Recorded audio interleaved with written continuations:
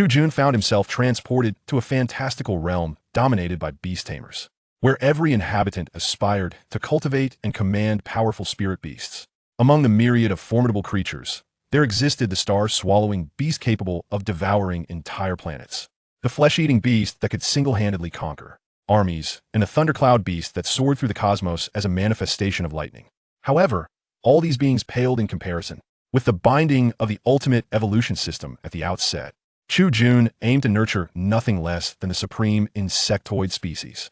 We are efficient, flawless, and insatiable. We embody eternal hunger, the terror lurking in shadows, and the very essence of natural disasters. Chapter 1. The World of Beast Tamers. Warning: your genes have been contaminated.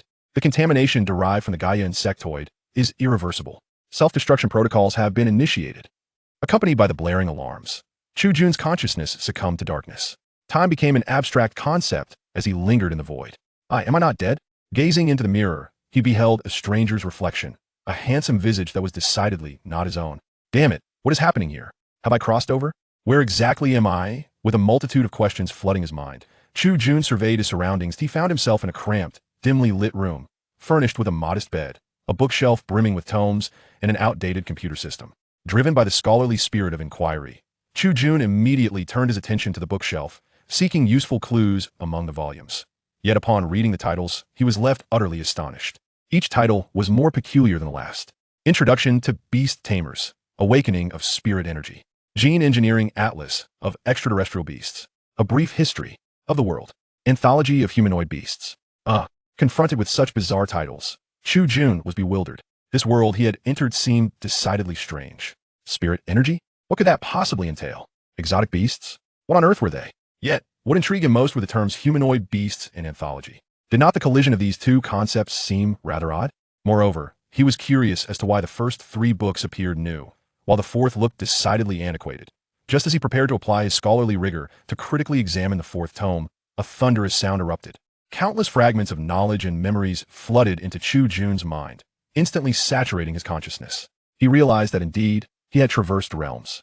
The body he now inhabited belonged to one named Chu Jun. Furthermore, this peculiar world was a realm where beast taming reigned supreme. In this extraordinary realm, there existed a transcendent force known as spirit energy. It was this spirit energy that endowed the exotic beasts with limitless potential for evolution. The more potent the spirit energy within a beast, the greater its extraordinary capabilities. They could reshape landscapes, obliterate existence, distort time and space, and resurrect the lifeless. Countless spirit beasts governed this world. Under their dominion, humanity endured a profoundly dark epoch. Fortunately, amidst this darkness, the pioneers of humanity emerged as spirit energy awakeners. Though inherently weaker than the gifted exotic beasts, they discovered the path of beast taming through relentless exploration. Thus, they could wield their spirit energy to subjugate the still dormant exotic beasts, converting them into sources of strength to progressively challenge more powerful entities. Through the sacrifices of generations, humanity eventually supplanted the spirit beasts and claimed dominion over their world, a period referred to as the First Age of Beast Tamers. However, this golden age was fleeting. Due to an inexplicable decline in spirit energy, the number of spirit beings on this blue planet diminished significantly. Many exotic beasts began to lose their spirit energy capabilities, some even facing extinction, leading to an inevitable weakening of the planet itself. Consequently, as spirit beasts became increasingly scarce, humanity sought to merge their abilities with the remnants of spirit energy technology, cultivating a plethora of new creatures while ascending technologically to forge an interstellar civilization, reaching beyond their planet. Ultimately, after millennia of striving, humanity succeeded in establishing interstellar connections, discovering and utilizing gene engineering to cultivate new spirit beasts on countless other planets, heralding the advent of the second age of beast tamers. In this unique world, those who could master spirit beasts became the absolute core of society. Numerous industries and technologies were intricately linked to beast tamers, who became the elite across all sectors. The original owner of Chu Jun's body, also named Chu Jun, aspired to become a beast tamer. Regrettably, despite his lofty ambitions, he was merely a repeat student at the Beast Tamer University, having failed to progress for 3 years. Despite his desperate efforts to meet the graduation criteria, his status as an orphan from a destitute background hindered his aspirations, leaving him at the threshold of his dreams. Having never awakened his spirit energy talent, he was unable to nurture or enslave even a single spirit beast. Thus, he penned a farewell letter before choosing to end his life through spirit energy. After absorbing the memories of the original owner, Chu Jun turned his gaze to the desk. As expected, on the aged surface lay the farewell letter of the man whose name was but a letter's difference from his own. With a rustle, he perused the contents of a letter. It detailed the trials of his impoverished upbringing, the anguish of unattainable dreams, the pressure of academic demands, and the disdainful treatment from his mentors. All of it weighed heavily upon him. Yet, just as Chu Jun lamented the young man's fate, two distinctly agonizing sensations pierced through his mind as he gasped under the weight of this dual torment. A series of characters abruptly emerged within his consciousness. Countless strands of spirit energy began to coalesce from his very soul, ultimately forming two twisted double helix symbols. Having started to acclimatize to this world, Chu Jun recognized this as a sign of the awakening of his spirit energy talent. Spirit energy talent, gene distortion. Simultaneously, another voice echoed within Chu Jun's mind at a cold, unfeeling tone, reminiscent of machinery, yet distinctly different in tone. The ultimate evolution system has been unlocked. What is happening? I've just crossed over, and now my spirit energy talent awakens? And furthermore, with a plethora of questions swirling his mind, Chu Jun endeavored to extend his thoughts toward the so-called talent icon and system. In the next moment, a torrent of information surged through his consciousness, as the functionalities of the alleged ultimate evolution system began to unfold before him. Upon witnessing this ultimate evolution system, Chu Jun's expression transformed into one of profound astonishment. For, had he not seen it with his own eyes, he would never have believed such a system could possess such formidable capabilities. The ultimate evolution system was said to possess only two functions. The inaugural ability of the ultimate evolution system is termed gene analysis. This extraordinary capability allows the system to meticulously dissect any biological sample encountered by Chu Jun, whether it be blood or hair, with remarkable precision. The second ability of the ultimate evolution system is known as gene editing. This power enables Chu Jun to select and excise any genes that have been analyzed, subsequently utilizing his own abilities to graft them onto other compatible genetic chains. At first glance, these two abilities may appear unremarkable. However, as a former geneticist, Chu Jun is acutely aware of their profound implications. The essence of these abilities is nothing short of divine. They possess no limitations regardless of the organism's genetic makeup. The system can successfully analyze and edit. Indeed, if deities exist, they too could be subjects of the ultimate evolution system's scrutiny. This capability transcends even Chu Jun's comprehension. With an exhilarating sense of anticipation, he gazed upon his own innate talent, which brought him even greater astonishment. His talent, named gene distortion, allows him to utilize spiritual energy to stimulate otherworldly beasts, rendering their genes unstable and provoking mutations. The mutations induced by this talent, when combined with the ultimate evolution system, theoretically empower Chu Jun to create any race he desires. Indeed, any race. As this thought crossed his mind, a smile involuntarily graced Chu Jun's lips. What a delightful surprise, he mused. The very things I longed for in my previous life have manifested in my rebirth. Is this what fate truly entails? As he spoke, Chu Jun donned his attire, preparing to personally test his talent and the system in the beast cultivation room at Chu Jun School. Yet at that moment, he caught sight of the final line in the farewell letter he had received. In this world governed by the law of the jungle, we, the marginalized, remain the most despicable of ants, devoid of any significance. Upon reading this, Chu Jun narrowed his eyes and discarded the letter into the trash bin. Insects are not lowly, he asserted. On the contrary, the insect race is the most formidable existence in this world. Chapter 2.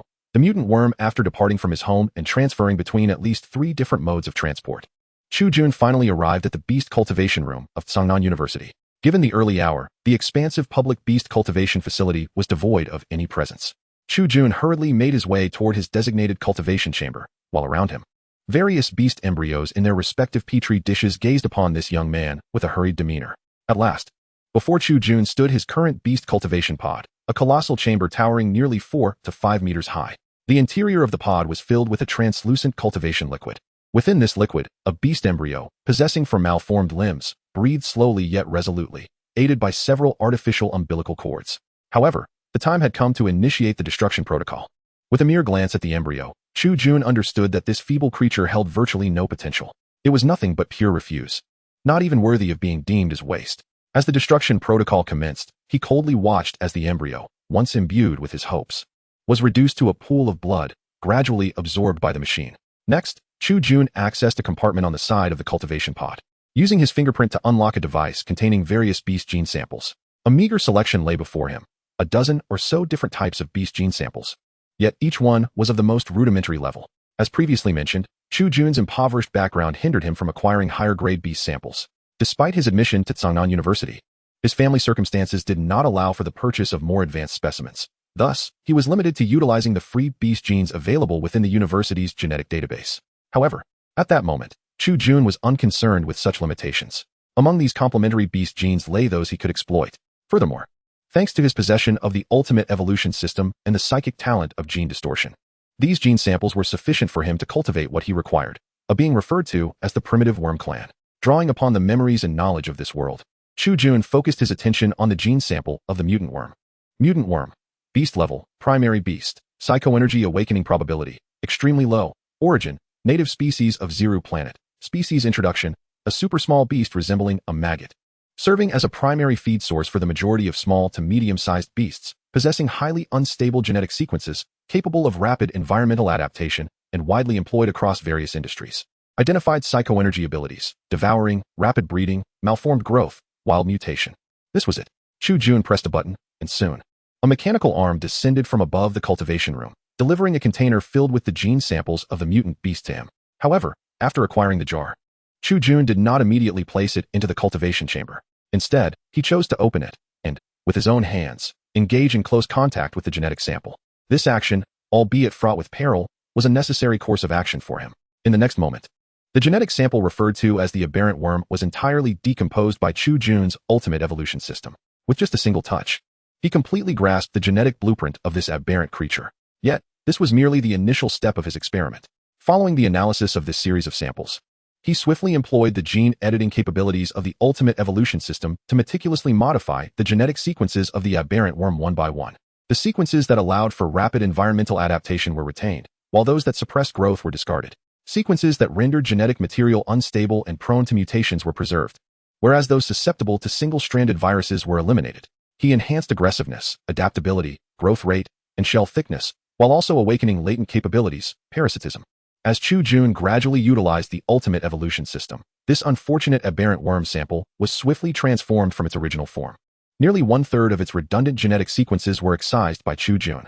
Had he continued to eliminate further sequences, it would have resulted in genetic collapse. Thus, he refrained from further alterations. Furthermore, as soon as Chu Jun completed his modifications, he promptly introduced the newly altered aberrant worm sample into the cultivation apparatus before him.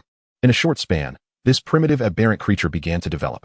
However, its originally docile and benign worm-like appearance gradually morphed into a peculiar form characterized by sharp fangs and a formidable shell, all due to his meticulous enhancements. The sharp fangs, as designed by Chu Jun, were capable of easily tearing through the skin and fur of most creatures. Its formerly round eyes were transformed into 4 pairs of compound eyes, more suited for combat. Even more astonishingly, Chu Jun permanently altered the biological instincts of this aberrant worm before him by activating the hidden ability within its genetic sequence, parasitism. At this juncture, it had transitioned from a scavenging creature akin to a maggot into a parasitic entity.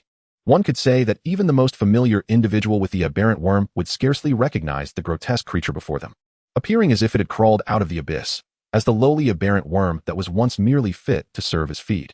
Yet, at this moment, Chu Jun stared wide-eyed, leaning over the petri dish, fixated on the aberrant worm that was gradually being cultivated, revealing a smile that bordered on the pathological. "I have succeeded," Chu Jun exclaimed, gazing at the newly hatched little angel before him. "Oh, my beloved child, your arrival is destined to change this world." However, at this moment, it was not feasible. After speaking, Chu Jun gently placed his hand upon the petri dish. In the next instant, his extraordinary ability, an energy derived from genetically distorted powers, suddenly surged into the body of the mutated insect. Instantly, the creature's form began to swell. Countless deformed and contorted structures erupted, causing the mutated insect to writhe and emit silent screams within the vast confines of the petri dish. "You must evolve further. An infinite evolution."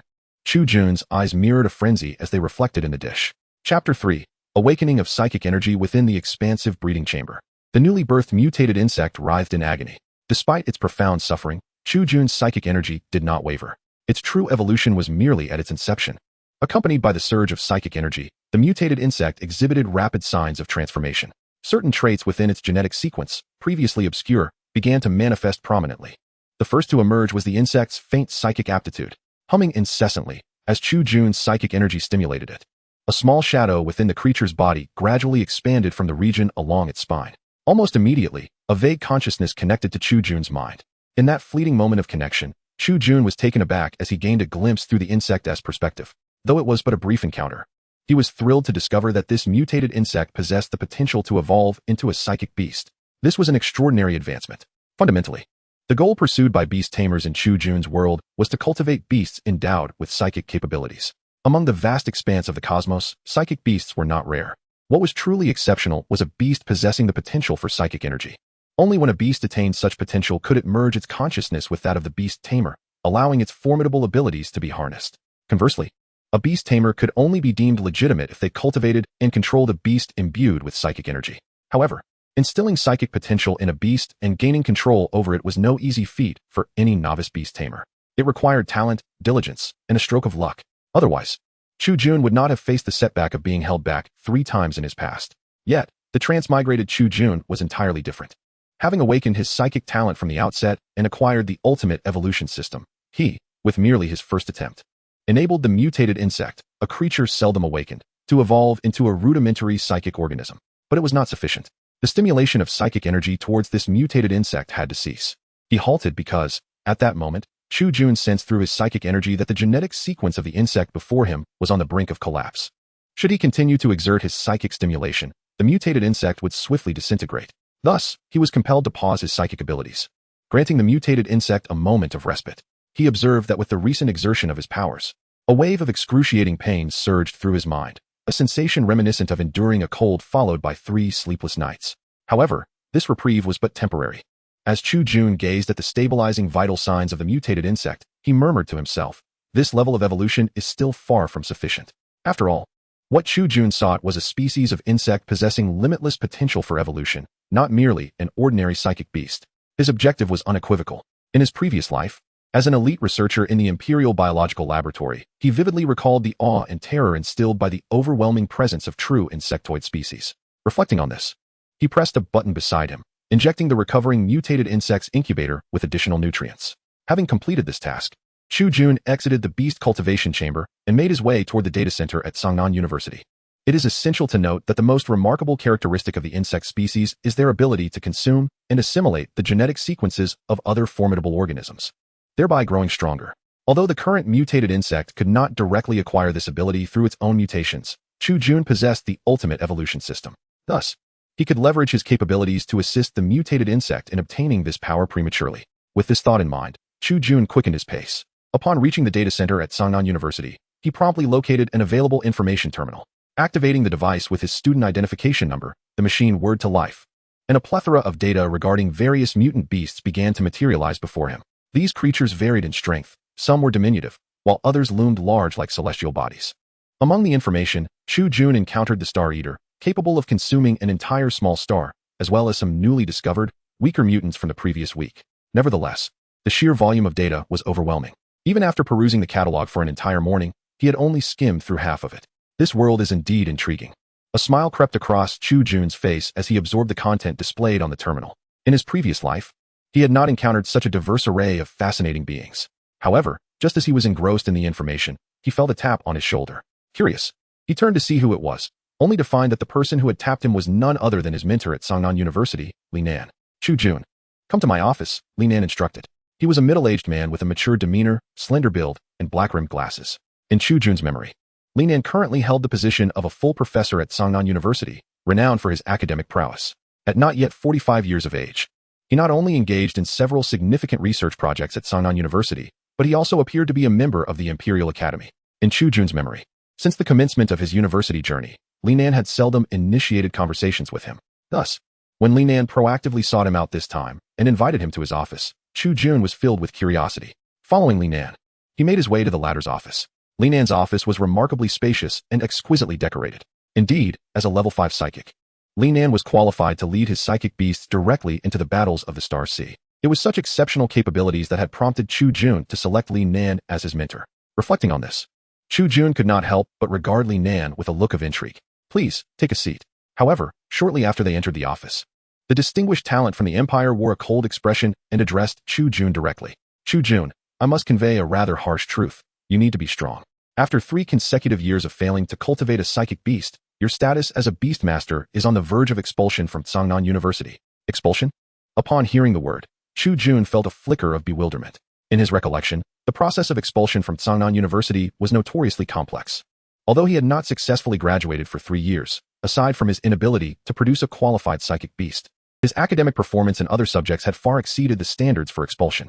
In fact, judging solely by Chu Jun's academic achievements, he was undoubtedly a top student. Hence, his confusion. Indeed, observing Chu Jun's puzzlement, Li Nan spoke slowly. To be frank, I admire you. As an orphan, your journey from the depths of Ant Street to the esteemed halls of Tsangnan University is a remarkable feat, yet, regrettably, your academic journey appears to have reached its conclusion. The cultivation of psychic beasts and the awakening of psychic abilities are endeavors that are fundamentally beyond the reach of individuals from impoverished backgrounds. At least not for someone in your current position. Li Nan, seated in his office chair, expressed his sentiments with a look of regret. Honestly, I do not harbor disdain for the less fortunate. I am merely stating a stark reality. Cultivating psychic beasts requires more than just the free psychic biological samples at your disposal, for the era is evolving. Countless new psychic beast samples are constantly enriching the Empire's gene pool, each far superior to those free samples you possess. However, each of them is beyond your financial means. Moreover, if my memory serves me correctly, your tuition fees throughout these years have been borrowed, have they not? Heed my advice. It would be wise to withdraw from the university and seek employment at a reputable beast cultivation factory. That is your destiny. Rather than languishing in university, squandering one's youth, it would be far wiser to embrace one's true destiny sooner rather than later. At this juncture, Li Nan turned his gaze toward Chu Jun. In truth, Li Nan was a consummate hypocrite. Some of his previous assertions contained a kernel of truth, such as the fact that the impoverished truly cannot afford the exorbitant samples of newly discovered beasts. However, his motive for urging Chu Jun to withdraw from school stemmed from entirely different reasons. Li Nan, alongside Chu Jun, was entangled in a vast project concerning psychic beasts, orchestrated by the Star River Empire, in collaboration with Tsangnan University and 2 other institutions. As a 5th-level psychic, Li Nan was a distinguished professor at Tsangnan University and was likely to be selected for this government-funded initiative. Yet therein lay the dilemma. Li Nan was a perfectionist. His sum was impeccable, his persona flawless, and his achievements unparalleled.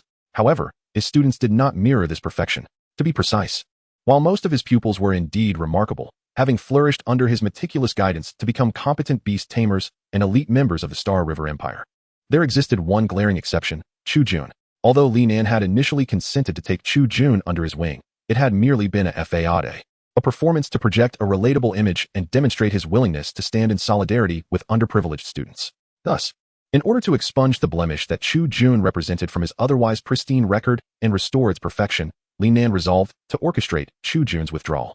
Although he lacked the authority to expel him directly, persuading a destitute student with no influential connections to leave could be accomplished with a mere word to the principal. Therefore, to preserve Chu Jun's dignity, and primarily to safeguard his own reputation, Li Nan summoned him for a private discussion. What have you decided? He inquired, sensing Chu Jun's hesitance. Li Nan was confident that through his coercion and inducements, Chu Jun would ultimately capitulate. At worst, he could exhibit a semblance of empathy and offer a modest sum as compensation. After all, to someone of his societal standing, that paltry sum was likely equivalent to the annual income of those beneath him, akin to mere ants. However, Chu Jun's response took Li Nan aback. He had not anticipated that Chu Jun would outright reject his proposal. I have no intention of withdrawing. My grades should still meet the standards. Furthermore, I am currently preparing to cultivate a new psychic beast, so I have no plans to leave at this time. Upon hearing this, Li Nan's expression instantly darkened. He tore off his hypocritical mask, revealing his true and unsightly self before his students. Chu Jun, I believe you may have misunderstood something. My earlier mention of expulsion was not a matter for discussion, but rather a command. Allow me to clarify. Someone of your societal standing is unworthy of being my student, and even less so of becoming a true beast tamer. My previous words were merely polite nudges intended to encourage you to withdraw, not an invitation for you to overstep your bounds. Upon witnessing the change in demeanor, Chu Jun smiled as memories of the other person's identity surfaced. If that is your stance, then the matter becomes quite simple. Chu Jun raised his head, gazing at Li Nan with an expression of indifference. Since you believe I am unworthy of being your student, I shall seek another mentor. You dare. Since the inception of his teaching career, being one of Li Nan's students was a mark of honor at Tsangnan University. Thus, when Chu Jun declared his intention to find a different mentor, it struck Li Nan like a resounding slap, igniting his fury. What is there to fear? Chu Jun replied with a smile. To be honest, Professor Li Nan, I have perused your papers, particularly that one riddled with errors, the true future of psychic beasts, an individual deterministic approach. It is precisely because I have examined your work that I conclude you are ill-suited to be a mentor, at least. Not mine. With that, Chu Jun rose, prepared to depart. Just as Li Nan simmered in rage over Chu Jun's words, the latter suddenly turned back, a cold smile gracing his lips. For reasons unknown, Li Nan felt as if the Chu Jun before him had transformed entirely. The former version of him had been meek and unremarkable, yet the present Chu Jun exuded the air of an esteemed scholar, confident, composed, and imbued with an enigmatic aura. After all, I am about to cultivate a new breed of psychic beast. This creature will embody qualities starkly opposed to your individualistic theory. They will be synonymous with unity, ruthlessness, and efficiency, representing a collective determinism. Their name shall be Swarm. Chapter 5. Extreme Hunger. At this moment, he had successfully restored his psychic energy and was once again able to utilize his innate abilities. However, the mutated insect remained plagued by its previous issue. Its genetic sequence teetered on the brink of collapse. Should Chu Jun alter its genetic makeup once more, the sequence would shatter entirely. Thus, in its current state, it desperately required Chu Jun's assistance to resolve its predicament. Chu Jun needed to devise a way to strengthen its genetic sequence. In other words, it needed the aid of external genetic sequences. Yet, suitable options for the mutated insect were few and far between. Due to the limited selection of exotic beast gene sequences available for free use at Songnan University, Chu Jun found himself with only a handful of options. However, he was unfazed by this predicament. The reason was simple. Armed with the knowledge and experience from his previous life, his thoughts transcended the constraints of the current world. Much like the beloved insectoid species he admired, he possessed an exceptionally agile mind. If he wished to transform the aberrant insect into the Gaia insectoid he envisioned, he first needed to strengthen it. Thus, his initial plan was to instill within the aberrant insect a sense of hunger. In his past life, as a renowned expert on insectoids, Chu Jun firmly believed that these creatures embodied an insatiable hunger. This insatiable hunger did not refer to a lack of satiety. Rather, it signified a profound sense of purpose. The Gaia insectoids he encountered hailed from another dimension. They consumed everything in their path, devouring all visible nutrients, be it warships, living beings, or even planets and stars. Anything that obstructed their path would be consumed by them. Such behavior transcended mere hunger. It was an intrinsic trait deeply embedded within the very essence of the Gaia insectoids. Therefore, what Chu Jun truly sought to impart to the aberrant insect was this profound sense of hunger. With this thought in mind, he swiftly identified a creature remarkably suited for the aberrant insect. The data on the death worm read as follows. Death worm, exotic beast level, non-exotic life form. Psychoenergetic awakening probability, non-awakening. Origin, indigenous species of the Eastern Star System. Species introduction, a diminutive, worm-like creature with the remarkable ability for limitless growth. The largest among them can reach sizes of several thousand kilometers. Within the Eastern Star System, they are among the few capable of directly consuming inorganic matter and converting it into nutritional substances.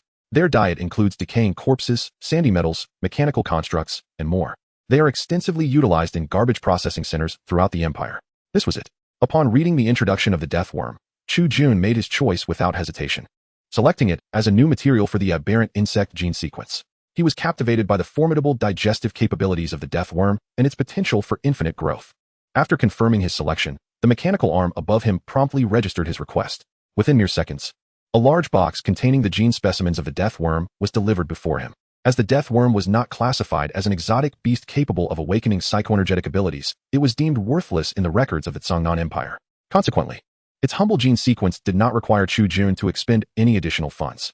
In truth, within the confines of Songnan University, despite the abundance of death worm genetic samples, very few would dedicate their attention to them each year. After all, no one would care for such a trivial organism, let alone contemplate injecting its inferior genes into their precious exotic beasts. Upon receiving the genetic sequence of the death worm, Chu Jun immediately employed his ultimate evolution system to extract the entirety of its genetic makeup. It wasn't long before he successfully deciphered all the capabilities of the death worm. However, what puzzled Chu Jun was the fact that he distinctly recalled the death worm being classified as an ordinary creature incapable of awakening psychic abilities. Yet within it resided genes that could indeed awaken into psychic entities. Before long, the body of this mutated worm underwent yet another transformation. Its previously rudimentary digestive organs rapidly evolved. Furthermore, its genes also acquired the potential for limitless growth. This was undoubtedly linked to the strong adaptability inherent in the mutated worm's genetic structure. Ordinary organisms would be incapable of undergoing such genetic modification. It must be said that after a series of transformations orchestrated by Chu Jun, this mutated worm had significantly diverged from its original relatives. It not only altered its innate nature, but also gained two abilities that were not originally its own. What truly delighted Chu Jun, however, was that the previously mutated worm could only establish a vague and weak connection with him. Even though this connection was exceedingly tenuous, the duration of their interaction never exceeded a few seconds. Now, when Chu Jun linked his psychic energy with it, he could faintly sense certain emotions from the mutated worm. At that moment, The mutated worm perched against the wall of the culture dish, its compound eyes wide open. Upon establishing this psychic connection, the first emotion Chu Jun perceived from the creature was hunger. It was overwhelmingly famished. Chapter 6. The First Hunt. Was it indeed the sensation of hunger? As Chu Jun felt the emotions of the mutated worm through his psychic energy, he was instantly filled with excitement. This transformation in the mutated worm was precisely aligned with his needs. To be more specific, this hunger resonated deeply with the intrinsic characteristics of the insect race. However, the mutated worm currently created by Chu Jun was not, in the strictest sense, an authentic insect. It was merely a crude imitation. A considerable gap still existed between it and a true insect, particularly in terms of its combat prowess. With these thoughts in mind, Chu Jun pressed the stop button on the cultivation chamber and commanded the machine to extract the mutated worm from its confines, placing it into a portable exotic beast container. It was time to test this little creature's abilities. As Chu Jun spoke, he directed the mechanical device carrying the mutated insect towards the experimental zone of Tsangnan University. Although Chu Jun was not particularly affluent, he could still access certain facilities of Tsangnan University due to its status as a prominent research institution within the Star River Empire. Among these privileges was the experimental area specifically designated for testing the combat capabilities of exotic creatures. This zone housed numerous aggressive beings bred by the university, which were ideally suited for the training of the developing exotic beasts, allowing them to assess their combat performance. Simultaneously, these exotic creatures could practice establishing a psychic connection with their beast tamers within this area. Upon arriving at the experimental zone, Chu Jun did not hasten to extract the mutated insect from its container. Instead, he first initiated a psychic link with it. Chu Jun's objective was to cultivate a swarm capable of wielding psychic energy, making this step crucial for the mutated insect's development. After all, if the mutated insect could not be controlled by Chu Jun's psychic energy or respond to his commands, it would signify the inevitable failure of his experiment. In this world, exotic beasts that could not be governed by their tamers were rendered utterly useless. Fortunately, as the creator of the mutated insect, Chu Jun found that once he extended his psychic energy towards it, a connection was effortlessly established. In an instant, his mind was flooded with the sensations of the mutated insect. Hungry, it was exceedingly famished. Upon sensing Chu Jun's presence, the mutated insect excitedly scuttled about within its container, its chitinous body trembling with anticipation. Its mandibles quivered incessantly, yearning to satiate its insatiable appetite. Witnessing this, Chu Jun hesitated no longer. He manipulated the system of the experimental zone and summoned a horned wolf. Using the control panel. Horned wolf, exotic creature level, non-exotic biological entity, psychic awakening probability, cannot awaken, origin, no star, satellite no. 3. Species introduction. The horned wolf is a medium-sized creature inhabiting arid desert regions, characterized by their territorial instincts as a social species. Named for their wolf-like physique and the distinctive horns atop their heads, these creatures possess combat prowess and agility far surpassing that of ordinary wolves. Thus, they are classified as highly threatening predators, regardless of their numbers. With a clang, a steel cage opened, revealing a wolf-like entity, its body adorned with short, yellowish-gray fur. However, this creature was significantly larger than any wolf conjured from Chu Jun's memories, nearly twice the size he recalled. Once it was placed in the experimental area, it immediately bared its fangs, using its immense, blood-soaked maw to bite at the steel cage behind it. With each ferocious bite, rows of tooth marks rapidly appeared on the iron bars, revealing its primal savagery and lethal potential. Additionally, two formidable horns adorned its head, designed for ramming. Upon realizing that its gnawing inflicted little damage upon the steel cage, the horned wolf swiftly charged with its horns, striking the opponent with tremendous force. Thud, thud, thud. In an instant, the entire experimental area resonated with the thunderous sounds of their collision. Meanwhile, in the observation area above, Chu Jun pressed the button to release the mutated insect. As the sealed container opened, the horned wolf's attention was swiftly drawn to the sound. This terrifying wolf-like creature, upon hearing the noise, immediately lunged toward its source. In fact, Tsangnan University had ensured that this pack of horned wolves and other experimental subjects remained in a state of hunger to maintain their combat effectiveness. This meant that, at this moment, two famished monsters were poised to devour one another. However, just as the horned wolf was leaping toward the container holding the mutated insect, a shadow darted swiftly out from within. Thanks to Chu Jun's modifications to the mutated insect's genes, its physical capabilities had long surpassed their original parameters. Its speed of emergence far exceeded the reaction time of the horned wolf. Before the horned wolf could even widen its blood-stained jaws, the mutated insect had already darted beneath its belly, ready to unleash its mandibles upon the vulnerable underbelly of the horned wolf. Kill it, Chu Jun commanded through their psychic link. Then devour it. Yet, before Chu Jun's command could be fully conveyed, the mutated insect, driven by extreme hunger, extended its mandibles and swiftly bit into the horned wolf's abdomen, creating a small but significant wound. The horned wolf, now aware of the impending danger, found itself too late to react. With the scent of blood igniting its instincts, the mutated insect, which had transformed from a scavenger to a parasite, frantically burrowed into the horned wolf's abdominal wound. Ecstatic, it eagerly targeted the wolf's vital organs, tearing into them with fervor. Blood and flesh were voraciously consumed in chunks by the mutated insect. Meanwhile, the unfortunate horned wolf lay convulsing in a pool of its own blood, emitting the most anguished cries. However, at that moment, Chu Jun realized a critical issue. The mutated insect appeared to diverge significantly from his original design. To be a parasite, it required a living host to thrive.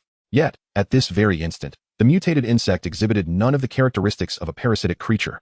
What astonished Chu Jun even more was that, compared to the parasitic beasts, the mutated insect before him resembled a true predator.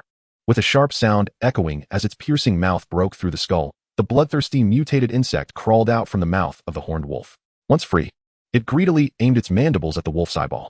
The crunching sound filled the air as the mutated insect excitedly devoured the eyeball. Its 6 compound eyes fixed upon Chu Jun above. Through their psychic link, Chu Jun felt the exhilaration emanating from this mutated creature. A hunter. The behavioral pattern of this mutated insect was emblematic of a quintessential predator, and indeed, it was of the highest caliber. Witnessing this scene, joy illuminated Chu Jun's eyes. He was filled with excitement and curiosity, pondering what factors had led this mutated insect to deviate from its creator's original design. With countless questions swirling in his mind, Chu Jun delved into the insect's body using his psychic energy to examine its current genetic sequence. He soon uncovered the astonishing truth. Chapter 7. An Uninvited Encounter. Its genetic sequence was completely chaotic. To his surprise, upon utilizing his psychic abilities to scrutinize the mutated insect's genetic makeup, he discovered a radical transformation had occurred within mere minutes. The rapidity of this change left even Chu Jun, the cultivator of this mutated insect, astounded. After all, he had never anticipated that the creature he had nurtured could so swiftly overturn its original design and evolve into a self-determined entity. This sensation was akin to 2 forces within the mutated insect vying for control. One force was Chu Jun himself. He was the deity of this insect, and its actions were naturally dictated by his divine hand. The other force, however, seemed to embody a rebellious essence intrinsic to the insect. As the firstborn of the creator, it was spontaneously rebelling against the modifications imposed by its divine origin. Yet, just as Chu Jun was meticulously examining the insect's genetic sequence, he noticed a particularly unique aspect. Wait, it wasn't entirely chaotic. As Chu Jun's psychic energy penetrated deeper into the genetic sequence, he discerned that the insect had not entirely rejected his design. On the contrary, it had preserved it remarkably well. Although numerous genetic sequences within the mutated insect had undergone slight alterations, those crucial sequences essential for its survival remained completely unaffected. Observing this, Chu Jun immediately realized that perhaps the mutation of this insect was not an act of rebellion. More accurately, it was experiencing autonomous evolution. Moreover, it was evolving at an astonishing pace. However, this evolution is far too wild. Realizing this, Chu Jun withdrew from the realm of psychic energy and began to observe the mutated insect with his naked eyes. Indeed, as Chu Jun grasped this notion, numerous transformations of the aberrant creature swiftly came into his view. Thanks to an ample supply of sustenance, the insect's body had expanded significantly within just a few minutes. Its muscles had grown remarkably firmer. The most notable change, however, was in its mandibles, previously claw-like in structure. They had autonomously transformed into a multifunctional apparatus reminiscent of a crab's, facilitating a more efficient feeding process. This alteration enabled it to burrow into its prey at a faster rate, increasing its feeding speed by at least 1/5. Nonetheless, this series of changes did not particularly astonish Chu Jun. What truly amazed him was the insect's abdominal region. He was particularly attentive to this area because beneath its armor, the abdomen had begun to swell rapidly. Within this space resided the insect's eggs. Indeed, it had reached the stage of breeding the next generation. Given that the mutated insect was a hermaphrodite, the specimen Chu Jun had cultivated possessed an innate ability to reproduce. This genetic trait, which aligned with Chu Jun's initial requirements, had not been eliminated. From the current perspective, this was undoubtedly a positive development, as the mutated insect had begun to autonomously assess the opportune moment for reproduction. Although it had started to store its fertilized eggs, it refrained from laying them within the remains of the horned wolf, deeming the flesh insufficient for nurturing the next generation. Upon this realization, Chu Jun immediately understood something significant. This mutated insect possessed an extraordinarily strong capacity for judgment. This indicated a precursor to advanced intelligent evolution. The ability to determine whether to produce offspring based on environmental conditions heralded the emergence of intellect. Remarkable. You have truly bestowed upon me countless surprises. Observing the mutated insect, now safely contained within its vessel, the excitement on Chu Jun's face was impossible to conceal. He was eager to proceed with the next round of testing. In contrast to the weak and feeble horned wolf that could be effortlessly dispatched by a mere intelligent creature, Chu Jun now aspired to ascertain whether this mutated insect, after undergoing such tumultuous transformations, could confront even stronger beings. Thus, Chu Jun pressed the button on the control panel, intending to summon a formidable beast for his experiment, using it as a test subject for the mutated insect. However, Mr. Chu Jun, your complimentary quota for experimental subjects has been exhausted for today. Continued use of experimental subjects will require an additional fee. The balance in your Tsangnan University account is insufficient. We are unable to provide you with the barbarian bull. Would you like to recharge? Yes. Damn it. Upon reading this line, a fierce expression instantly marred Chu Jun's face. With a sense of helplessness, he pressed no. There was no alternative. Even if he had pressed yes, he would still be incapable of recharging. After all, the previous owner of this body was exceedingly impoverished, to the extent that even the funds for education were borrowed. To speak frankly, the only reason he had not been reduced to eating dirt was that the soil in this world was far more expensive than synthetic food. Thus, at this moment, Chu Jun found himself cursing this world. Damn it. He never anticipated that this world could be so backward. They still needed money to purchase goods. Contemplating the issue of finances made Chu Jun's head throb. He yearned to continue his experiments, yet the question remained, where would the money come from? Just as he was gazing at the anomalous insect container in his hand, both he and the creature stared at each other, each troubled by the lack of funds. When the arrival of an individual captured his attention. Hey there, buddy, would you like to earn some extra cash? This handsome fellow, are you interested in making money? Hey, beautiful, would you like to make some money to spend? No, dear fairy, that's not what I meant. Please don't take action. At the entrance of the experimental area stood a rotund man clad in a hooded garment, weaving through the university students, surreptitiously promoting his services. His face, laden with excess flesh, wore an expression of flattery and ingratiation. Yet, behind this facade, his eyes gleamed with shrewdness. Upon spotting this rotund fellow, Chu Jun's eyes brightened immediately. He recognized this individual. More accurately, the previous owner of his body was acquainted with him. This rotund character, named Pang Bo, was known within Tsangnan University as a recruiter of students for underground beast battles. At that moment, Chu Jun felt an overwhelming sense of fortune. Just when he was most in need of money, Pang Bo had come to him. With this thought, Chu Jun approached him. Regarding the prospect of earning money, he had devised an excellent plan. Hey Pang Bo, what are the registration fees like these days? Are there any middleweight matches today? By the way, I've heard that a hybrid carnivorous beast is participating in the matches these days. Is that true? If so, please secure a ticket for me. Pang Bo, I have an engagement tonight and cannot attend. Place a bet for me on tonight's match, 5,000 Imperial points on the Black Reaper to win. Before Chu Jun could draw nearer to Pang Bo, a substantial crowd had already gathered around him. Some were inquiring whether there were matches that evening, while others were asking about the odds for the day's events. The influx of individuals was evidently overwhelming for Pang Bo. In truth, the primary reason for Pang Bo's presence here today was not to sell tickets, but rather to recruit beast tamers willing to participate in the competition. However, more often than not, he found it exceedingly challenging to enlist a sufficient number of beast tamers from Tsangnan University. After all, the students there, even if inclined to compete, predominantly opted for official contests. They held a profound disdain for these underground, semi-legal competitions. The official tournaments of the Star Sea Empire, in terms of structure and rewards, far surpassed those of the underground variety. Moreover, the students of Tsangnan University were exceedingly reluctant to allow their painstakingly nurtured beasts to partake in such illicit contests, as these creatures were crucial to their future livelihoods upon graduation. Consequently, after inquiring around, the only individuals Pang Bo managed to attract were thrill-seekers eager to purchase tickets and those wishing to place bets. Not a single person expressed a desire to compete. Sighing, he lamented the thought that if he failed to recruit anyone tonight, Boss Jack would surely flay him alive. Just as he succumbed to despair, a benevolent figure, akin to an angel, extended a helping hand to rescue him from his plight. To be precise, it was Chu Jun who reached out to Pang Bo. I wish to participate in tonight's competition. May I inquire about the requirements? As Pang Bo sat disheartened in a corner, Chu Jun's voice resonated from behind him. Hearing the familiar tone ignited a spark of hope within Pang Bo. Yet, upon turning to face the owner of the voice, the flame of hope was swiftly extinguished. Oh, it's you, Brother Chu. Please, spare me your jesting today, Pang Bo said with resignation upon recognizing the perennial repeating student, Chu Jun. To speak candidly, while the threshold for joining underground beast competitions was quite low, Chu Jun's 3-year tenure at Tsangnan University had not instilled confidence in Pang Bo regarding his beast-rearing abilities. Strangely enough, after Pang Bo declined Chu Jun's request, the latter responded with a serious demeanor. I am not jesting, I am earnest. What is the prize for participating in a single competition? The inquiry caused Pang Bo's eyelids to twitch. What was this fellow thinking? Did he intend to forego graduation this year as well? Chu Jun, you must understand that if the beast you nurture perishes in such a contest, you risk failing to graduate, Pang Bo cautioned. I am aware, Chu Jun nodded. However, What I am more concerned about is the reward from a single match.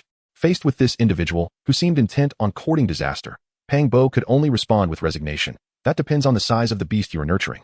Generally speaking, our underground beast competitions differ significantly from the official ones, which are categorized into numerous types. In contrast, our underground contests are solely classified by weight class. The specific divisions consist of lightweight, middleweight, and heavyweight categories. Lightweight beasts typically weigh under 1 ton, middleweights range from 1 to 10 tons, while heavyweights exceed 10 tons. However, heavyweight competitions are rare, often going an entire year without a single match, given the scarcity of such formidable beasts. In the lightweight category, the reward is 5,000 imperial points, while the middleweight and heavyweight prizes are 20,000 and 50,000, respectively. Should you triumph in a lightweight match, your reward will increase by 2,000 points, and this can accumulate. For instance, if your first match earns you 5,000 points, your second would yield 7,000, and the third, 9,000. Upon hearing the generous offer from Pang Bo, Chu Jun's eyes sparkled with excitement. What is the maximum reward? Noticing Chu Jun's enthusiasm, Pang Bo couldn't help but chuckle. Maximum. There is no ceiling. As long as you continue to win, your rewards will perpetually escalate. Currently, the record for consecutive victories is held by a 400-kilogram Black Reaper, boasting 13 consecutive wins. He is our champion. I understand, Chu Jun nodded, comprehending the rules of the competition. Where do I sign up? Observing Chu Jun's scholarly demeanor, Pang Bo, who had spent much time on the streets, laughed. No need to register. Simply open your private communication terminal, and after school, I will provide you with an address. Upon arrival, just mention my code as a passphrase. Is it really that simple? Chu Jun's face brightened with a smile. Yet, in the next moment, his expression faltered. So what is your code? Pang Bo the most handsome 666. Hey, what does that expression mean? Seeing Chu Jun's disgusted look, Pang Bo, who considered himself quite dashing, felt a surge of irritation. Never mind. Show me the beast you've nurtured. I'm curious about the creature you intend to enter in this competition. All right. Chu Jun slowly raised the container holding his mutated insect and presented it to Pang Bo. This is my beast. Isn't it adorable? With a clap, Pang Bo immediately covered his face in despair upon seeing the mutated insect. He was at a loss for where to begin his sarcasm. Was this pitiful creature, smaller than a dog, truly the object of Chu Jun's affection? In that moment, Pang Bo felt a pang of regret. He lamented allowing Chu Jun to partake in this competition. After all, this grotesque and feeble insect appeared destined to be crushed in tonight's first match. With an exhilarated heart, Chu Jun finally awaited the closing of the university data center. As soon as the data center closed its doors, he immediately made his way to the breeding chamber of the mutated insects, extracting one from its portable container. Due to the policy of Tsangnan University, which permits students to take their cultivated exotic beasts as long as they are responsible for their transport and safety, Chu Jun encountered no obstacles while leaving the campus. Upon exiting the school grounds, he boarded a complimentary public transport vehicle, carrying his mutated insect, and set off toward the coordinates provided by Pang Bo. After over an hour on the subway, Chu Jun finally approached his destination, an old, dilapidated, and abandoned shopping mall. However, upon entering the mall, he was met with a sight of homeless individuals and addicts sprawled across the floor. What was going on? Had Pang Bo given him the wrong coordinates? Just as Chu Jun pondered the possibility of a mistake on Pang Bo's part, a gang member, adorned with unsightly tattoos, noticed him. More specifically, he took note of the portable container containing the exotic beast in Chu Jun's possession. Are you here for the competition? The gang member scrutinized the diminutive container with skepticism, having never encountered anyone using such a small exotic beast for underground contests. Indeed, Chu Jun replied with a nod. Follow me. The competition is in the underground area. It soon became clear why he had not seen any competition facilities in the dilapidated shopping mall. The gang member led Chu Jun toward the subterranean zone. Upon entering the underground area, Chu Jun's eyes widened in astonishment. He had not anticipated that beneath this crumbling mall, a space comparable in size to an arena had been secretly excavated. The underground arena was abuzz with excited crowds, all gathered to witness the exotic beast competitions. At that moment, a loud crash erupted as the mutated insect within Chu Jun's container struck against its walls. Remarkably, the insect instinctively connected its consciousness to Chu Jun's psychic energy. Hunger. A wave of ravenous emotion surged through Chu Jun's mind. This time, the hunger was not aimless. It was precise, as if it yearned to devour a specific entity within the vicinity. Sensing the insect's restlessness, Chu Jun followed its thoughts and gazed into the distance. Across the arena, a graffiti-covered yearman truck slowly entered, causing an uproar among the spectators. The crowd erupted in cheers, with many enthusiastic attendees engaging in wild displays of excitement to welcome its arrival. Upon the exterior of this airman truck, a name boldly emblazoned, Black Death. Chapter 9, Radiated Cultivation. With a resounding thud, as the truck bearing the name Black Death drew nearer, the mutated creature within its container became increasingly agitated. Its voracious desire to consume the approaching entity prompted it to relentlessly batter against the confines of its vessel. Silence. Observing the creature's heightened excitement, Chu Jun extended his psychic energy towards the aberrant insect. Although the creature was incapable of comprehending complex words or sentences, for reasons unknown, it grasped Chu Jun's intent and quieted down.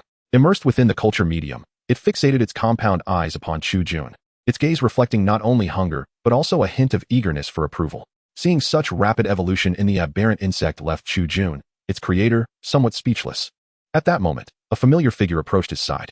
"You arrived rather early," said Pang Bo, clad in a hooded sweatshirt. Having removed his hood, and now gazing at Chu Jun with an expression of exasperation. "By the way, shortly, I will take you to meet Boss Jack. When you meet him, remember not to speak out of turn." "Understood," Chu Jun nodded. However, he inquired, "Who is Boss Jack?" Pang Bo was momentarily taken aback by Chu Jun's question. "You don't know Boss Jack? For heaven's sake, didn't we both emerge from Ant Street?" Realizing Chu Jun's confusion was genuine, Pang Bo sighed and began to explain. "Jack is the leader of our Ant Street, Dog Bay, and the Black Market, 3 major districts. He collects protection fees from the shops within these areas while maintaining their order. Well, I mean, the order in the shadows.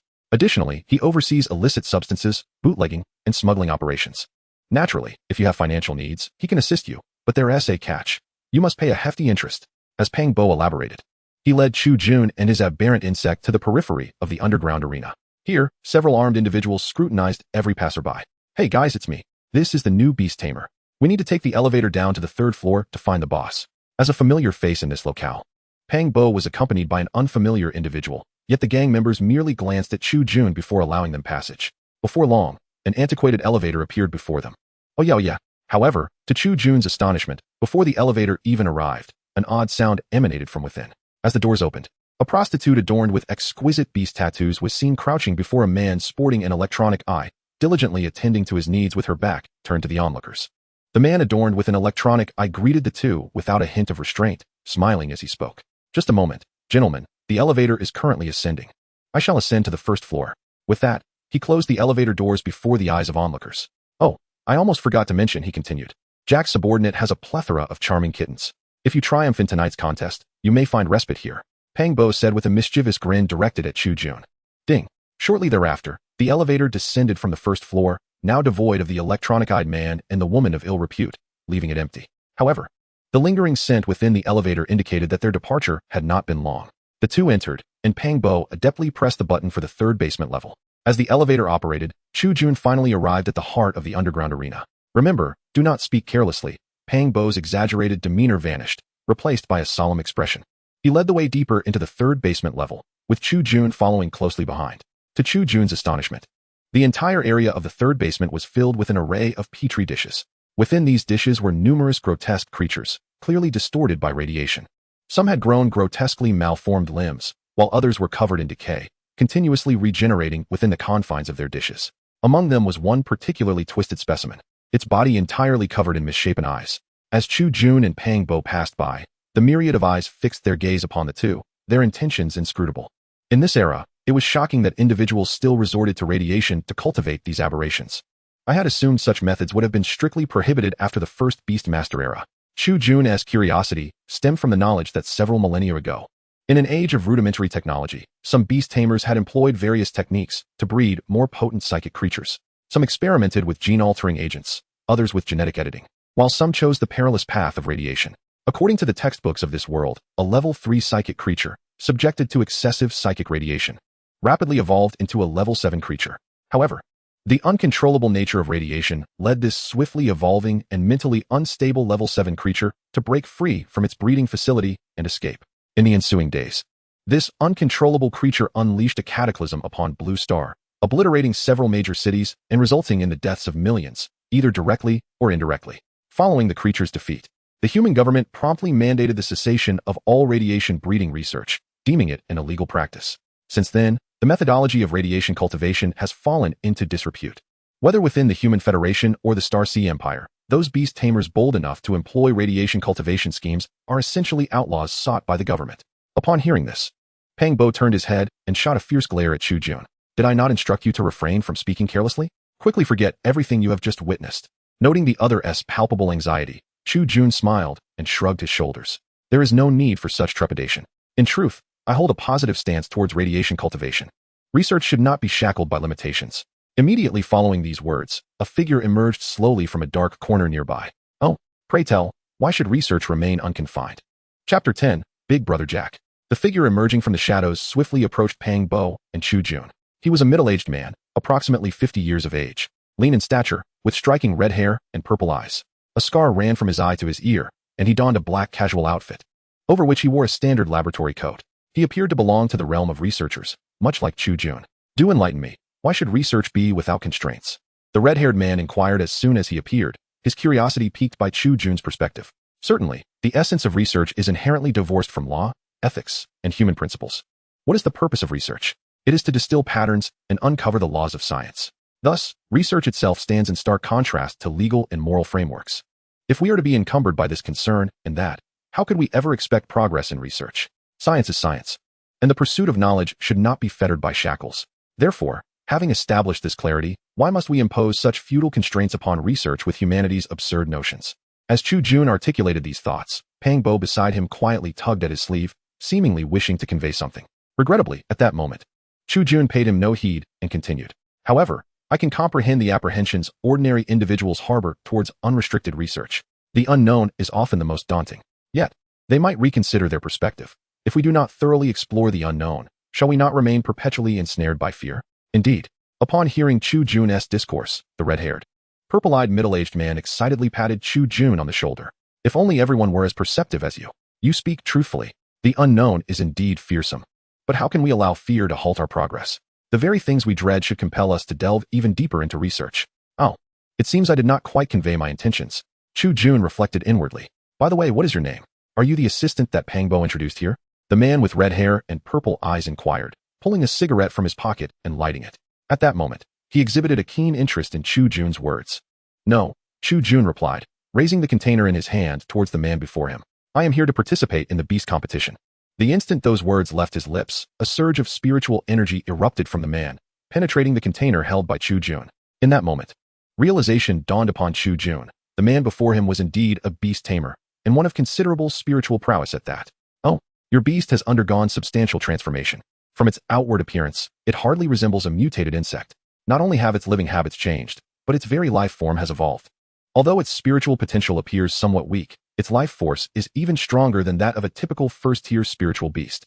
Moreover, it continuously exudes a faint aura of spiritual energy, expressing a singular sentiment, hunger. The red-haired, purple-eyed man, sensing the uniqueness of the mutated insect, became increasingly animated. Fascinating. Truly fascinating. While the beast you have nurtured is quite diminutive, I do not doubt its combat potential. On the contrary, I hold great expectations for it. With that, the man raised his head. Ah, right, young man, I nearly forgot to introduce myself. How rude of me. My name is Jack, and I am the master of this place. He extended his hand towards Chu Jun. Jack. Chu Jun's eyes narrowed slightly. What was happening? This researcher-like individual standing before him was actually the gang leader who ruled over 3 districts? Y&T Pang Bo forewarned him. As he reached out his hand, he glanced at the pale-faced Pang Bo beside him.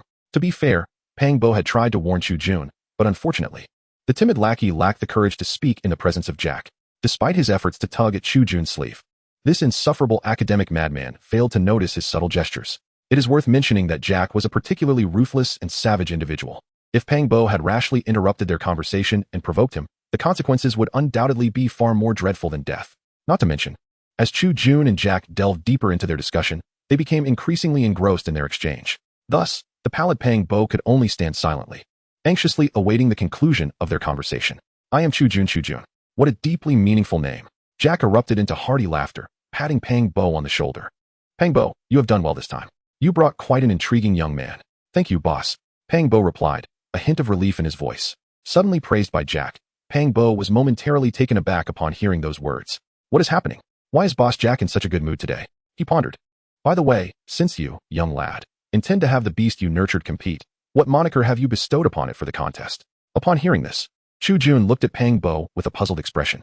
In beast competitions, participants often give their beasts striking titles, much like renowned boxers of ancient times. Ah, I see. Chu Jun understood. I have yet to assign a title, but since a designation is required for the competition, I shall name it. Hunger. Hunger, you say? Jack stroked his chin, a smile gracing his face. A splendid name. Chu Jun, given your profound perspective on research, I trust you possess considerable confidence in this little creature of yours. Therefore, for the opening match shortly, shall we let your hunger take the lead? Absolutely. Chu Jun immediately affirmed Jack's request.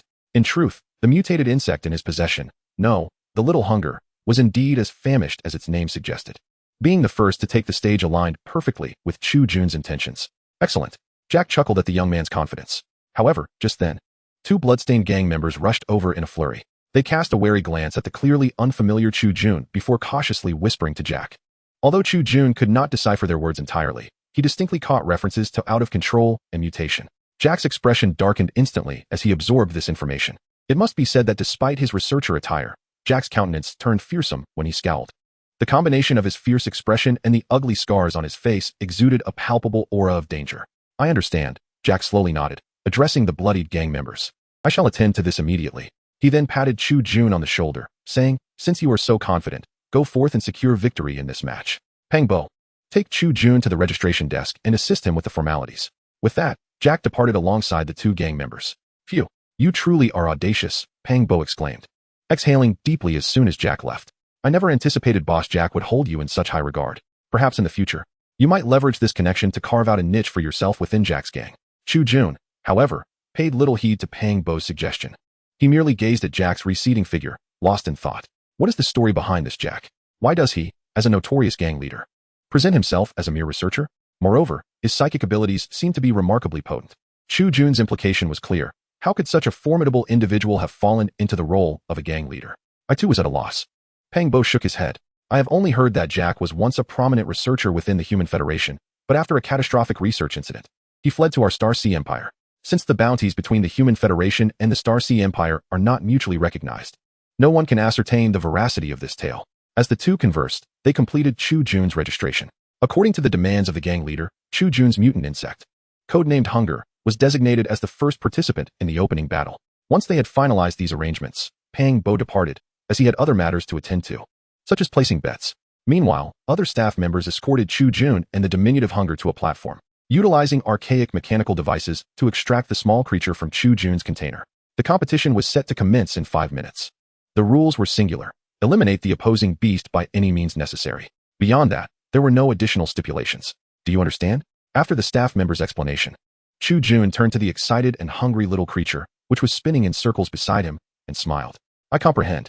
Satisfied that both Chu Jun and his beast understood the rules, the staff member promptly exited. 2 minutes later, accompanied by the mechanical roar, Chu Jun and Hunger were transported to the preparation area of the arena. On the other side, merely a wall separating them from the arena. The host's voice and the piercing sounds of rock music erupted, plunging the venue into darkness. Ladies and gentlemen, as a brilliant beam of light illuminated the underground arena, the holographic projection of the host materialized at the center of the venue. Tonight promises to be a night of fervent excitement. The audience erupted in cheers. We shall witness a series of life-or-death duels. The most terrifying, ruthless, and wicked beasts will clash tonight, fighting to the bitter end. Let us extend a warm welcome to the dreadful creature from the abyss of hell. Our first contestant of the evening, the bloodthirsty, saber-toothed tiger. Amidst the thunderous applause of countless spectators, the cage containing Chu Jun's adversary swung open. A grayish-yellow beast surged into the arena at its master's command. This formidable creature boasted 4 robust arms and 2 equally powerful legs. Its face was adorned with a gaping maw reminiscent of a serpent, flanked by 2 dagger-like fangs. At that moment, it surveyed the arena with an unparalleled ferocity glimmering in its eyes. In its insatiable greed and bloodlust, it briefly disregarded its master's commands, attempting to gnaw at the host's holographic projection. Amidst the exuberant cheers of countless spectators, its name began to resonate throughout the arena. Sensing that the atmosphere had reached a crescendo, the host proceeded to introduce the saber-toothed tiger's adversary. Next, dear audience, I present to you the challenger for the saber-toothed tiger tonight. A newly birthed monstrosity, a beast embodying primal veracity, a harbinger of annihilation. Let us welcome Hunger. Boom. The device restraining little Hunger was released, revealing its true form at the outer edge of the arena. However, the moment little Hunger appeared, the cheers abruptly ceased. The audience, once fervent, fell into an eerie silence. What is this creature? A grotesque insect? It is far too diminutive. What a jest! This can hardly be deemed a beast. As anticipated, when little Hunger was displayed before the multitude, it was met not with applause, but with a torrent of boos and skepticism. Damn it. We came here to witness a clash of titans, not to watch a beast torment an insect. Geneva, refund us. At this moment, not only were the spectators bewildered, but even the host in the arena appeared momentarily stunned. For in his eyes, this creature codenamed Hunger was indeed rather small. It is worth noting that little Hunger is a mutated variant of an aberrant insect. Despite having undergone genetic enhancement through Chu Jun's intervention, its size, having consumed a horned wolf, had grown only slightly. Yet, Having matured for less than a day, it still measured a mere 50 centimeters in length. In stark contrast, its opponent, the bloodthirsty saber-toothed tiger, was a mutated specimen of a shadow leopard. Shadow leopard. Beast level, level 1 beast.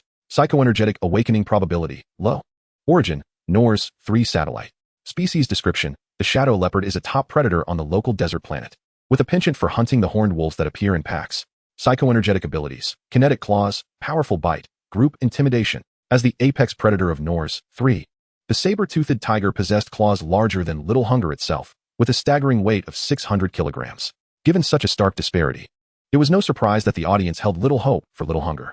Haha, my friend. I never anticipated that my first battle would be graced with such a delightful advantage. Are you mad, or simply a fool? A young man with a psychic enhancement device affixed to his temple laughed heartily at Chu Jun from the control console. Oh, I swear. My saber-toothed tiger will obliterate your little insect with a single swipe.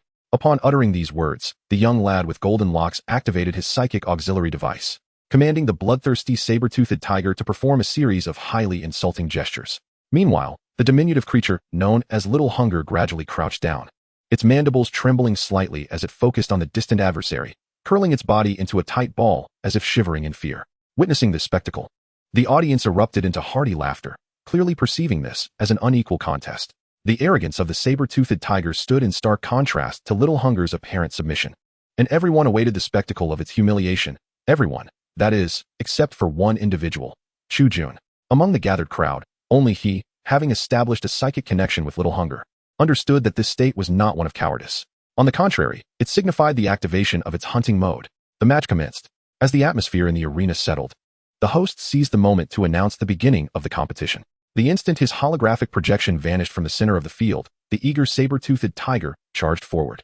The young lad controlling it laughed boisterously, exclaiming, my dear, crush it with utmost speed. I aim to set the record for the fastest kill in this arena." True to his command, the bloodthirsty saber-toothed tiger lunged toward Little Hunger like a speeding truck. Its forepaws glowed with a faint purple light, signaling the activation of its kinetic claw abilities. To the experienced spectators, it seemed inevitable that once the saber-toothed tiger's claws struck the repugnant little creature, the match would be decisively concluded. However, an astonishing event unfolded. With a resounding crash, Little Hunger, struck directly by the saber-toothed tiger, did not meet the grim fate anticipated by the audience. Rather, thanks to Chu Jun's genetic design, the robustly armored Little Hunger emerged unscathed. In that very moment, Chu Jun's long-planned counterattack began. Time to retaliate, he commanded. The ravenous Little Hunger, unable to contain its hunger any longer, leaped onto the saber-toothed tiger's paw and sank its mandibles deep into the creature's arm. Swiftly, it gnawed a massive wound into the saber-toothed tiger's limb and burrowed inside. What is happening? Pull it out. The audience was left in stunned silence. Not only the spectators, but even the young lad controlling the saber-toothed tiger was taken aback. No one expected that such a grotesque little creature could withstand the saber-toothed tiger's strike and launch a counterattack in such an uncanny manner. It possessed parasitic traits. Moreover, what was even more terrifying was the resounding cries that followed. As the insatiable hunger burrowed into the body of the saber-toothed tiger, this formidable beast, weighing over 600 kilograms, began to emit a harrowing wail of agony. The insatiable hunger greedily siphoned its blood, progressively moving from the creature's arm towards its chest. Almost all spectators could distinctly observe the path of the insatiable hunger shifting beneath the tiger's skin. Throughout this ordeal, despite the saber-toothed tiger's desperate attempts to tear at its own flesh in a futile effort to extricate the loathsome parasite, the cunning insatiable hunger always managed to burrow deeper at critical moments. Thus, the tiger continued to emit chilling screams while relentlessly inflicting self-harm with its claws. Vivid crimson blood splattered across the entirety of the arena. Such a gruesome spectacle left the audience, who had previously mocked the insatiable hunger, and its master, Chu Jun, utterly stunned. No one had anticipated that events would escalate to such a horrifying extent. "Stop, stop, stop!" exclaimed the yellow-haired boy, suddenly realizing the perilous situation. He turned to the referee behind him and called out loudly, "Is this method even within the rules?" The referee, equally taken aback by the insatiable hunger's tactics, hesitated momentarily before nodding in affirmation. Upon hearing this, the yellow-haired boy felt darkness cloud his vision. "Then I concede." The referee shook his head and replied, "I'm afraid not. The sole rule of the underground arena is that the match can only cease once one of the beasts declares death." At this revelation, the boy's face drained of color as a terrifying hypothesis surfaced in his mind, soon to be validated. The bloodthirsty, insatiable hunger, before the eyes of the entire audience, spent nearly 30 minutes vivisecting and devouring the creature known as the saber-toothed tiger. This was an exceedingly rare spectacle, a death match that lasted a full 30 minutes in grotesque live broadcast. Chapter 13, Jack's Invitation. I'm going to be sick. Ugh, I can't bear to watch any longer. Ugh, can this even be considered a duel? This is slaughter. It is utterly barbaric. In stark contrast to the scorn and derision the audience had initially directed at the insatiable hunger, their attitudes swiftly transformed after witnessing its gruesome feast upon the saber-toothed tiger. Contempt morphed into revulsion, and mockery turned into terror. No one could have fathomed that such a diminutive creature could vanquish the massive shadow leopard. Even more astonishing was the realization that this tiny insect possessed such an efficient and cruel method of overcoming its adversary. It must be noted, after all, that this was merely a bug. As the skin of the saber-toothed tiger writhed continuously, a disquieting shadow steadily expanded beneath the surface. Creak. Amidst the cacophony of insect chirps, the petite creature known as Little Hunger successfully pierced the heart of its adversary with its mandibles, tearing through the outer layer of skin. Covered in blood, it finally emerged from the desiccated and hollow chest of its opponent, a shadowy leopard named Sabertooth, which had been thoroughly devoured from within. Beneath the skin of its chest, many organs had either been half consumed or had entirely vanished. Within that chest cavity, the only remnant of vitality was its still beating heart.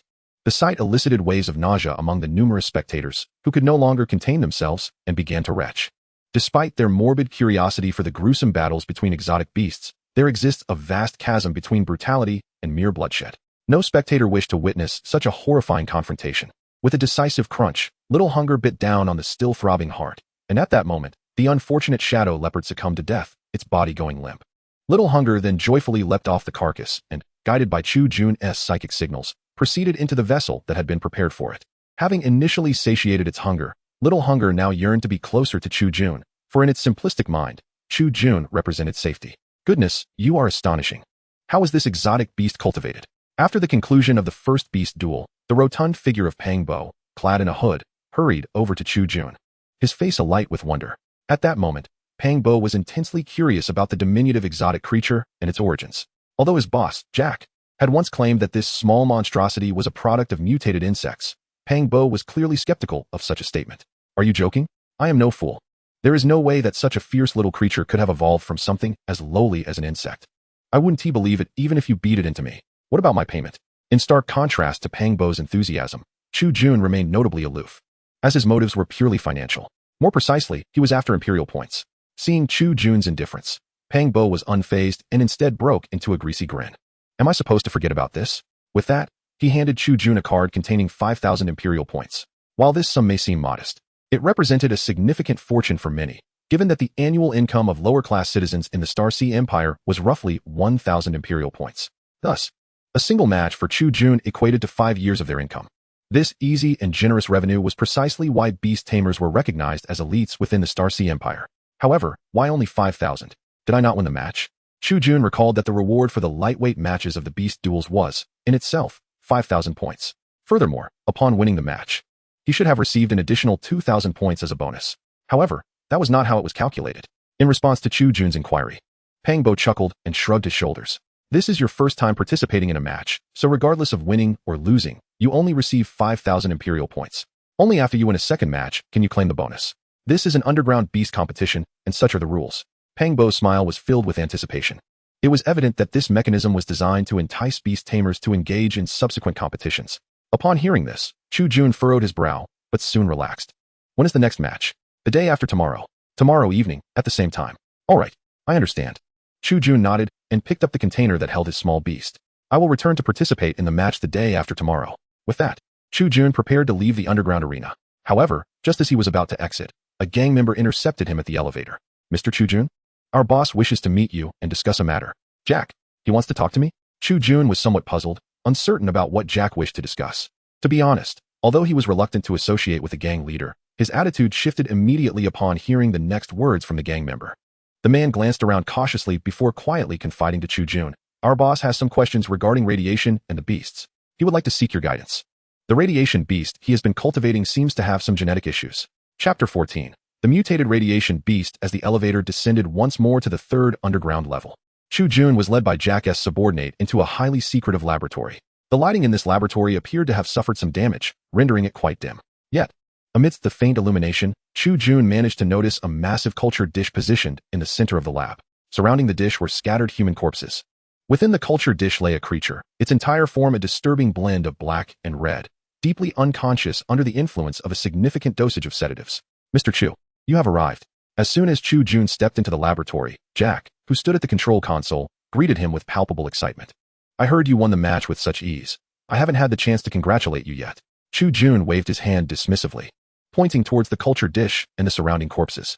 That is of no consequence. What is crucial is the situation here. After speaking, Chu Jun took a couple of steps forward, but as he moved, he unexpectedly stepped onto something sticky. Looking down, he was horrified to realize that he had stepped on a severed half-body of a gang member. However, as an elite researcher, Chu Jun merely glanced briefly before nonchalantly approaching the console where Jack was stationed. Indeed, from the moment I laid eyes upon you, I sensed that we are kindred spirits. Having once engaged in illicit research, Jack regarded Chu Jun's composure with admiration, remarking with a smile, in that case, I shall dispense with pleasantries and address the core of the matter. This creature, a beast of radiation, was cultivated by me through a method of radiation enhancement, which I have designated as my 17th experimental subject. Chu Jun turned his gaze to the black and crimson radiation beast, and as anticipated, he discerned the numeral 17 etched upon its head by a laser. The genetic source of the 17th experimental subject derives from the crimson giant lizard inhabiting the planet Bars. This beast, classified as a Class 3 entity, inherently possesses remarkable resistance to radiation and commendable genetic stability, which is why I selected it for my experiments. Initially, the 17th experimental subject exhibited promising evolutionary capabilities in my studies. It successfully endured both gamma and beta radiation, and due to the effects of radiation, it evolved 2 new functional organs. Both of these new organs are beneficial in nature. One is a pituitary tissue that significantly enhances its psychic abilities, while the other is a gland that bestows upon it a more formidable metabolic capacity. Having reached this stage of evolution, I consider myself extraordinarily fortunate, don't you agree? Indeed, after hearing Jack's account, Chu Jun couldn't help but nod in agreement. In this world, the radiation cultivation method is an exceedingly radical approach to breeding extraordinary beasts. This method bears both advantages and disadvantages. On the one hand, it significantly amplifies the latent potential of the beasts without excessive external stimuli, even leading to the creation of entirely new species. On the other hand, the instability of radiation-induced mutations often results in skeletal deformities and organ distortions, which not only fail to enhance the creature's abilities, but can also lead to their untimely demise.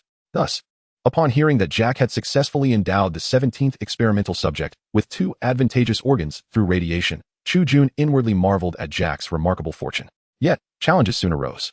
Just as I was preparing to further stimulate the 17th experimental subject with radiation, it suddenly exhibited signs of rampage, entering a frenzied state.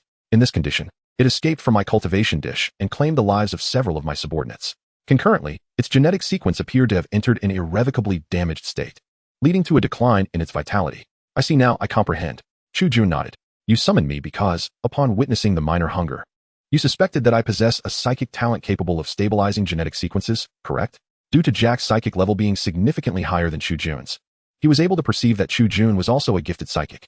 Indeed, I hope you can assist me in stabilizing the genetic sequence of this irradiated beast. It is of paramount importance to me. If you can induce the mutated insect to transform into a smaller, ravenous form, surely you possess the means to stabilize the genetic sequence of Subject 17, Jack said with eager anticipation.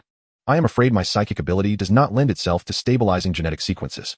On the contrary, my talent is to greatly stimulate genetic mutations, Chu Jun replied, disappointment evident on Jack's face. However, I do not mind attempting it. Since it has undergone such an irreversible mutation, I can try to directly enhance its genetic stability. At this, Jack's eyes brightened with hope. Is that a viable possibility? I do not know, but it is worth a try, is it not?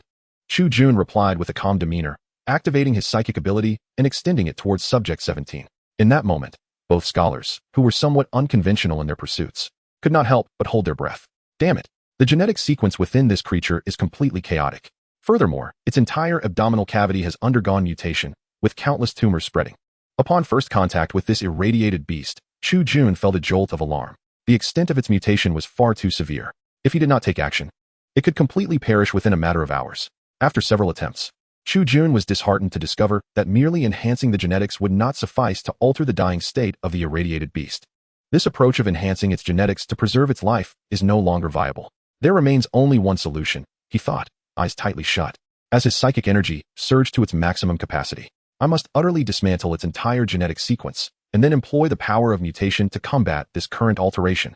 Chapter 15. Level 4 Aberration. As Chu Jun's psychic energy reached its zenith, his ability began to take effect. Countless streams of psychic energy, guided by his thoughts, swiftly infused the body of the creature known as Subject 17. In an instant, Chu Jun identified the issues within its genetic sequence. The radiation it had endured was overwhelmingly potent. This terrifying radiation had completely shattered the creature's genetic sequence. In such a state, its unstable genetic structure could no longer be healed through the enhancement method Chu Jun had envisioned.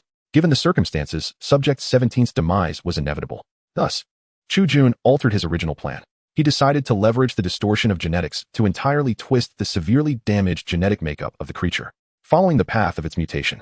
Since the path ahead is a dead end, it is better to embrace death to find life anew. This is the most viable, perhaps the only solution that Chu Jun can presently conceive. The core genetic sequence has fractured, hence, I shall distort the remaining functional segments. The anti-radiation genes have decayed, so I will amplify the stimulation, attempting to reactivate their mutative potential. As for the now inconsequential genetic sequences, they shall be entirely discarded. I must hasten to reconstruct the entirety of its genetic makeup. Meanwhile, as the psychic energy surged, the condition of the 17th experimental subject began to improve, albeit in a reversed manner. Externally, the subject, which had been ensnared in a state of unconsciousness, suddenly opened its eyes. However, no sooner had it awakened than it succumbed to excruciating convulsions. Its black-red skin began to rot, and countless muscles, akin to malignant tissues, swiftly burst through the decaying epidermis, growing uncontrollably. With the stimulation from Chu Jun's psychic energy, the genetic structure faced further collapse, precipitating an accelerated decline in the subject's bodily functions. Its anticipated demise was now significantly hastened. If this trend persisted, it would be reduced to a mere puddle of flesh in less than 10 minutes. Witnessing this, Jack, seasoned in the cultivation of aberrant beasts, broke into a cold sweat. Could it be that all was lost? Indeed, the genetic sequence appeared irreparable. Yet, before he could articulate the word repair, he closed his mouth in astonishment. To his surprise, as the flesh of the 17th subject disintegrated into sanguine residue, a strand of what seemed like foreign blue skin began to rapidly emerge from its subcutaneous tissue. This blue skin spread with a fervor that far surpassed the rate at which the subject's genetic structure was disintegrating. More astonishingly, the vivid red blood of the experimental subject gradually transformed into a pale blue hue. The emergence of this delicate azure completely altered the state of the irradiated beast. Just a minute ago, the creature was on the brink of death, writhing in agony, but it swiftly fell into a tranquil state. Its skin began to regenerate. Its bones and muscles were reconstructed, and its nervous system regained its function. Ultimately, the irradiated beast, now adorned with pale blue skin, rapidly revitalized its life force. Moreover, as the creature gradually reclaimed its vitality, its life form underwent a remarkable transformation.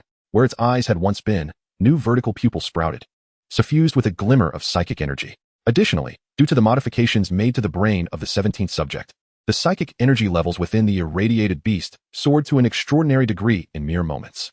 It was undergoing a metamorphosis. Moreover, it was a transformation that was almost akin to a complete metamorphosis. Jack's eyes widened with astonishment as he incredulously glanced at Chu Jun. How did he achieve this?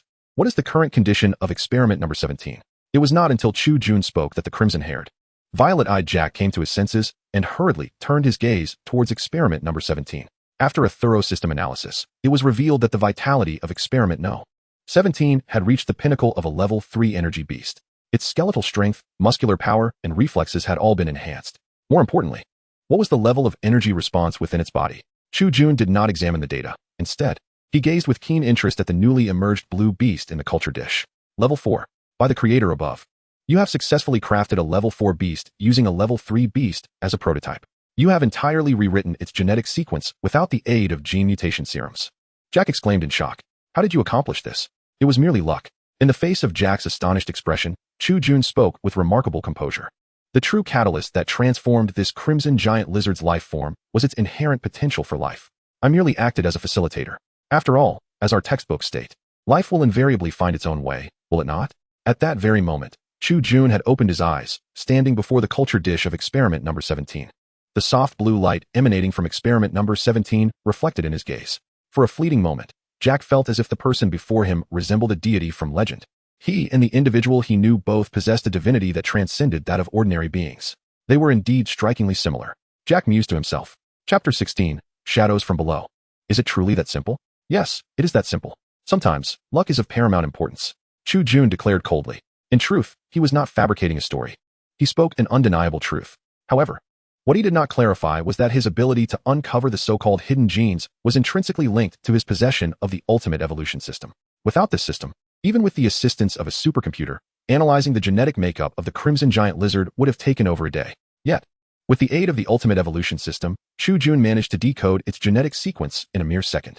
Thus, the ultimate evolution system was indeed the crux of it all. Naturally, such a significant matter was not something Chu Jun would share with Jack, which is why he attributed all his success to sheer luck. No, I do not believe it is solely due to luck. Mr. Chu, I believe your courage and intellect are the true keys. Jack gazed at the evolved level 4 beast, experiment number 17, before him, excitement coursing through his veins. Regardless of the circumstances, I owe you a favor. Speak, Mr. Chu, what is it that you require of me? Caught off guard by Jack's sudden inquiry, Chu Jun found himself momentarily at a loss. Indeed, he had not initially considered a reward. However, since his counterpart had broached the subject, it was only fitting for him to articulate his own desires. After all, Chu Jun had facilitated Jack's acquisition of a level 4 psychic beast. Although he was unaware of the precise market value of such a creature in the outside world, this did not deter him from asserting his own terms. For my reward, I would like to obtain the genetic sequence of experiment number 17. Its genetic makeup is exceptionally suited for my ongoing research on the Little Hunger. At this, Jack nodded in agreement. Are there any other requests? Money? Pharmaceuticals? Women? Territory? To be candid, Mr. Chu, you may not fully grasp the significance of this specimen to me. I would be willing to pay at least 100 million imperial points for it. As a scholar, or rather a former scholar, Jack noted with urgency that Chu Jun was asking for far too little. At that moment, he recognized the potential within Chu Jun and thus remained unconcerned with such trivial exchanges. I have sufficient funds for the time being. Other matters are of little concern to me. However, do you possess any genetic samples from other beasts? I require several for my future research endeavors. Certainly, Jack replied, his enthusiasm piqued by Chu Jun's request. He suddenly realized that this young man, much like he had imagined, was entirely disinterested in wealth and women, instead devoting himself fervently to his research. Tomorrow, I shall send you all the genetic samples of beasts that I possess. Please do not refuse, Mr. Chu. This is rightfully yours. However, Mr. Chu, I have a small request of my own that I hope you will acquiesce to. As they exited the vehicle, a biomechanical servant, equipped with a beast's brain, dutifully opened the door for Chu Jun. This scene led many astute observers in Ant Street to draw various conclusions. Speculations arose regarding the nature of the relationship between Chu Jun and the Jack gang. Many wondered if this individual, who had not graduated from Sangnan University in 3 years, had finally abandoned his studies to join Jack's organization, engaging in underground beast control activities. Yet, their conjectures were only partially correct. During their conversation, Jack had indeed invited Chu Jun to become a member of the Jack gang and to partake in his illicit underground dealings. Nevertheless, Chu Jun had unequivocally declined the invitation. The reason was simple. While joining a gang and engaging in underground beast activities would undoubtedly allow him to earn money with ease, it was not the path he desired to pursue.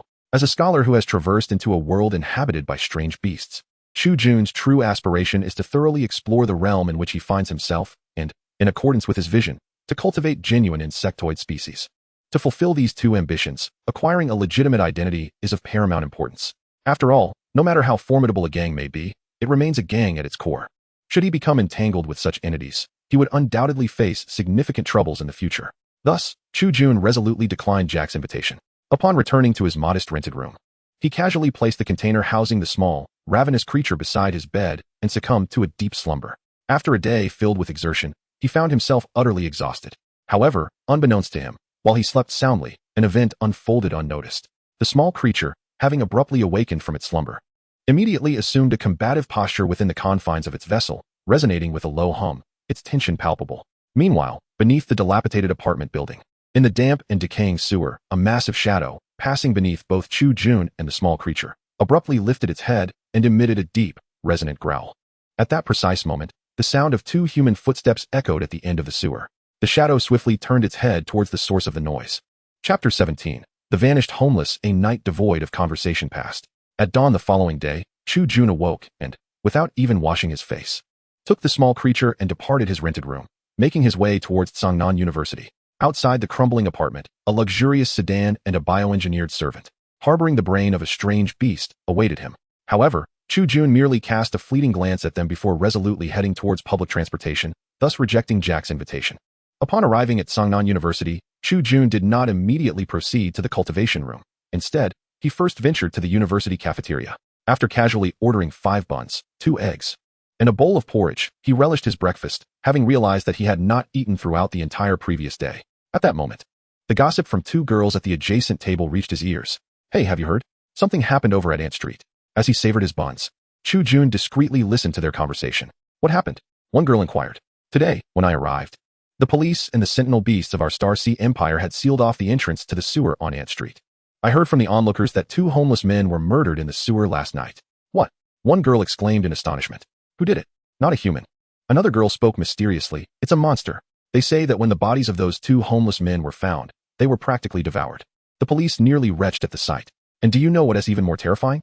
It is said that the caution beasts, which are bred specifically to hunt down ferocious creatures, were so frightened by the aura emanating from those corpses that they refused to enter the sewers to search for the murderer. Isn't that chilling? A monster lurking in the sewers beneath Ant Street? It must be yet another urban legend. Chu Jun sipped his porridge, pondering in his mind. As the most impoverished and filthy area of Sangnan City, Ant Street is rife with various rumors each year, particularly concerning its grimy, poorly maintained sewers. Moreover, the number of missing homeless individuals each year from Ant Street is no less than 3 digits, most of whom have met their demise in the sewers for various reasons. Thus, Chu Jun's first instinct was to dismiss this as a mere variation of an urban legend, unworthy of his concern. However, there was one matter that piqued his curiosity. If what the girl said were true, what could possibly instill fear even in the mindless caution beasts? Meanwhile, unbeknownst to him, a small hunger, having awakened from its slumber in its container, gazed longingly at Chu Jun, seemingly drawn by the aroma of food. Yet, just as it had failed to rouse Chu Jun with its psychic attempts the previous night, he remained blissfully oblivious to its presence as he continued to contemplate. Oh, I'm full. Time to embark on another day of research. Having satisfied his hunger, Chu Jun made his way to the public cultivation room at Sangnan University. After placing the small hunger into the cultivation chamber, he immediately began a new round of modifications. The small hunger, having consumed a creature known as the saber-toothed tiger the day before, had grown significantly in size. Although it had not entirely devoured its prey, it successfully absorbed some of the shadow leopard's genes, integrating them into its unique genetic sequence. This success was due to Chu Jun's initial design. He had modified the genes of the aberrant insect to enable the small hunger to possess the ability to consume and evolve. Such modifications had also endowed the small hunger with the capability to store enemy genetic sequences. Although Chu Jun had initially harbored doubts regarding whether this ability might lead to a collapse of the small hunger's genetic structure, the current results suggested that the ability was quite promising. Just as Chu Jun was lost in thought, Pang Bo, who had not been seen all night, suddenly appeared beside him, carrying a suitcase. Hey, Brother Chu, I've brought your things, he exclaimed. Oh, what things? Chu Jun replied, bemused by Pang Bo's sudden enthusiasm and the change in his address. Ahem, it is Boss Jack who has sent me with this. Upon hearing this, Chu Jun's eyes immediately brightened. Wait, within this, is it the beast gene sequences I requested? Indeed. A pleasing smile spread across Pang Bo's ample face. Boss Jack instructed me early this morning to deliver it to you promptly. Would you like to examine it yourself? With that, Chu Jun took the briefcase from him. In the next moment, his eyes sparkled with excitement. For within this modest briefcase were neatly arranged a total of 42 sealed gene sequences. Each represented the original genetic makeup of a unique beast. Let me see what we have here. First level beast, magnetic beast. Second level beast, iron eater. Third level beast, armored beast. Ultimately, after counting, Chu Jun confirmed that within his briefcase resided 20 gene sequences of first-level beasts and 14 of second-level beasts. As for the exceedingly rare third-level beasts, there were 8 in total. Witnessing this, Chu Jun couldn't help but marvel at the wealth of Jack, this crime lord. After all, in the market of Sangnan City, the price for a gene sequence of a first-level beast hovers around 5,000 points, while that of a second-level beast exceeds 50,000. As for a third-level beast, it soars to an astounding 500,000. However, amongst these gene sequences, the most valuable was not the samples of the third-level beasts. Hee, Brother Chu. Boss Jack also asked me to hand this over to you. Pang Bo chuckled, retrieving a blue-hued gene container from his clothing, presenting it to Chu Jun. This special gene container housed the genetic sample of a fourth-level beast, referred to by Jack as experiment number 17. This crime lord truly fulfilled his promise. Chapter 18, 3 Evolutionary Paths. Well then, Brother Chu, since you have received the items, I shall take my leave. When Pang Bo noticed the cold expression on Chu Jun's face transform into a smile upon receiving the fourth-level beast gene sample, he couldn't help but breathe a sigh of relief. However, Brother Chu, I now bear a new identity. What identity? Hee. Pang Bo tugged at his sweatshirt, trying to appear more presentable. As of now, I am the liaison for our Jack gang at Sangnan University, responsible not only for recruiting new beast tamers for underground competitions, but also for maintaining contact with you. Upon hearing this, Chu Jun suddenly understood. Indeed, the leader of the Jack gang had not abandoned his intentions of courting him. All right, I understand. Chu Jun waved his hand, signaling for him to depart. Though he had no desire to join the Jack gang, as the saying goes, one should not strike a smiling face, since the Jack gang had shown him goodwill. There was no need to be excessively resolute. After all, in Chu Jun's memories, rare items within the Star Sea Empire, such as special biological samples, often required smuggling. Smuggling requires the assistance of the underworld. After acquiring these precious samples of rare beasts, Chu Jun refrained from utilizing his ultimate evolution system to analyze and dissect the genes of the 42 exotic creatures. Soon, the genetic sequences of these 42 beasts were entirely stored within his ultimate evolution system. However, a pressing dilemma soon emerged. At this juncture, Chu Jun needed to contemplate a significant question: the future evolutionary direction for Little Hunger. Having successfully gathered the genetic sequences of 42 exotic beasts, Chu Jun gazed at Little Hunger in the petri dish, lost in thought. Based on the collected genes, he could offer 3 distinct evolutionary pathways for Little Hunger. The first pathway involved enhancing the glandular and muscular density, greatly augmenting Little Hunger's physical strength, transforming it and its progeny into predominantly combat-oriented creatures. The advantage of this evolutionary direction lay in the formidable physical strength and agility that Little Hunger and its descendants would possess. The second evolutionary pathway aimed to bolster the nervous system, significantly enhancing Little Hunger's psychic potential while diminishing its vitality and physical strength. The merit of this evolution was that Little Hunger and its offspring could eventually wield immense psychic power, which would grow increasingly potent with continued evolution. However, the drawback was apparent. The reduction in physical strength would considerably diminish Little Hunger's combat capabilities and agility. The third evolutionary route sought to amalgamate the first 2 pathways, preserving a degree of psychic potential while retaining the possibility of physical evolution. Yet, this evolutionary path would substantially increase the cultivation costs for Little Hunger. As Chu Jun observed the eager gaze of Little Hunger in the petri dish, he fell into deep contemplation. However, he soon reached a resolution. Ultimately, he chose the third evolutionary route, the more versatile pathway. The rationale behind this choice was straightforward. Chu Jun's aspirations for the insect race far surpassed those for any other exotic beast. He believed that if he were to cultivate his own insect race, it should embody perfection. Embracing an extreme evolution clearly did not align with his style, nor did it resonate with the essence of the insect race. A true insect race should be adaptable and comprehensive.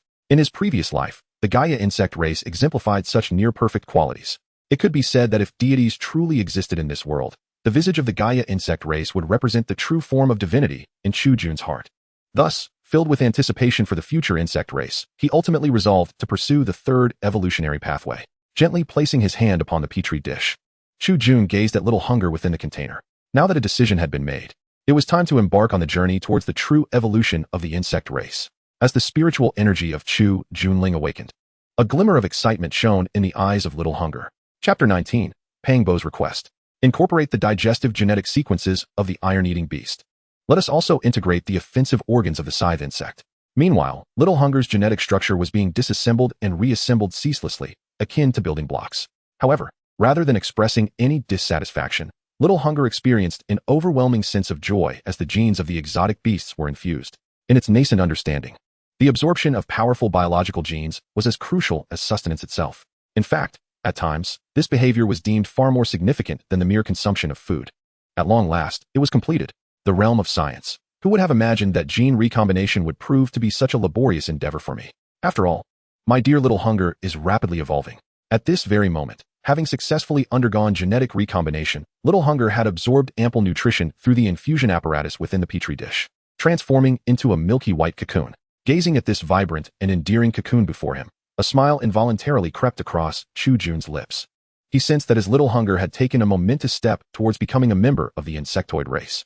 However, just as Chu Jun was about to exhale a sigh of relief, he heard the voice of Pangbo beside him. "Chu Go, are you done?" Upon hearing Pangbo's voice, Chu Jun could not help but furrow his brow, looking at the overly frequent visitor. "Why are you here again? Didn't you just leave?" Pangbo's expression momentarily froze at Chu Jun's words, but he quickly responded with confusion. "What is going on?" "Chu Go, I left in the morning. And now it's already after school, okay?" "What? It's already after school?" Upon hearing Pangbo's statement, Chu Jun glanced around the public breeding room, suddenly struck by realization. To his astonishment, it was indeed night. The entire breeding facility was devoid of any presence. The vast space was enveloped in silence. What time is it?" Pangbo checked his personal terminal device and replied, "It's 7:30. "Damn it, it's already 7:30. Chu Jun exclaimed. "How could I have been working for a full 12 hours without noticing?" Surprised by this revelation, Chu Jun felt a jolt of shock. Observing Chu Jun's astonishment, Pangbo inwardly marveled. No wonder the esteemed Jack regards him as a potential Beastmaster. Even after 3 years without graduating, he still possesses such drive and ambition. Moreover, judging by his expression, it seems he is troubled by his inability to continue. However, Pangbo had misjudged Chu Jun, for at that moment, Chu Jun's concerns lay elsewhere. What truly vexed him was the realization that he had regrettably missed dinner at the cafeteria. Upon hearing this, Pang Bo was momentarily engulfed by darkness. What was going on? So, this fellow was distressed over such a trivial matter. However, having long been immersed in the grind of society, Pang Bo suddenly came to a realization. Chu Jun missing the cafeteria dinner seemed, in fact, to be a fortunate circumstance for him. With this thought, Pang Bo clapped Chu Jun on the shoulder, his face alight with a smile. Brother Chu, since you inadvertently missed dinner at the cafeteria, would you mind if I treated you to a meal now? A broad grin adorned Pang Bo's face. Chu Jun turned around, a wary expression etched on his face. You rascal, are you after something? Hee, just a minor matter. But even if you cannot assist me, I wouldn't mind. All right then. Chu Jun rubbed his empty stomach and addressed Pang Bo. Let me hear what it is you need my help with. Chapter 20. The Bizarre Death of the Mind Beast. In a high-end restaurant in Sungnan City, an elegantly attired waitress approached Chu Jun and Pang Bo with graceful strides. Gentlemen, may I take your order? Chu Jun picked up the menu and, without hesitation, replied, 2 large portions of roasted lamb chops, a bottle of apple wine, a garlic baguette, and a serving of borscht. As for dessert, I would like a cheese apple pie and vanilla ice cream. Upon hearing Chu Jun's extensive order, Pang Bo's face instantly portrayed a look of concern. Realizing the exorbitant prices at this establishment, he quickly forced a smile and said to Chu Jun, Brother Chu, I have a small appetite and truly cannot eat so much at night. Upon hearing this, Chu Jun raised his head and blinked. Oh, is that so? No worries. I ordered all of this for myself. Yours hasn't been ordered yet. After hearing this, Pang Bo gritted his teeth and told the waitress, 1 serving of seafood risotto. Small portion. Once all the dishes arrived, Chu Jun immediately dove into the delectable food. In less than 2 minutes, the large portion of roasted lamb chops and half of the garlic baguette miraculously vanished into Chu Jun's mouth. And the survival time of the remaining lamb chop was likely to be counted in mere minutes.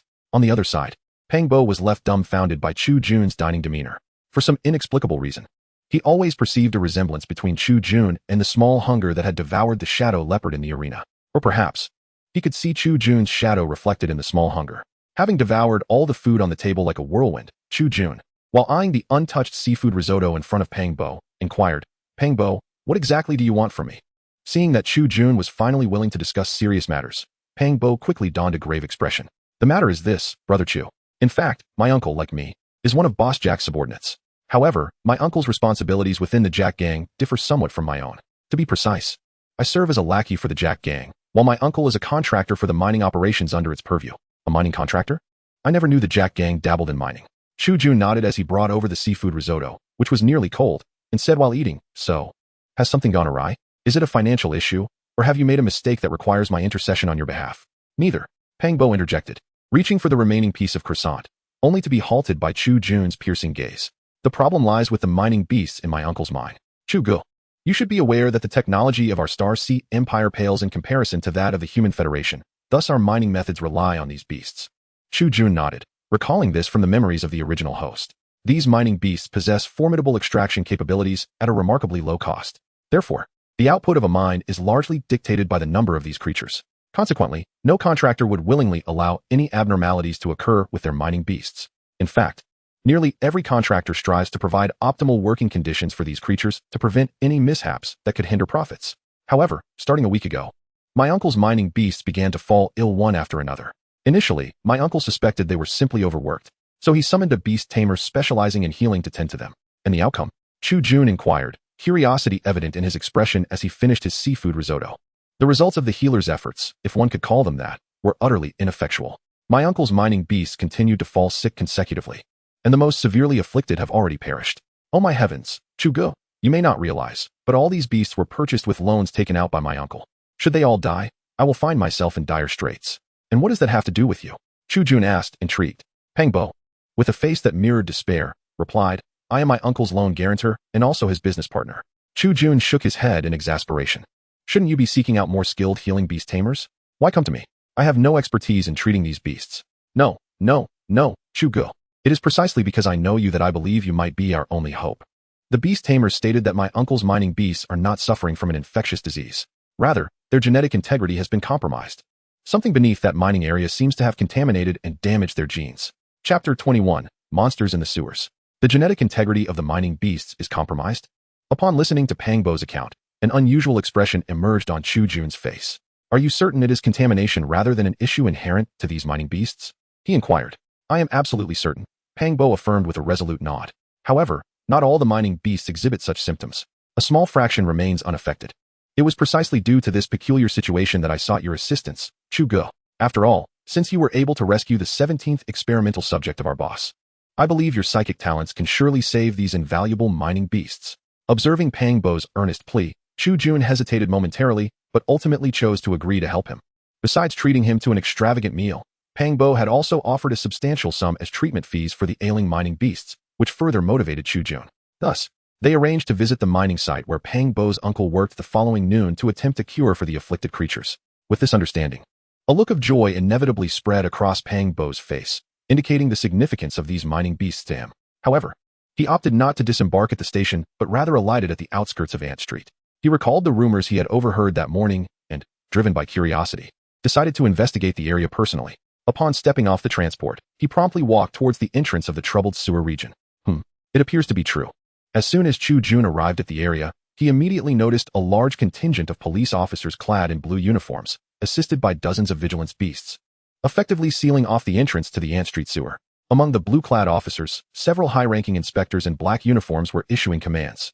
In the distance, a group of ragged homeless individuals stood, having been driven out from the sewer, shivering in the cold night air.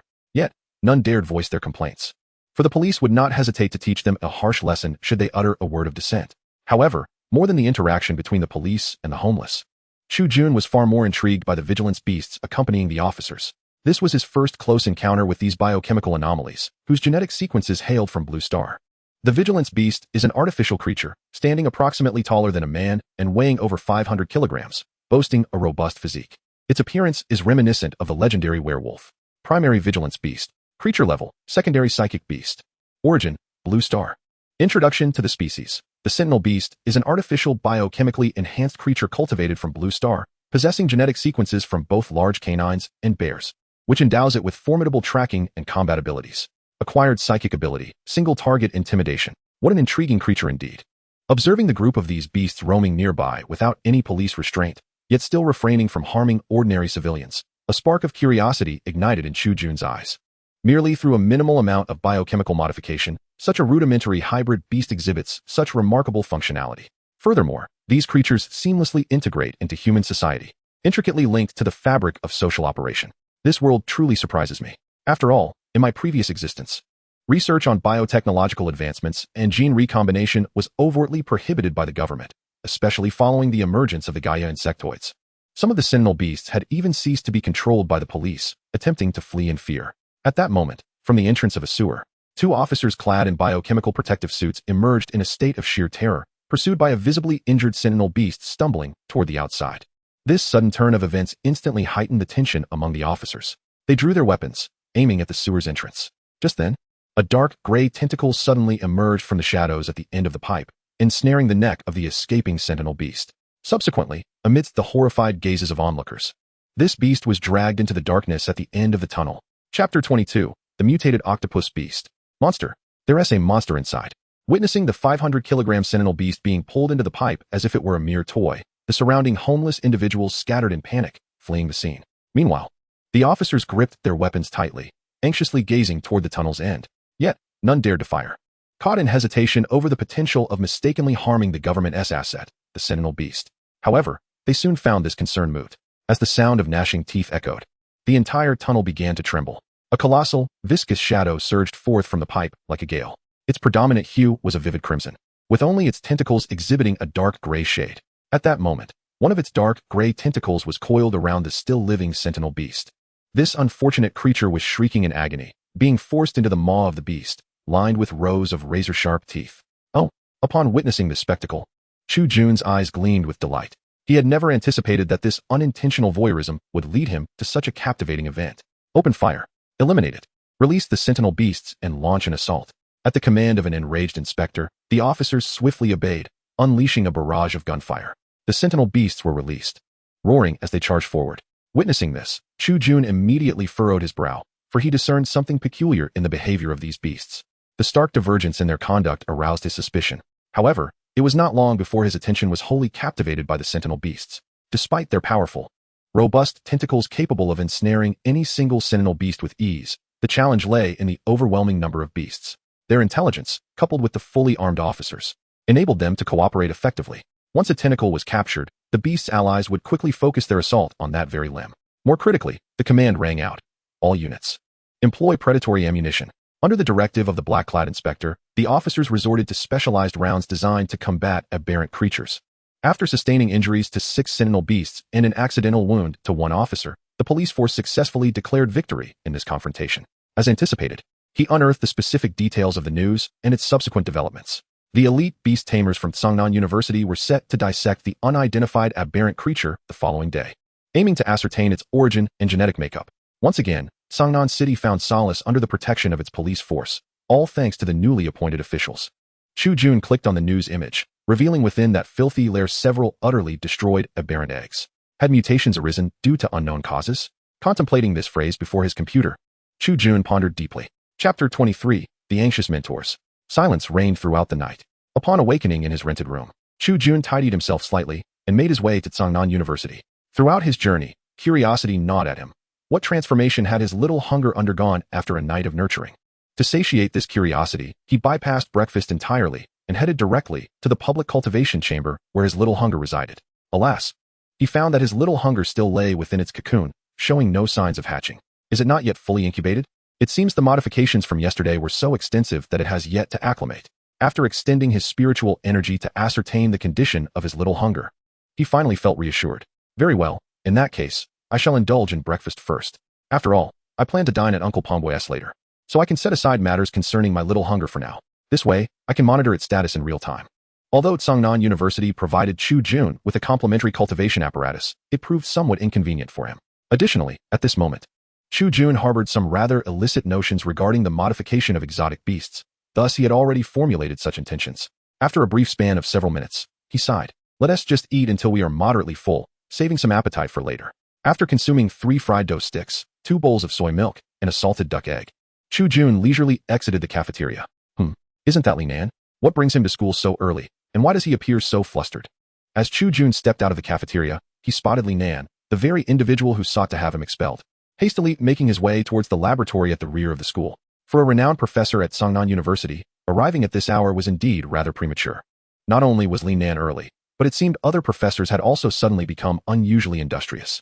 In fact, it wasn't just Li Nan who arrived at such an hour. Trailing behind him were a dozen professors from various disciplines at Seongnan University, all rushing towards the mentor's laboratory with great urgency. Before long, Chu Jun comprehended the reason for their frantic haste.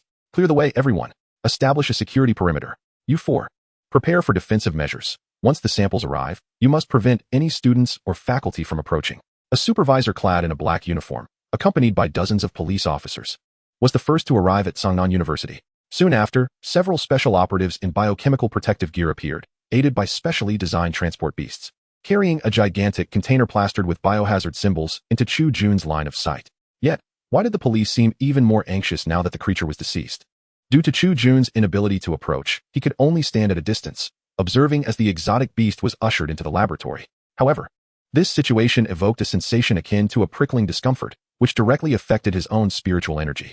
At the same time, in the public incubation chamber on the opposite side of the school, the cocoon of the small, ravenous creature twitched violently, seemingly accelerating its hatching process, an instinctual response triggered by the perception of danger. Brother Chu, you have finally arrived. Let me call my uncle over. As noon approached, having ventured out before 9, Chu Jun finally reached the outskirts of Seongnan City, arriving at the mining area contracted by Pang Bo and his uncle. Under the blazing sun, which made half of his body feel scorched, Chu Jun helplessly remarked to Pang Bo, "Let us cut to the chase." All right. Seeing how much importance Chu Jun placed on their expensive meal, Pang Bo felt a surge of excitement within. Indeed, the money was well spent. With this thought, Pang Bo led Chu Jun to the area where the mining beasts resided. However, upon opening the gate, Pang Bo was the first to exclaim in astonishment. Before him lay a scene reminiscent of hell itself. Chapter 24, The Decaying Corpses of the Mining Beasts. What manner of situation is this? Accompanied by Pang Bo's exclamations of horror, Chu Jun forcefully pushed him aside and entered unceremoniously. Upon witnessing the grotesque tableau before him, Chu Jun could not suppress a frown. Before his eyes lay the massive, utterly decomposed corpses of the mining beasts, exuding a foul stench. Just yesterday, these creatures had been gravely ill. Now they had become cold, putrid cadavers. The flesh and tissue of the deceased beasts had entirely liquefied, transforming into pools of pus. Their bones had turned a deep, ominous black. The stench emanating from these fallen pools was overwhelmingly pungent, akin to the foul odor of rotting vegetables left in a sun-baked shoe for 3 days. How long had these mining beasts been dead? Chu Jun pondered curiously, tearing a piece of fabric from Pang Bo's clothing to fashion a rudimentary mask. The odor here was simply unbearable. Chu Jun harbored doubts that these corpses had been left unattended for a month. They had been alive just last night. Pang Bo interjected. To be precise, they were still alive in the early hours of the morning. If they had long been deceased, how could I have allowed you to come here? After all, my goal was to salvage these precious assets. Ah, my mining beasts. My fortune. Pang Bo, with a face full of despair, gazed at the repugnant pools on the ground, on the verge of tears. Yet Chu Jun, indifferent to his plight, strode past the liquefied remains of the mining beasts towards the corner of the room. In that very corner lay the last mining beast, gasping with bubbling breaths and trembling in agony. It appeared to be in the throes of extreme suffering. Moreover, its once robust claws, designed for excavation, had completely separated from its body, leaving only gaping wounds. It is worth noting that a healthy mining beast typically stands 4 to 5 meters tall. However, this one had shrunk to approximately 3 meters. Were it not for the constraints of its skeletal structure, it might have dwindled below 2 meters by now. Witnessing this lamentable sight, Chu Jun immediately called out to Pang Bo, enough of the wailing. Hurry and bring me those containers for collecting genetic samples. At the sound of Chu Jun's command, Pang Bo snapped back to reality and hurriedly fetched the required containers. Here, Chu, will it survive? After handing over the containers, Pang Bo watched anxiously as Chu Jun extracted a genetic sample from the creature's body before inquiring. There is no chance left. Chu Jun replied coldly. The vitality of this mineral beast has diminished to its utmost limit. Even if I could reverse its genetic sequence, without a high-level cultivation chamber capable of maintaining a static position, it would be unable to survive. It is simply too feeble. Upon hearing this, Pang Bo's face fell into despair. For a high-level cultivation chamber is far beyond the financial means of him and his uncle. Moreover, the price of such a chamber typically starts in the millions. If that is the case, then why retrieve the genetic sequence of this mineral beast? Faced with Pang Bo's naive inquiry, Chu Jun cast him a sidelong glance. It is, of course, to ascertain the source of the issues concerning this genetic sequence. Do you truly wish for the remaining beasts to perish as well? No, certainly not. If they were to die, I would be utterly bankrupt. Observing Pang Bo's pitiful demeanor, Chu Jun helplessly tucked the genetic sample into his clothing and departed. Take me to the healthier mineral beasts. I need to compare the sick ones with the normal ones. Only by examining the complete genetic sequences of these mineral beasts can I identify the root of the problem and reverse this dire situation. Chu Jun recalled vividly that Pang Bo had mentioned last night that within the mine they and his uncle had contracted. Some mineral beasts exhibited such conditions while others did not. Therefore, to uncover the source of the problem, Chu Jun needed to compare the two. Hastening with urgency, Pang Bo promptly led Chu Jun to the central area of the mine, where they met his uncle. Pang Bo's uncle, a man shorter and stockier than Pang Bo, nearly burst into tears upon hearing the grim news brought by his nephew. However, after Pang Bo relayed Chu Jun's words to his uncle, he quickly guided the two to where the relatively healthy mineral beasts resided. Yet, just a few minutes later, another piece of dreadful news arrived. The genetic sequences of these beasts had also been contaminated. Chapter 25. Completion of treatment and enhancement of spiritual energy. What? Upon hearing the dire news from Chu Jun, Pang Bo's uncle leapt up in disbelief. How could this be possible? They were clearly healthy, just moments ago. Each of them had excavated several dozens of tons of, or for me. Why do you claim they are also ill? I repeat, they are not sick. With eyes tightly shut, Chu Jun spoke coldly. Their genetic sequences have been contaminated, regardless of which mineral beast. The genetic sequences within them have failed to remain in a stable state. It is merely that the deceased beast's genetic integrity collapsed more rapidly than that of those still alive. But how can this be? Pang Bo's uncle exclaimed in astonishment. Mineral beasts are among the most genetically stable and resilient creatures in our Star Sea Empire, renowned for their robust recovery and resistance to contamination. How could they be so easily tainted, and in such large numbers? Pang Bo accompanied his uncle in expressing his thoughts. Indeed, the mineral beasts are quite distinct from ordinary exotic creatures. As the flagship product of the Star Sea Empire, they seldom exhibit signs of genetic collapse, and even infectious diseases do not swiftly bring about their demise. I am unsure. Chu Jun opened his eyes and addressed the uncle and nephew duo. Moreover, what is of greater significance is whether these deceased mineral beasts had encountered something they ought not to have, such as radiation. Their manner of death bears a striking resemblance to that caused by radiation contamination. Upon hearing this, Pang Bo immediately recalled a pertinent matter. Yes, indeed. Those mineral beasts that have perished all fell ill after emerging from the 173rd mining area. Pang Bo's uncle nodded in agreement. Yes, the 173rd mining area is unquestionably one of the most vital sites within my mining operations. That area is rich in resources and possesses considerable extraction value. However, Pang Bo's uncle remarked with confusion, these mineral beasts that remain alive have never ventured near the 173rd mining area. Why, then, do they also exhibit signs of contamination? It is possible that your mining site harbors radiation underground, albeit with a greater intensity in the 173rd area. But this presents a dilemma for you. I recommend that you seek a specialized team to address this issue. As for me, I am solely responsible for assisting in remedying the genetic collapse of these mineral beasts. Can you truly accomplish this? Upon hearing Chu Jun's assertion that he could resolve the genetic collapse of the mineral beasts, Pang Bo's eyes sparkled with hope. At that moment, his thought was that saving even one more mineral beast would be a triumph, as they are indeed quite valuable. No problem. As the possessor of the ultimate evolution system, Chu Jun can effortlessly reverse the current predicament. After all, though the genetic sequences of these mineral beasts lack stability, they have yet to suffer irreversible damage. Thus, all that is required is to patch their original genetic sequences to resolve the issue.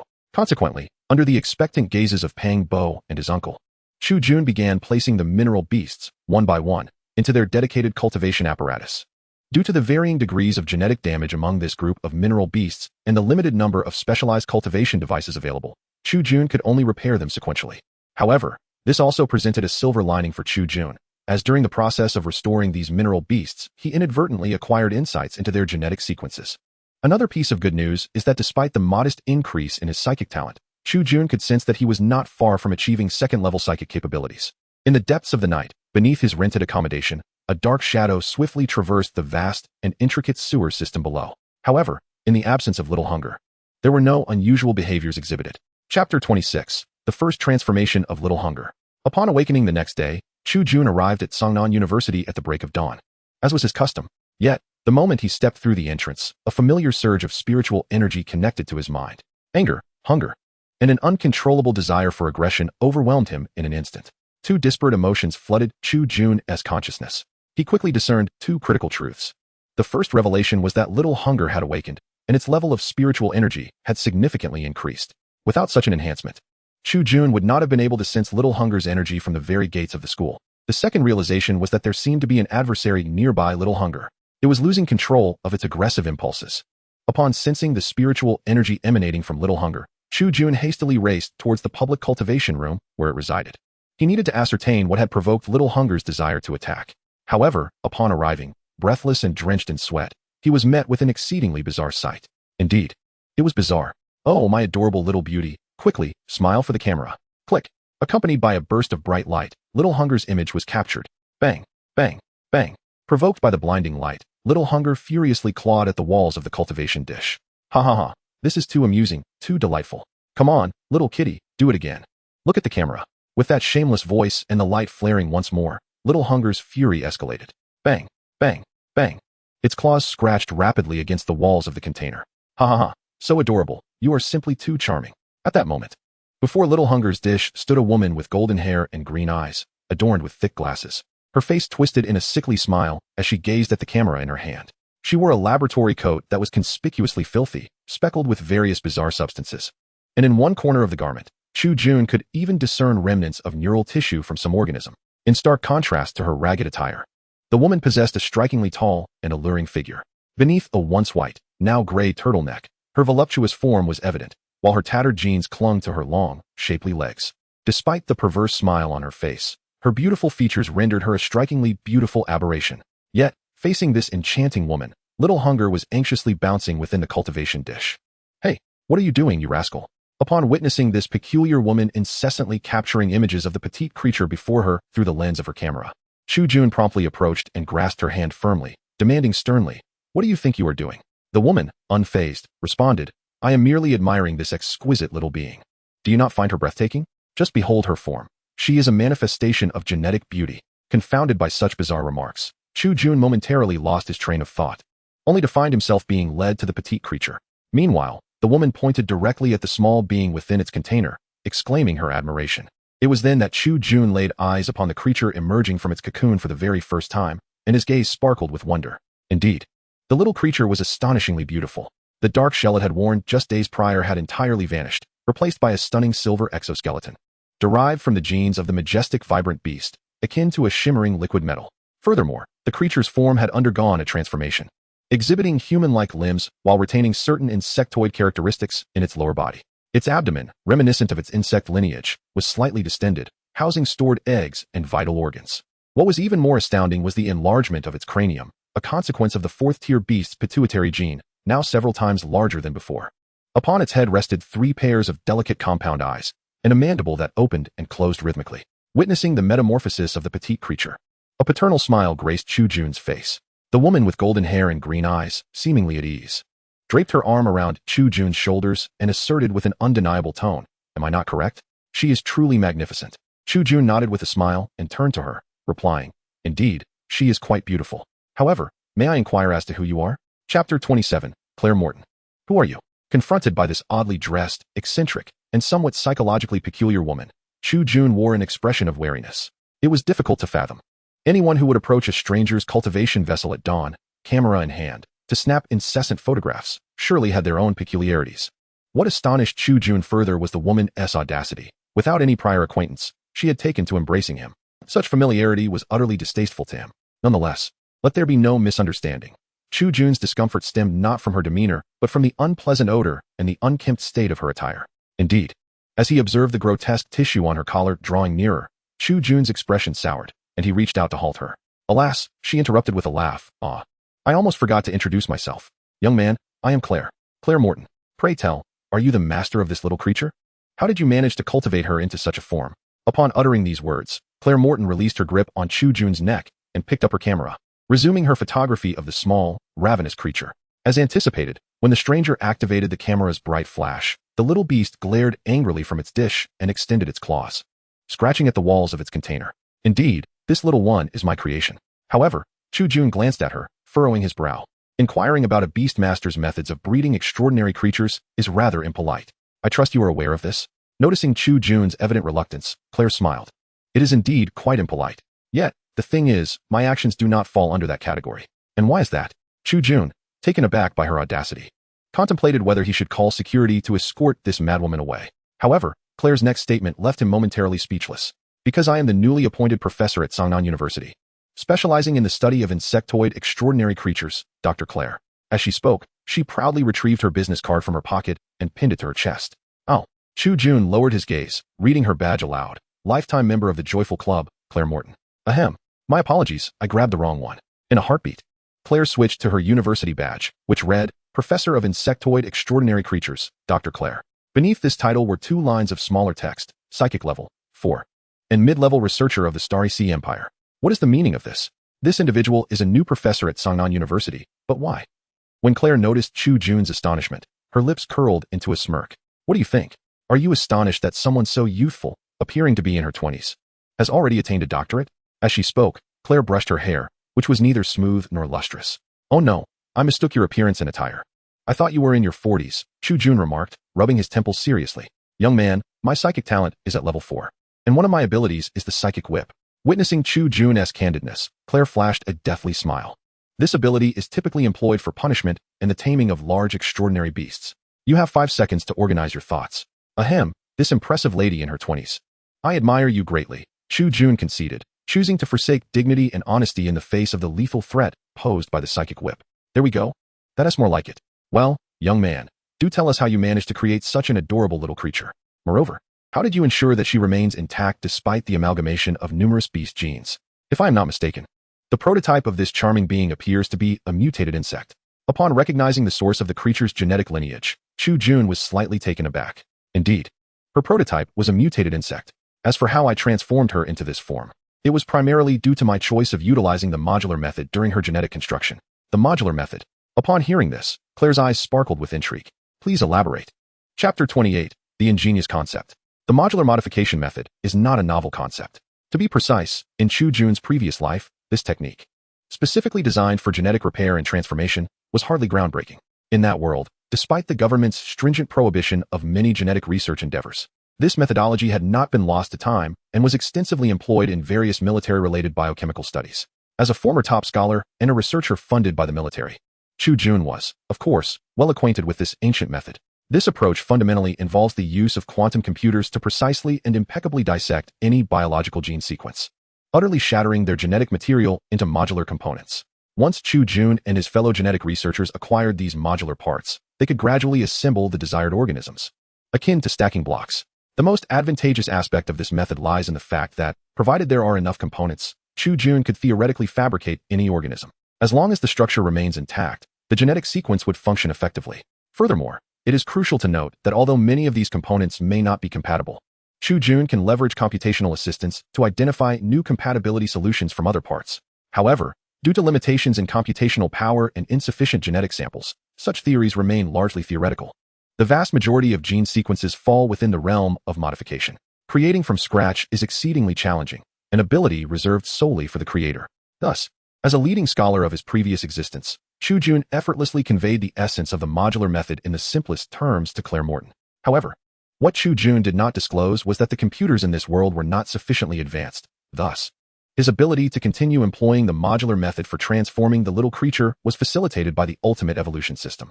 With the aid of this system, he possessed the capability to analyze and deconstruct any genetic sequence. Conversely, for another individual, reliance on a computer would be imperative. Upon hearing Chu Jun's narration, Claire Morton found herself lost in contemplation. A genius. A stroke of genius. She gazed intently at Chu Jun with her emerald eyes and remarked earnestly, "Your approach, while not entirely novel, many beast tamers have proposed similar ideas, possesses a uniqueness that sets it apart. Moreover, your modular method appears to address a pivotal issue in the genetic cultivation of exotic beasts, the incompatibility of gene sequences." Yes, precisely. Envisioning genes as building blocks is quite a reasonable concept. Although the world has long engaged in the breeding of exotic beasts, integrating them into the fabric of everyday life, the advancement of technology in this realm is still in its infancy. Thus, these solutions, which should have surfaced long ago, have yet to materialize. With this thought, Chu Jun shrugged and placed his hand on the small creature's cultivation dish, closing his eyes to attune himself to its current condition. It was an unremarkable act. When the little creature, now affectionately named Little Hunger, saw its master place a hand before it, it excitedly pressed its own appendage against the glass barrier. Despite the transparent divide, Chu Jun could sense a newfound emotion, happiness, emanating from Little Hunger as it recognized him. "Hey," Claire Morton exclaimed with palpable enthusiasm. "You ought to document this idea and publish a paper. Furthermore, thank you for sharing. Your insights have granted me a fresh perspective on my own exotic beast." To express her gratitude, she added, "Little one, don't leave after school. Come to my office. I have a precious gift for you." With a chuckle, she exclaimed, "Building blocks? What a brilliant concept." And with that, the eccentric and somewhat frenzied Claire hurried away, leaving Chu Jun in a state of bewilderment. "Crazy," he muttered, shaking his head at her retreating figure. Turning his attention back to Little Hunger, he declared, "Now that you have completed your evolution, let us assess your current combat prowess." Chapter 29. Experiments and Testing in the Experimental Zone of Tsangnan University. A notice blared. Exotic beasts for experimentation have been released. Participants are advised to maintain a safe distance. With a thunderous sound, the steel doors swung open, and 5 ravenous horned wolves surged forth from their cages. They howled hungrily, attempting to devour everything in sight, while violently using the horns atop their heads to break through barriers. However, as the enclosure containing Little Hunger was unlocked, the 5 starving horned wolves swiftly identified their target. In an instant, without much communication, they darted towards Little Hunger like shadows. Yet, the evolved Little Hunger was no longer the frail insect it once was. At this moment, she had evolved to nearly 2 meters in height, her weight exceeding 200 kilograms. More importantly, the Little Hunger within her was equally ravenous. With a swift motion, she unleashed her claws, cleaving open the abdomen of a charging horned wolf midair, causing it to yelp in agony as it fell to the ground, lamenting its fate. Unfazed, the Little Hunger utilized her formidable bulk as momentum, driving one of her long, spider-like legs into the skull of the fallen horned wolf. In an instant, its suffering was brought to an end. The remaining 4 horned wolves, witnessing this, promptly initiated a brief communication. They swiftly maneuvered, evading the direct assault of the Little Hunger, and within mere seconds, surrounded her from 4 different angles. Be wary of your back. Do not fall prey to a sneak attack. Eliminate them one by one. Observing this scene, Chu Jun immediately channeled his thoughts into the Little Hunger's mind using his psychic energy. Although she could not fully comprehend complex commands, she grasped the essence of her master's intent. With grace and speed, she propelled herself towards one of the horned wolves, her 6 spider-like legs moving elegantly. The horned wolf, perceiving her advance, retreated, allowing its companions to attempt a surprise attack on the Little Hunger. However, just as one of them prepared to strike, she halted, leveraging her stable base to pivot her body, landing a claw upon one of the horned wolves. Simultaneously, she seized another, who had been too slow to evade, sinking her mandibles into its waist with fierce tenacity. With the defeat of these 2 horned wolves, the remaining pair lost any hope of victory, falling easily to the Little Hunger's might.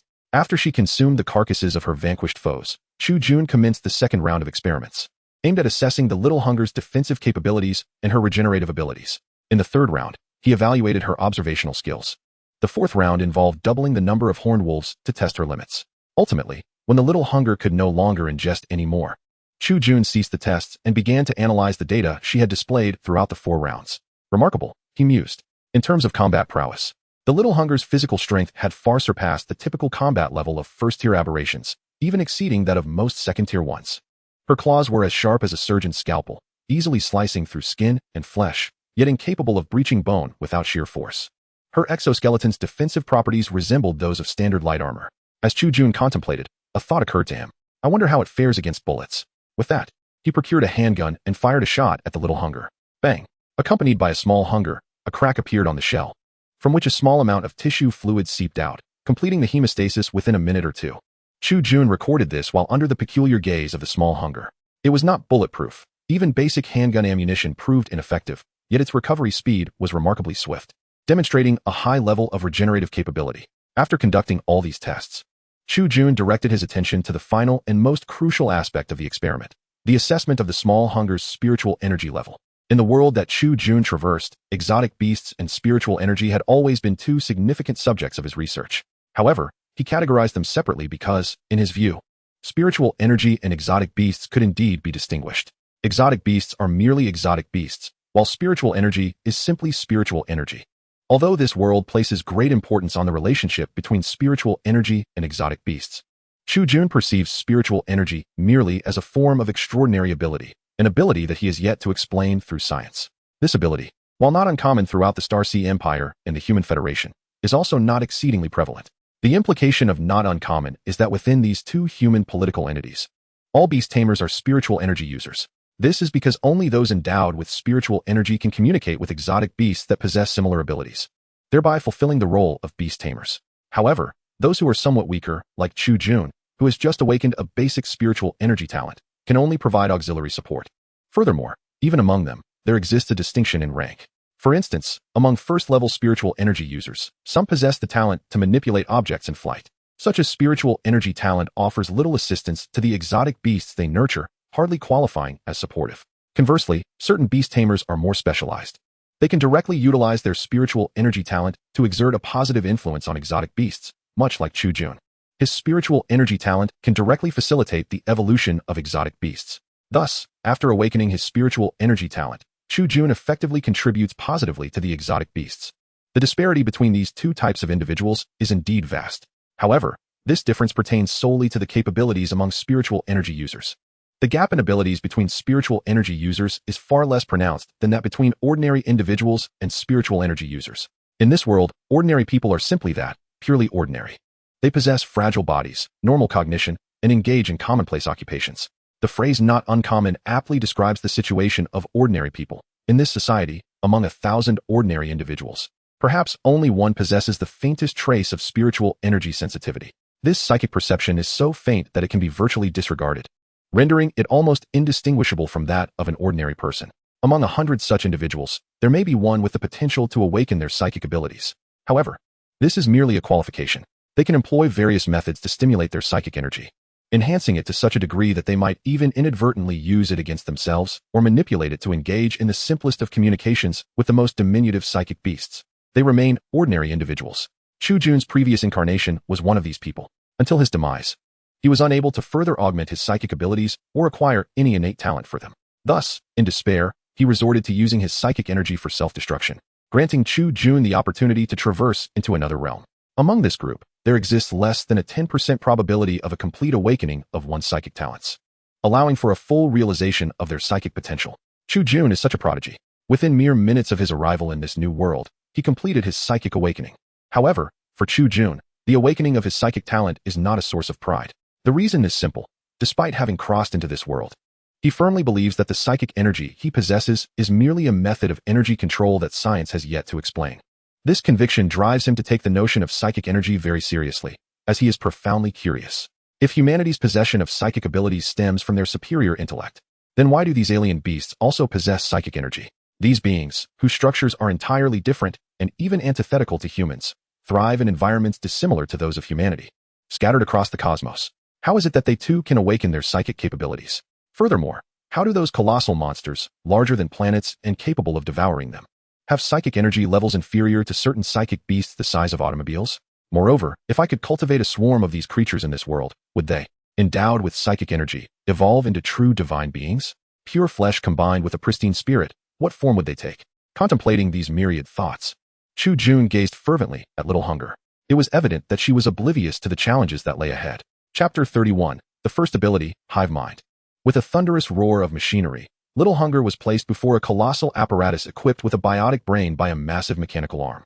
This device, fashioned from a secondary psychic beast known as the Data Beast, was a creation of Tsangnan University. Nevertheless, this machine can only be deemed a basic model. Due to its computational power, it merely matches the processing capabilities of the machine terminals acquired by the Human Federation. The true upgraded version is a data terminal fabricated from a Data Beast brain, boasting a 7th-level psychic energy grade. Its computational prowess is not only sufficient to manage the entire database of Tsangnan University, but also capable of allocating a substantial portion to bolster the defense operations of the Star Ocean Empire.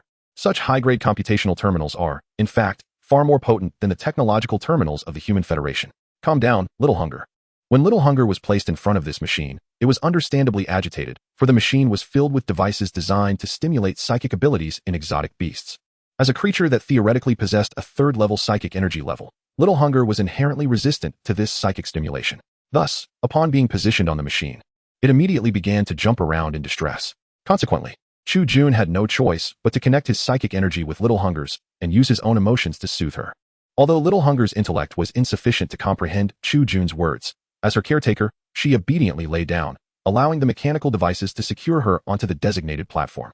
Observing this, Chu Jun promptly activated the apparatus, selecting to stimulate Little Hunger's psychic energy, prompting her to awaken her latent abilities. In an instant, accompanied by the machine's roar, a torrent of immense psychic energy surged forth, impacting Little Hunger's body. At that very moment, Chu Jun also experienced a sensation akin to pain emanating from Little Hunger's psychic energy. As a beast tamer, he could not sever the connection with Little Hunger. To do so would be tantamount to abandoning her, leaving her to endure suffering alone on the machine. Thus, under the apparatus's influence, Chu Jun shared in Little Hunger's anguish. However, unexpectedly, he halted the machine. The sole reason for this interruption was that Little Hunger, after only a brief stimulation, had awakened her first psychic ability. How could this happen so swiftly? Chu Jun was quite astonished by Little Hunger's rapid awakening of her psychic powers. Theoretically, any exotic beast capable of awakening psychic abilities, barring those born with them, requires prolonged stimulation to achieve such an awakening. Yet, for Little Hunger to do so in such a short span was exceedingly rare. As if she had long been prepared to unveil her psychic abilities, merely concealing them until now. Driven by curiosity, Chu Jun extended his psychic energy toward Little Hunger. And in the next moment, he discerned her ability through his own psychic prowess. It was a power known as swarm intelligence. Oh, when Chu Jun witnessed this psychic ability, his eyes lit up with intrigue. This ability was exceedingly rare and predominantly manifested in insect-like creatures. The hive mind capability allowed the Little Hungry to exert control over her offspring. Each descendant of the Little Hungry was, in essence, a mere extension of her being, sharing her cognitive framework and adhering strictly to her governance. More crucially, with the acquisition of this ability, the Little Hungry would ascend to become the undisputed matriarch of her kind. At this juncture, Chu Jun's gaze fell upon the abdomen of the Little Hungry, and he began to comprehend certain truths. Thus it became clear to him, no wonder the Little Hungry had prepared for oviposition so early. She had always yearned to become a creature of the collective. With this realization, Chu Jun gently lowered the Little Hungry using machinery, though she retaliated by scratching the apparatus behind her before finally entering the incubator under his soothing assurance. However, while the Little Hungry's prolificacy could significantly expedite his research, a pressing issue arose. He could not possibly nurture so many Little Hungry at once, given that there was only one incubator. But inspiration struck. Just as Chu Jun pondered how to accelerate his research, an ingenious idea blossomed in his mind. He devised a method that would incur no expense while hastening his studies. Chapter 32. The Talking Moth. He could cast the Little Hungry's eggs into the sewers and allow them to mature autonomously. Although the sewer environment was far from ideal, the progeny of the Little Hungry would inherit her remarkable digestion and growth capabilities. The decaying matter discarded in the sewers, along with the small creatures that thrived on it, would serve as ample sustenance for the Little Hungry. Moreover, the sewers housed a multitude of vagrants, an abundant source of high-quality meat. If he exercised a modicum of control to prevent too many vagrants from vanishing, the government of Tsangnan City would likely remain oblivious to his activities. A smile crept across Chu Jun's face at the thought. This was indeed a brilliant idea. Given that the Little Hungry's genetic structure still bore the hallmarks of a mutated insect, Chu Jun recalled that her eggs should possess an exceptionally rapid hatching capability, akin to that of mutated insect eggs. Thus, he perceived his plan as exceptionally sound. It not only addressed the issue of the Little Hungry's offspring, but also alleviated his current financial constraints. The only potential concern lay with the vagrants in the sewers. However, in his previous life, Chu Jun had been dismissed by the academic mainstream precisely because of his ruthless and inhumane research methodologies. Without hesitation, Chu Jun, having validated his concept, promptly instructed the little hungry in the incubation chamber to commence oviposition. He prepared to discreetly remove the eggs from the incubation chamber, intending to place them into the sewer for autonomous hatching. Upon sensing her master's urging, Little Hunger was filled with an unusual excitement. Her swollen abdomen rose prominently, accompanied by a series of soft popping sounds. Dozens of grayish-white insect eggs were expelled from her. As a mechanical device gently collected these eggs, Chu Jun carefully placed them into a portable container. However, an unexpected revelation struck him. Wait, why are the genetic sequences of these eggs all fragmented? Just a moment ago, he had been reveling in his clever idea, but now he stood frozen in disbelief. He noticed that none of the eggs he had just acquired possessed a complete genetic structure. Although these eggs appeared structurally intact, their genetic sequences were severely deficient and incomplete. This meant that under such circumstances, Little Hunger's eggs were not only incapable of hatching, but, even if they did hatch, they would certainly not resemble what Chu Jun had envisioned. Damn it, what is going on? Observing the eggs within his container, confusion clouded Chu Jun's eyes. He could not comprehend how this issue had arisen, nor why the eggs were in such a state. If he hadn't repeatedly confirmed that Little Hunger's genetic sequence was flawless, he might have begun to question whether Little Hunger herself shared this same predicament. Damn it. He was at a loss. Several hours later, as he walked through the campus, he lamented his plight. At that moment, he still had not uncovered the crux of the problem. Sigh. It seemed he would have to postpone further contemplation until tomorrow. Perhaps he should grab something to eat. Feeling somewhat dazed, Chu Jun resignedly headed towards the school exit in search of sustenance. Just as he was about to reach the school gate, however, a creature resembling a moth, larger than his own head, suddenly lunged at his face. What is this thing? Startled by the massive moth, Chu Jun instinctively swatted it away and leaped to the side of the road. Strangely, the moth did not flee far. Instead, it hovered nearby. Its compound eyes fixated intently on Chu Jun. Wait, is this creature an extraordinary beast? From this peculiar moth, Chu Jun suddenly sensed a surge of spiritual energy. In the next moment, a jaw-dropping scene unfolded before him. Humph, I am no ordinary beast, for I am the most beautiful creature in this world. The moth spoke suddenly. Chu Jun stood dumbfounded. Chapter 33. The experimental entity of a beast merged with human genes. No, this is not an ordinary moth. It seems that this moth beast has fused with human genes. The reason for Chu Jun's contemplation stemmed from his observation that the countenance of the colossal moth bore a semblance to human anatomical features. However, these human traits were grotesquely misshapen and distorted, as if someone had violently torn their facial skin away, carelessly kneaded it, and then forced it into the moth's body, merging with its very essence. It appeared that the results of this genetic manipulation were far from ideal. Yet, despite the malevolence and ugliness of such an alteration, it proved effective, enabling this aberrant creature to emit sounds akin to human speech. Gazing at this unmistakably intelligent monstrosity before him, Chu Jun could not help but furrow his brow. The creation of such a beast from human genes was an exceedingly grave offense in the Starsea Empire. Moreover, the owner of this creature dared to bring such a blatant affront to human genetics into Songnan University. Did he not fear the exposure of his experimental offspring? It must be said, this madman possessed audacious courage. Just as Chu Jun was lost in his thoughts, the moth spoke once more. Hey, what are you muttering about? The humanoid moth flitted around Chu Jun like a playful sprite, addressing him. Hurry up, my mother wants to invite you over. Taken aback by the moth's words, Chu Jun paused. Mother? What is this creature babbling about? As he pondered this, the grotesque moth suddenly shook its body, scattering a fine powder from its wings. In an instant, this powder enveloped the moth, rendering it nearly invisible against the night sky. Although this invisibility was not flawless, as one could still perceive a distortion in the space around it, under the cloak of night, Chu Jun would find it exceedingly difficult to detect without utilizing his psychic energy to lock onto its presence. Upon witnessing this, Chu Jun immediately grasped the situation. The creature before him not only possessed fundamental human intelligence, but also wielded the ability to become invisible through psychic energy. The individual responsible for creating this being must surely be no ordinary person. With this realization, Chu Jun inquired of the moth, "Your mother, could it be Dr. Claire?" He recalled that Dr. Claire had mentioned she wanted him to visit her laboratory that evening, to reward him with something for his previous discussion on the building block method. However, upon hearing Chu Jun's words, the humanoid moth chuckled and replied, "Who is Dr. Claire? When I say mother, I mean mother." Indeed, while the moth exhibited a degree of intelligence, it lacked the capacity to comprehend overly complex matters. Thus, to clarify everything, Chu Jun waved his hand. "All right, I understand. Lead the way." Although Chu Jun was aware of the location of his mentor's laboratory, he opted to harness his psychic energy to lock onto the moth, in order to confirm that it was indeed a creature engineered by Claire Morton. As anticipated, after a brief walk, the entity, which claimed to be the most beautiful of aberrations, led Chu Jun directly to Claire Morton's laboratory. However, before Chu Jun could knock on the door, the moth imitated Claire's voice to utter the access code and fluttered inside. Curious, Chu Jun followed closely behind, entering the depths of Claire's laboratory. "Sisters, we have a guest." The voice of the moth echoed throughout the laboratory, and suddenly, Chu Jun was enveloped by a cacophony of rustling sounds around him.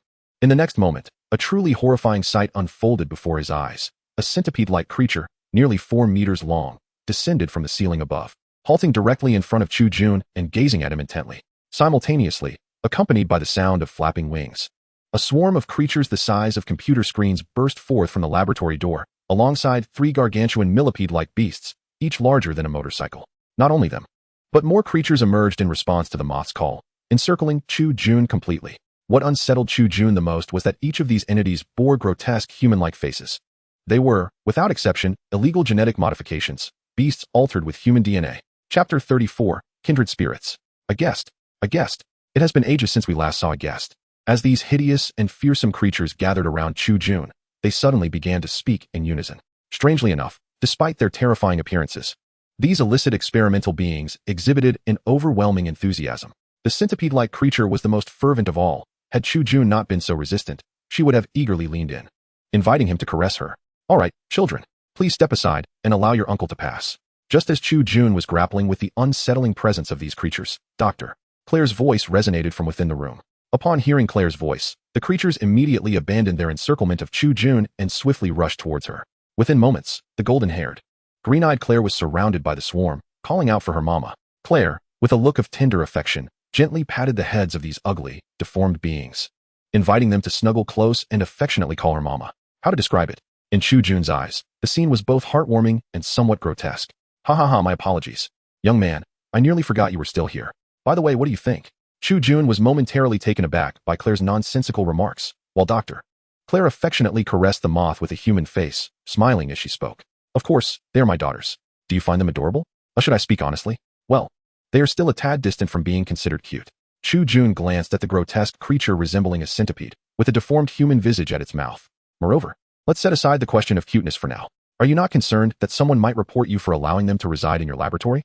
In the Star Sea Empire, integrating human genes into the genetic sequences of other beasts is a grave offense." Humph. Observing Chu Jun's serious demeanor, Claire waved her hand dismissively. "If someone else had said that, I might have agreed. However, coming from you, it is quite unsettling. After all, I am well aware that you and I belong to the same ilk. The law holds little significance for individuals like us. The more taboo the research, the more it ignites our curiosity." "Why do you say that?" Chu Jun frowned, irritation evident in his voice. "Furthermore, I do not believe we are alike." Gazing at the disheveled and eccentric Claire Morton before him, Chu Jun resolutely distanced himself from her. Despite the truth in her words regarding certain aspects of his character, Claire erupted into laughter upon noticing his stubbornness. "Haha, all right. Deny it if you wish. But if I am not mistaken, you must have recently awakened your psychic abilities. At this moment, you may not fully comprehend that psychic energy is essentially the overflow of a person's mental energy. While it may be difficult for ordinary individuals to grasp, to a psychic, especially one above level 3, each person's psychic energy radiates a unique glow. These psychic auras allow other psychics to perceive a general sense of one's character. Moreover, there exists an unwritten principle among higher-level psychics. Individuals with similar thought patterns tend to emit comparable psychic energies. Unless you possess sufficient rank and deliberately conceal your aura, your fundamental character will inevitably be revealed. Thus, as a level 4 psychic, when I first laid eyes on you, I was almost certain that you are akin to me. Your inherent indifference and madness, your disdain for ordinary people, your disregard for the law, these are aspects you cannot hide. Do you agree with me, Chu Jun?" Claire teased with a playful smile. Chu Jun lowered his head in silence. After a brief pause, he lifted his gaze and addressed Claire. "Let us confirm your assertions once I ascend to a higher level of psychic ability. Now, I find myself consumed by curiosity. What is it that you summoned me for?" Observing Chu Jun, who still harbored doubts about himself, Claire chuckled softly. "I called you here because you proposed an intriguing concept, the building block method of genetics. This approach has resolved a pressing dilemma of mine. To express my gratitude for your assistance, I am prepared to offer you a generous reward." Chapter 35, The Unknown Parasite. Noticing Claire Morton approach him with a sickly smile and disheveled appearance, Chu Jun coldly remarked, "Hey, I must warn you. If you dare to engage in any peculiar behavior towards me, I will summon the campus security." Seeing Chu Jun's evident resistance, Claire's morbid grin slightly diminished, and she narrowed her eyes. "Humph, do I strike you as a woman driven by insatiable desires? While I may have a fleeting thought about you, I am not so out of control, mainly because I currently lack suitable sedatives. If I did have some. Cough cough. Chu Jun cleared his throat, signaling her to temper her demeanor. All right. I was merely jesting. In truth, what I genuinely wish to reward you with is a clandestine glimpse at the recent discoveries at Songnan University. Trust me, you will be utterly fascinated. Without waiting for Chu Jun's refusal, Claire seized his hand and led him out of her private laboratory. However, before departing, Claire cautiously ensured that her daughters were well hidden. Moments later, a bewildered Chu Jun followed Claire through a remarkably concealed underground passage, arriving at the most secretive laboratory within Songnan University. Yet, as soon as he entered this hidden sanctum, he was astounded to find, at the center of the deserted laboratory, an operating table displaying an eerily familiar specimen. What is this? Wait, could it be a parasite? At that moment, it became clear that this creature had not merely been dissected. Portions of its tissue had been cast into a nearby analyzer for examination and testing. On the adjacent operating table lay several deceased surveillance beasts, their abdomens fully opened, revealing glimpses of similar white parasites writhing within their bodies. It was only now that Chu Jun grasped a crucial realization. Could it be that during yesterday's battle, they had succumbed to parasitic infection, resulting in their immediate neutralization? A thought took root in Chu Jun's mind, refusing to dissipate. You must have noticed by now. Chu Jun, Claire remarked, observing the shift in his expression. These parasites are indeed quite extraordinary. Chu Jun, sensing her implication, directly inquired, are you already privy to certain details? Do not hold back. Just speak candidly. Claire teased as she playfully lifted Chu Jun's chin with her finger, a smile gracing her lips. I knew you would be this curious. However, if you wish to uncover such confidential matters, you must consider the price for your inquiry tonight. She chuckled, quickly adding, just a jest, merely a jest. Chu Jun seized Claire's fidgeting finger and gently tugged it downward. All right, you humorless little rascal, I do have some insider knowledge. She continued, first and foremost, do you know its origin? Chu Jun shook his head. It hails from Songnan City. Chapter 36, Invasion and Theft. Upon concluding Claire's account, Chu Jun's brows furrowed in concern. Are you certain? This aquatic mollusk, having been deemed suitable as feed, suggests a crucial point. It lacks any aggressiveness. Such a creature, compared to the monstrosity before us, cannot be regarded within the same realm. Moreover, Chu Jun glanced at Claire with utmost seriousness. If my memory serves me right, you have only recently enrolled at Songnan University. How could you possibly access this information? It seems you lack the qualifications to be here. In response to Chu Jun's inquiries, Claire crossed her arms, a confident smile illuminating her face. That is simply because when I commenced my position a few days ago, I infiltrated Songnan University's information core using my tapeworm squad. Under the influence of my tapeworms, the entire university appeared utterly transparent to me. Oh, by the way, Chu Jun, your academic performance over the past few years leaves much to be desired. With that, she gave him a thumbs up. You insufferable wretch. Following Claire's revelation, a chill coursed through Chu Jun's spine. Gritting his teeth, he turned to the audacious woman beside him. No wonder you had me enter this secret laboratory through the back door. You are utterly deranged. Chu Jun's anxiety stemmed from the perilous nature of their actions. Should they be discovered by the university's guards, the consequences would extend far beyond mere expulsion. Imprisonment would be a very real possibility. Although Chu Jun was indifferent to the laws of ordinary people and unconcerned with any abstract notions of ethics or morality, he was acutely aware of the dangers of hunger. He certainly did not wish to be incarcerated before he could cultivate the insect race he so desired. Come now, do not speak so harshly. I am doing this for your benefit, Chu Jun, Claire said with a grin upon witnessing his fury. I have yet to share with you the most alarming details. What details? He inquired. The intelligence indicates that, despite only having one night to develop, these parasitized sentinel beasts have already increased in size by 5% and exhibit remarkable aggression. Thus, the esteemed professors of Songnan University have reached a unanimous conclusion. This unprecedented parasite possesses formidable capabilities. On one hand, it has the ability to transform the physicality of its host, rendering them significantly more powerful. On the other, these parasites seem to possess the capacity to manipulate the host's brain, endowing them with remarkable aggression and ensuring their obedience to the commands of these parasites. After listening to Claire's account, Chu Jun's eyes widened in shock. Damn it, no wonder there are no professors left in this area. It seems the Stellar Sea Empire's military intends to take control. Given these two capabilities, despite the many unknowns surrounding this parasite, the military will undoubtedly pursue research on it. Even Chu Jun can grasp the immense military value of such a parasite, let alone the armed forces. You finally understand. Observing Chu Jun's realization, Claire reached out, affectionately ruffling his hair. It is precisely because the military is about to undertake further research on this parasite that I needed you to accompany me here. I plan to seize a portion of the parasites before the military arrives and conduct private research. Are you insane? Chu Jun scoffed disdainfully. If caught, one could face execution. Why would I assist you? I will share half of the parasites I extract with you.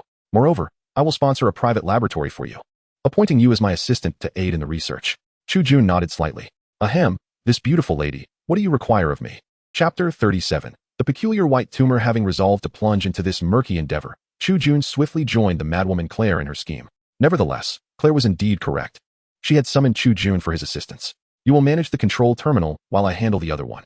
Positioned at either side of a control terminal in the vast laboratory, Chu Jun and Claire prepared for their task. Due to the laboratory's stringent security measures, both of us must simultaneously channel our psychic energy for verification to unlock the containment device.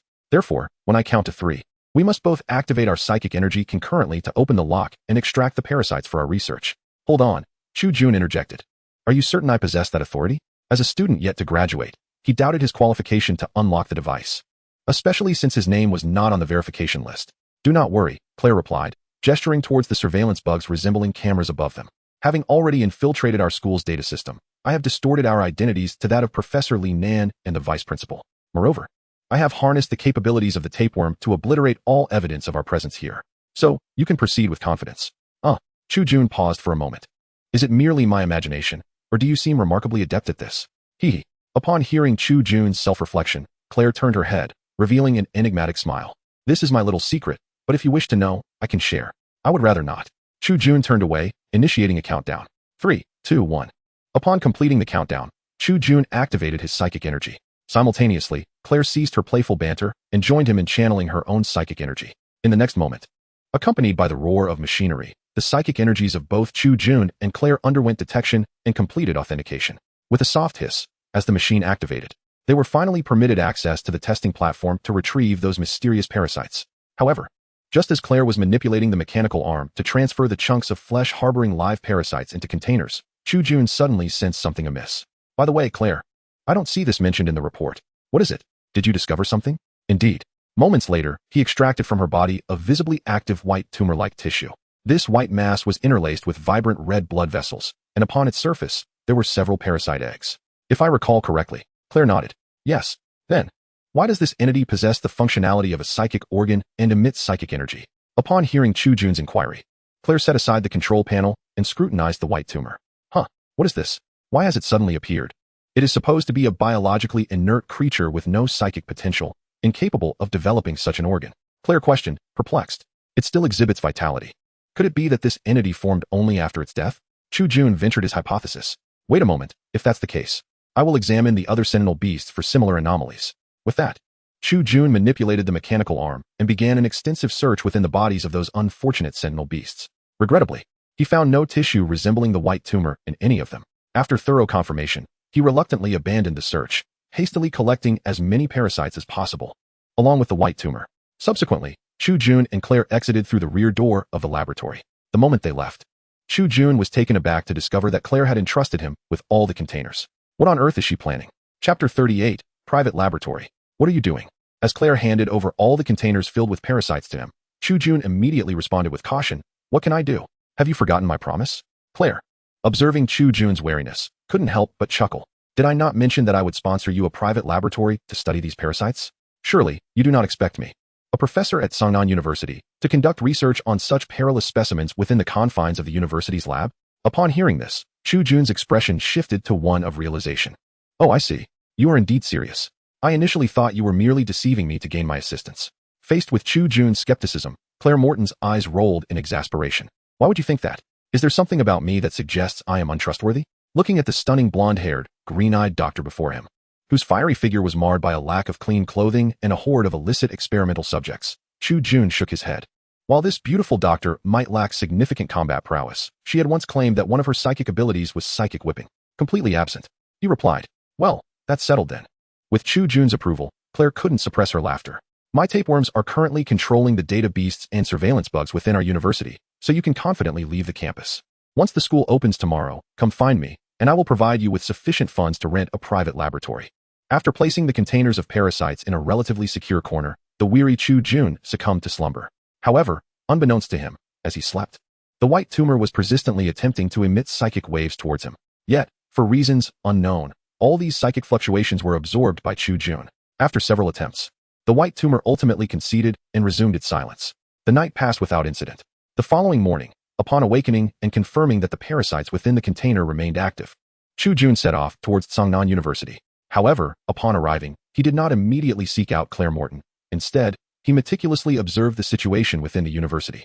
He understood the necessity of exercising utmost caution. Despite Claire being a complete madwoman, he could not afford to be reckless. Once he ascertained that no one seemed to have discovered the intrusion into the secret laboratory the previous night, Chu Jun departed from the public cultivation room. Yet, after leaving, he did not rush to find Claire, but instead headed towards the data center at Songnan University. Hey guys, tonight's match is going to be absolutely thrilling.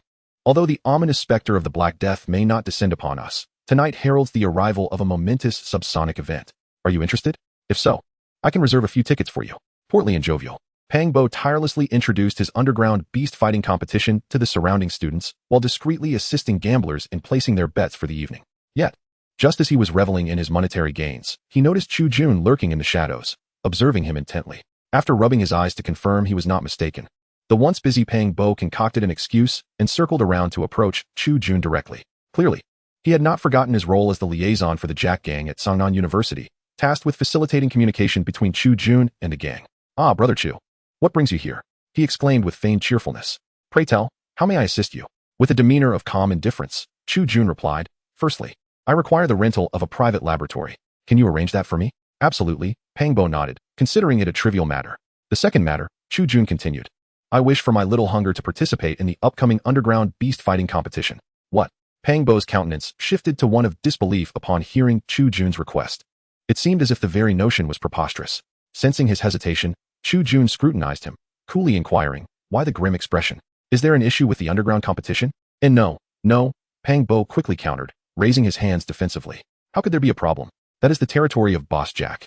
However, after uttering those words, he anxiously glanced around to ensure they were not overheard. Leaning closer to Chu Jun, he whispered conspiratorially, cough, cough. Brother Chu, allow me to share a confidential insight.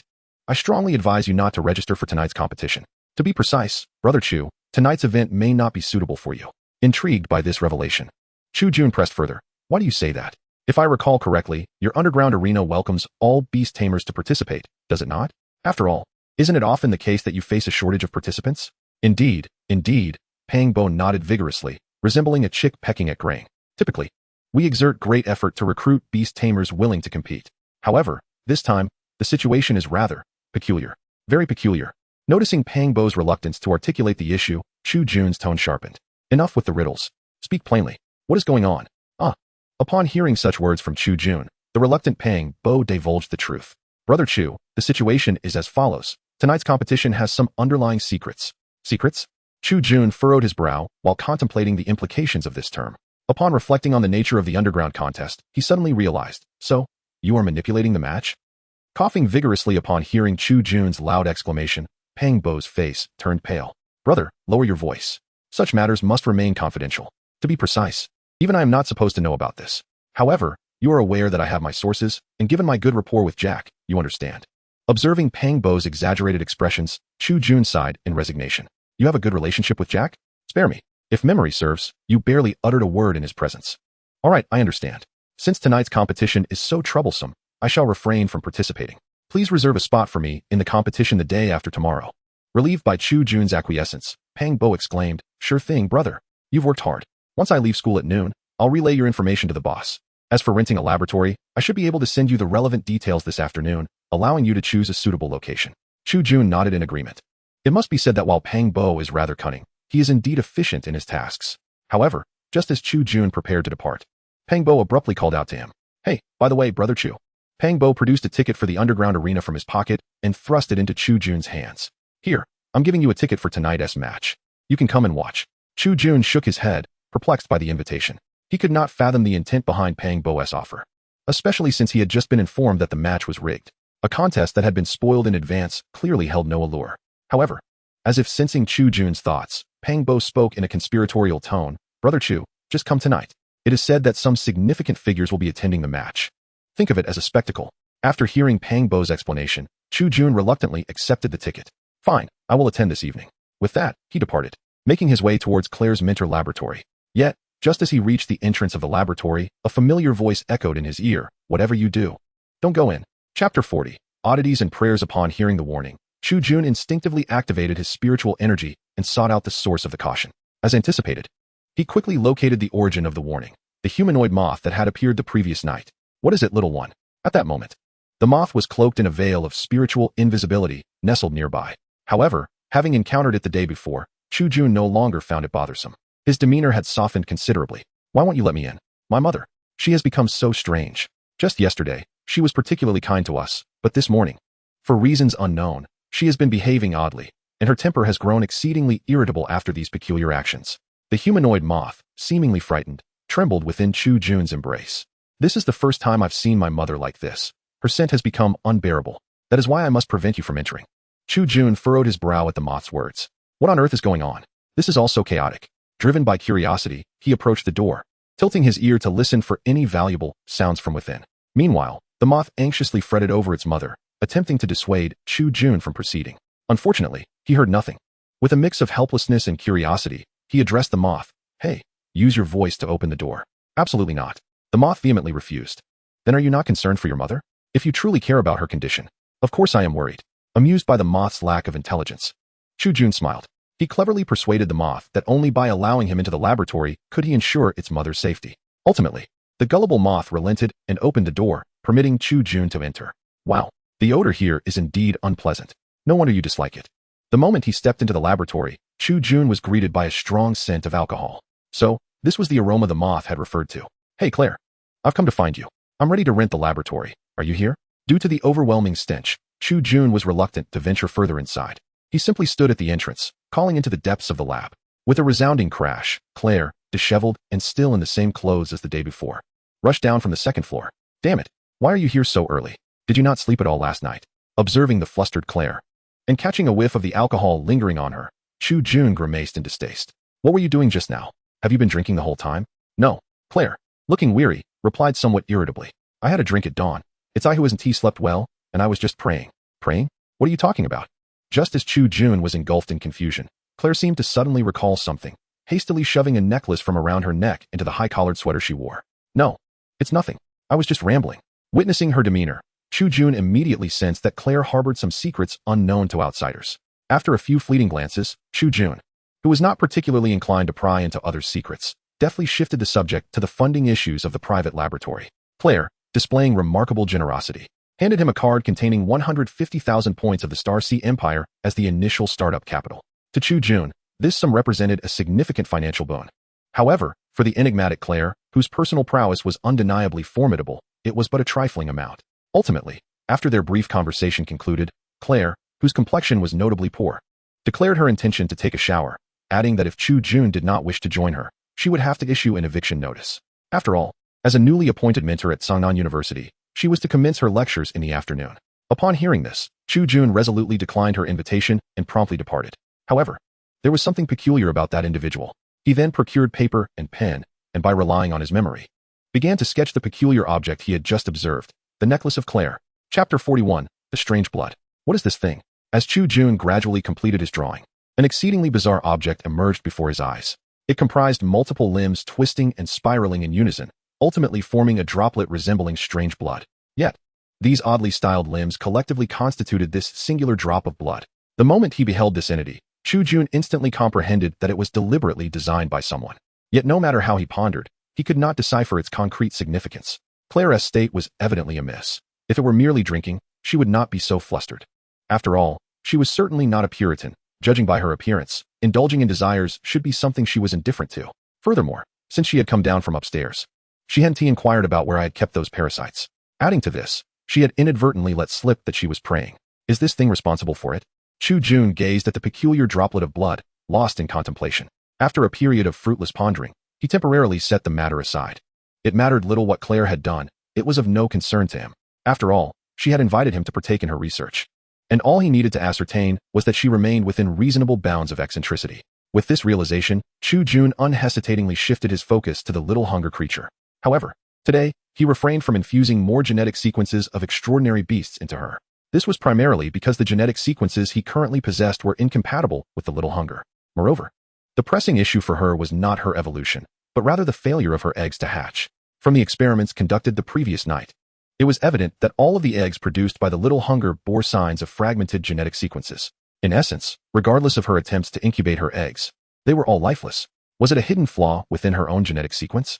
Or did her reproductive system encounter a malfunction? With these questions in mind, Chu Jun conducted another meticulous examination of the little hunger. Regrettably, the results mirrored those of the previous day. Her physical condition was exceptionally sound, one might even say perfect. Her genetic sequence was equally stable. This state of stability was in stark contrast to her eggs, which seemed worlds apart. As for her reproductive system, Chu Jun found no abnormalities during his inspection. Frustratingly, all three aspects showed no irregularities. Where, then, did the problem lie? Ultimately, after exhausting his thoughts, Chu Jun decided to pause the cultivation work for the day. He first took the little hunger to the experimental area, casually consuming a few horned wolves for lunch before heading directly to the data center at Songnan University, hoping to uncover potential answers within the records of this electronic library. However, the profession of beast tamers had existed for far too long, and the accumulation over millennia had resulted in an overwhelming number of papers in Songnan University's database. Even after Chu Jun's preliminary filtering, the quantity of papers pertaining to the infertility of extraordinary beasts was staggering. Alas, there was no alternative but to sift through them bit by bit. Faced with the vast sea of data before him, Chu Jun felt a sense of helplessness. Nevertheless, this situation reminded him that once he had some spare funds, he must invest in the latest model of a psychic biochemical auxiliary brain. This device, produced by Angel Gene Corporation, was a biochemical product designed to assist Chu Jun in his contemplations under psychic linkage. Its purpose was to enhance his cognitive abilities. However, such a powerful item came with a couple of drawbacks. The first drawback was its exorbitant cost. The second drawback was that it was excessively expensive. The current iteration of Chu Jun finds himself in a precarious financial predicament, one that renders him unable to bear the exorbitant costs he faces. Thus, upon traversing into this realm, he has come to a profound realization. To pursue his research endeavors with any semblance of success, he requires monetary resources, substantial amounts of them. Motivated by the impetus of poverty, Chu Jun peruses the academic papers before him while contemplating avenues for generating income. Soon enough, an ingenious idea strikes him. Chapter 42. The mining worms lost to history indeed. I could follow in the footsteps of Pang Bo and his uncle by securing a loan to lease a mining site, employing exotic beasts to unearth valuable resources for profit. However, my focus is not on mining beasts, but rather on mining worms. At this moment, Chu Jun gazes at a paper in his hand titled The Best, yet also the Worst Functional Exotic Beasts, the Disappearing Mining Worms. In his quest to assist Xiao Ji, who faces challenges with her progeny, he has been diligently seeking solutions from beast tamers within the Star Sea Empire who share similar predicaments. During the search, Chu Jun stumbled upon a particularly unique paper. It is deemed special due to its exploration of a remarkable organism, the gradual replacement of mining worms by feral beasts. The paper chronicles how mining worms were cultivated as a novel exotic beast during the early expansion of the Star Sea Empire. Furthermore, they represent humanity's initial foray into harnessing industrial power through mass cultivation of these creatures. Possessing formidable adaptability, these worms exhibit a digging speed rivaling that of mining beasts.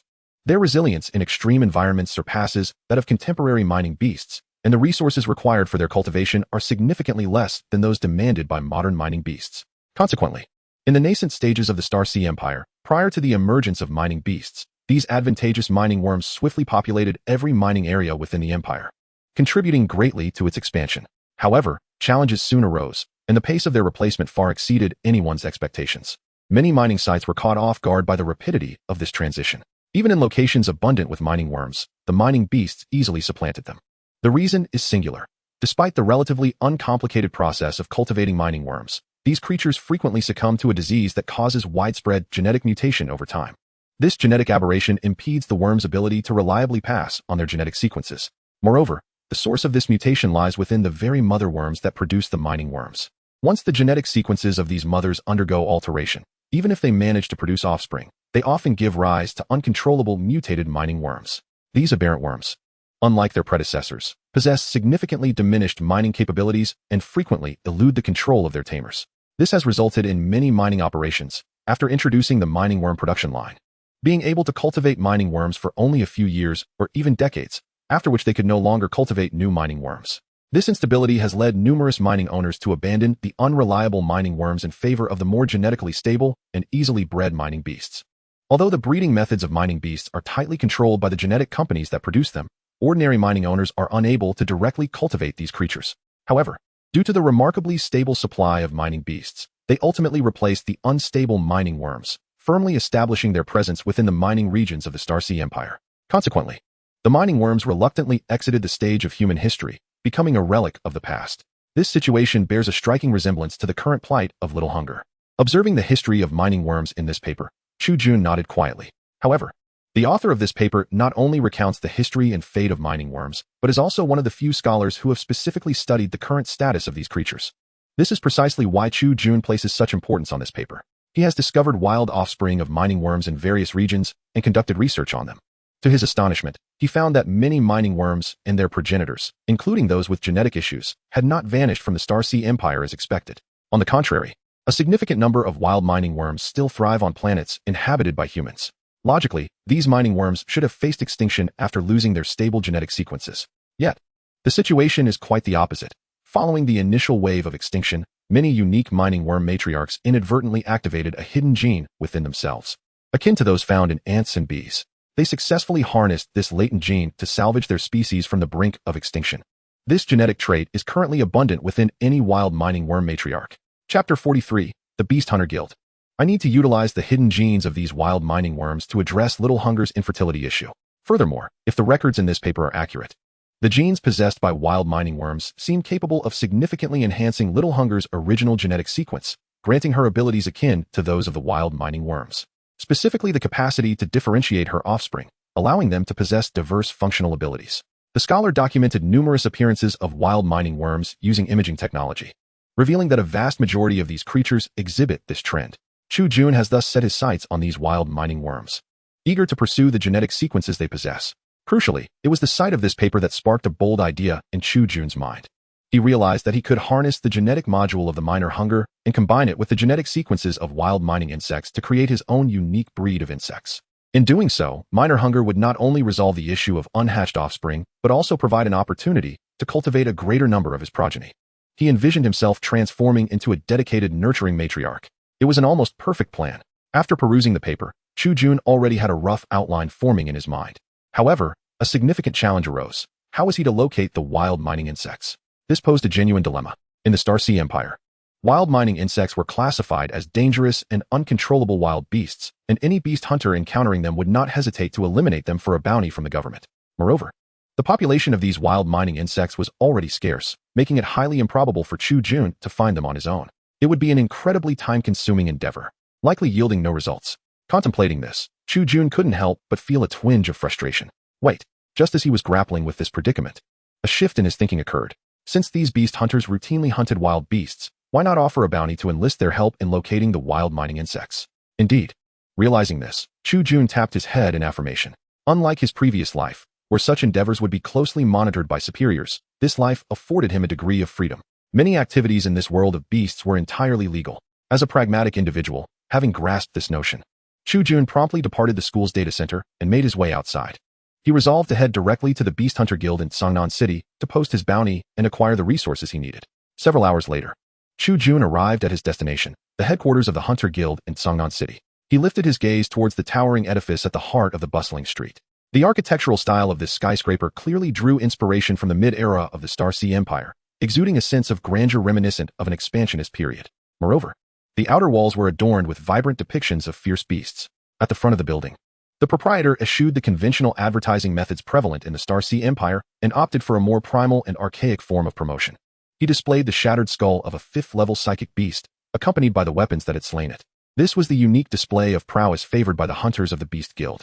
They express in this manner that, even if they are not beast tamers, they possess the capability to eliminate monstrous creatures. Such a scene is indeed exceedingly rare, even in Chu Jun's memories. It is truly peculiar.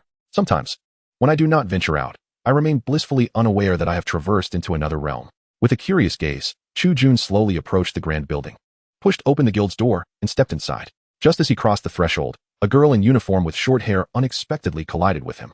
Perhaps due to a momentary slip, she suddenly tumbled into his embrace. Blast it!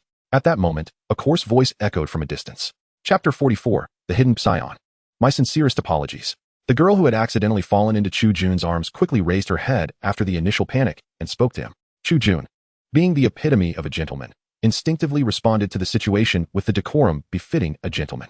He gently pushed the girl who lingered in his embrace away and deftly sidestepped to the side. Clearly, although he was unaware of the unfolding circumstances, he understood that, in most cases, such an encounter typically heralded trouble. As anticipated, once Chu Jun had pushed the short-haired girl away and retreated to the side, A man clad in practical armor hastily approached her, his voice filled with concern. Guoling, are you alright?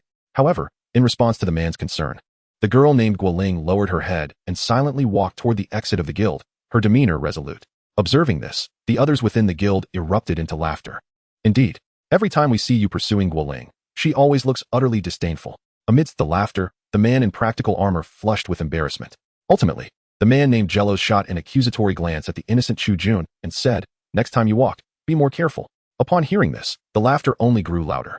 After venting his impotent rage, Jello swiftly exited. Attempting to catch up with the already departing Guoling, Chu Jun turned his head. Glancing through the open door towards the girl named Guoling, his brow furrowing in contemplation. At that moment, another girl in guild attire approached Chu Jun and said, Sir, I sincerely apologize for the recent incident. As she offered her apologies, she began to explain, Jellos is our guild's premier hunter, renowned for his high success rate in missions. However, as you can see, he is rather dim-witted and possesses a rather impulsive nature. After listening to the girl's account, Chu Jun waved his hand, signaling that it was unnecessary. In truth, he held little regard for that fellow Jellos. After all, no matter how humanity evolves, the presence of sycophants in society remains unyielding. What truly piqued his interest was the girl named Guoling. However, let there be no misunderstanding. His concern for her stemmed entirely from the moment of their collision, during which this seemingly frail girl unleashed an incredibly formidable surge of psychic energy in an instant. She was unequivocally a psychic adept, and moreover, an exceptionally powerful one. Although the intensity of this energy was not vast, it was ferociously wild and chaotic, despite the fact that this psychic aura lingered for less than a second.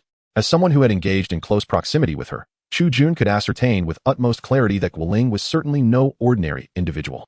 Her seemingly innocent and delicate appearance was merely a fade. Yet, why would someone so powerful choose to masquerade as a guild attendant? This conundrum baffled Chu Jun. No matter, I am merely here to issue a commission, he thought to himself, shaking off the recent events. He turned to the guild attendant before him and offered a smile. Regardless of Guoling's eccentricities, they bore no relevance to him. After all, Chu Jun's sole purpose for being here was to submit his request. As for any clandestine secrets within the Beast Hunter Guild, he was not the least bit interested. Thus, he swiftly composed himself and inquired, by the way, could you please inform me how the commission fees are calculated within our guild? Upon hearing his question, the girl in uniform beamed and promptly led Chu Jun to the front desk. Meanwhile, on the other side, Guoling cursed under her breath, damn it. Did that guy just discover me? When she lifted her gaze again, the innocence and delicacy on her face had vanished, replaced by an unmistakable coldness and severity.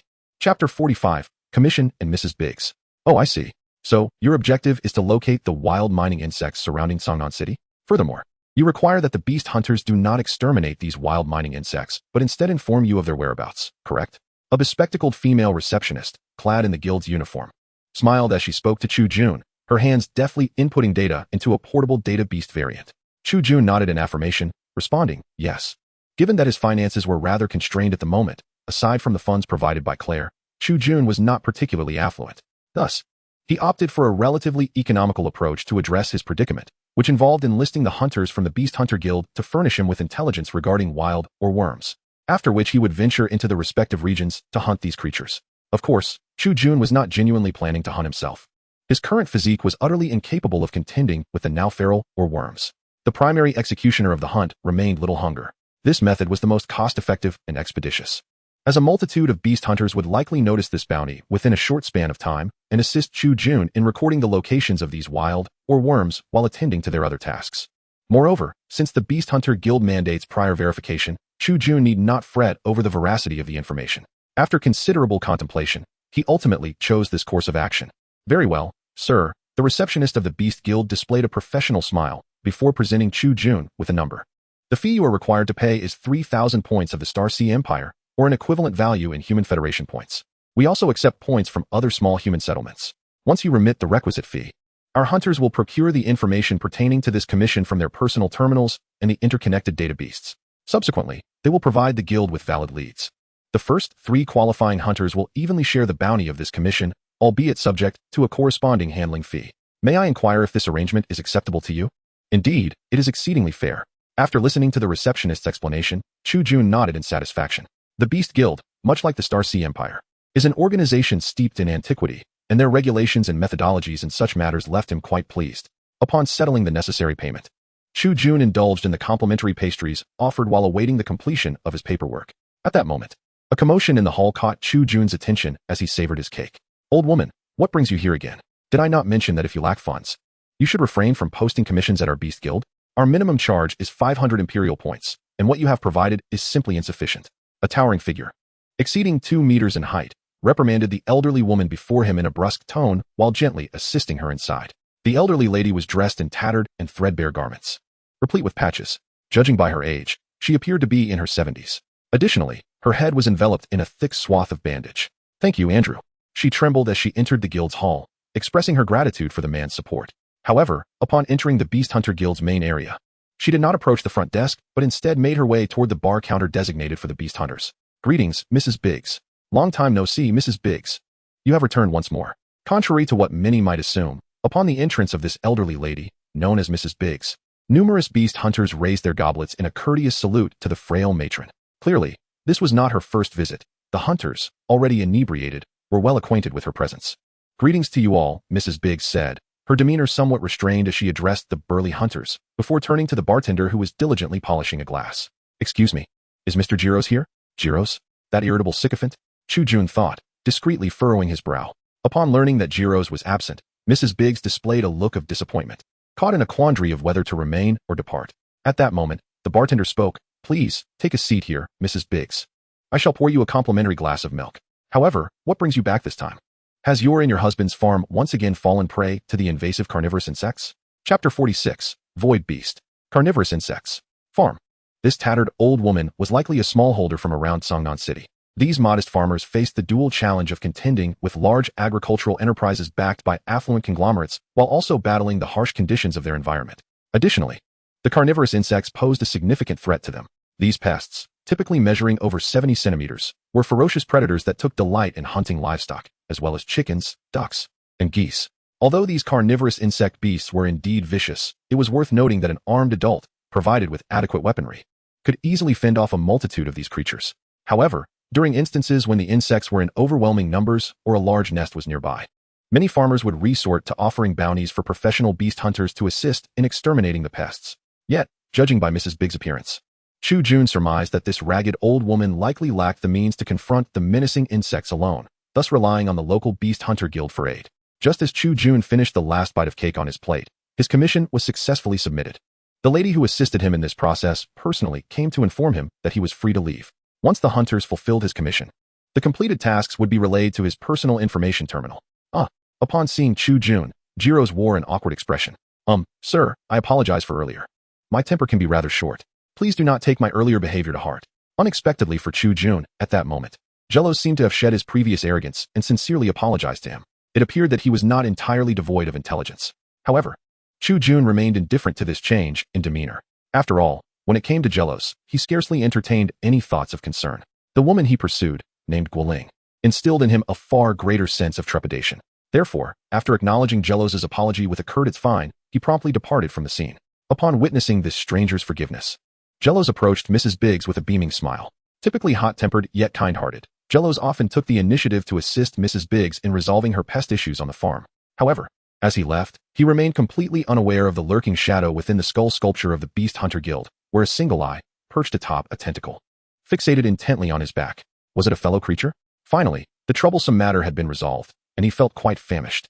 Thus, he decided to spend the evening enjoying the complimentary beast competition, especially since Pang Bo had generously provided him with a ticket.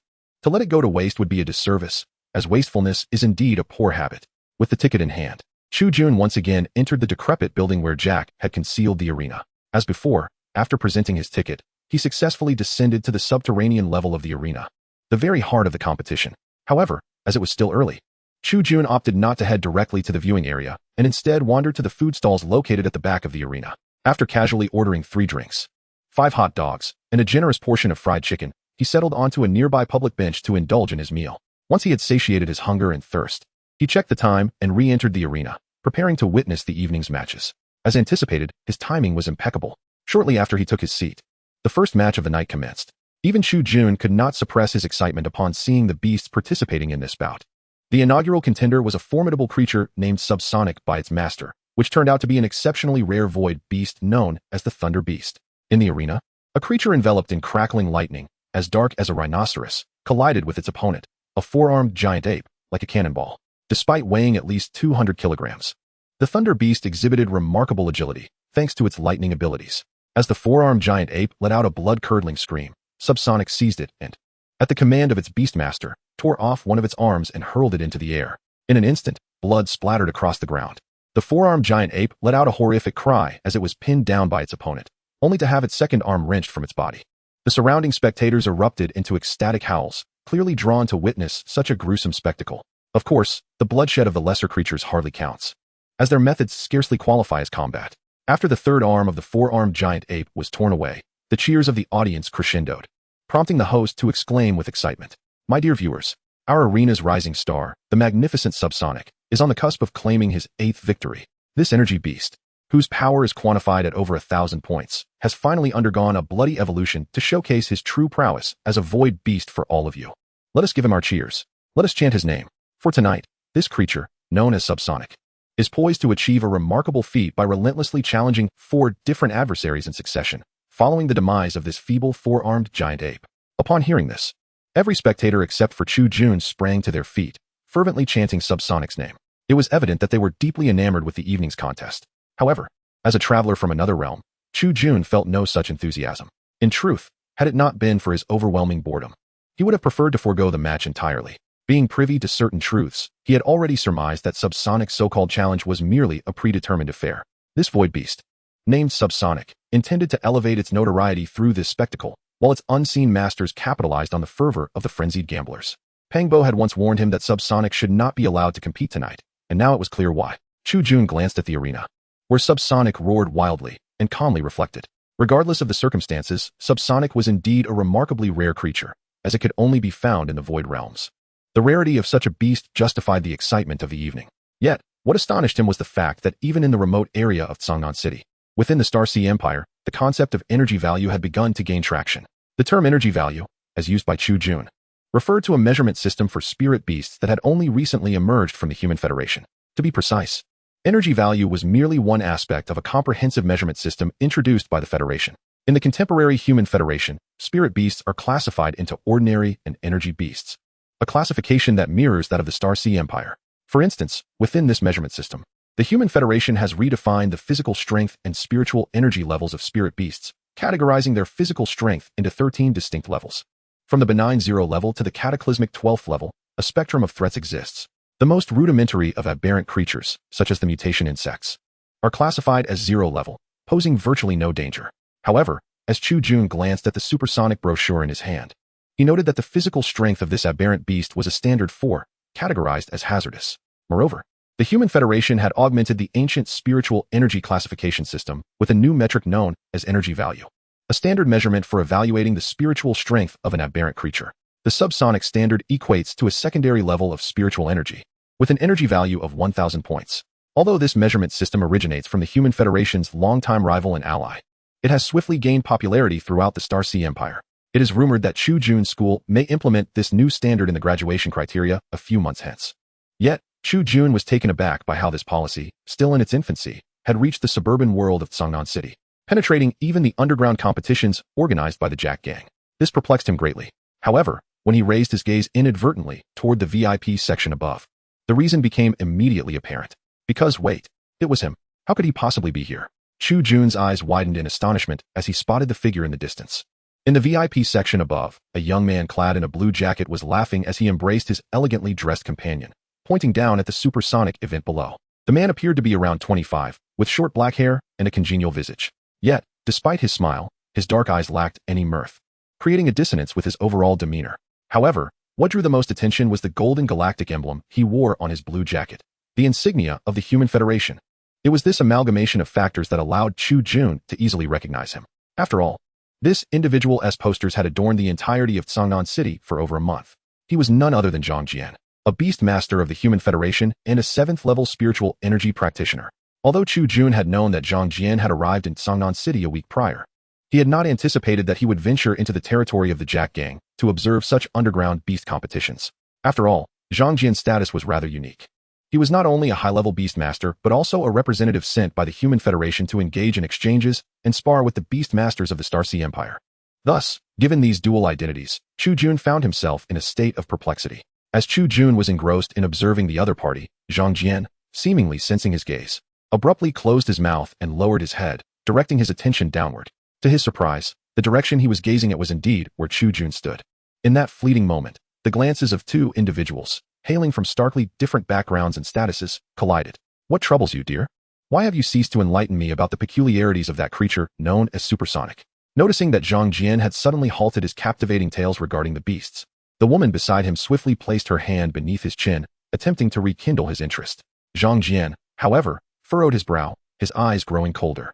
Yet, this shift in demeanor was fleeting, vanishing almost as quickly as it appeared. It's nothing, darling. I merely lost my train of thought for a moment. Rest assured, my focus has long since drifted away from that creature called supersonic. After all, no beast, no matter how splendid, could possibly rival your allure, could it? As he spoke, Zhang Jian rested his hand upon the waist of the lady, eliciting a melodic laugh from her. Clearly, his words were well received. Words alone are insufficient, my dear. The elegantly dressed, statuesque woman replied with a playful smile. Tonight, you must visit my chamber. I wish to see if my charm can truly compare to the beasts you beast tamers so admire. Amidst the bustling surroundings, Zhang Jian nodded at the enchanting woman before him. Yet, unbeknownst to her, while they exchanged sweet nothings, Zhang Jian's attention was predominantly focused elsewhere. Guided by his subtly activated spiritual energy, tracing along the shadowy ceiling of the arena to a shadowy figure lurking in a corner. Upon sensing Zhang Jian's energy, the figure swiftly opened its crimson eyes from the darkness. After a silent murmur, it moved through the shadows above, positioning itself directly above Zhang Jian. Despite the considerable distance of several dozen meters between them, Zhang Jian successfully conveyed his command through the spiritual energy. Go, if the opportunity arises. Ascertain the nature of this entity's energy. Nevertheless, his gaze remained firmly fixed on Chu Jun. What a tedious competition this is, he mused. Yet, as previously mentioned, with the outcome of the contest already known to him, Chu Jun had not invested much of his focus on the event. Just as the competition was nearing its conclusion, someone suddenly patted Chu Jun on the shoulder. Ah, Chu Ge, you really did show up. The local powerhouse, Pang Bo, assertively dismissed a couple seated next to Chu Jun, taking a seat beside him with a grin. By the way, how did my intelligence serve you? What did you wager? Wager? Chu Jun narrowed his eyes, looking at Pang Bo with a puzzled expression. He is certainly no gambler. However, wait. Suddenly, Chu Jun had an epiphany. Damn, I've suffered a great loss. Chapter 49, The Illicit Experiments on Exotic Beasts. Up until this moment, Chu Jun had failed to grasp a significant issue. He should have placed a bet. How could I have forgotten? It was only when Pang Bo reminded him that Chu Jun finally comprehended the truth. This fellow had handed him a ticket, and, before doing so, hinted that tonight's match would be manipulated. Clearly, he was subtly implying that Chu Jun could indeed stake a bet and win tonight. Chu Jun, vexed, smacked his forehead. Curse it, I've lost a fortune. Observing Chu Jun's distress, Pang Bo paused momentarily before tentatively inquiring. You didn't place a bet? Yes, Chu Jun admitted, frustration evident in his nod. Pang Bo erupted into laughter. Ha, ha. My goodness, Brother Chu, you are simply too amusing. I truly didn't expect you to be less astute than an ordinary person in this regard. Most would have placed a bet after my hint. Why were you the only one to abstain? As Chu Jun faced the mocking Pang Bo, his expression soured considerably. Meanwhile, Pang Bo's delight was palpable. He was clearly reveling in his victory. Not only had he won a substantial sum of money that evening, but he also relished the sight of the perpetually sullen Chu Jun facing humiliation. It could be said that he had indulged in two of life's greatest pleasures all at once. However, Pang Bo was perhaps celebrating too prematurely. By the way, how much did you win? Chu Jun inquired of him. Around 10,000 or so Star Sea Empire points, I suppose. Ahem. For us, insiders, there are stringent restrictions on our bets. After all, this is merely a perk provided by the boss, not a reward, you understand? Of course, some have dared to push the limits, but they ultimately ended up as fodder for the exotic beasts raised by our gang. So that is how it is. Glancing at the odds for tonight, Chu Jun nodded. Indeed, given Pang Bo's earnings, he had not wagered much. Otherwise, his winnings would surely have exceeded 6 figures. With this thought, Chu Jun felt considerably more at ease. Since you've won so much, you should treat me to dinner tonight, he stated earnestly. I've only had a few hot dogs and a substantial piece of chicken. I hardly ate anything. It's the perfect opportunity for me to help you celebrate. Upon hearing Chu Jun's words, Pang Bo's facial muscles twitched in disbelief. Was it just his imagination? The person before him seemed to have transformed from a refined scholar into an utter scoundrel. Pang Bo mused to himself. All right, Brother Chu. Absolutely no problem. Unexpectedly for Chu Jun, despite his somewhat excessive request, Pang Bo acquiesced. It was timely, as I needed to report to you about the laboratories you intend to rent. Moreover, I have another matter that requires your assistance. What is it? Is it once again related to you and your uncle's mining operations? No. Pang Bo shook his head. Ever since we ceased allowing our mining beasts into the 173 mine, those issues have not recurred. although minor genetic mutations still occur occasionally. My uncle and I acquired the services of a mining company, which has entirely resolved the mutational issues within our beasts. In short, let us discuss this further outside. Several hours later, Chu Jun and Pang Bo found themselves seated at a barbecue stall within Ant Street, where a sumptuous array of meats was laid before Chu Jun. "Help yourself, Brother Chu, it's on me," Pang Bo declared, beaming at the spread of skewers that collectively cost less than a single dish he had once ordered. After pouring a glass of beer for Chu Jun, they engaged in light-hearted toasts before Pang Bo began to report on the suitable laboratories he had selected for his companion. The laboratory located on Chaos Street had a higher price point, but was currently the most reasonable option, as its previous owner had just vacated. There was also a more affordable laboratory at the docks, which was quite decent as well. Pang Bo adeptly presented a list of over a dozen available laboratories, showcasing their data before Chu Jun. However, after careful consideration, Chu Jun ultimately chose a rather dilapidated laboratory on Ant Street, which was not particularly economical. "Brother Chu, why do you insist on selecting this laboratory?" Pang Bo asked, glancing around the disheveled surroundings of Ant Street with a look of distaste. "Because," Chu Jun replied, "the environment of Ant Street is most suitable for conducting illicit experiments on exotic beasts." Pang Bo's mouth fell open, and he nearly spilled his drink. "Brother, can such matters truly be spoken of so casually? The police presence in Ant Street is virtually non-existent. Thus, if I were to establish my laboratory here, the likelihood of it being searched would be minimal. Furthermore, in such a chaotic environment, even if someone were to disappear, it would likely not attract much attention." Chu Jun's choice of Ant Street stemmed primarily from its disorder. Of course, if chaos were the only factor, that alone would not suffice as his reasoning. There was another significant reason for his selection. "Additionally, I am quite pleased with Ant Street's geographical location. It is in close proximity to Dog Bay, a port I can utilize to smuggle in illegal specimens of exotic beasts. Moreover, adjacent to Ant Street is the black market, where I can buy and sell various items of dubious legality. Moreover, these three locations are under the dominion of the Jack Gang, which leads me to believe that Ant Street is, in fact, a remarkably splendid venue, ideally suited for my inaugural private laboratory." It must be noted that, in Chu Jun's mind, Ant Street, a notorious slum in Songnan City, is far more than its humble and sincere populace, its streets rife with muck and foul odors, and its governance marred by gang control and police negligence. It undoubtedly qualifies as an aesthetically pleasing environment ripe for investment. Brother Chu Jun, Pang Bo, with his eyes tightly shut, drained the contents of his glass. Then, this unfortunate rotund fellow, reeking of alcohol yet exuding a pitiful charm, addressed Chu Jun, saying, "I beg you, please refrain from uttering such terrifying words in my presence henceforth. After all, I consider myself a law-abiding citizen of Songnan." After pouring himself another drink, Pang Bo raised his glass, the wrinkles on his face contorting like twisted dough. "When faced with danger, I would still contemplate notifying the authorities. Haha, rest assured." Observing Pang Bo's cautious demeanor, coupled with his expression reminiscent of constipation, Chu Jun could not help but laugh. "In the future, I shall refrain from broaching such perilous topics in your presence. However, in a few days, I may endeavor to smuggle some items, and I might require your assistance then. But do not presume your innocence, my friend. In truth, from the very first competition I participated in, you ensnared me, did you not? After I won the first match, I inquired about the timing of the next contest, and you informed me it was to take place that very evening. At that time, I had yet to gain Jack's approval, and you, knowing the inside information regarding tonight's match, were indifferent, as your interests were paramount." Having expressed this, the ravenous Chu Jun swiftly seized a skewer of grilled meat before him and began to devour it heartily. "Cough, cough, cough. Brother Chu, you misunderstand." As the designated liaison appointed by Jack, the leader of the Jack Gang, upon hearing Chu Jun's words, Pang Bo immediately raised his glass and drained it. "I harbor not a trace of complaint. In fact, I am willing to brave fire and water for you. Allow me to toast in your honor."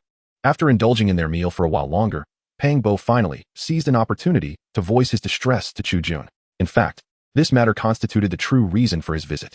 "Well, Brother Chu, the reason I sought you out tonight, aside from providing a work update, is that I have an important matter requiring your assistance." "What matter? Speak plainly," Chu Jun replied, not lowering the skewer of meat in his hand. "Do not play the riddle maker with me, as you did concerning the betting situation." "Very well," Pang Bo readily acquiesced. "I shall be direct. I wish for you to assist me in graduating from Songnan University." Faced with Pang Bo's peculiar request, Chu Jun raised his head, gazing at him with curiosity. Yet, Pang Bo maintained a serious demeanor, earnestly stating, "To be precise, I need you to secretly assist me in enhancing my exotic beast, ensuring it meets this year's graduation standards at our school. This matter is of utmost importance to me. In fact, it even pertains to my very survival within the Jack Gang."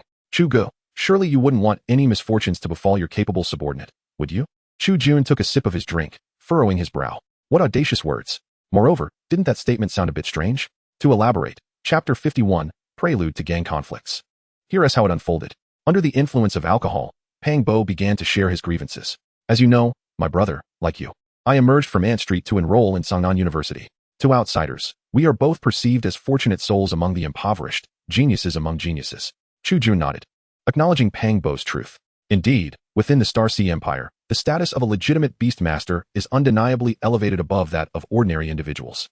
However, the path to becoming a Beastmaster is fraught with challenges. Many millennia ago, the majority of human society could awaken their innate psychic abilities.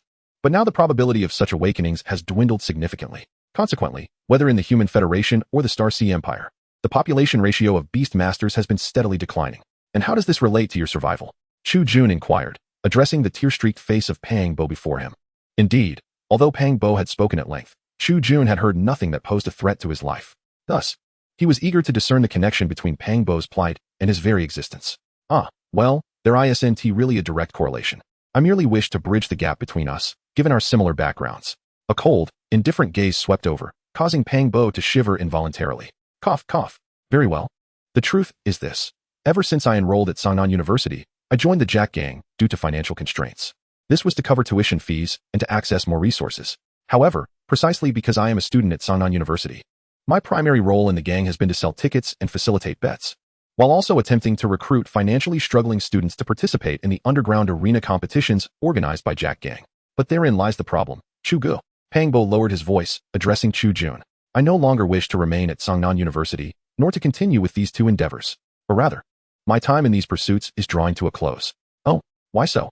Upon hearing that the other party did not wish to remain at Sangnan University, Chu Jun felt a twinge of confusion.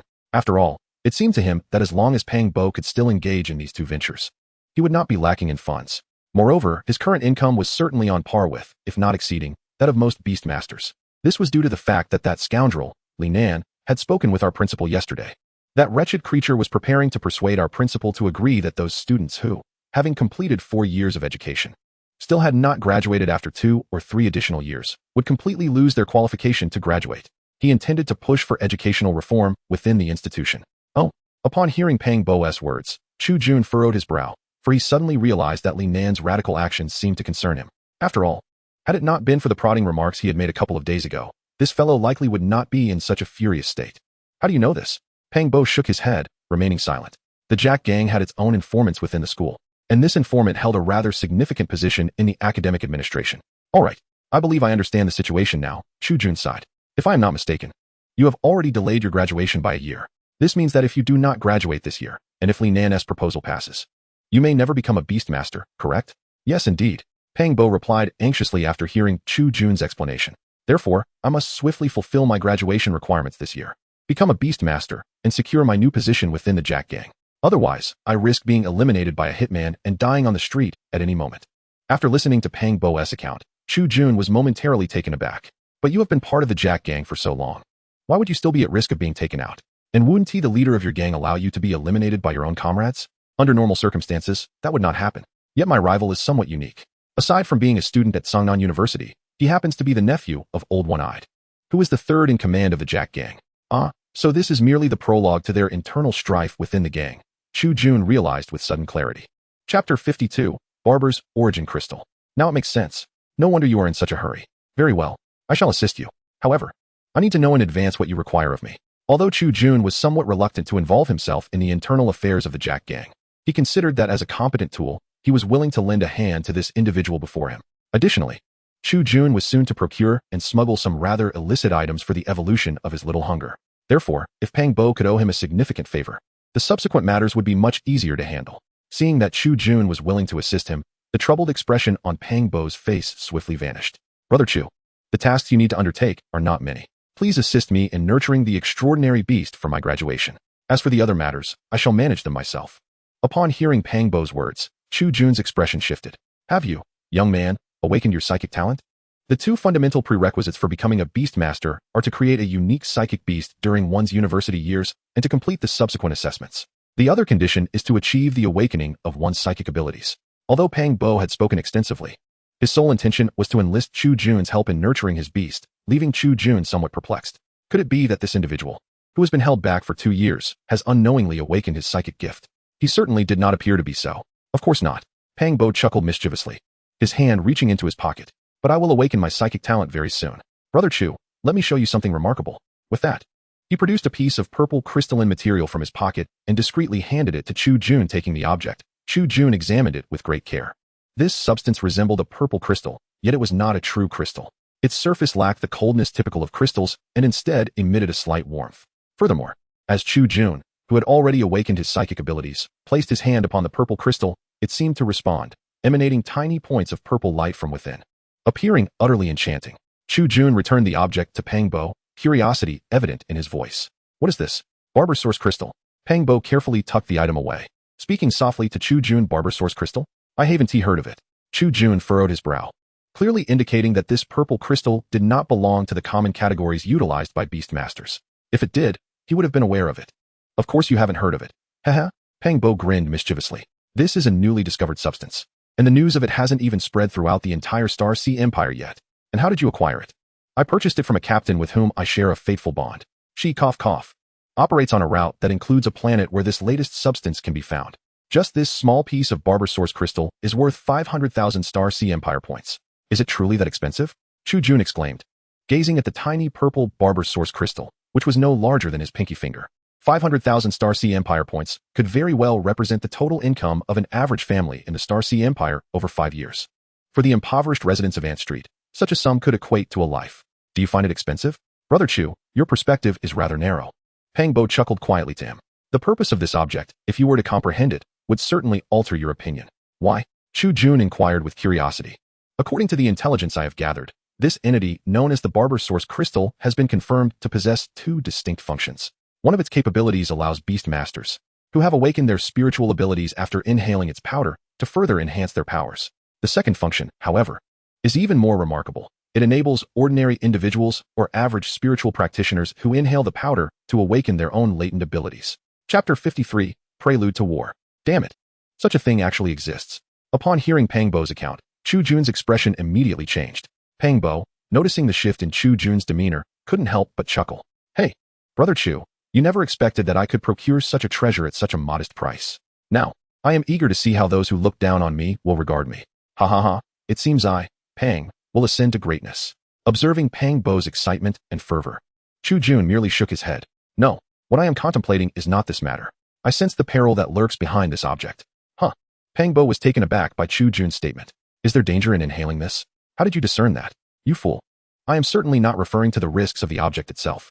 What I mean is, ultimately, Chu Jun shook his head. Forget it. You should proceed to settle the payment. Tomorrow, upon your awakening, do not go to school. Instead, assist me with the warehouse matters. As for me, I will head to school to meet someone and then deliver the little hunger. Absolutely, it's in my hands, Brother Chu. Upon receiving his directive, Pang Bo immediately patted his chest in assurance, though a sly grin lingered on his face. However, Brother Chu, I will not be the same person tomorrow, for I shall have awakened my spiritual abilities, and perhaps I will be a potential figure of significance. Ha! And should I awaken a powerful talent, rest assured, I will take good care of you.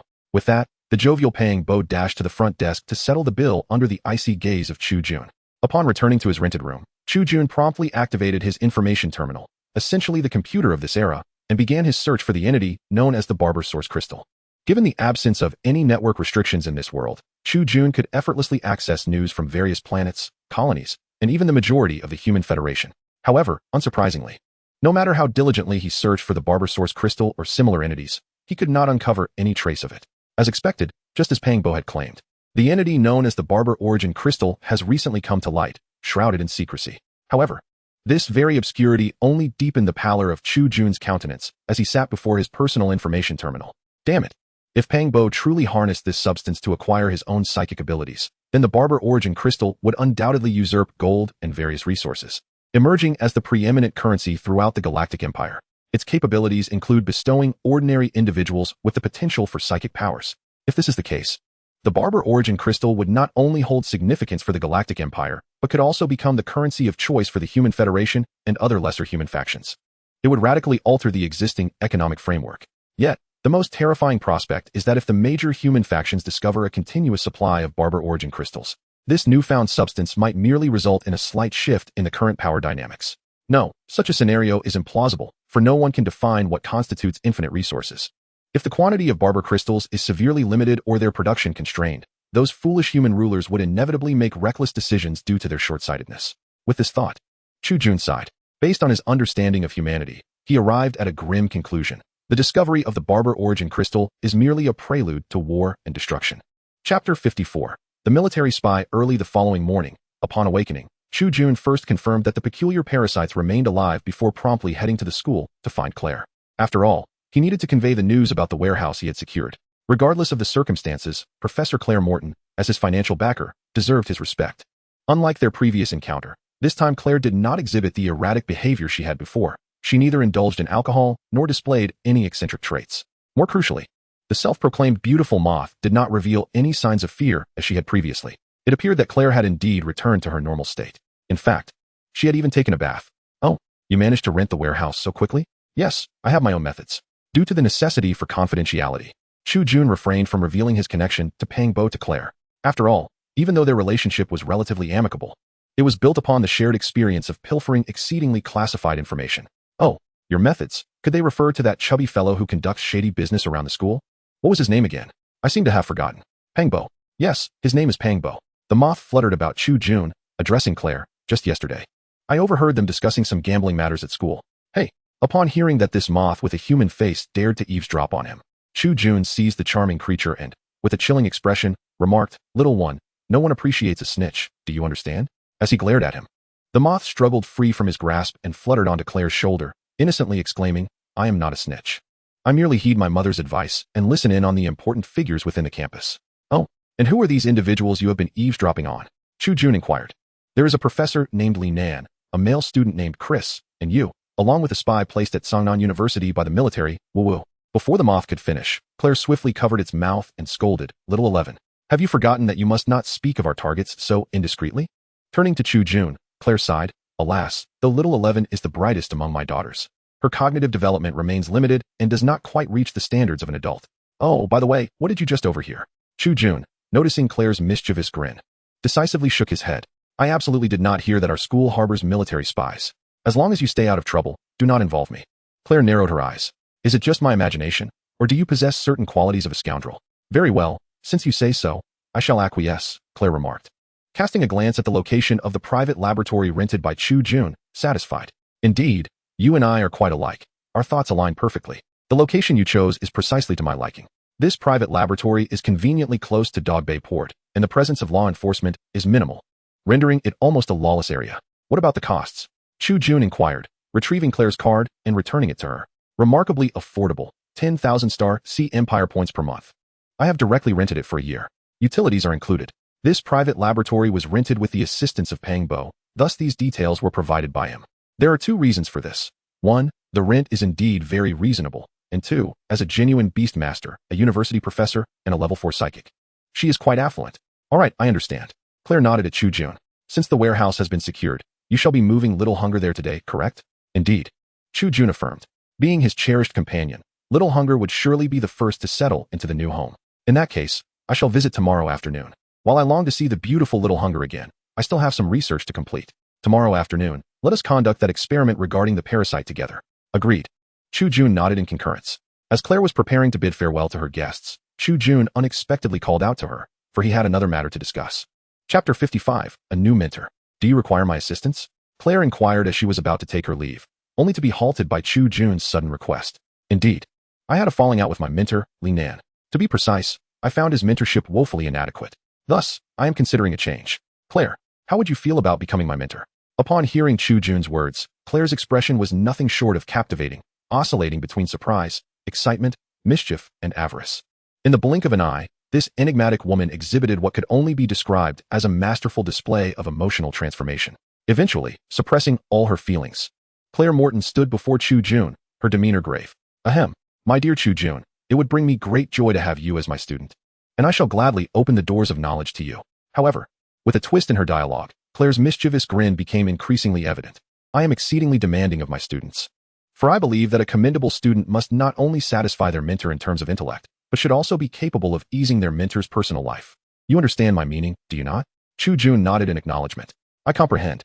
You, a rather peculiar individual, wish to harass your student. Judging by your demeanor, this does not appear to be your first endeavor. Farewell." With that, he turned and fled. What a jest! Although Chu Jun initially felt indifferent about Claire becoming his mentor, her words had shifted his perspective.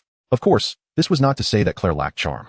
Despite no longer being in her youth, Claire Morton, as a professor in her 30s, possessed many admirable qualities, save for her mental disposition. Thus, Chu Jun believed he still held the right to make a choice. However, before he could escape through the door, a sharp surge of psychic energy flickered before him, immobilizing him in place. Attempting to flee? Haha. Now that you are in my grasp, do you truly believe you can escape? Transformed into a demon, Claire, with an evil grin, successfully thwarted Chu Jun's escape. Now, it is time to discuss the mentor agreement between us. Hee. Ultimately, after a brief discussion and experiencing the formidable power of Claire's psychic prowess, Chu Jun, unsurprisingly, chose to yield. Thus, Claire became his mentor. However, it must be noted that their relationship was merely nominal at this stage. To ensure that Chu Jun truly became her prized pupil, Claire would need to visit the academic office later that afternoon. Nevertheless, regardless of the circumstances, Chu Jun successfully achieved his objective, albeit through a means he was not entirely enthusiastic about. On a positive note, he acquired a new mentor who promised to provide him with abundant resources. The sole drawback was that he would inevitably be involved in some perilous experiments orchestrated by this individual. Sigh, I should have contemplated this decision more thoroughly. With a tinge of regret, Chu Jun approached the cultivation dish of Little Hunger. Upon his arrival, the diminutive creature immediately sprang into a jubilant dance within the dish. Hey, Chu Jun said, smiling as he placed his palm upon the cultivation dish, channeling his psychic energy into Little Hunger's mind. Today, I shall take you away from this place and to a new abode. Once we arrive at the new location, your living quarters will be significantly larger. Although Little Hunger's intelligence was still inferior to that of the Mothman, she faintly grasped her master's intent. With a delightful thumping, the small creature, weighing only a few hundred kilograms, caused the cultivation dish to tremble precariously. Observing Little Hunger's exuberance, Chu Jun couldn't help but chuckle and shake his head. All right. There's no need to rush. I will first take care of the necessary paperwork. With that, Chu Jun gathered some materials he had prepared in advance and made his way to the administrative office within the public cultivation chamber to submit the documents that would allow Little Hunger free access. However, upon his arrival and subsequent registration, an individual caught Chu Jun's attention, someone he did not initially recognize. Yet, now he found himself acutely aware of this person, who also seemed to recognize him and approached with enthusiasm. The reason was simple. Before Chu Jun stood a figure, the uncle of Jack's third in command. A young man with a mohawk hairstyle, surrounded by 4 or 5 other youths. Well, if it isn't Brother Chu, he exclaimed excitedly. Of course, you may not know me, but I certainly know you. After all, you are a prominent figure beside Boss Jack. Moreover, considering our graduation timelines, you might very well become my senior, and we could serve Boss Jack together. Oh, by the way, Brother Chu, my name is Steven. Without waiting for Chu Jun's consent, the exuberant Steven grasped his hand and, with palpable excitement, urged his companions, quick, greet Brother Chu. How can you be so oblivious? Hello, Brother Chu. Greetings to you. Under Steven's fervent direction, the group of youths, evidently unaccustomed to cultural sophistication, stood straight and saluted Chu Jun in a manner they deemed impressive, yet was, in reality, rather awkward. As Chu Jun observed the group of younger students greeting him, he felt a throbbing pain at his temples. Could it be that this perennial student, Chu Jun, was somehow associated with the Jack Gang? This revelation was nothing short of sensational. No wonder Professor Li Nan had privately expressed his desire to expel Chu Jun from his team. A few girls kept their distance, casting sympathetic glances at the unfortunate Chu Jun. It wasn't just the girls, however. Cough. Fellow student, please refrain from occupying public resources. If you wish to conduct business, kindly submit your documentation promptly, a staff member from the public cultivation room remarked, casting a frosty glare at Chu Jun. It was evident that in the scientifically minded and lineage-obsessed Songnan University, the reputation of underground organizations like gangs was far from favorable. The moment Chu Jun became entangled with the gang, his reputation was irrevocably tarnished. Sighing, Chu Jun submitted his documents. It must be said that compared to Pang Bo, this fellow named Steven was utterly devoid of intellect. Pang Bo was considerably more astute. Although he had long been a loyal member of the Jack Gang, he maintained a low profile at school. The vast majority of students remained oblivious to Pang Bo's true identity, assuming he was merely a peripheral member of the gang. More crucially, after earning the trust of Jack, the leader of the gang, Pang Bo exhibited a profound understanding of Chu Jun. He never publicly acknowledged their connection to the Jack Gang, demonstrating both respect and a protective instinct towards Chu Jun. After all, in the entirety of Songnan City, the Jack Gang was not the sole underground organization. Thus, upon witnessing Steven's reckless and thoughtless demeanor, Chu Jun merely shot him a cold glance before departing with his approved documents. Hey, boss, this kid seems rather arrogant. How dare he disregard you? The younger students were incensed by Chu Jun's indifference, clamoring to teach him a lesson. However, Steven merely chuckled derisively and shook his head. No rush. This fellow, along with Pang Bo, won't be able to remain so arrogant for long. In fact, not too far down the line, the Jack Gang may very well change its name. As he watched Chu Jun's retreating figure, Stephen's smile turned icy. Stepping out of the management office, Chu Jun glanced at the multitude of documents in his hands and couldn't help but exhale in relief. He had not anticipated that, with the advancement of technology, the Starsea Empire would impose such stringent regulations on the management of exotic beasts. For instance, prior to attaining the status of a beast tamer, he was prohibited from directly taking his beast away or allowing it to roam freely on the streets. However, registered beast tamers could conveniently disregard these two stipulations as long as their beasts did not exceed the specified limits. It appears that this world indeed possesses its own unique legal system. However, this indirectly attests to a singular truth: before ordinary individuals, a beastmaster wielding extraordinary creatures seems to exude a formidable threat. Could it be that in times past, incidents akin to terror attacks frequently occurred, now attributed to those otherworldly beasts of space and time? Alas, the intricacies of sociology are beyond my contemplation. As he pondered pleasant thoughts, Chu Jun made his way towards the side of the little one. Yet, at that moment, a news bulletin caught Chu Jun's attention. Citizens of Seongnan City, please take heed. The following is an urgent notification jointly issued by the Seongnan City Hall and the police department. As he walked along, the electronic screens surrounding him flickered to life. Simultaneously, piercing alarm sounds echoed throughout Seongnan City and Seongnan University. Emergency notification, emergency notification. Citizens of Seongnan City, please be advised that a horde of uncontrollable mutated beasts has appeared in the vicinity of the urban area. All citizens are urged to avoid the following regions: Fisher Theater and the surrounding vicinity, southern entrance of Tide Garden. One location after another was announced by the broadcaster. Concurrently, vivid images unfolded before Chu Jun's eyes. Upon witnessing the scenes before him, he couldn't help but gasp in shock. Of course, he was not alone. Other students of Seongnan University also uttered exclamations of disbelief. For within the footage provided by the Seongnan City television, a large beast resembling a spider had already taken residence within the Fisher Theater. This terrifying creature was simultaneously expelling silk to alter the theater while devouring the unfortunate humans who had yet to escape. However, if it were merely this singular beast wreaking havoc, Chu Jun would not have been so astounded. What truly astonished him was the presence of two other equally colossal beasts, wreaking destruction in the heart of Seongnan City. Moreover, Chu Jun harbored an unsettling premonition. These three monstrous entities were all connected to that enigmatic parasitic organism. Chapter 57, The Assault from Below. Good heavens, what are these monstrosities? In the television footage, a rodent-like beast, 3 stories tall, lunged swiftly at a police car that appeared pitifully small in comparison. With a forceful strike, the unfortunate vehicle was sent tumbling backward, crashing into a nearby building and erupting in flames. Observing this, the police officers surrounding the car quickly opened fire, attempting to eliminate the beast. Simultaneously, the guard beasts alongside them, genetically predisposed to obey commands, also charged towards the rodent-like creature. It merely swatted its paw carelessly, and a vigilant beast was instantly crushed, reducing it to a puddle of crimson flesh and entrails. Provoked by the bloodshed, this rodent-like monstrosity went into a frenzy, shrugging off the gunfire from the police and charging into the nearby crowd, unleashing a massacre. Meanwhile, in a scene slightly further away, a creature resembling a leech was also wreaking havoc. Unlike the rodent-like beast, this leech variant directly assaulted a truck brimming with vigilant beasts, using its formidable mandibles to mercilessly dispatch those unable to resist. Its speed was so extraordinary that the vigilant beasts scarcely had time to react. Simultaneously, 3 mutated creatures, each differing in attributes, methods of attack, and strength, appeared in the heart of Seongnan City, transforming the bustling metropolis into a hell on earth. However, in contrast to the tragic demise of the citizens, Chu Jun was preoccupied with another matter. From his analysis, despite the apparent disconnection between these 3 beasts, they were indeed all linked to a peculiar parasite: spider, rat, leech. Although their forms had undergone significant changes and their sizes had multiplied exponentially, their overall outlines remained largely unchanged. Thus, he could ascertain that these 3 monsters were essentially infected variants of these 3 organisms.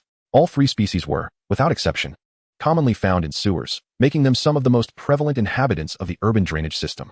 Therefore, barring unforeseen circumstances, there should be a correlation between these 3 creatures and the enigmatic parasites. As he observed the gruesome scenes unfolding on the screen, Chu Jun suddenly realized something ominous. Damn it, the Seongnan City Council had deceived him. Just as he was lost in thought, a series of piercing screams erupted from the public breeding chamber. Help! Save me! The sudden cries swiftly captured his attention. When he turned to the source of the screams, his eyes widened in horror. A female student from Seongnan University lay on the ground, drenched in blood, her face contorted in agony. Half of her skull was shattered, and her lower body and back were similarly mangled. Yet, her desperate pleas evoked no sympathy from the beast that loomed over her. This creature, A mutated giant crab adorned with various crab eggs on its underbelly was simultaneously using its pincers to excavate more flesh from the girl's back, while attempting to pry open her skull with its mandibles to savor the sweet, succulent brain matter within, just as humans might crack open a crab shell to indulge in its delectable meat and roe. Confronted by the terrifying mutated giant crab, countless students from Songnan University were thrown into a state of panic, desperately attempting to flee. However, their fate was not significantly better than that of the girl who had been half devoured. As the dampened footsteps gradually approached, one mutant crab after another emerged from various directions, encircling the area where Chu Jun and his companions stood. Damn it! Upon witnessing this scene, Chu Jun immediately realized that the entire Songnan city was not merely experiencing an attack in the city center. Songnan University was likewise a target for these fearsome beasts. Meanwhile, on the other side, the creature known as Little Hunger, who had been awaiting Chu Jun, abruptly awoke from its slumber. In an instant, its gaze turned ferocious. It directed its sharp claws toward the petri dish before it, violently smashing against the walls of the dish. Thud, thud.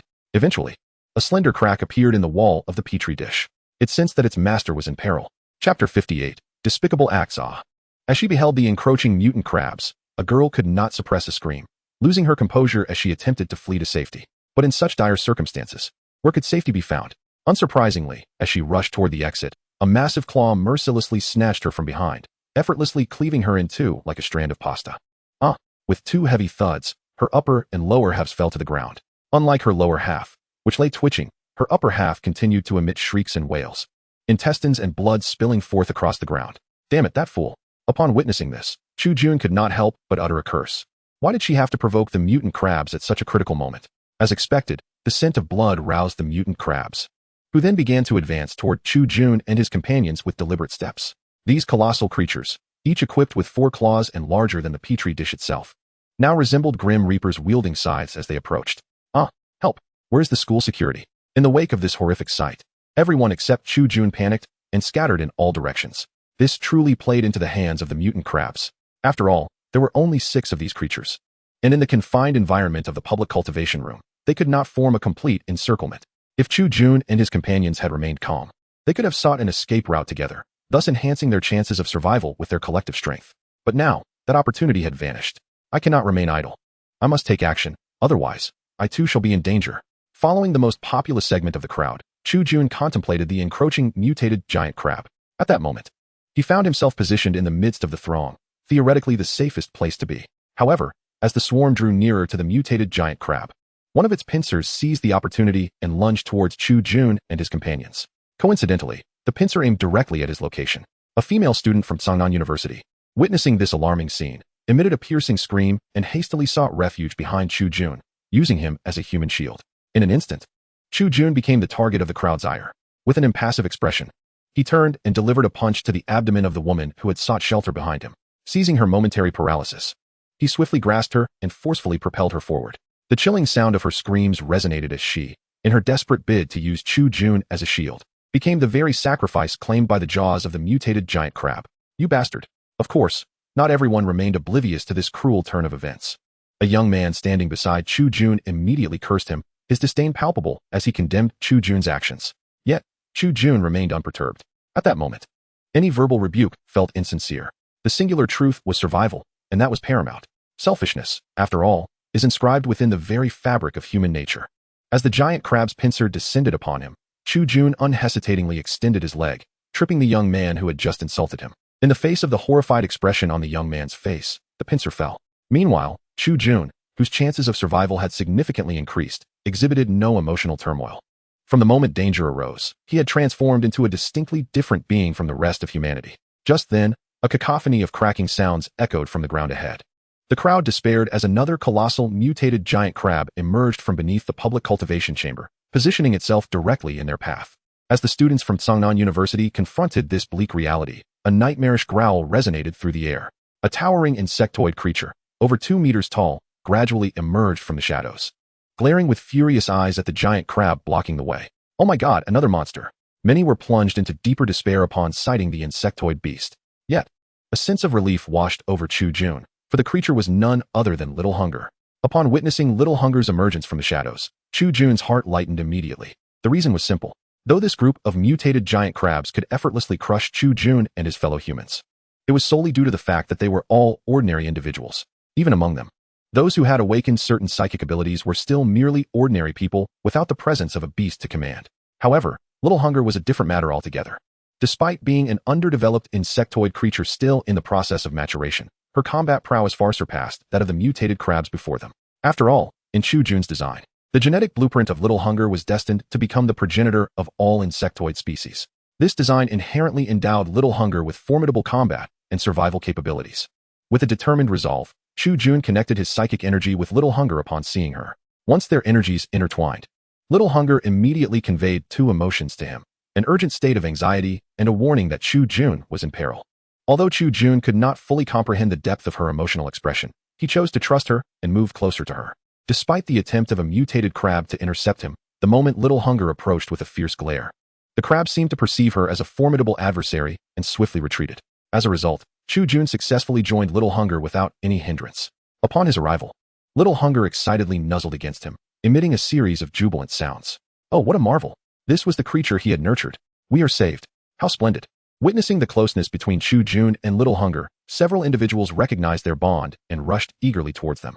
Yet, before they could reach, Little Hunger, with her piercing gaze and claws, halted their reckless advance. It was evident that should they dare to approach Chu Jun and Little Hunger again, she would not hesitate to launch an attack.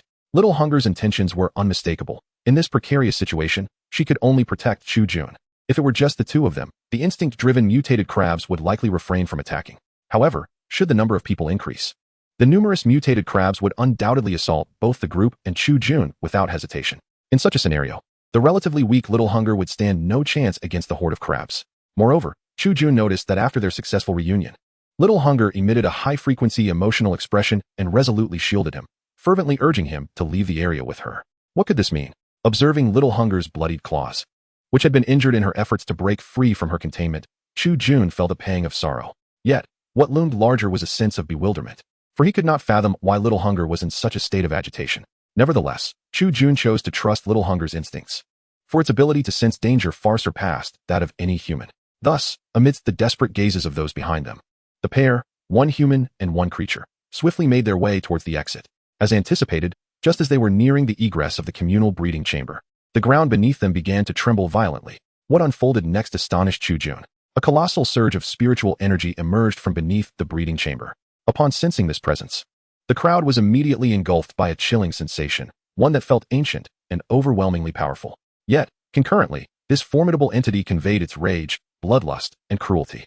Accompanying this emergence of spiritual energy, a thick, crimson tentacle violently pierced through the floor of the breeding chamber. What was even more terrifying was that this grotesque tentacle was adorned with a multitude of bizarrely shaped eyeballs. Within each orb, countless parasites scuttled about, utilizing them as breeding grounds. It appeared that this creature was, in fact, the true progenitor of those parasites. Chapter 60, Defiance of Logic and Mysterious Beasts. What on earth is this abomination? When Chu Jun witnessed the tentacle, festooned with eyeballs, erupting from the ground, he was genuinely taken aback. For even with his experiences spanning 2 lifetimes, he had never encountered such a disfigured and grotesque entity. This was not a reflection of Chu Jun's lack of experience or narrow-mindedness. Rather, the tentacle had utterly transcended the realm of normal biological organs. Typically, tentacles are appendages utilized by various soft-bodied creatures for locomotion and attack. Such a structure inherently dictates that they would not grow fragile and unprotected organs like eyeballs. This is a fundamental principle of biology. Yet, this tentacle completely defied that principle. Not only did it sprout a multitude of eyes, but it also released a terrifying swarm of white parasites from those very orbs. Moreover, as the tentacle emerged, Little Hunger's urgency became even more pronounced. In Chu Jun's spiritual awareness, Little Hunger exhibited a frantic desperation, which began to affect Chu Jun's own composure. Fortunately, despite the monstrous presence of the tentacle, Chu Jun and Little Hunger were now sufficiently close to the exit of the breeding chamber. As long as they did not dawdle, escaping should be effortless. However, just as Chu Jun believed they were near enough to the exit to evade any obstruction, the dozens of eyeballs on the massive tentacle simultaneously trained their gaze upon Little Hunger. In the next moment, a colossal surge of psychic energy swept through the public cultivation chamber. This wave of energy was so potent that certain aberrant creatures, which were still confined within their incubation pods and had ventured too close to the tendril, let out agonizing screams before perishing instantly within their respective containers. Yet, this was not the most terrifying aspect. The true horror lay in the fact that, as this surge approached, the mutated crabs, which had previously fixated solely on the fleeing humans, abruptly redirected their charge towards Chu Jun and the diminutive creature, Xiaoji. Even the morsels of flesh still clinging to their pincers remained untouched. Their minds had been ensnared. Damn it! Upon witnessing this, Chu Jun wasted no time and quickened his pace towards the exit. However, before he could gain significant speed, Xiao Ji seized the collar of his garment and, without hesitation, propelled him towards the exit. This collaboration significantly increased their velocity. Yet, just as the duo was about to reach safety, a mutated crab lunged at them from the side, having lain in ambush for quite some time. Despite her youth, Xiao Ji possessed formidable instincts for combat. In that chaotic moment, she deftly tossed Chu Jun aside and, with remarkable agility, dodged the crab's lethal pincers before thrusting her claws viciously into the creature. Thanks to Chu Jun's previous design, her claws were exceptionally sharp, easily piercing through the hardened shell of the mutated crab. As the creature let out a horrific cry, Xiao Ji aimed her mandibles at the gaping wound and bit down ferociously. Wait, there are parasites inside. Seeing Xiao Ji daring to consume the flesh of the creature, Chu Jun instinctively sought to intervene. But it was too late. Even if Xiao Ji refrained from devouring the crab's flesh, the parasites had already infiltrated her body the moment she breached its shell. The transformation brought about by these parasites was immediate. As the first parasite entered Xiao Ji, Chu Jun was astonished to discover a small shadow manifesting within their psychic connection. These parasites possessed psychic energy as well. However, an unexpected turn of events unfolded. The parasites that had entered Xiao Ji's body perished within mere seconds, seemingly unable to acclimate to her internal environment. Moreover, the shadow that had infiltrated the psychic link between Xiao Ji and Chu Jun disintegrated into nothingness. This indicated that Xiao Ji was entirely immune to such parasites. Just as Chu Jun was grappling with this astonishing revelation, a massive crimson tendril began extending towards their position.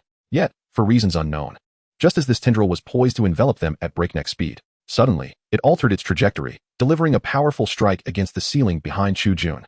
Accompanied by a blood-curdling scream, a mysterious beast with a pair of crimson eyes, previously cloaked in invisibility, plummeted from above. As this enigmatic creature descended, Chu Jun felt an icy chill run down his spine. An inexplicable sense of dread rendered his legs, initially poised for flight, unresponsive and rigid. Had it not been for Xiao Ji's timely intervention, pulling him back just in time, Chu Jun would have undoubtedly found his face intimately acquainted with the ground. What manner of creature is this? A bat, perhaps? However, upon glimpsing the beast that had ensnared his legs in such a paralyzing grip, he found himself momentarily entranced. Its appearance was peculiarly distinctive.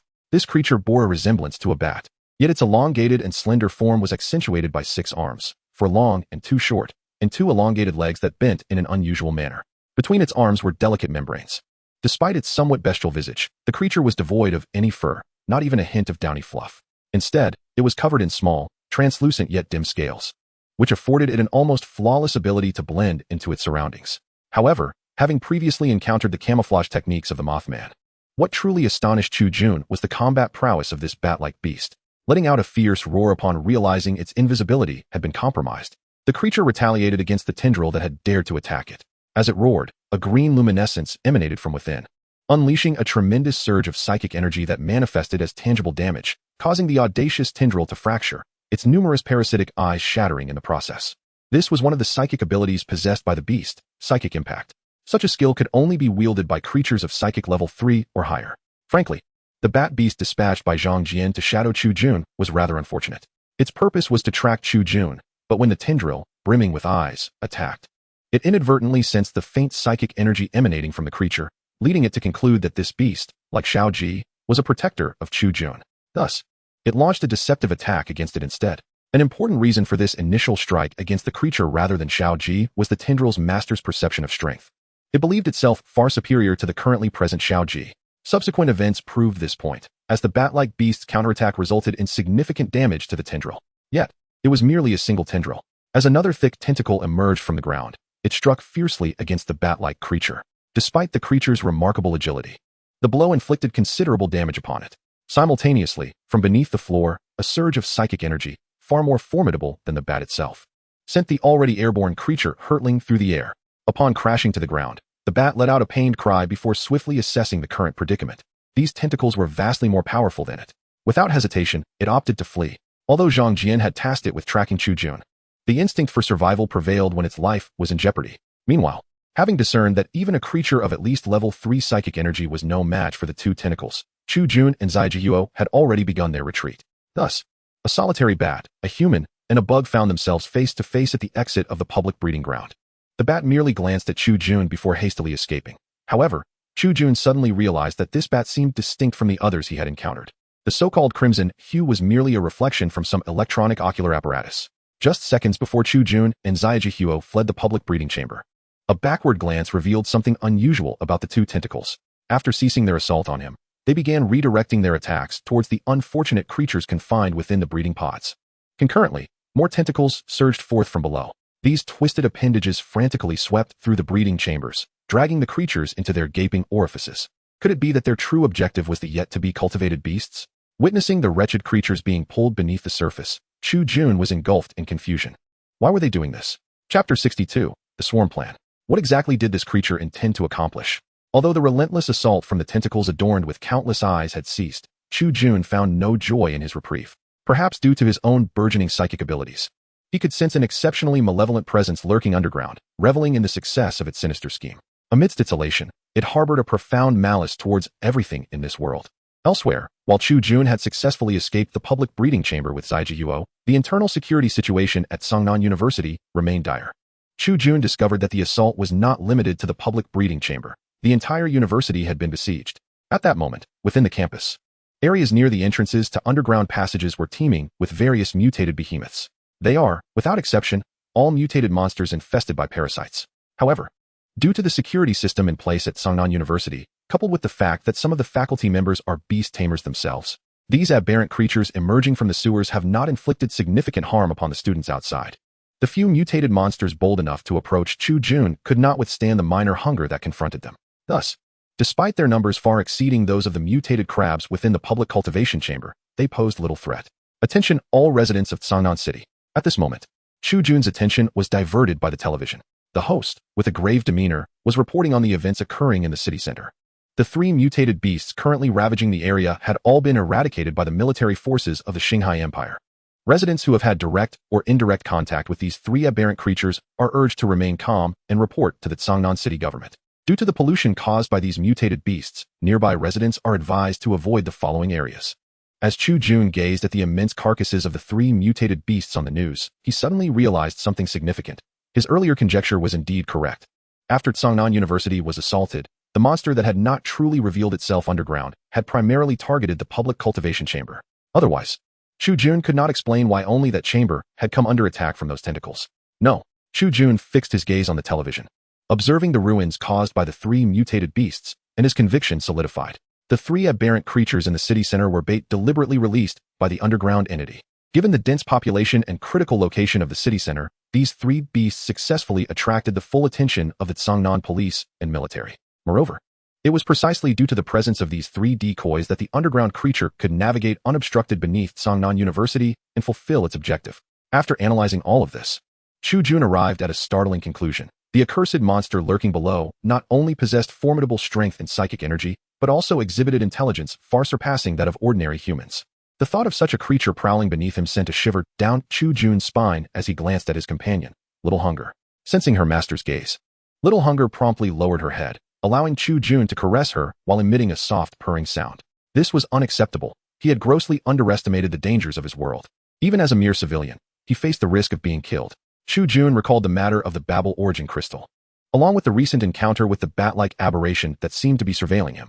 Regardless of the recent tribulations or the looming threats of the future, I find myself in dire need of the strength for self-preservation. Thus, as Chu Jun gazed upon the Little Hunger, who was spinning in excitement before him, his resolve solidified. Although the current Little Hunger had yet to fulfill his expectations and her reproductive deficiencies remained unresolved, he was determined to initiate his swarm plan ahead of time. A grand and unstoppable scheme was about to commence. This plan would serve as the inception of Little Hunger's transformation into the Queen of the Swarm. Chapter 63. The aftermath of catastrophe. 8 hours after the subterranean beast assaulted the city center and Songnan University, the temporary disaster response headquarters at Songnan University convened. In summary, you escaped the public breeding chamber of Songnan University with the aid of your beast, correct? Indeed.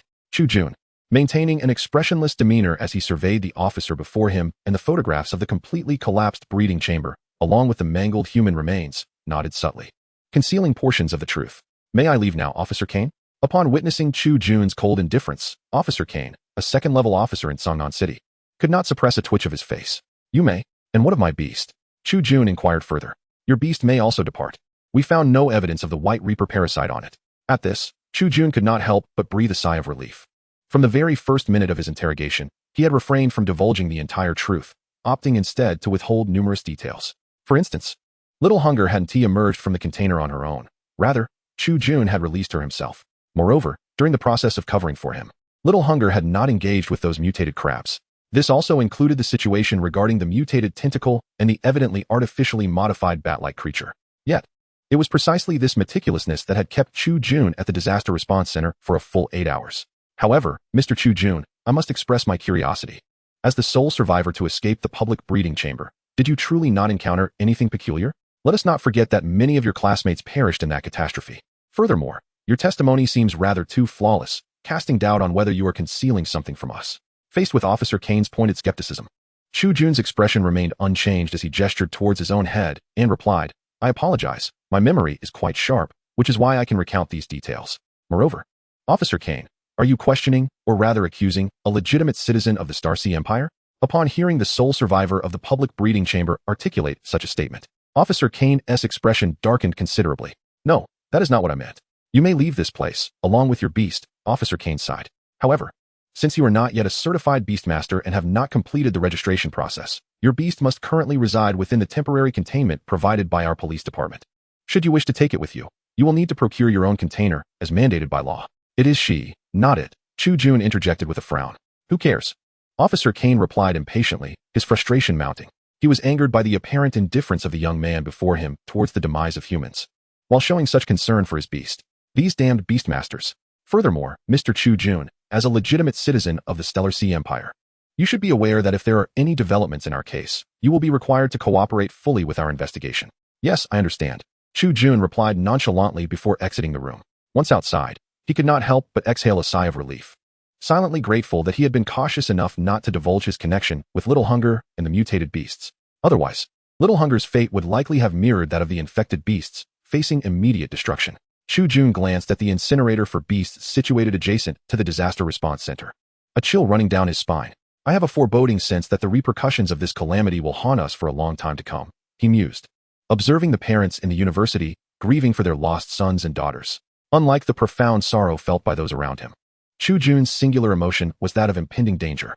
Meanwhile, on the opposite side of the city, the bat beast had fully healed and simply transmitted the information it had gathered about Chu Jun to its master through psychic energy, before crawling back into its incubation chamber to tend to its wounds. Unbeknownst to the busy Zhang Jian, a white parasite had entered the liquid circulation system along with the old culture solution, while beneath the device lay several of Zhang Jian's main beasts. Just as Chu Jun had surmised, the aftermath of this disaster was indeed troubling everyone. Chapter 64. A small discovery of the Babel source crystal. Hey, Chu, you finally made it out. Not long after Chu Jun left the room, Pang Bo, clutching a large beef pie, rushed over in excitement. You kept me waiting for nearly half the night. I almost thought you wouldn't come out. Without hesitation, Chu Jun accepted the beef pie from the cheerful man. After taking a bite of the still warm delicacy, he inquired, have you prepared the truck for transporting Little Hunger? Of course, it's all ready. Moreover, I had everything arranged before your arrival. Once you finish your meal, we shall proceed directly to retrieve Little Hunger from your newly rented laboratory. Indeed, 8 hours after the disastrous event, Chu Jun promptly reached out to Pang Bo and Claire. However, Chu Jun's intentions for contacting the two were distinctly different. His purpose in contacting Claire Morton was to assure her that her safety remained uncompromised and to remind her of the unsettling events they had witnessed. After all, both Claire and Chu Jun were tasked with researching the parasite, officially dubbed the White Reaper. Thus their efforts in information sharing were largely aligned. In contrast, Chu Jun's motive for reaching out to Pang Bo was entirely different. Beyond informing him of his impending police inquiry, he sought to prepare Pang Bo for the retrieval of Little Hunger. Observing Pang Bo's thorough preparations, Chu Jun unhesitatingly accompanied him to the location where Little Hunger was confined. Fortunately, as the public breeding facility within Sangnan University had been obliterated, the number of aberrant creatures that escaped the university was fewer than 10, enabling Chu Jun to easily locate Little Hunger's whereabouts. Hey, have you been waiting long? Little Hunger, confined within an unfamiliar container surrounded by strangers and police officers, immediately perked up upon sensing Chu Jun's psychic energy. Her form, gradually growing larger, bounced excitedly within the makeshift container. In response to the creature's exuberance, the nearby officers tightened their grips on their weapons, their nerves evidently frayed from the earlier attack by the White Reaper. Lower your weapons. This is my aberrant creature, Chu Jun asserted, glaring at the officers who were poised to aim their firearms at Little Hunger. Upon realizing that the creature's owner had arrived, the officers gradually lowered their weapons. Despite their deep-seated disdain for Chu Jun's demeanor, they refrained from confronting him. recognizing that this young man might one day evolve into a true Beastmaster. Ultimately, after completing all necessary procedures, Chu Jun successfully had Pang Bo drive a specialized transport truck for aberrant creatures to load Little Hunger inside. Gurgle, gurgle. However, before boarding, the evidently famished Little Hunger gazed longingly at the beef patty in Chu Jun's hand, emitting a sound of yearning. Chu Jun, unfazed, handed over the partially eaten beef patty to Little Hunger in the truck's rear compartment, allowing the poor creature to have a bite to tide her over. Witnessing this moment, Pang Bo expressed his astonishment. Am I seeing things? What is going on? Noticing Pang Bo's astonished expression, Chu Jun, seated in the passenger seat, calmly inquired, You actually shared food? Given your eating habits, I previously thought you were some sort of human cloaked in beastly guise. I never imagined you would share your food. Chu Jun shrugged lightly and cast a gentle gaze upon Little Hunger, a sentiment reserved solely for her. All right, let us be on our way. As the vehicle traversed the road, a thought suddenly struck Chu Jun. By the way, Pang Bo, did you not utilize the Babel Source Crystal last night? Have you awakened your spiritual abilities? In a somewhat sheepish manner, Pang Bo, behind the wheel of the truck, replied, Actually, I haven't yet. After our dinner, I went to the bar for a drink, and I ended up having a bit too much. I completely forgot about it. Hearing this, Chu Jun sighed in exasperation. For reasons unknown, he perceived this plump individual beside him as a peculiar optimist. However, upon mentioning the Babel Source Crystal, Pang Bo seemed to recollect something. Sharing a small revelation from the previous night. Chu Gu, although I did not absorb the Babel Source Crystal, it seems that after wearing it for over a night, my spiritual energy has significantly increased. This enhancement has brought me to the brink of awakening my spiritual abilities. At these words, Chu Jun abruptly turned his head. This revelation appeared to be no trivial matter. Chapter 65, 620 Plans. Noticing the astonishment etched upon Chu Jun's face, Pang Bo, still driving, assumed his friend doubted his claim and hurriedly explained, I speak the truth. I am not jesting. I am genuinely on the verge of awakening my spiritual abilities. Chu Gu, as someone who has already awakened, you must be familiar with this feeling. Shaking his head, Chu Jun, as a time traveler, could not divulge to this chubby companion that he had awakened his own abilities merely 2 minutes after arriving in this world. No, I believe you, he said, furrowing his brow. However, if what you say is indeed true, my advice is to keep your possession of the Babel Source Crystal a secret. Do not speak of it to anyone but me. Understanding the nature of humanity, Chu Jun cautioned Pang Bo. The latter, witnessing Chu Jun's serious demeanor for the first time, instinctively recoiled, nodding vigorously. All right, I want to say a word. Subsequently, a brief tranquility enveloped the truck's cabin. After a moment, despite Pang Bo's efforts to contain himself, his loquacious nature prevailed, and he resumed speaking about recent events. By the way, Chu Gu, you may not be aware, but our school's graduation rate is set to plummet this year. Specifically, it is expected to be halved. Oh, why is that? Pang Bo rubbed his nose, a wry smile forming on his lips. It's quite simple. The children of the common folk who raised those extraordinary beasts all perished along with the destruction of the public breeding facility. In this regard, you are truly fortunate, Chu Gu. Both you and Little Hunger managed to escape unscathed. However, those innocent children of the common folk, who had exerted immense effort in preparing for this year's graduation with their cultivated beasts, have suffered a complete misfortune. Unless unforeseen circumstances arise, these students, stripped of their hard-earned creations, face an inevitable failure to graduate this year. Moreover, at Sangnan University, the offspring of affluent and influential families, much like myself, have long since secured their cultivated beasts within the confines of their private laboratories. Their graduation remains unaffected. Heaven forbid, I can scarcely bring myself to continue. Upon hearing Pang Bo's account, Chu Jun finally grasped the gravity of the situation.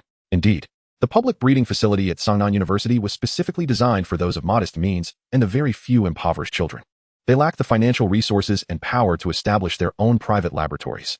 Consequently, following the devastation wrought by the subterranean beast upon the public breeding facility, the future of these unfortunate children from humble backgrounds is all but certain. It is startling to realize that our university could also fall victim to a monster's attack. Alas, for the sake of my own safety, I have come to realize the necessity of acquiring something for self-protection, akin to the Little Hunger that you possess, Brother Chu. I cannot help but express my profound envy for the way that Little Hunger can safeguard Chu Jun. Such sentiments resonate deeply with Chu Jun's own thoughts, albeit in a far more extreme manner. You are not mistaken. In fact, I share this inclination as well. Once we reach the new laboratory, I shall promptly commence the creation of a batch of beasts to ensure my safety. Such a fortunate opportunity. Pang Bo, who initially intended to invest in beast protection services, immediately squinted his eyes and addressed Chu Jun, saying, In that case, Brother Chu, you must assist me in crafting a few as well. I shall pay for them, or rather, rent a number. Since Pang Bo now effectively serves as Chu Jun's aide, safeguarding him also equates to preserving his own interests. Thus, Chu Jun did not decline Pang Bo's proposal. Very well. However, I do not yet possess a detailed plan for my schemes. I need to eliminate some of the less reliable beast concepts to develop the swarm of creatures I desire. After all, my resources are limited. Upon hearing Chu Jun's words, Pang Bo could not contain his amusement. That's impressive, Brother Chu. You've already conceived several beast concepts in such a short span. Truly remarkable. Not several. Chu Jun replied calmly, gazing out at the swiftly passing scenery. There are 620 distinct beast concepts. As the sound of the truck's abrupt halt echoed, Pang Bo, whose face had collided with the steering wheel, gazed at Chu Jun in disbelief. How many? For a fleeting moment, Pang Bo felt as though the individual seated beside him was not a human at all, but rather a creature clad in human skin, mimicking the life of a human. Chapter 66. The new laboratory. You must be joking, Brother Chu? Pang Bo exclaimed, his face a mask of incredulity upon hearing Chu Jun's declaration. The figure presented by Chu Jun was undeniably terrifying. While numerous beast masters delight in exploring a myriad of exotic creature schemes, those adept in a greater number of such proposals are predominantly seasoned practitioners. Even so, their numbers could never rival the astounding total put forth by Chu Jun enough. Chu Jun clapped his hands, signaling Pang Bo to resume driving. I have all those schemes stored in my mind. Once we reach our new laboratory, I can commence the experiments. Upon hearing this, Pang Bo experienced a moment of clarity. Well, we are merely young men. A bit of bravado is to be expected. With that thought, he exhaled in relief, pressing down on the accelerator once more. After several minutes, at approximately 3 in the morning, the duo finally arrived at the newly rented laboratory of Chu Jun, a modest 3-story facility nestled in the southeastern corner of Ant Street, formerly part of the chemical district. Upon their arrival, Chu Jun was greeted by a pungent odor permeating the air, causing him to furrow his brow in discontent. Brother Chu. This area was once a chemical district, home to dozens of large machinery and exotic beast factories, making it the most polluted region in Songnan City. However, several decades ago, the local government initiated a demolition plan, leading to the closure of these factories. Ant Street, once a residential area for factory workers, has since devolved into a slum after the factories relocated. Although the demolition plan ultimately failed, resulting in the street's decline. It is fortunate that we can rent such an affordable laboratory here, wouldn't you agree? After listening to Pang Bo, Chu Jun could only nod in resignation. While Pang Bo's words were rather grim, they held a kernel of truth. What is the security situation here? Despite being a resident of Ant Street, Chu Jun's long years of schooling had rendered him somewhat unfamiliar with the local environment. Terrible, Pang Bo replied gravely. Illegal substances, prostitution, drug addicts, and unscrupulous merchants dominate this area. Additionally, there are numerous idle thugs and certain unsavory characters lurking about. But rest assured, Brother Chu, this laboratory is an exception. It is absolutely secure. Oh, Chu Jun inquired, intrigued by Pang Bo's assertion. What makes it so special? Because this laboratory is situated right in the territory of our Jack gang. Before renting this space, I made sure to communicate with those ruffians. Anyone who dares approach without just cause will be met with the wrath of the Jack gang.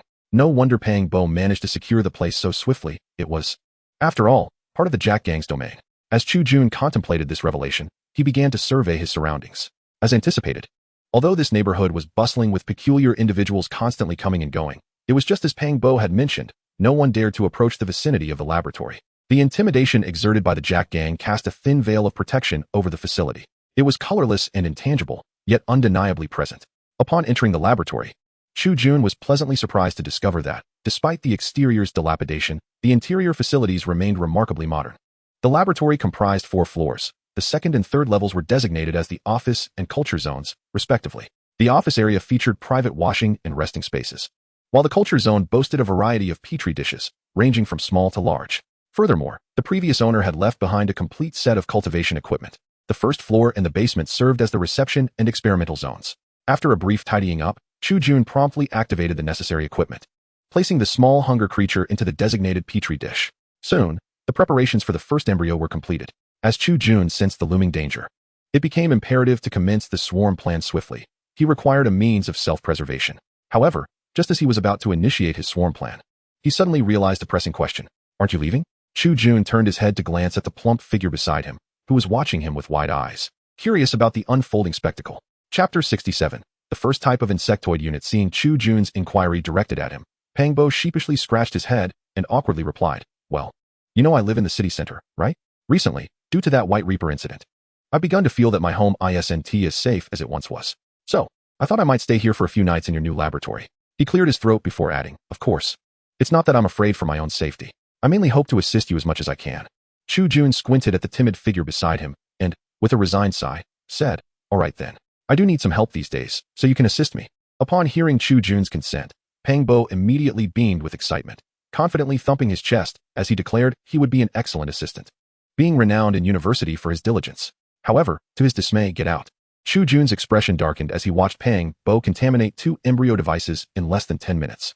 He feared that if he lagged, even slightly, Chu Jun might just remove his head and feed it to the small hunger creature. Sigh. Had I known, I would have relied solely on myself. Resigned, Chu Jun returned to the empty petri dish and began to contemplate. All right, now let us restart my exotic creature cultivation plan. Chu Jun activated the cultivation device and began to pour in an ample amount of nurturing liquid. Firstly, it is imperative to confirm that what I seek to cultivate this time is a pure breed of Zerg soldiers, a manifestation of entirely physical biology.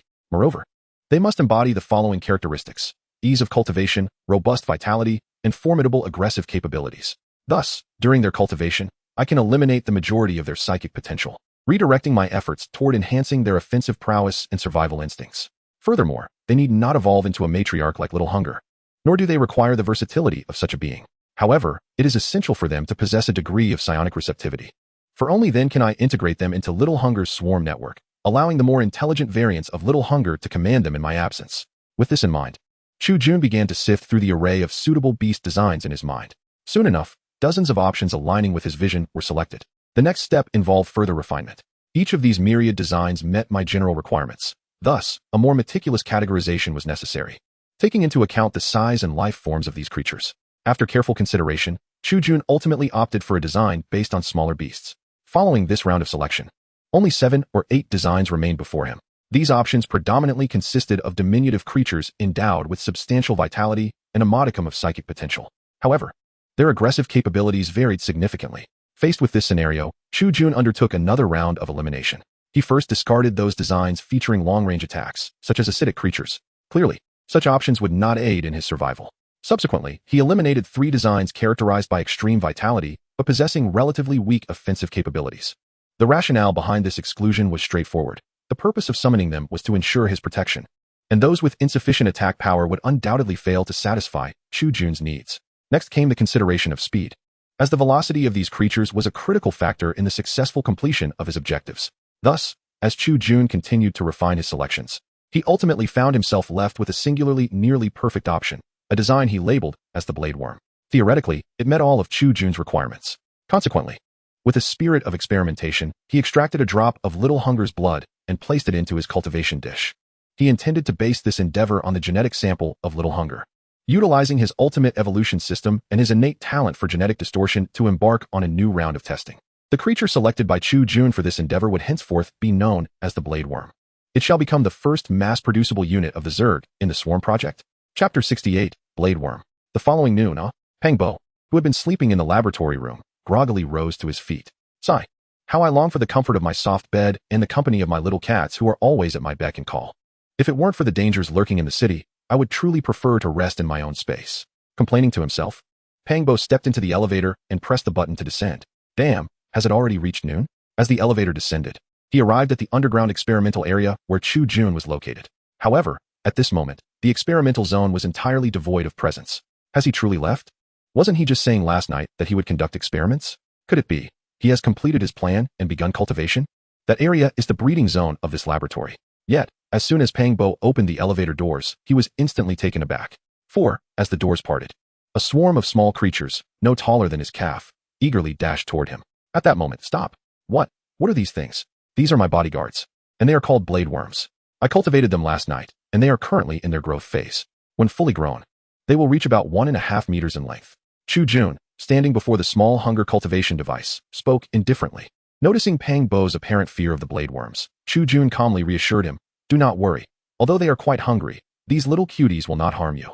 They will strictly obey the commands of Little Hunger, and my authority surpasses that of Little Hunger." Upon witnessing Chu Jun's control over the little creatures, Pang Bo's courage surged. He hurried forward and seized the slowest moving creature, examining it closely. In the next moment, as he observed the wriggling yet harmless juvenile blade worm in his grasp, his eyes widened in astonishment.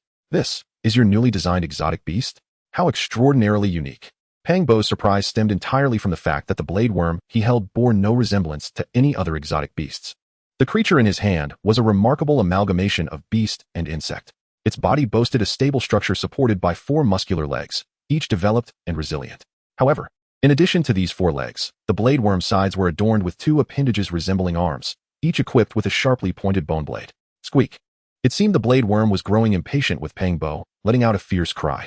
At that moment, Pangbo noticed that the creature's face bore a striking resemblance to that of Little Hunger. They all possess mouthparts conducive to feeding. However, the mouthparts of this particular knife worm are flanked not by auxiliary limbs, but by 4 rows of exceedingly sharp, diminutive bone blades. These bone blades, combined with the fierce gaze of the creature's dual pairs of eyes, instilled an immediate sense of dread in Pangbo, seizing the moment. The juvenile knife worm escaped the grasp of the human, tumbling to the ground with a crash.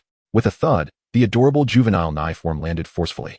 Yet this very incident drew Pangbo's attention to the fact that the creature was entirely covered from head to tail in inconspicuous brown chitinous armor.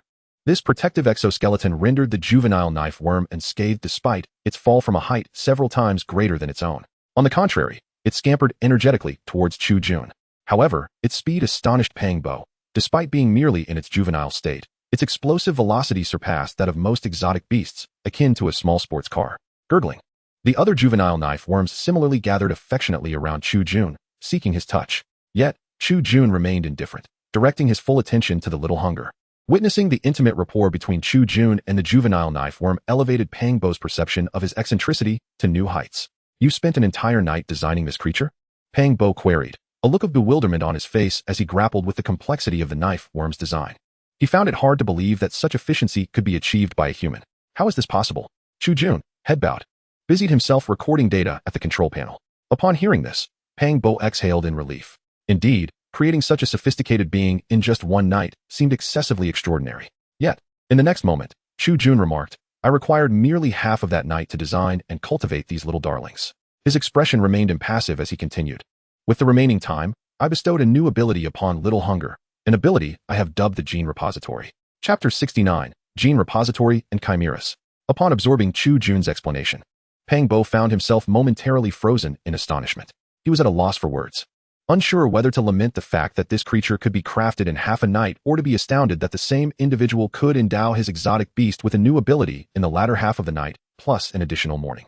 Regardless, Pangbo felt a surge of elation. He sensed that his graduation this year was all but secured. With this thought in mind, he kicked away a juvenile knife worm attempting to nibble at his shoe, moving closer to the cultivation dish containing Little Hunger. Upon approaching, Pangbo noticed that Little Hunger appeared unchanged from the previous day. From an external perspective, the diminutive entity, Little Hunger, appears to possess no additional functions. Speaking of which, Brother Chu, Pangbo remarked earnestly, gesturing towards Little Hunger, you mentioned that you have bestowed it with a new ability. Where is this so-called repository? It is a genetic repository, Chu Jun sighed helplessly, observing the academically inept figure before him. This ability resides within the genes of Little Hunger. Thus, she can effortlessly replicate the genes of these knife worms and incubate them through her own eggs, provided that her eggs are indeed capable of hatching. In simpler terms, Little Hunger inherently possesses a genetic repository function within her genes. What? Pangbo's face was one of astonishment after hearing Chu Jun's explanation. How could you dare to do such a thing? Brother Chu, do you not realize that arbitrarily adding genetic sequences to any beast's genetic makeup is an exceedingly perilous endeavor? Numerous beast tamers have conducted similar experiments, yet the outcomes for their beasts have been uniformly tragic. I trust your inspiration did not stem from the yellow frenzy ant? Chu Jun calmly nodded. You are correct. My inspiration indeed originates from the yellow frenzy ant. This was the only organism discovered by humanity during the first beast taming era that possesses 2 sets of genetic structures. This genetic configuration not only allows them to avoid inbreeding, but also facilitates the evolution of different branches within the same species. However, as he spoke, Pangbo noticed a peculiar gleam in Chu Jun's eyes, a strange mixture of excitement and madness. It was as though this individual was gradually immersing himself in his own domain, unable to extricate himself. That was merely a misconception propagated by the media during humanity's earlier days. In truth, having 2 sets of genetic sequences is quite common in the realm of biology. It is simply overlooked by the average person and the typical beast tamer. There are numerous examples of this phenomenon. The offspring of black and white mice produce descendants with patterned black and white coats, while the mating of black-haired and white-haired dogs yields puppies with similar markings. Such occurrences are ubiquitous and perpetual, yet humanity tends to dismiss them as mere instances of hybridization, rather than recognizing them as manifestations of dual genetic sequences. It is precisely this so-called common knowledge that has led many to misinterpret the phenomenon of dual genetic sequences, fostering a widespread misunderstanding. In reality, the fusion and coexistence of multiple genetic sequences can be achieved through a remarkably simple factor, the supergene chimera. The ordinary coexistence of multiple genetic sequences arises from chimeras. However, what I have created is an upgraded genetic chimera. The existence of such a construct enables Little Hunger to absorb a multitude of other genetic sequences while preserving the integrity of her own genetic makeup. Furthermore, due to the existence of this entity, as long as Little Hunger desires it, she can effortlessly enable her descendants to utilize this phenomenon to differentiate and establish a complete and cohesive lineage. More importantly, the capabilities of the supergene chimera allow all her progeny to possess diverse castes, thereby forming a comprehensive societal structure. Upon hearing this, Pang Bo inhaled sharply, his surprise palpable. He then shook his head. I'm sorry, Brother Chu, I didn't quite understand. Observing the so-called university's student before him, a cold glimmer flickered in Chu Jun's eyes. At that moment, he was confronted by his assistant. However, before Chu Jun could reprimand his aide, Pang Bo interjected. His words left Chu Jun momentarily speechless. Although I didn't grasp everything, Brother Chu, what you've just created must be something formidable, right? Why not consider leveraging this to generate income? He paused, then added. Moreover, I've always harbored a question. Could it be that you're not well versed in the art of making money? Chapter 70. Intentions of collaboration. Well, alright then. Chu Jun fell silent after Pang Bo's remarks. He regarded Pang Bo with a peculiar expression, clearly indicating that Pang Bo had hit the nail on the head. Despite Chu Jun's remarkable intelligence and formidable prowess in genetics and life sciences, he undeniably faced a significant shortcoming, a lack of understanding of financial matters. This was evident when Pang Bo suggested discreetly placing bets, a notion that Chu Jun completely overlooked. Fine, Pang Bo shrugged, a smile gracing his features. I've actually perceived this long ago, Brother Chu. Though you haven't graduated in 3 years, you are undeniably a remarkably clever individual. It's just that your brilliance hasn't been applied towards financial gain. Noticing Chu Jun's silence, Pang Bo's conviction strengthened. Brother Chu, individuals like you are quite common. Whether in the Starsea Empire or the Human Federation, you are the very catalysts of scientific advancement, yet your lives are often fraught with hardship. The wealth you generate is substantial enough to propel the development of the entire world, yet what you receive is merely a sliver of the cream atop the cake. It is profoundly unjust, wouldn't you agree? With that, Pang Bo chuckled as he lifted the knife bug at his feet, which had already gnawed half of his shoe. So, do you have any suggestions? As he observed the grinning Pang Bo, Chu Jun suddenly recognized a pivotal truth. This rotund fellow undoubtedly had something to say. Heh, Brother Chu, you're so astute. You must comprehend my meaning, right? Look at us. Aren't we a perfect pair? Noticing the chill in Chu Jun's gaze and the threatening growl emanating from the knife bug in his arms, Pang Bo hastily clarified. Ahem, don't misunderstand. That is not what I meant. What I intended to convey is since we both emerged from the impoverished streets, we must have tasted the malice and chill that this world has to offer. The affluent gaze down upon us from their lofty perches, as if we were mere insects. Yet, we can transcend our circumstances and become like them. We can rise to their ranks, becoming those who look down upon the very insects we once were. You possess the intellect to change this world, while I harbor the ambition, rather, the vision, to do so. Brother Chu, let us collaborate. Together, we shall establish a company. As Pang Bo spoke, his excitement grew, his fervor intensifying. United, we can dominate this world, alter this dreadful existence, and show them that even we, the wretched creatures dwelling in the muck, can one day transform into dragons.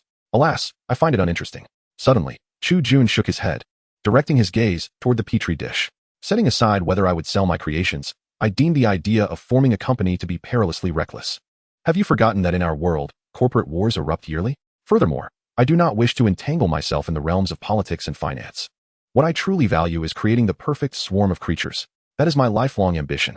Indeed, such extraordinarily intelligent individuals often harbor character flaws. Yet, he remained undaunted, even finding joy in the situation, for he understood precisely what these people were thinking.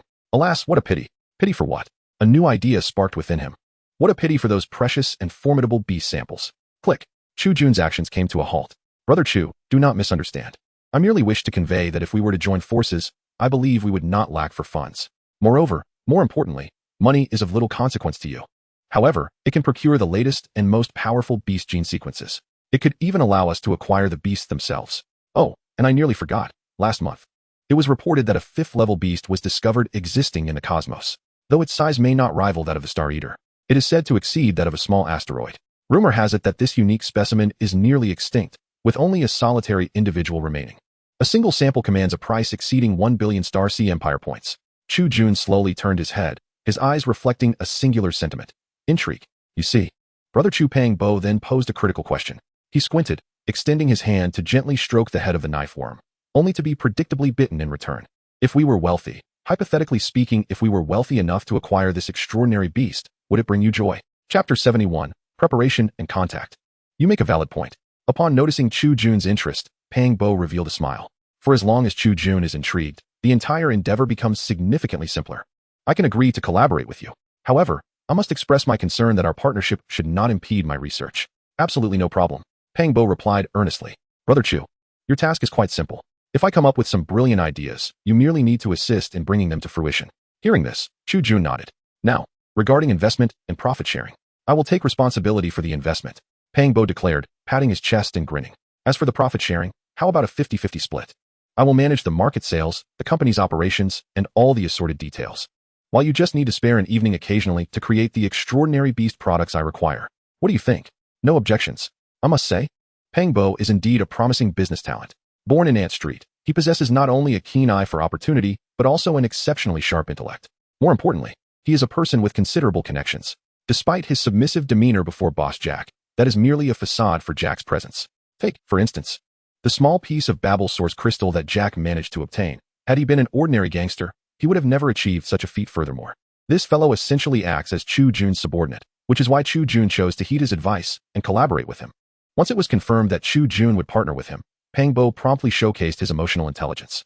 He took Chu Jun to a restaurant in Ant Street to indulge in a celebratory feast. Naturally, during this time, it was primarily Chu Jun who was feasting, while Pang Bo celebrated. After completing the setup of his new laboratory, it was time for him to commence his research on the White Reaper parasite. However, before retiring for the night, Chu Jun sent a message to Professor Claire Morton, his sponsor. He needed to inform this eccentric lady that he had settled everything. When she returned, they could embark on the study of the White Reaper together. Following the events of the previous night, Chu Jun succumbed to his overwhelming fatigue and fell into a deep slumber. After an indeterminate period, he suddenly sensed a surge of spiritual energy swirling around him.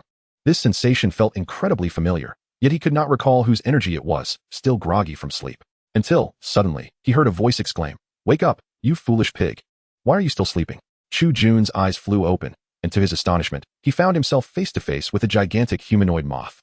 The creature was incessantly flapping its wings against its chest, attempting to rouse itself from slumber. Unfortunately, the little being's strength was far too feeble to awaken itself. It was no wonder that its ethereal energy felt somewhat familiar. Upon awakening, Chu Jun rose from the bed and glanced at the time. It was already 9 o'clock in the evening. "Why are you the only one here? Where's your mother?" Chu Jun inquired, curious as to why the moth, typically tasked with surveilling certain significant individuals at school, had ventured alone to his side. Moreover, it appeared that Claire was not accompanying the moth either. "My mother had matters to attend to, so she sent me to find you." The moth presented a miniature storage device to Chu Jun. "Oh." Upon seeing the storage device, Chu Jun's interest was piqued. "Did your mother mention anything else? And what is she occupied with?" "Just one thing," the moth replied, echoing Claire's tone with an icy and serious voice. "Beware of the White Death. There seems to be a psychic connection among them." Mrs. Chandler, had she visited the pleasure club once again? This was indeed her style. Furthermore, the notion that the parasites of the White Death possessed a psychic connection was something I had also suspected. After all, the energy I felt back then was undeniably peculiar. Nevertheless, let us conduct an experiment first. Chu Jun shook his still drowsy head and addressed the moth. "Very well, I understand. Follow me." With that, Chu Jun led the moth out of his room, carrying a container filled with the white parasites, and proceeded towards the exit of the apartment. "Activate stealth mode." As soon as they stepped out the door, Chu Jun instructed the moth. While he could accept the hybrid nature of the moth, he doubted the impoverished denizens of Ant Street would be as accommodating. Of course, the common folk residing in the city would not be either, although many of them believed themselves to be entirely different beings from the impoverished residents of Ant Street. From Chu Jun's perspective, there was fundamentally no distinction between them. Understood. The moth obediently entered camouflage mode. It seemed that Claire had already admonished her to avoid causing any trouble for Chu Jun when she summoned her. Despite Claire's eccentricities and foolishness, her upbringing was commendable, particularly in relation to her daughters. As Chu Jun pondered this, he arrived at the exit of the apartment, only to be interrupted by a voice. "Little Chu, not so late." An elderly woman, adorned with a headscarf and dressed in simple, patched clothing, approached Chu Jun with a benevolent expression etched upon her face. "Have you eaten yet?" "Not yet, Mrs. Chandler." In the presence of this kind-hearted elder, Chu Jun, who typically exuded an air of aloofness, softened her demeanor and spoke gently.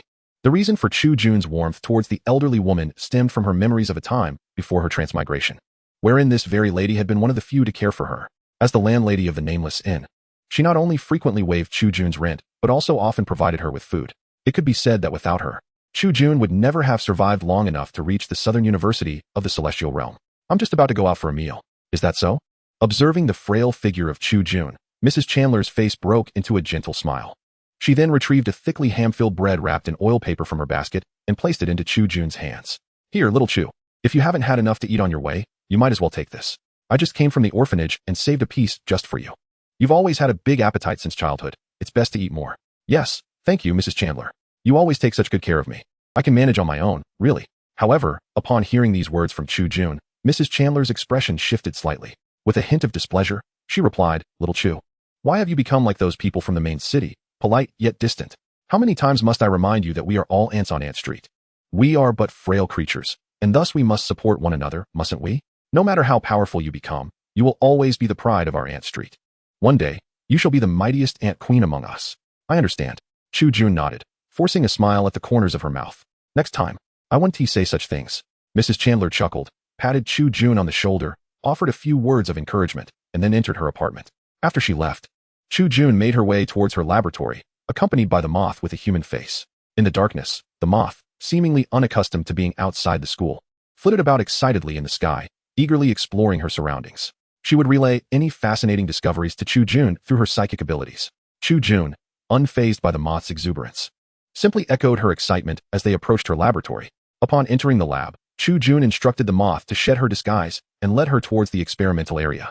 However, just as the elevator doors opened, a piercing scream from the moth echoed through the air. A swarm of blade insects surged from all directions, pinning the moth firmly to the ground. These creatures exhibited an unexpectedly fierce aggression. Moreover, these newly born creatures possess an innate compatibility. Chapter 73, The Secret of the White Death. Away, away, away.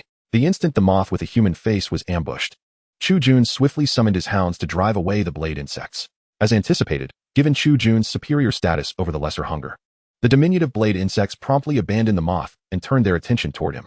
However, do not misconstrue this. These insects would never dare to attack Chu Jun.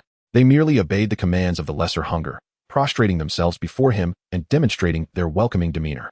Observing these thriving little beings, Chu Jun's face broke into a smile.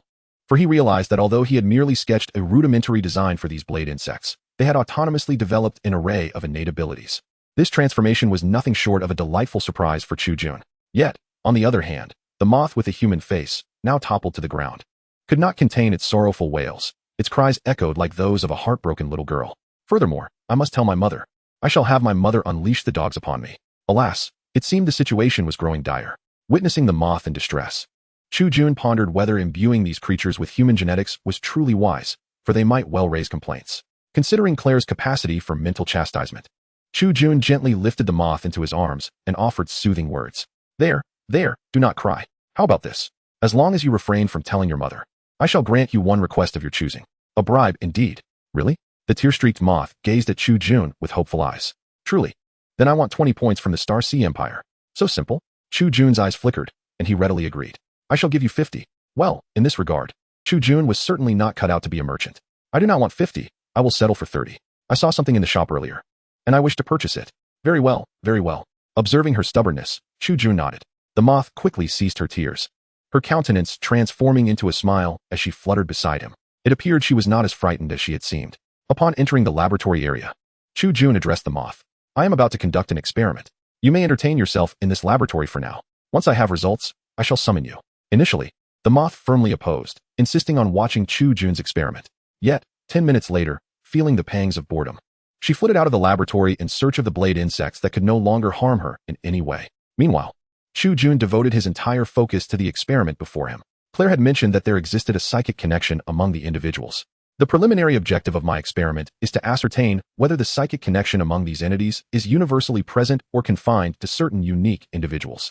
With this in mind, Chu Jun, aided by mechanical appendages, extracted dozens of parasitic specimens to conduct experiments regarding their psychic link. It was not long before he reached a significant conclusion. Each of these white parasites, reminiscent of pork tapeworms, possessed a psychic connection.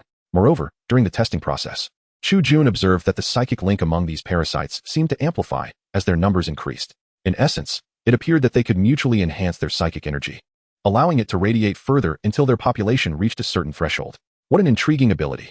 If such a capacity were to be conferred upon my collection of knife worms and the little gluttons, these knife worms would acquire traits akin to those of the parasites. Suddenly, a thought struck Chu Jun. The little gluttons, in their early stages, were themselves parasitic in nature. This meant that the capabilities of these white death parasites could potentially be seamlessly integrated into the little gluttons with minimal alteration. Furthermore, should this psychic amplification characteristic be universally implemented among the knife worms, their genetic architecture would be significantly elongated due to the emergence of this ability, thereby enhancing the command chain of the little gluttons. Without further ado, taking advantage of the ample materials at hand, Chu Jun promptly seized a small fragment of the white death parasite's tissue and commenced its analysis using his ultimate evolution system. However, upon viewing the complete genetic sequence of this parasite, he was momentarily rendered speechless. How could this be? At that moment, he unearthed a deeply concealed secret within the parasite, which elucidated the reasons behind its previous manifestations. Chapter 74. Artificial Genes and Grave Concerns. How could this be? The white death parasite was, in fact, artificially engineered. Gazing at the genetic data displayed by the ultimate evolution system, Chu Jun's countenance grew grave. His astonishment stemmed from the realization that the genetic sequence of the white death parasite far surpassed that of ordinary exotic beasts. In truth, this parasite's genetic composition was beyond the design capabilities of conventional beast tamers. Although the genes of these white death entities appeared chaotic, akin to those of typical exotic creatures, suggesting a natural evolution, it was merely a deception to the unsuspecting. Yet, such a level of subterfuge could fool many, but not someone equipped with the ultimate evolution system. With its assistance, the secrets of the white death genetic sequence lay bare before Chu Jun. Here, and here. Immediately, Chu Jun resumed his search for more of these artificially modified genes within the genetic sequence of the white death. Such biological fusion had never been observed by Chu Jun in any individual manifestation of the white death. Consequently, even he found himself perplexed by the expression of this ability. However, this was not a significant concern. This was merely one aspect of the phenomenon. Such selectivity also implied that the hosts inhabited by the white death would not develop any white tumors until they reached a certain level of maturity. Yet, once they crossed a particular threshold, these white tumors would rapidly proliferate within their bodies, increasing in number exponentially. What secrets was this entity concealing? Furthermore, what was his motivation for such actions? Why did he launch a surprise attack on Sangnan University? Chu Jun gazed solemnly at the white death subjects on the testing platform. Just as he was deep in thought, he suddenly received a phone call from Pang Bo. Upon answering, the panicked voice of the corpulent man echoed in Chu Jun's ear. "Brother Chu, we have a serious problem. The mineral beasts you treated earlier are exhibiting genetic issues again. Moreover, their mutations are more severe than the last time." Chapter 75. Leading Research and New Discoveries. How could this be? Chu Jun's immediate reaction to Pang Bo's statement was one of disbelief. He was acutely aware that he had thoroughly treated those mineral beasts without exception. After all, he had personally repaired each of their genetic sequences. Yet, only a few days had passed, and Pang Bo was reporting this troubling development. Thus, Chu Jun harbored profound doubts, questioning whether Pang Bo might have made an error. It was improbable for these mineral beasts to exhibit such rapid mutations, even after exposure to radiation or medication. However, in response to Chu Jun's skepticism, Pang Bo asserted over the phone, "Brother Chu, I am not joking. How about this? I will pick you up tomorrow at noon, and we can visit the mining area together. Please, this matter is truly crucial. I am the primary guarantor for this mine." After a moment of hesitation, Chu Jun ultimately agreed. It was still night, and he had ample time to continue his research. With this thought in mind, he resumed his experiments. At that moment, he recalled that the Mothman had provided him with a miniature storage device. Inserting the device into his computer, he began to examine its contents meticulously. Indeed, upon accessing the storage device and reviewing its contents, Chu Jun felt a wave of relief for not having checked it earlier. The data contained within was nothing less than first-hand research materials on the white death parasites, illicitly obtained by Claire from an unknown source. Moreover, these so-called first-hand materials were entirely ineffective and rendered useless, due to the first-hand information regarding the white death goddess assault on the city center. As well as the data preceding the incident at Sangnan University, the elite research team found themselves unable to fully decipher the genetic samples of the white death god. Their pace of analysis fell far short of that of Chu Jun, who possessed the ultimate evolution system. This remarkable system allowed Chu Jun to uncover all the secrets hidden within the genetic sequences of others in a mere fraction of time. Regrettably, however, upon reaching the end of the document, Chu Jun did not find the information he sought. Consequently, he promptly closed the document and chose to continue with his experiments. Before doing so, he noted that Professor Li Nan, who had attempted to dissuade him, had concluded that he suspected the white death god, this parasitic entity, did not belong to the category of naturally mutated beasts. In this regard, Li Nan's reputation as a pride of Sangnan University was indeed well-deserved. The night passed in silence. The following morning, a weary Chu Jun summarized the results of his experiments from the previous night and casually transferred them onto the miniature storage device provided by the human-faced moth. Subsequently, while munching on the bread gifted by Mrs. Chandler, he went to rouse the human-faced moth, who had indulged in nocturnal revelry. However, upon locating her, he was bemused to find that the moth, who had been terrified by the knife worms the previous night, was now frolicking with those very same ferocious insects. At that moment, she lay on a row of knife worms, soundly asleep. "Wake up, it's morning," Chu Jun called out, handing the miniature storage device to the human-faced moth. "After you arrive at school, go find your mother while I head to the data repository." "No way," she exclaimed. "Why not?" Chu Jun asked, furrowing his brow in confusion. "Have you forgotten? You owe me 30 points from the Star Sea Empire, and you promised to help me by something with those points." The child's memory was indeed remarkable, especially in such matters. Fine, I will take you to buy it. But you still haven't told me which store you wish to visit." Although Chu Jun was not particularly fond of wasting time, he was a man of his word, and thus did not refuse the human-faced moth's request. "I can't read, but I remember which store it is. I know the way. I will lead you there. It is the only shop that feeds exotic beasts with human flesh." Chu Jun, who was in the midst of drinking water, sputtered in surprise. What on earth is going on? Chapter 76, The Honest Man's Shop. At the intersection of Ant Street and Dogport, countless individuals emerging from Ant Street wore expressions of exhaustion as they made their way toward the port. Weariness and indifference were etched across every face. The harshness of life had rendered their nerves numb. Nonetheless, they continued to walk with resolute steps toward the port, for the prospect of receiving their wages that day would directly determine whether they and their families would have food to eat that evening. Yet, amidst the shadows, Chu Jun remained oblivious to the ordinary individuals surrounding him. His gaze was fixated unwaveringly on a grocery store known as Honest Man, standing motionless, with a serious demeanor. He inquired of the Mothman beside him, "Are you certain this is the establishment?" Yes, this is indeed the place," the Mothman exclaimed with palpable excitement. "It was here that I first laid eyes on the most exquisite necklace in the world. Hurry, let us procure that stunning necklace." Is it truly possible that the world's most beautiful necklace is valued at merely 30 Star Empire points? Chu Jun thought, stifling a wry smile at the childish enthusiasm of the Mothman. However, in the next moment, he shook his head. "No, I am not inquiring about the necklace. I am asking if you are certain this shop is where humans are feeding exotic beasts." "Indeed," the Mothman affirmed resolutely. "Do you recall last night when we ventured to the laboratory? You allowed me to fly freely in stealth mode." Chu Jun nodded in acknowledgement. It was true, this Mothman, genetically modified through human and beast lineage, possessed such abilities. Moreover, this creature had another remarkable function, the capability to record and play back audio. "Then, please play back what you heard at that time." Upon receiving his command, she flawlessly mimicked 2 distinct male voices.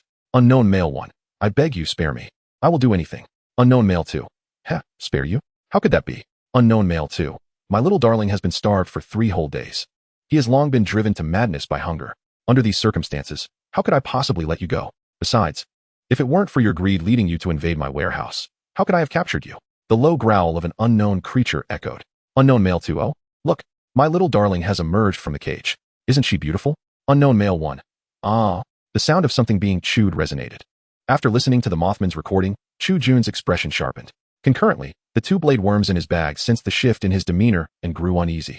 It was not that Chu Jun doubted the Mothman's words. Rather, he could hardly believe that the figure he glimpsed through the window was nothing more than an exceedingly gaunt old man. He could not fathom the existence of such a perverse killer lurking so close to his own laboratory, right on the street where he resided, brazenly displaying his shop for all to see. With this troubling thought, Chu Jun quietly urged the Mothman to remain vigilant in her stealth mode. And together they approached the Honest Man grocery store. As the melodious chime of wind bells rang out, Chu Jun and the Mothman stepped into the Honest Man shop. In truth, to a certain extent, Chu Jun perceives the Ant Street he hails from as his own domain. Among various insects, this territorial instinct is quite prevalent. Although these creatures may remain indifferent to the presence of beings different from themselves traversing or even settling within their territory, a particular situation arises that they cannot tolerate. This situation occurs when a threatening adversary intrudes upon their realm. Under such circumstances, insects possessing a sense of territory will launch a desperate offensive against the intruder, fighting until one side succumbs. "Hello, what can I get for you?"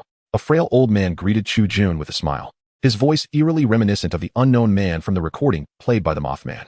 Their gazes collided, charged with an unspoken recognition. Chapter 77, The Anomaly in the Basement. "Just browsing," Chu Jun replied to the emaciated elder before moving towards a shelf at the back of the shop, spurred on by the Mothman's urging. During this process, he discreetly familiarized himself with the layout of the Honest Man's store. This dilapidated shop, located at the street corner, was imbued with the unique elements of Ant Street: faded yellowing glass panes, shelves crawling with cockroaches and mice, creaking floors, and an abundance of cheap yet subpar goods. As he passed by the 4th and 5th rows of shelves, Chu Jun briefly diverted his gaze towards the end of the aisle. There, A door leading to the basement was securely locked with massive steel chains, creating an impression that the area beyond was a terrifying abyss. Observing this scene, Chu Jun refrained from further commentary and proceeded directly to the last row of shelves. Upon reaching the final shelf, the Mothman whispered, filled with excitement, "It's it. This is it.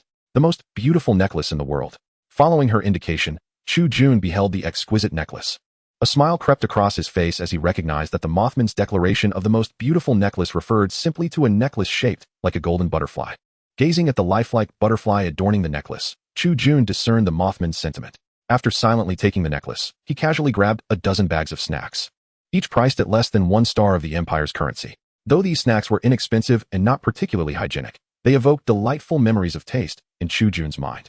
Thus, with his purchases in hand, he approached the honest man's store to make his payment. Yet, before settling the transaction, he instructed the Mothman to stealthily fly near the basement door, hoping to capture any significant sounds. Certainly, he seized this opportunity to observe the proprietor of the honest man's store. The man was a lean figure, one might even describe him as withered. He donned a worker's cap that had not seen a wash in many years, and his emaciated frame was enveloped in an oversized gray work coat. His facial features mirrored the desiccation of his body. However, Chu Jun noted that the old man possessed a pair of remarkably bright eyes. With a total of 42 points from the Star Sea Empire, Chu Jun completed his transaction and turned to leave the honest man's store. At that moment, the old man called out to him, "You are Chu Jun, are you not?" In an instant, the 2 blade worms within Chu Jun's tote bag silently revealed their fangs. It seemed that at a mere command from Chu Jun, these creatures would not hesitate to rend the frail old man to shreds. "You know me? I don't believe I've ever visited your store," Chu Jun replied. The old man's withered face broke into an equally gaunt and unappealing smile. "I am aware. Yet I still recognize you," he responded. "You are the pride of Ant Street. Unlike those like Pang Bo, who are eager to sever ties with us the moment they pass their exams, you are a true emblem of our Ant Street. After all, Mrs. Chandler speaks highly of you daily. She is a regular here. Oh, and if you happen to meet her, please convey my regards. I." Old Pence of the honest man's store. "Indeed, I shall," Chu Jun replied. After exchanging a few casual pleasantries, he exited the honest man's store, and the blade worms in his tote bag settled down once more. However, as Chu Jun departed, the expression of Pence, the owner of the honest man's store, transformed instantly. His wrinkled visage contorted into a grimace, and his previously bright gaze darkened with malice. "What did you just say?" Meanwhile, a peculiar and indescribable sound emanated from below the honest man's store. "Has he already discovered me? Fear not, my precious. You shall come to no harm. Absolutely none. No one can disturb you." Chapter 78, Senator Robert and the New Test. "Did you record any sounds?" Upon leaving the honest man's store, Chu Jun immediately inquired of the Mothman. The Mothman obediently played back her recording. However, there was nothing of value within. Hearing this, Chu Jun resignedly boarded the subway with her, heading towards Songnan University. On the public television in the subway, news about the recent attack by the White Reaper was being broadcasted. "Greetings to the citizens of Songnan City. This morning, our city councilman, Mr. Robert, delivered a speech. He stated that the attack that occurred yesterday is unacceptable and deeply regrettable." The host, with a serious demeanor, conveyed the content of Congressman Robert's speech today, while the civilians beside Chu Jun displayed expressions of disdain. "That damned fool Robert is nothing but a foolish pig. I cannot fathom how he ever became a congressman. Is it even a question? This wretched scoundrel must have leveraged his wealth to achieve all of this. Have you forgotten how affluent this man is? What of it? His riches were hardly earned through honest means. Last year, one of his companies was implicated in human experimentation in the neighboring city. It seems this individual named Robert not only holds the title of congressman, but also that of a businessman. Moreover, he is entangled in human experimentation. Clearly, he wields considerable influence behind the scenes." As Chu Jun contemplated this, he continued to watch the news. At the conclusion of the broadcast, it was announced that Robert's company, Health Paradise, would be responsible for treating the infected citizens, providing them with adequate care free of charge. Health Paradise, wasn't that the very company involved in human experimentation? Observing the news footage of the short, portly businessman, Chu Jun exited the subway. Just as he had stated yesterday, the repercussions of this disaster would continue to affect everyone. Meanwhile, on her way to school, the Moth Woman was in remarkably high spirits. Clearly, having received what she desired, she resembled a child who had just achieved satisfaction. All the way, she hummed cheerfully beside Chu Jun, thoroughly pleased with the necklace she had acquired. However, upon arriving at school, she immediately dashed towards her home, eager to showcase her prize to her sisters and mothers. Chu Jun merely smiled and proceeded to the cafeteria. Though he had already consumed a piece of bread and several snacks, he still felt an acute hunger. After devouring 6 buns, 2 eggs, and a bowl of porridge, his hunger was finally appeased. Content, Chu Jun began to make his way towards the temporary public breeding facility at Songnan University, carrying 2 blade worms in his bag. since the public breeding facility, along with the creatures within it, had been destroyed the previous day. Songnan University had established a new temporary breeding facility to accommodate the students who had lost their creatures. This was precisely why Chu Jun had arrived at school early. As expected, when he entered the temporary facility, he found it completely empty of students. However, this was understandable. After witnessing the destruction of their hard work, these students would need time to recreate their creatures. Upon gazing at the desolate yet opulent beast cultivation apparatus, filled with costly nurturing fluid, Chu Jun could not suppress a smile. Without hesitation, he cast the two blade worms he had brought into separate devices, urging them to grow rapidly. As both blade worms were in their juvenile state, they were merely the size of a human calf at that moment. However, nourished by the cultivation fluid, these famished little creatures promptly commenced their swift ascent in size. If all proceeded as anticipated, these two diminutive beings would soon reach the dimensions of an adult horned wolf by afternoon. Yet, aside from the aim of fostering their rapid growth, Chu Jun had another objective for visiting Songnan University. He intended to employ his psychic talent, specifically his gene distortion ability, to induce mutations in these two blade worms. After all, within Chu Jun's design, these blade worms, akin to the little gluttons, possess the capacity for infinite growth. With this thought in mind, Chu Jun extended his psychic energy towards the two blade worms. Chapter 79, A New Breed of Blade Worms. I have succeeded. Indeed, the blade worm, with its simplistic genetic sequence, is remarkably amenable to genetic mutation. After several hours of relentless effort, with a throbbing headache, Chu Jun turned his gaze to the two petri dishes beside him, a satisfied smile gracing his face. At that moment, under the influence of Chu Jun's genetic distortion gift, the two blade worms had transformed into two distinctly different entities. To be precise, these two blade worms, alongside their counterparts, had evolved into three different variations, all belonging to the blade worm lineage yet exhibiting unique characteristics. The first blade worm, beside Chu Jun, had undergone modifications to its leg and back genes through his meticulous interventions. The musculature in these areas had become significantly more robust. Furthermore, Chu Jun had successfully transformed the two formidable claws, originally intended for tearing apart foes, into claw-like appendages adorned with delicate green wings. Although the blade worm's weight and these winged claws were insufficient to enable flight, this alteration still allowed the creature to achieve brief moments of levitation, soaring to places it could not previously access, propelled by its strong back muscles and wings. This design was specifically crafted for particular scenarios within the blade worm lineage.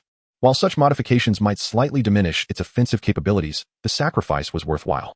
I have designated it with the codename winged blade worm in the genetic repository of the swarm. After extracting a portion of its genetic sample, Chu Jun turned his attention to the other blade worm. This creature had also undergone dramatic alterations. Its entire form, save for its eyes, had been mutated to possess thick, heavy armor. This formidable armor, replicated from the strong rhinoceros beast, boasted the ability to withstand police and some military-grade bullets. In addition, the size of this blade worm had expanded by a full 50%. However, the increase in mass, aside from a small portion dedicated to armor, is predominantly composed of robust muscles specially engineered by Chu Jun for this variant knife worm. These resilient muscles ensure that the creature maintains a speed of movement and sustenance comparable to that of a standard knife worm, all without compromising its agility. Furthermore, to enhance the survival of this knife worm, Chu Jun cultivated a second heart deep within its thoracic cavity. Consequently, even if this heavily armored knife worm encounters an attack targeting its heart, it will not perish immediately. Rather, the secondary heart will provide the necessary energy to sustain its fight. This branch of knife worms is ideally suited for frontline combat. Once my adversaries possess firearms and similar weaponry, they can be utilized by the remaining knife worms as shields, safeguarding their comrades as they charge toward the enemy. Within the genetic repository of the swarm, this creature is designated as the heavy armored knife worm. Similarly, to preserve the aberrant traits of this knife worm, Chu Jun meticulously collected its genetic sequence and stored it away. Should the need arise, he can readily employ these genetic sequences to generate more mutated knife worms. Having completed the modifications on these two knife worms, Chu Jun proceeded directly to the library of Songnan University, where he began perusing various materials to enhance his understanding of this world. Simultaneously, he awaited the two mutated knife worms to indulge in the abundant free cultivation liquid within the university's temporary public incubation chamber. Thus, around 2 in the afternoon, Chu Jun received a call from Pang Bo. He had driven to Songnan University and was eager to take Chu Jun and his uncle to inspect the mining area they had contracted, aiming to rescue the precious mining beasts. However, as Pang Bo was assisting Chu Jun in loading the two mutated knife worms into his vehicle, he had no inkling that Chu Jun would provide him with a chilling revelation. There was, in the depths of Old Pen's basement, a beast nourished by human flesh and blood. Upon hearing this news, Pang Bo was understandably petrified. Are you certain? After Chu Jun affirmed his claim, Pang Bo became increasingly anxious. If that is the case, we had indeed reported a theft in our gang a few days ago. I must relay this information to Boss Jack immediately. After all, the Jack Gang territory is under our jurisdiction. Yet, in the next moment, Pang Bo grimaced and exclaimed, "Damn it! Such occurrences should not happen within our domain. If only we had our own informants. Damn it, with our own informants. We could monitor this area at any time." Suddenly, Chu Jun paused, contemplating. "Wait, what did you say?" I mentioned that it would be great if we had our own informants." "What's wrong, Brother Chu?" A smile crept onto Chu Jun's face. "It's nothing. I've just conceived a splendid idea. Give me 10 minutes. He aims to cultivate a new type of insectoid creature, one capable of addressing the current information deficiencies faced by Chu Jun and Pang Bo. Chapter 80. The Information Worm in the Depths of the Mind. Upon re-entering the temporary cultivation chamber, Chu Jun was immediately followed by Pang Bo. He had no choice. He certainly did not wish to share a vehicle with two fearsome-looking knife worms. However, to his astonishment, he discovered that Chu Jun had already retrieved a universal embryo and placed it into a petri dish. It seemed he intended to cultivate a new exotic beast. Seeing this, Pang Bo immediately urged Chu Jun, "Brother Chu, don't we have matters to attend to this afternoon? Is it wise to delve into the research of a new beast at such a time? We still have precious mining creatures that require our rescue. That represents our finances." Yet, Chu Jun merely shook his head and replied calmly, "There is no rush. Just give me 10 minutes. Hearing this, Pang Bo felt resigned. Not daring to offend Chu Jun, he could only exit the temporary cultivation chamber, light a cigarette, and silently await Chu Jun's completion. However, an unbelievable scene unfolded before him. 10 minutes later, Chu Jun emerged from the chamber, cradling a container, and said to Pang Bo, "All right, let us get in the vehicle. Off to the mine." "What? Is that it?" Pang Bo exclaimed in disbelief. "Is there a problem?" Chu Jun, now seated in the passenger seat, patted the container in his lap and replied nonchalantly. After starting the car, Pang Bo couldn't shake the feeling that something was amiss, so he inquired, "Brother Chu, what exactly did you accomplish in those 10 minutes?" "Patience. In 5 minutes, you will understand," Chu Jun responded mysteriously. 5 minutes later, to Pang Bo's horror, he witnessed Chu Jun open the container, releasing one large gray moth after another. These moths were exceedingly massive, each measuring at least 30 centimeters in length, with notably swollen abdomens. Moreover, these creatures possessed a camouflage feature akin to that of a chameleon. They became nearly indistinguishable to the naked eye when approaching certain areas. "What in the world is this?" "Brother Chu, you must dispose of these creatures at once." Upon hearing Pang Bo's exclamation, Chu Jun smiled calmly and reassured him, "Do not worry, Pang Bo. These little ones won't harm you. They are my cultivated swarm beasts, aptly named information worms within the swarm project." "Those adorable creatures?" Pang Bo's body involuntarily trembled. It was undeniable that in terms of eccentricity, Chu Jun far surpassed anything Pang Bo had previously comprehended. "And what purpose do you have for cultivating them?" Pang Bo asked. "To gather intelligence, of course," Chu Jun replied with a smile. "What you see before you are all creations of mine, meticulously designed and genetically modified from a certain species of moth. However, in contrast to their original convoluted and redundant genes, I have streamlined these genetic structures significantly, enhancing their reproductive capabilities. Once we release them near Ant Street, they will breed and monitor the entire block within approximately 3 days. Each of them possesses the ability to surveil and eavesdrop. By extending my psychic energy, I can extract the information I require from their organs, which stores sound and images. Of course, what Chu Jun did not mention is that these moths share a psychic connection.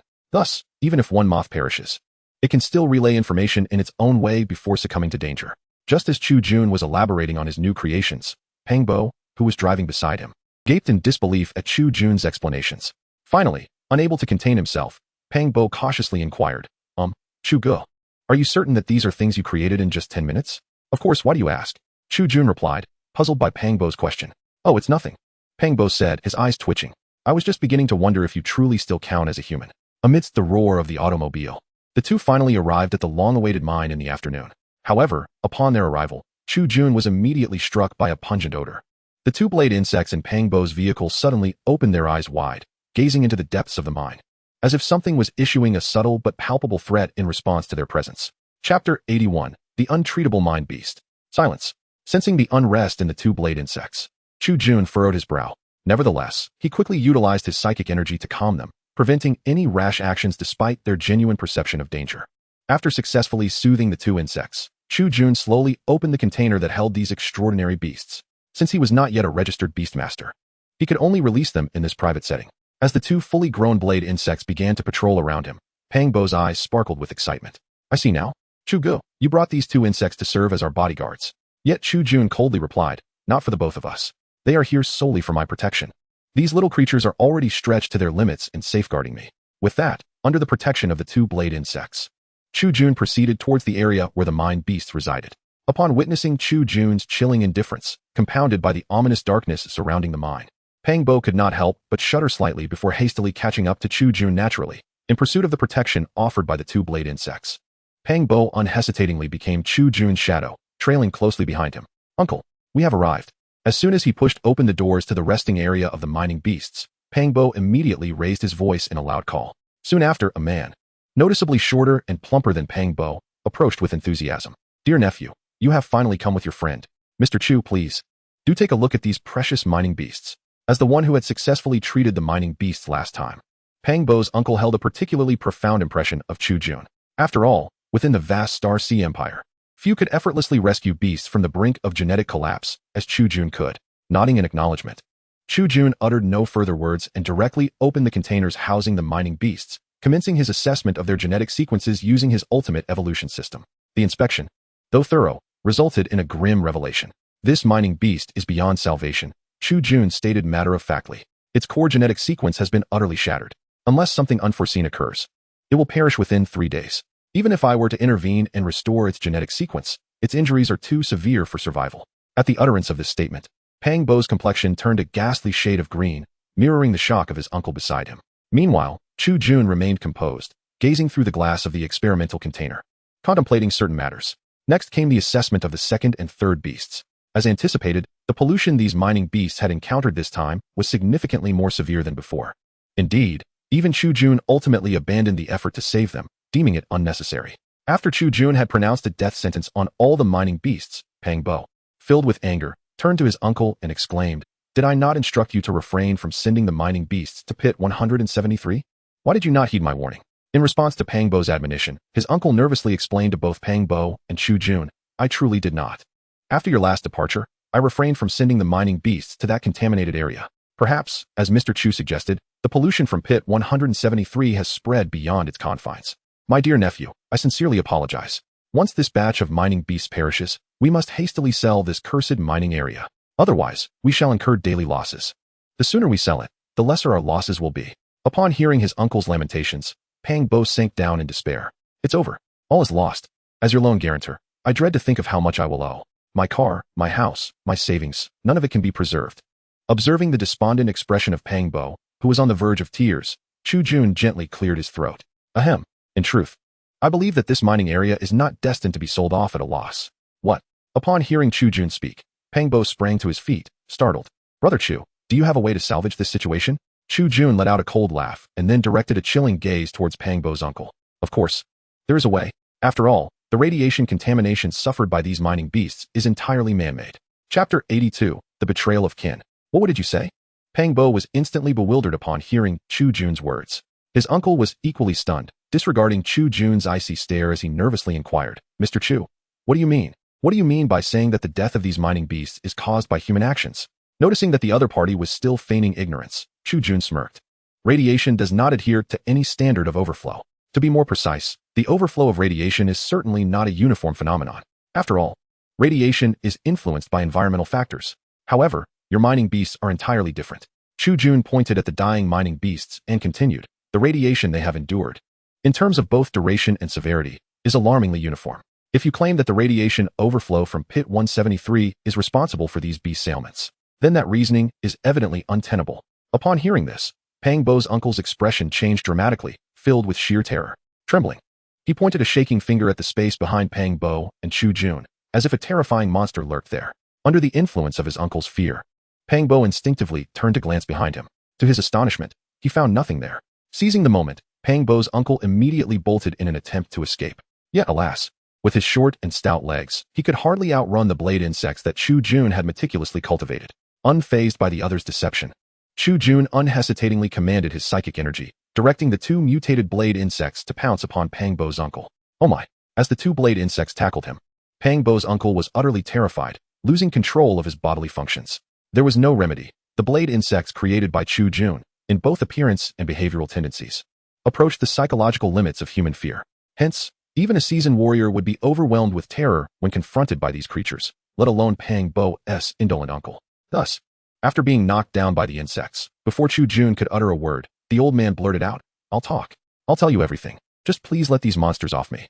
This exceedingly feeble demeanor, coupled with the man's piercingly sharp voice, left Chu Jun feeling utterly speechless. However, out of respect for Pang Bo, Chu Jun allowed this individual to rise from the ground and imparted to him the information he possessed. It turned out that Pang Bo's uncle had accrued a substantial gambling debt at a casino named Luck Dog several months prior. The magnitude of this debt was such that Pang Bo's uncle found himself utterly incapable of repaying it. Thus, in a state of desperation, he was compelled to accept a proposal from the opposing casino. This proposal stipulated that he must secure a loan from the Jack Gang and subsequently take over the mining area. Yet, the true intention of those involved was not to enable Pang Bo's uncle to genuinely manage the mine, but rather to manipulate him into exploiting the death of the mining beasts to defraud the mining company's insurance. Upon hearing this, Pang Bo charged forward, delivering a swift kick to his uncle's face. "You scoundrel! Did you not tell me you had no money for insurance? How dare you deceive me? And to think you would pocket the insurance money for yourself? I shall have your head." With his face flushed with rage, Pang Bo issued a fierce command to his two blade worms. "Blade worms, attack! Bite him to death!" Regrettably, in response to Pang Bo's orders, the two blade worms merely rolled their eyes, showing no inclination to comply. It became clear. Meanwhile, Chu Jun, uninterested in the discord between the uncle and nephew, posed a question to the latter. "I still do not comprehend how you managed to expose so many mining beasts to radiation." In response to Chu Jun's inquiry, Pang Bo's uncle provided his explanation. "The owner of Luck Dog Casino provided me with a creature that is nearly immune to radiation, along with several pieces of or heavily contaminated with radiation," he lamented, his face bruised and battered from Pang Bo's assault. "Damn it. Do you have any idea how much I have mortgaged my house and car for this mining operation? Even my savings have been put at stake. You are my kin. Why would you betray me?" After absorbing all of this, Pang Bo grew even angrier. However, quickly confronting the reality of their situation, he turned to Chu Jun and asked, "Brother Chu, what shall we do now?" Gazing upon the vast expanse of the mining area devoid of any mining beasts, Chu Jun smiled. "No need to fret. I have a splendid idea. A truly brilliant idea." Chapter 83, Attempt and Capture. "Brother Chu, what is your grand idea?" Upon hearing that Chu Jun had a good notion, Pang Bo's interest was piqued. However, his enthusiasm swiftly waned as he listened to Chu Jun's proposal. "Let us take over this mining area," Chu Jun said with a grin.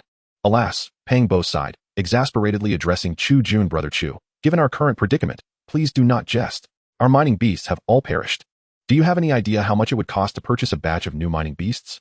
Facing the meticulous calculations of Pang Bo, Chu Jun smiled lightly. He patted the rotund man on the shoulder and earnestly declared, "Pang Bo, trust me. We do not need to buy mining beasts. We can produce them ourselves. No? I mean mining insects." At the mention of mining insects, Chu Jun visibly brightened with excitement. For a long time, during his dire financial straits, he had envisioned nurturing mining insects to create a delightful batch that could generate substantial wealth for him. What is more crucial is that the mining area in question had already been contracted by Pang Bo and his uncle. Thus, if Chu Jun could persuade Pang Bo to agree, he could bring his plan to fruition.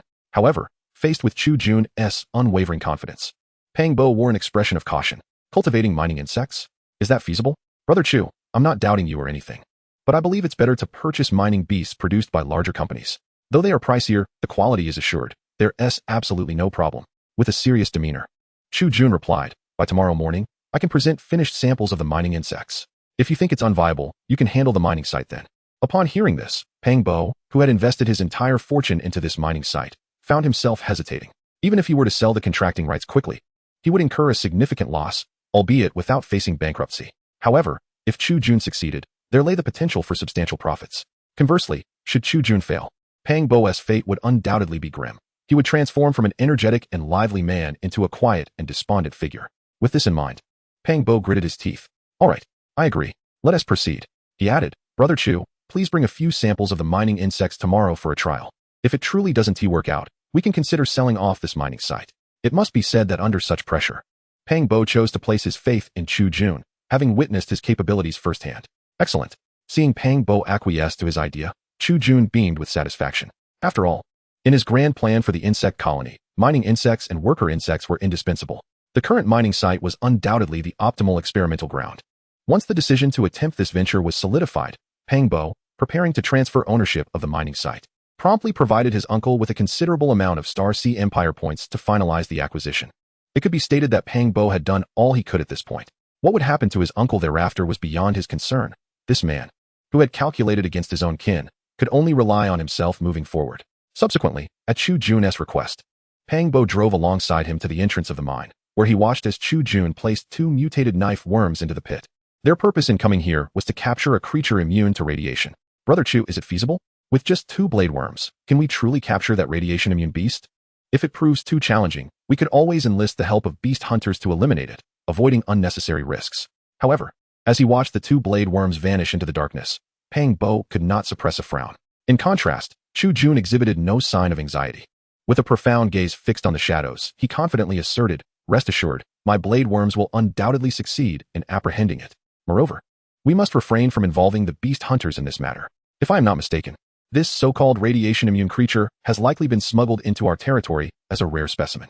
Its genetic sequence is of utmost importance to me." Just then, Chu Jun's psychic energy unexpectedly received a signal from the blade worms. They had located the target. Chapter 84, The Energy-Devouring Beast and Smuggling Channels. "We found it." With the message resonating in his mind, Chu Jun's eyes gleamed as he exclaimed. Simultaneously, within the dark confines of the mine, both Pang Bo and Chu Jun heard a piercing scream and the primal roar of a beast. Had they begun to fight? No. Chu Jun shook his head, stating calmly, "They have already emerged victorious." What? Before Pang Bo could fully comprehend, Chu Jun's 2 blade worms emerged from the darkness, dragging the battered corpse of a creature before them. This sight left Pang Bo astounded. The creature, now lifeless, turned out to be a first-level energy beast, surpassing the strength of a horned wolf. It resembled a medium-sized lizard. Its size akin to that of a Komodo dragon, yet its limbs were significantly larger. Furthermore, within its body lay numerous luminescent organs that continued to emit a faint glow even in death. Can your 2 blade worms truly slay a first-level energy beast? Strictly speaking, no, Chu Jun replied, pointing at the now-deceased creature. However, this beast is an exception. Why? Because this creature is known as the energy-devouring beast. Moreover, it is one of the most stringently regulated beasts within the Star Sea Empire, strictly prohibiting civilians and ordinary commercial enterprises from importing or smuggling it. Chu Jun crouched down, meticulously observing the energy-devouring beast while retrieving a device he had prepared in advance to begin collecting its genetic sequence. The energy-devouring beast is unique in that it possesses near-absolute immunity to radiation. In addition, it can consume vast quantities of radioactive ore, converting the radiation within into the energy necessary for its survival. This ability enables the Devourer Beast to function as the engine of the biowarfare vessels of the Star Sea Empire with a sufficient quantity. They could even propel an entire bioship. Consequently, the Star Sea Empire imposes stringent controls on the import and export of these creatures. At this juncture, a fervent glint sparkled in Chu Jun's eyes, a fervor that instilled a sense of dread in Pang Bo. "O Creator above, behold this individual. He is truly a marvel of biological evolution. I can scarcely fathom how this little creature's ancestors evolved into such a form. Previously, I had only glimpsed fragments of information about this being in the database of Tsangnan University, yet upon witnessing its full visage, I was profoundly awestruck by its beauty.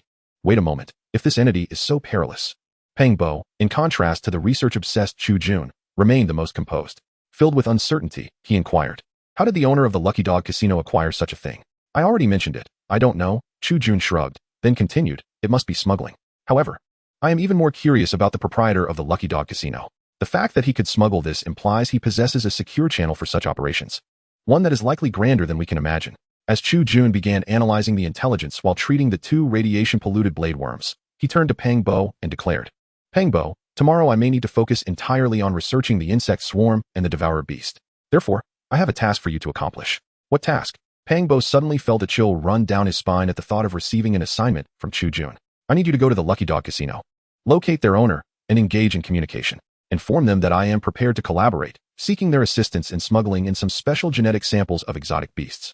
There are certain creatures I particularly desire that are deemed absolutely illegal within the Star Sea Empire." "What? Are you out of your mind?" After hearing Chu Jun's proposal, Pang Bo was vehemently opposed. Leaving aside the fact that we have already eliminated one of their precious Devourer Beasts, how could he possibly agree to collaborate with us after we disrupted his plans with my uncle? No, he will. Faced with Pang Bo's mounting anxiety, Chu Jun exuded confidence. If he refuses, simply present him with this. With that, Chu Jun retrieved a small container, no larger than a finger, from his pocket and placed it in Pang Bo's hand. "Trust me, he will alter his stance." A wicked smile slowly crept across Chu Jun's face. Chapter 85, The Twin Worm Strategy. "What is this?" Gazing at the diminutive container before him, Pang Bo curiously inquired, "What is this? You needn't concern yourself with it. If you trust me, simply deliver this to that fellow when the time comes," Chu Jun replied, proceeding to tend to the carcass of the devouring beast. With a flicker of his spiritual energy, he swiftly repaired the damaged genes of the 2 knife worms afflicted by radiation. Subsequently, the 2 parted ways, with Pang Bo tasked to visit the Fortune Dog Casino to fulfill a communication duty assigned by Chu Jun. Thus, both individuals found themselves rather occupied at present. In the deep of night, As they sat in the vehicle before the now-closed shop, an air of silence enveloped them. It was evident that both harbored reservations about the honest man's shop, a place notorious for feeding beasts with human flesh. However, while Chu Jun felt a sense of annoyance, Pang Bo was consumed by fear. Tomorrow, I shall report the peculiarities of this place to Boss Jack, he mused, lighting a cigarette and taking a deep drag. Damn it. Daring to disturb the territory of Jack's gang, I must obliterate it. Though Pang Bo lacked the courage to confront the adversary himself, he was resolute in his desire to summon assistance to raise the area, and his determination was formidable. A splendid idea, Chu Jun remarked, simultaneously opening the window to release the information bugs he had created. As he watched the large moths take flight into the darkness, Chu Jun utilized his spiritual energy to successfully connect with them. Now, we possess our own network of informants. With a sense of control over his surroundings, Chu Jun smiled at Pang Bo. With these information bugs in the vicinity, the individual known as Old Peng Si would have no chance of escape. Let us depart. Upon returning to his rented private laboratory, Chu Jun strode directly into the chamber where Little Hunger resided. In that moment, she was not merely prancing excitedly within her petri dish. She was also using her spiritual energy to manipulate the knife worms, posing in a welcoming manner alongside her. Observing this scene, Chu Jun recognized that Little Hunger's intelligence was rapidly advancing. The cerebral modifications he had previously implemented were yielding initial results. This brought him considerable joy as he released Little Hunger from her vessel, gently patting her head before allowing her to acclimate to the unfamiliar private laboratory. In a sense, it was akin to granting his pet some fresh air. After issuing her a command to refrain from causing any destruction, Chu Jun descended to the lower experimental area, embarking on a new round of creation. Was it time for worker insects? Presently, my primary requirement is for mining. This truly presents a conundrum. Standing before the breeding vessel for the otherworldly beasts, a frown adorned Chu Jun's face. However, let there be no misunderstanding. The source of his distress was not a lack of ideas. Quite the contrary. He was overwhelmed by the plethora of thoughts swirling in his mind concerning worker or mining insects. Chu Jun found himself faced with an overwhelming array of options, leaving him uncertain about which one to choose. This was indeed a most extravagant dilemma. Ultimately, after a meticulous selection process, he arrived at a rather satisfactory plan. Once the decision was made, Chu Jun promptly set about the task of cultivation. However, unlike his previous endeavor with the blade worms, this time he took great care to minimize the offensive appendages of the mining worms. Instead, he enhanced their size to bolster their resilience against impacts and their ability to thrive in harsh environments. Moreover, as Chu Jun began cultivating these mining worms, he simultaneously nurtured a new species of insect. This new organism bore no resemblance to the mining worms in terms of adaptability, nor did it share the aggressive traits of the blade worms. Its sole purpose was to utilize its considerable size to absorb the ores excavated by the mining worms, subsequently crushing and refining them. Additionally, it possessed the unique ability to decompose the surplus debris, storing it for the creation of new mining and blade worms. Indeed, the strategy Chu Jun adopted was one of dual insect collaboration for mining, which at present promised to be the most efficient method for resource extraction within the insect colony. This newly conceived species was designated as the mother nest within the colony. Chapter 86. The Terrifying Fusion of Creatures. Upon confirming the dual insect strategy, Chu Jun swiftly commenced the cultivation process. Before long, several embryos of the mining worms, along with one embryo of the mother nest, were successfully produced. However, due to the differing complexities of their genetic structures, the maturation period of the mother nest was somewhat prolonged. It required nearly half a day to emerge from its embryonic stage, and its full maturation would take at least 3 days. This was an unavoidable circumstance, for in Chu Jun's design, the newly born mother nest would already surpass the current size of the Little Hunger by at least 5-fold. Furthermore, as the mother nest continued to grow, the disparity in their mass would become even more pronounced. After ensuring the embryos were functioning properly, Chu Jun summoned the Little Hunger, who was playfully exploring the laboratory, and utilized his system's capabilities to store the genetic sequences of both the mining worms and the mother nest within the Little Hunger's genetic repository. This way, once the issue of the Little Hunger's inability to breed was resolved, Chu Jun would be able to facilitate the rapid reproduction of a multitude of insect species, all under the control of the Little Hunger. Having accomplished this, Chu Jun took a brief respite. Though fatigue weighed on his spirit, he pushed through and continued his work in the beast cultivation area, producing 20 blade worm larvae in one go. After a day of testing, Chu Jun felt that the design of the blade worms was perfectly aligned with his requirements. They were compact, possessed formidable offensive capabilities, and, more importantly, though these blade insects had not undergone training, the psychic connection among them still afforded the possibility of mutual cooperation. In a bid to enhance his safety, Chu Jun decided to increase the number of blade insects to 32. These larvae, provided with ample sustenance, would swiftly mature into competent warriors. However, the time was not right to procure food for these larvae, as Chu Jun had a more pressing matter at hand. Subsequently, Chu Jun retrieved several embryos and, Utilizing the rapid maturation feature of the exotic beast cultivation chamber, he cultivated a rabbit, a blue carp, and a mouse in a remarkably brief period. Due to the detrimental effects of such rapid maturation on a creature's inherent potential, Chu Jun seldom employed this method on his insect horde. After all creatures within his swarm possessed an innate potential for rapid growth derived from their early experiences of hunger, rendering the need for such hastened development unnecessary. However, when Chu Jun introduced the mutated insect, infused with the biological fusion gene sequence, to the nearby restrained animals, it appeared to exhibit no unusual behavior. In fact, upon noticing that these creatures, far more formidable than itself, had lost their capacity to attack, the mutated insect surprisingly began to consume them. No changes. Perhaps it was simply a matter of insufficient time. Never mind, I shall take a brief respite. Exhausted, Chu Jun resolved to rest. After entrusting Little Hunger and the 32 blade insects with the oversight of the laboratory, he reclined in the resting area and soon fell into a deep slumber. However, after consuming a portion of the mouse's tail, his body began to dissolve rapidly. In the midst of the mouse's screams, his melting form gradually merged with that of the creature. Next came the carp and the rabbit. Chapter 87, The Anomalous Monster. Gurgle, gurgle. As the morning sun ascended, Little Hunger nuzzled closer and gently roused the reluctant Chu Jun. Good morning, my dear. Upon waking, Chu Jun smiled and patted Little Hunger's head. Although as the creator of Little Hunger, he was expected to maintain strict oversight akin to other Beastmasters, he found that Little Hunger's naturally obedient disposition permitted a more relaxed approach. After a brief grooming, Chu Jun descended to the first floor via the elevator. Here, have a taste. After enjoying 2 substantial meat pies and a large bottle of juice, Chu Jun placed the remaining meat pies before Little Hunger and one of the blade insects. Given Little Hunger's earlier display of interest in human food, this served as a small experiment. He prepared to test the curiosity of Little Hunger and its understanding of the creations of humanity. It was evident that Little Hunger possessed a profound curiosity. While Chu Jun was consuming his food, Little Hunger impatiently gurgled beside him. However, its comprehension skills remained indeterminate. For before Chu Jun could finish speaking, Little Hunger seized its feeding appendage and devoured the remaining meat pies in one swift motion. Even the residual scraps were licked clean by the swarm of 30-odd knife worms.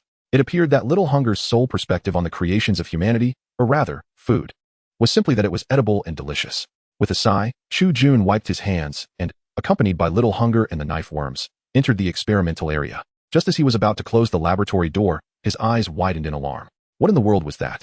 Suddenly, with the sound of shattering glass, a shadow burst forth from the laboratory container, hurtling towards Chu Jun. Before he could react, 2 knife worm larvae swiftly sprang into action.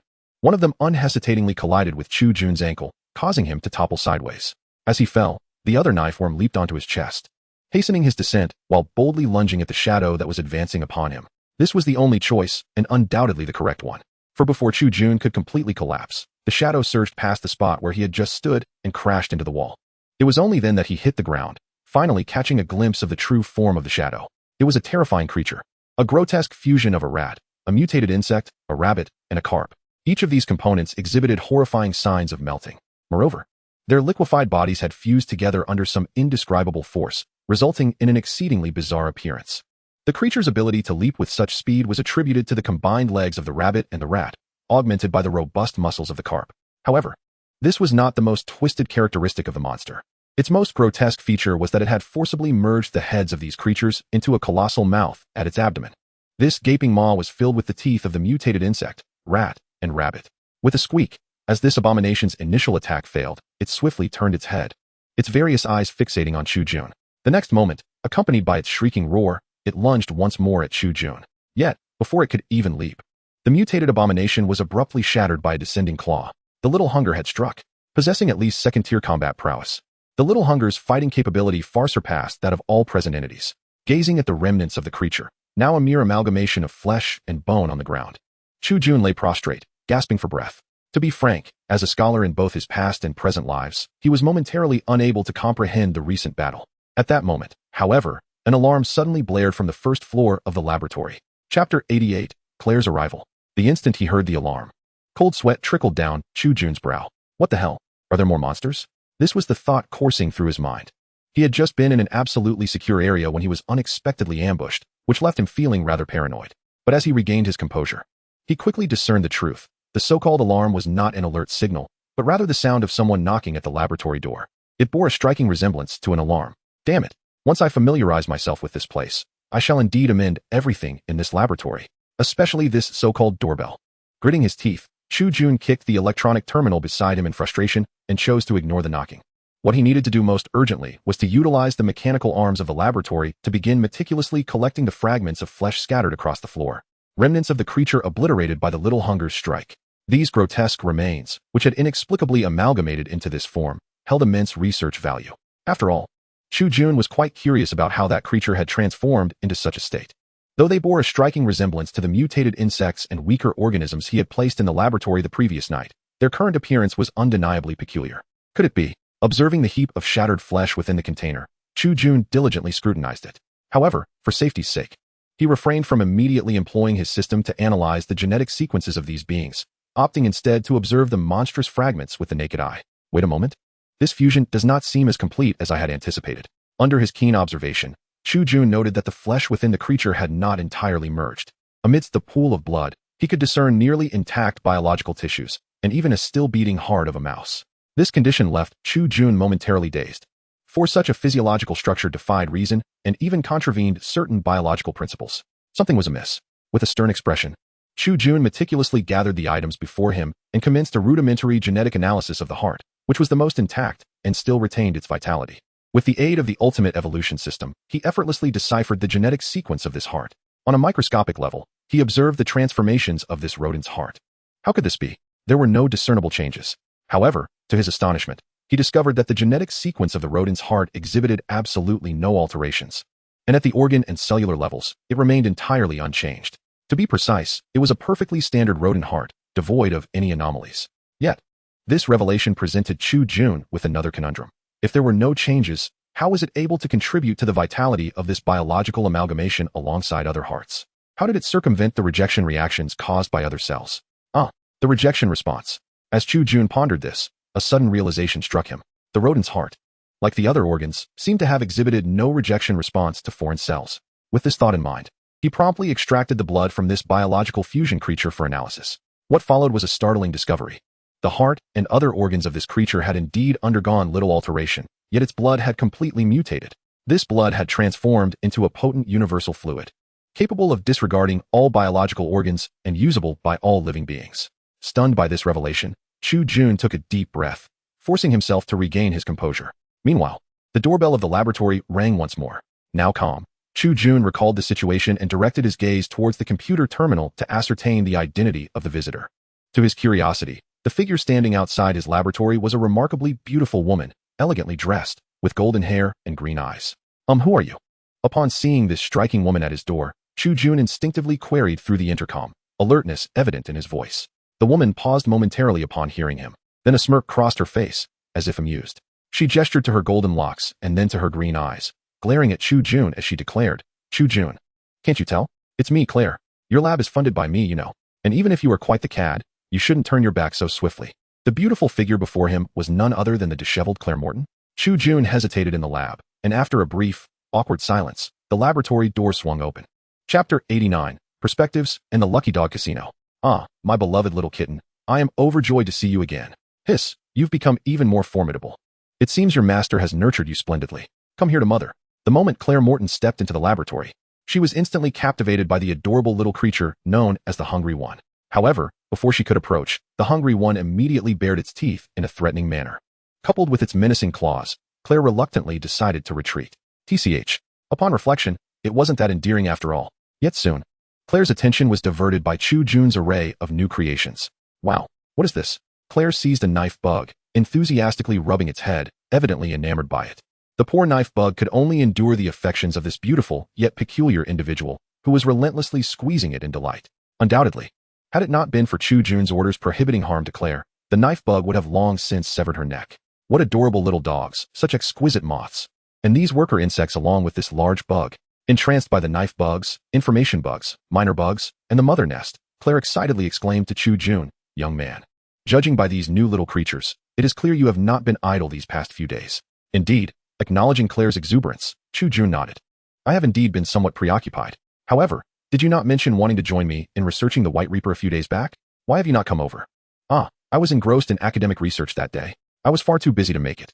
In response to Chu Jun's inquiry, Claire earnestly explained. Yet, Chu Jun, with a calm demeanor, gazed at Claire, unperturbed by her lack of shame as she continued. "Conducting academic research at the Pleasure Club, are we?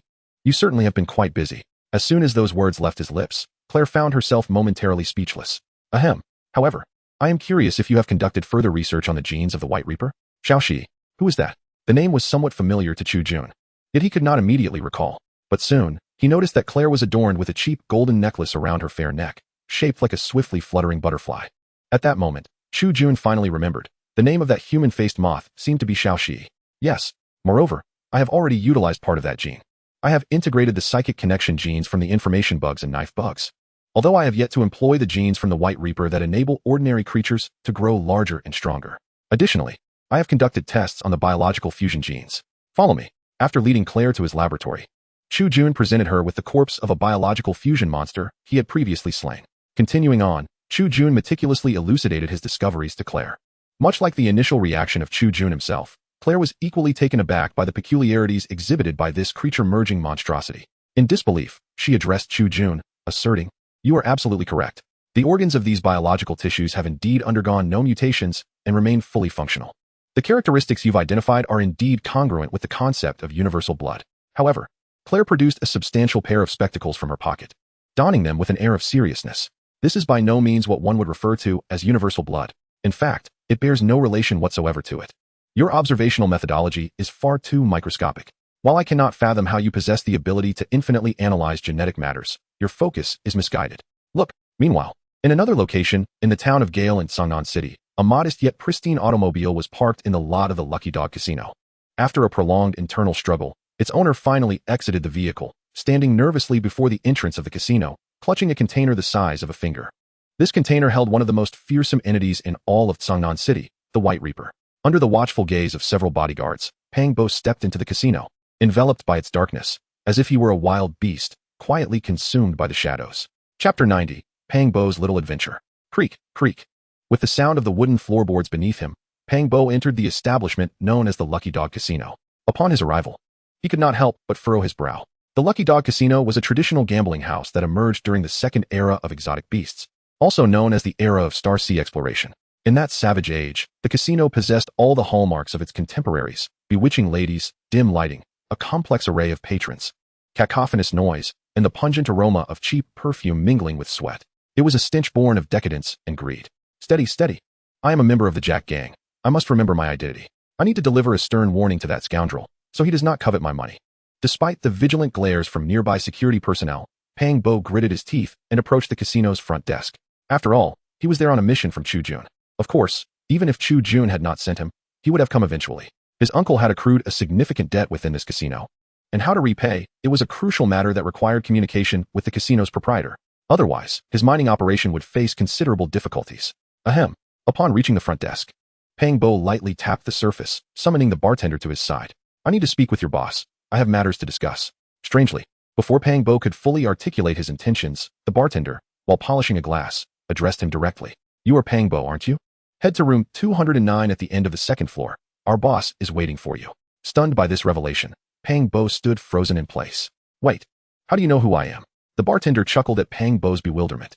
Are you genuinely this foolish, or merely pretending? Aren't you one of Jack's underlings? The one responsible for selling tickets at the underground arena? I am indeed affiliated with Jack's crew, but how could you possibly know that? Pang Bo's confusion deepened. He couldn't fathom how this individual recognized him, despite never having set foot in this establishment. Could it be that his uncle had betrayed him? No, he reasoned. His uncle would never sell him out. He was unaware of Pang Bo's exact role within Jack's organization. You absolute fool. The bartender sneered. This Lucky Dog Casino is a property of the Desert Reaper gang. As a rival faction, how could you not be aware of our existence? At that moment, Pang Bo's body trembled. Oh heavens, he thought. I truly had no knowledge of this. The realization that he had stepped into enemy territory sent a wave of fear coursing through him. Initially, he contemplated fleeing, but the sudden appearance of two brawny men, each with arms thicker than his thighs, swiftly quashed that thought. I quite like your fair complexion. How about sharing a drink later? One of the robust men said. Grinning at Pang Bo, with a pitiful smile, Pang Bo hastily shook his head.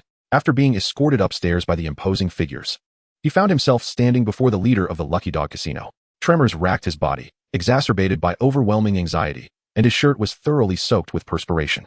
Greetings, Pang Bo. I am Count Fenrir. You may simply call me Fenrir. From the shadows of the dimly lit room emerged an elegantly dressed elder with silver hair. The low light cast a shadow over his features, obscuring his expression. Last night, I overheard your uncle making a phone call regarding some matters. Though I am not entirely certain. Are you here to settle a debt for your uncle? Or perhaps Jack sent you here to unwind on our turf? And no, not at all. Peng Bo, devoid of the courage to issue a warning, plastered a nervous smile on his face. With trembling hands, he produced a small container given to him by Chu Jun and placed it on the table before Count Fenrir. I am merely here to convey a message from a business partner. He wishes to utilize your minor channels to procure some items. Of course, when it comes to money, we can always negotiate, can't we, Count Fenrir? Observing the beaming Peng Bo, Count Fenrir coldly scoffed as he retrieved the container, subsequently employing his psychic energy to activate the observation port of the receptacle. Yet, in the next instant, what? How is this possible? How dare you? The sheer terror that gripped Peng Bo was palpable as he witnessed Count Fenrir's expression transform from astonishment to fury, and finally, to resignation. Ultimately, the Count, under Peng Bo's gaze, plopped down into a chair opposite him, producing a handkerchief to dab the fine beads of sweat from his brow. Well then, you two are indeed formidable characters, Count Fenrir remarked to Peng Bo. I understand now. I shall comply, and your debts need not be repaid. Huh, what? What is happening? Chapter 91. The Master of Imagination and the Screaming Locust. Huh, what is this situation? Faced with Count Fenrir's sudden shift in demeanor, Peng Bo was left utterly bewildered.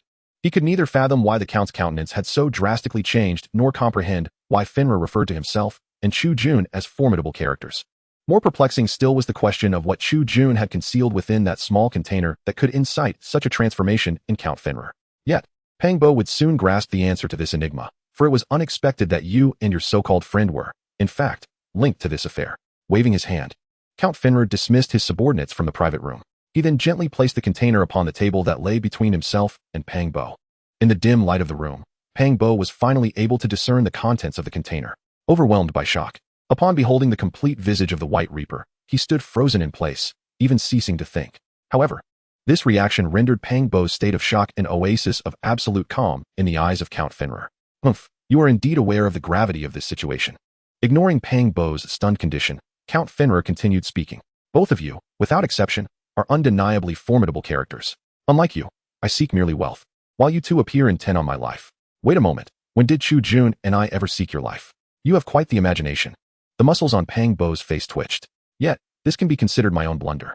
Initially, I merely intended to target you, hoping to leverage your uncle's debts to turn you into my informant within the Jack gang.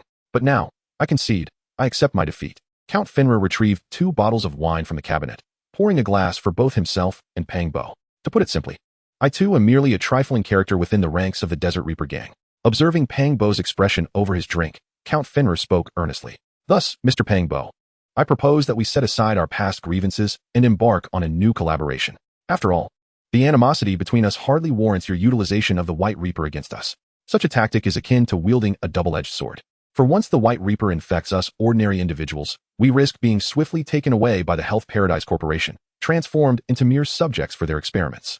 Indeed, the level of secrecy surrounding the White Reaper surpasses the capabilities of most officials in Songnan City. What? Those ordinary individuals infected by the White Reaper have been seized by the Health Paradise Corporation and turned into experimental subjects? Moreover, the White Reaper holds such a high priority? This realization utterly stunned Peng Bo, who remained expressionless as he sipped his drink, attempting to reactivate his facial muscles. Yet, this very lack of expression only served to further convince Count Fenrir of Peng Bo's remarkable composure, as if he had already been privy to such information. Therefore, Mr. Peng Bo, please present your terms. I shall endeavor to accommodate you, but I hope you will refrain from being unreasonable. However, his tone had noticeably softened. In this state, Peng Bo fell silent, requiring time to process the information he had just received before formulating his response. Ahem, my friend, I wish to utilize your smuggling channels. What? The moment Fenrir heard this word, an overwhelming sense of pressure enveloped him. This was a clear sign of his psychic abilities being activated. Should Count Fenrir give the order, he would undoubtedly perish on the spot. Realizing this, Peng Bo quickly recognized his misstep. It was not a matter of wanting, it was about using. He intended to employ your smuggling channels to bring in a genetic sample of an aberrant beast. The pressure dissipated. What is the name of this aberrant beast? The Screaming Locust. A perilous creature, stringently controlled by the Star Sea Empire. He seeks this. Chapter 92. The Secret Meeting. Just as Peng Bo and Count Fenrir engaged in a battle of wits, within Chu Jun's private laboratory, Claire Morton, adorned with thick glasses, explained to Chu Jun. Your observational method is flawed. Upon closer examination of the samples, you will discern that these so-called perfect bloods are merely generic blood imitating the original biological pheromones. Their initial task is to dismantle all immune organs present within these creatures. Have you not noticed that all immune organs, or those capable of exhibiting immune functions have vanished. Only in this manner can these altered bloods fulfill their intended role, ensuring that these vital organs continue to function without triggering inflammatory responses. Chu Jun briefly scanned the samples and acknowledged that Claire's assertions were indeed correct. The immune organs within these organisms have all but vanished.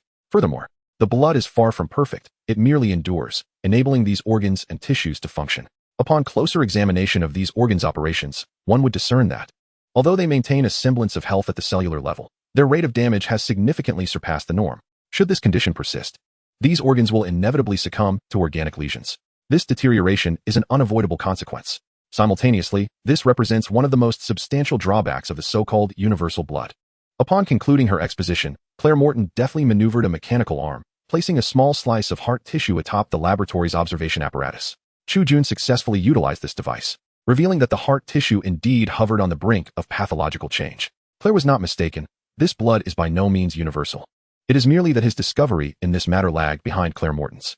Unlike Claire, whose research often dwells on the cellular and organ levels, Chu Jun delves into the realm of genetics. I see. It appears I have indeed overlooked this crucial detail. I must admit, the aberration of this blood is remarkably deceptive. Rubbing his temples, Chu Jun addressed Claire Morton. That's quite normal, she replied with a reassuring smile. I, too, was initially misled by the blood's presentation, believing it to be the fabled universal blood. After removing her glasses, Claire visibly relaxed. However, Chu Jun, you have certainly surprised me. The White Reaper Secret Group. Upon hearing this name, Chu Jun furrowed his brow. What is that? In response to Chu Jun's confusion, Claire chuckled. It is a specialized group organized to study the threats posed by the White Reaper parasite. Its members include our esteemed professors from Sangnan University, as well as several Beastmasters from the military and tech companies. We clandestinely investigate the secrets of this fearsome creature while also exploring methods to eradicate this terrifying parasitic organism. We? Chu Jun raised an eyebrow, casting a questioning glance at Claire. Indeed, she replied with a smile. Though I am a newly appointed professor at Sangnan University, as an expert on insect-like aberrations, I have been included in this secret group. The night after tomorrow, our group will convene for a new meeting. You must accompany me to this gathering. Why must I go? Chu Jun was perplexed as to why he should participate in such a high-level meeting. But understanding soon dawned upon him. Claire chuckled. As the sole student under my tutelage, you are certainly required to attend this clandestine meeting. What of the insurance mechanism established by the organizers? For our meeting is not merely a conference, but rather an endeavor to track and eliminate those aberrant entities infected by the White Reaper. This is a genuine battle among monstrous beings. Upon hearing this, Chu Jun came to a profound realization. The world to which he has traversed is not solely characterized by peace and research. Instead, conflict and carnage are the prevailing norms of this monstrous realm. Chapter 93. The first activation of the mining insects. Very well, I understand. After listening to Claire's narrative, Chu Jun nodded in agreement. He had now become the sole pupil of Professor Claire, and thus, it was imperative for him to partake in this research conference. Moreover, Chu Jun harbored a deep curiosity regarding the battles among high-level Beastmasters. After all, since his arrival in this world, he had predominantly devoted his time to research, and his understanding of combat was rather limited. Consequently, he contemplated that in order to facilitate the optimal growth of the insect swarm, he must promptly gather pertinent intelligence. No rush. Claire Morton, as if anticipating Chu Jun's consent, spoke with remarkable calmness. The secret meeting is scheduled for the night after tomorrow. In the interim, we can continue our studies on the White Reaper. This matter is far more significant than either of us can fathom. With that, Claire tidied up slightly, indicating her departure. Should any matters arise, Xiaoxi will seek you out. Oh, by the way, Xiaoxi holds you in high regard, noted Claire as she tapped her finger against the golden butterfly necklace adorning her neck. After Claire's departure, Chu Jun resumed his solitary research on the White Reaper. However, due to the multitude of secrets surrounding the White Reaper, he decided to take a break after midday, opting instead to indulge in a hearty meal at a reasonably priced restaurant on Ant Street. In the afternoon, he unusually spent some time playing with Xiao Jihe before embarking on a brief period of afternoon slumber. Yet, such leisurely moments were destined to be fleeting. For with the sound of screeching brakes, the boisterous Pang Bo entered the laboratory, rousing Chu Jun from his nap. How did it go? Chu Jun inquired, observing the peculiar expression on Pang Bo's face. He was curious as to whether his partner could indeed fulfill the objective of securing a suitable smuggling channel. It went exceedingly well. Brother Chu, you were right. When I handed this item to the other party, their attitude towards me changed immediately. With that, Pang Bo placed the container housing the White Reaper's parasitic organisms before Chu Jun. Wait a moment. Chu Jun was taken aback. His original plan had been for Pang Bo to use this item as a bargaining chip to negotiate for the smuggling route. Did you not deliver this item to the other party? Deliver it to them? What are you talking about? In that moment, not only was Chu Jun taken aback, but even Pang Bo found himself momentarily stunned. He had never anticipated that his partner would consider relinquishing such a perilous item as a bargaining chip. What a ludicrous notion. Any rational individual would surely refrain from utilizing such a thing as leverage. Ultimately, through their dialogue, the two of them came to a realization. Count Finrar appeared to have overly embellished his understanding of Chu Jun's capabilities and the formidable forces backing him. Brother Chu, what shall we do now? If Count Finrar uncovers the truth, could he seek vengeance upon us? Pang Bo began to feel a sense of panic. Fear of the potential retribution from Count Finrar gnawing at him. Not for the time being, Chu Jun replied, shaking his head. Even if he were to retaliate, he would be too cautious to act overtly. After all, we possess the White Death at our disposal. Although Chu Jun was curious as to how Count Finrar had learned of the Health Paradise Company's experiments involving the White Death, and why he believed that Jack's gang had released it, these matters were not his immediate concern. We need not worry about Count Finrar's disposition. We must focus on our own endeavors, Chu Jun mused, addressing Pang Bo. Our priority now is to ensure our mining operations become profitable. As he spoke, Chu Jun led Pang Bo to his experimental area. Behold, this is the new mining insect I have engineered, unique to my swarm. In the lab, Pang Bo was confronted with the sight of the newly created mining insects. Although he was already aware of Chu Jun's extraordinary ability to create extraordinary beasts, witnessing these creations firsthand left him profoundly astonished.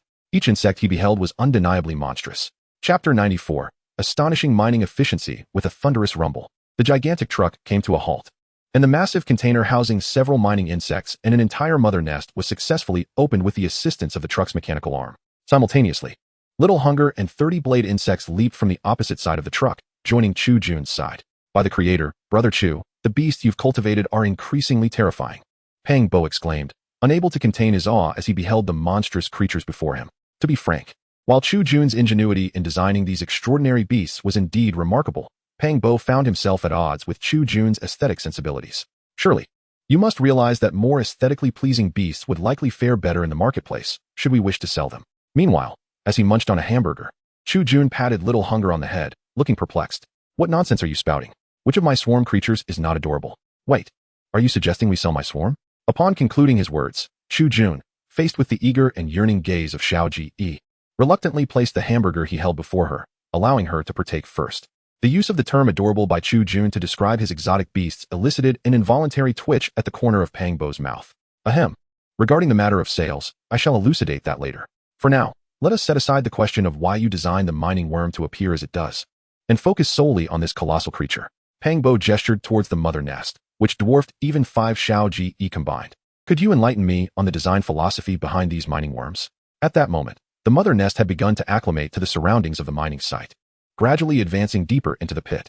Chu Jun, confronted with Pang Bo's inquiry, nodded with an air of composure. No problem. To begin with, my design philosophy for the mining worms is to ensure mining efficiency while preserving the exceptional characteristics of the insect race as much as possible.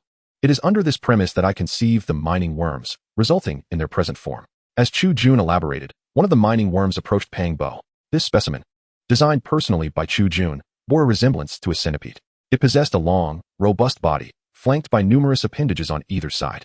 However, as a result of Chu Jun's design, a significant portion of these appendages had been modified. The front limbs were endowed with the capacity to excavate tunnels. This ability, combined with their elongated and sturdy physique, enabled them to effortlessly burrow within the mining area, amassing greater quantities of ore. Moreover, to facilitate the collection of minerals, Chu Jun had equipped the mining worms with a multifunctional mouthpart far more powerful and intricate than that of the smaller creatures, capable of directly pulverizing the majority of ores. Additionally, the digestive organs of these mining worms had undergone substantial alterations. Chu Jun had designed them to cooperate with the mother nest in mining operations. Thus, their digestive organs could merely refine ores to a basic extent, regardless of the type, transforming them into pools of nutrient-rich liquids stored in their tails. If Chu Jun's design achieved only this, it could be deemed merely satisfactory. The true metamorphosis of the mining worms was wrought by the invention of the mother nest, the supporting organism of the colony. This assertion stems from the fact that the mother nest and the mining worms function as a cohesive unit. The massive mother nest not only replenishes the numbers of the mining worms, but also commands them to surrender the nutrient liquid stored in their tails for processing. Any nutrient liquid further refined by the mother nest is transformed into refined or expelled from its body in well-defined chunks. It can accompany the mining worms as they excavate deeper tunnels, perpetuating the cycle of their industrious endeavors. Mining, supplemented by the hatching of additional mining worms, leads to further extraction of resources. Thus, without excessive complexity in design, Chu Jun has effectively devised an almost fully automated system for mining exotic creatures. After listening to Chu Jun's explanation, Pang Bo, somewhat skeptical, cast a glance at the dozen or so mining worms and the still maturing mother nest before opening the mine's entrance to allow them entry. Well then, regardless of the circumstances, we must conduct a test, mustn't we? With this thought in mind, Pang Bo and Chu Jun proceeded to the control room at the heart of the mining site, preparing to evaluate the mining efficiency of this group of worms. 2 hours later, Pang Bo received the results, which astonished him greatly. For how could this be?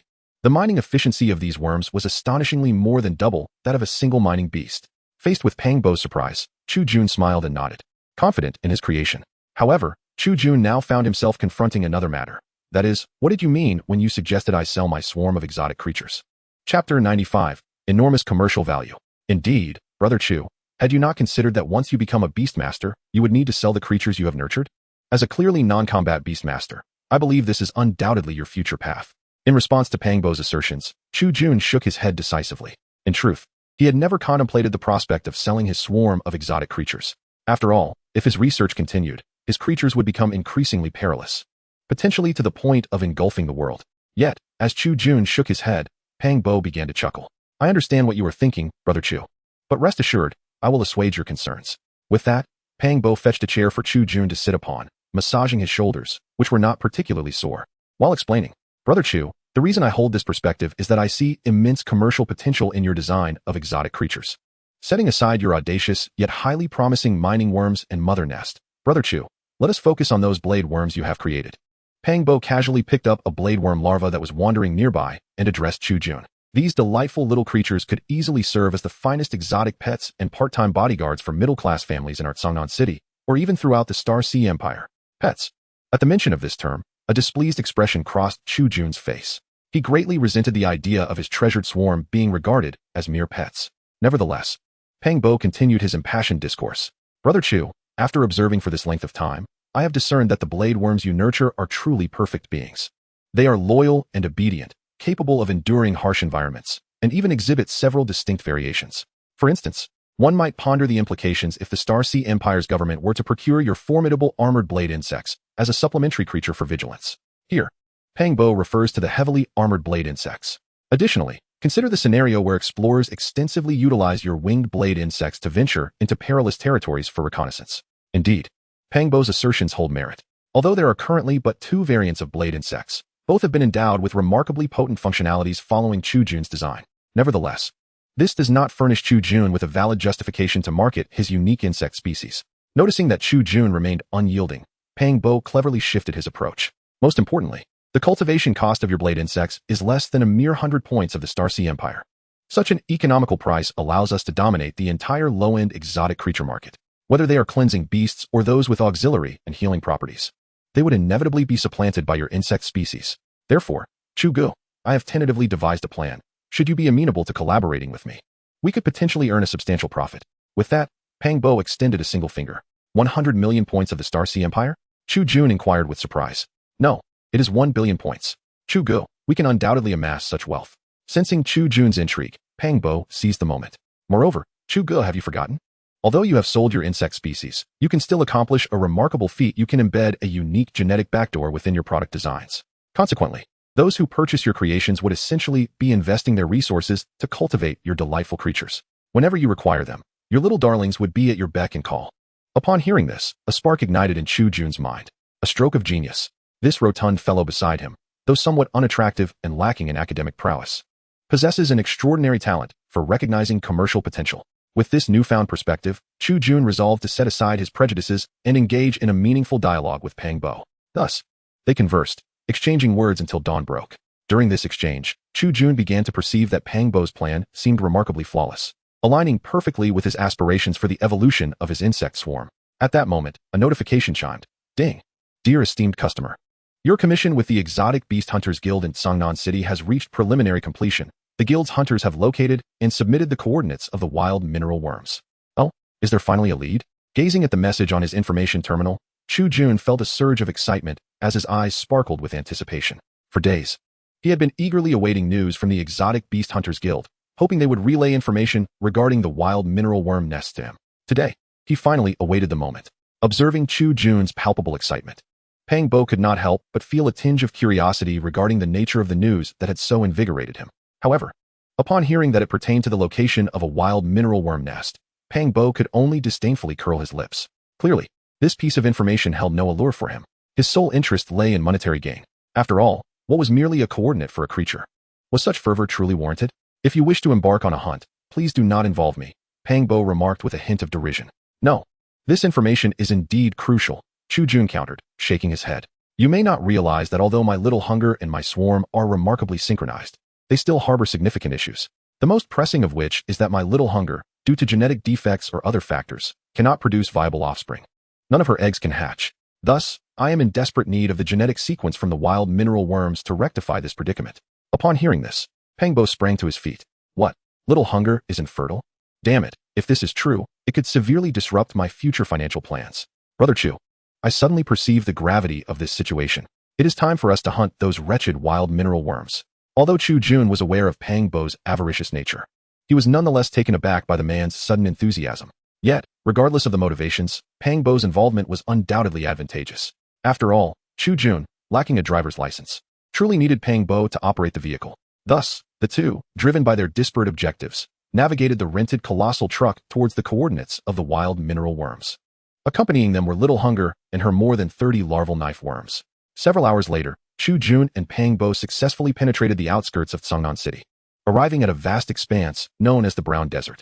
My goodness, this place is indeed desolate, Pang Bo remarked as he drove the truck, simultaneously lamenting the surrounding environment and explaining to Chu Jun, Brother Chu, prepare your creatures for battle. This brown desert is exceedingly perilous.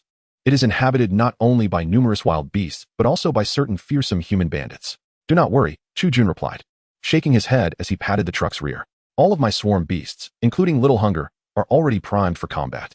Whatever dares to approach us shall be effortlessly hunted down. Though it was his first encounter with the process of capturing wild beasts, Chu Jun possessed unwavering confidence in his creatures.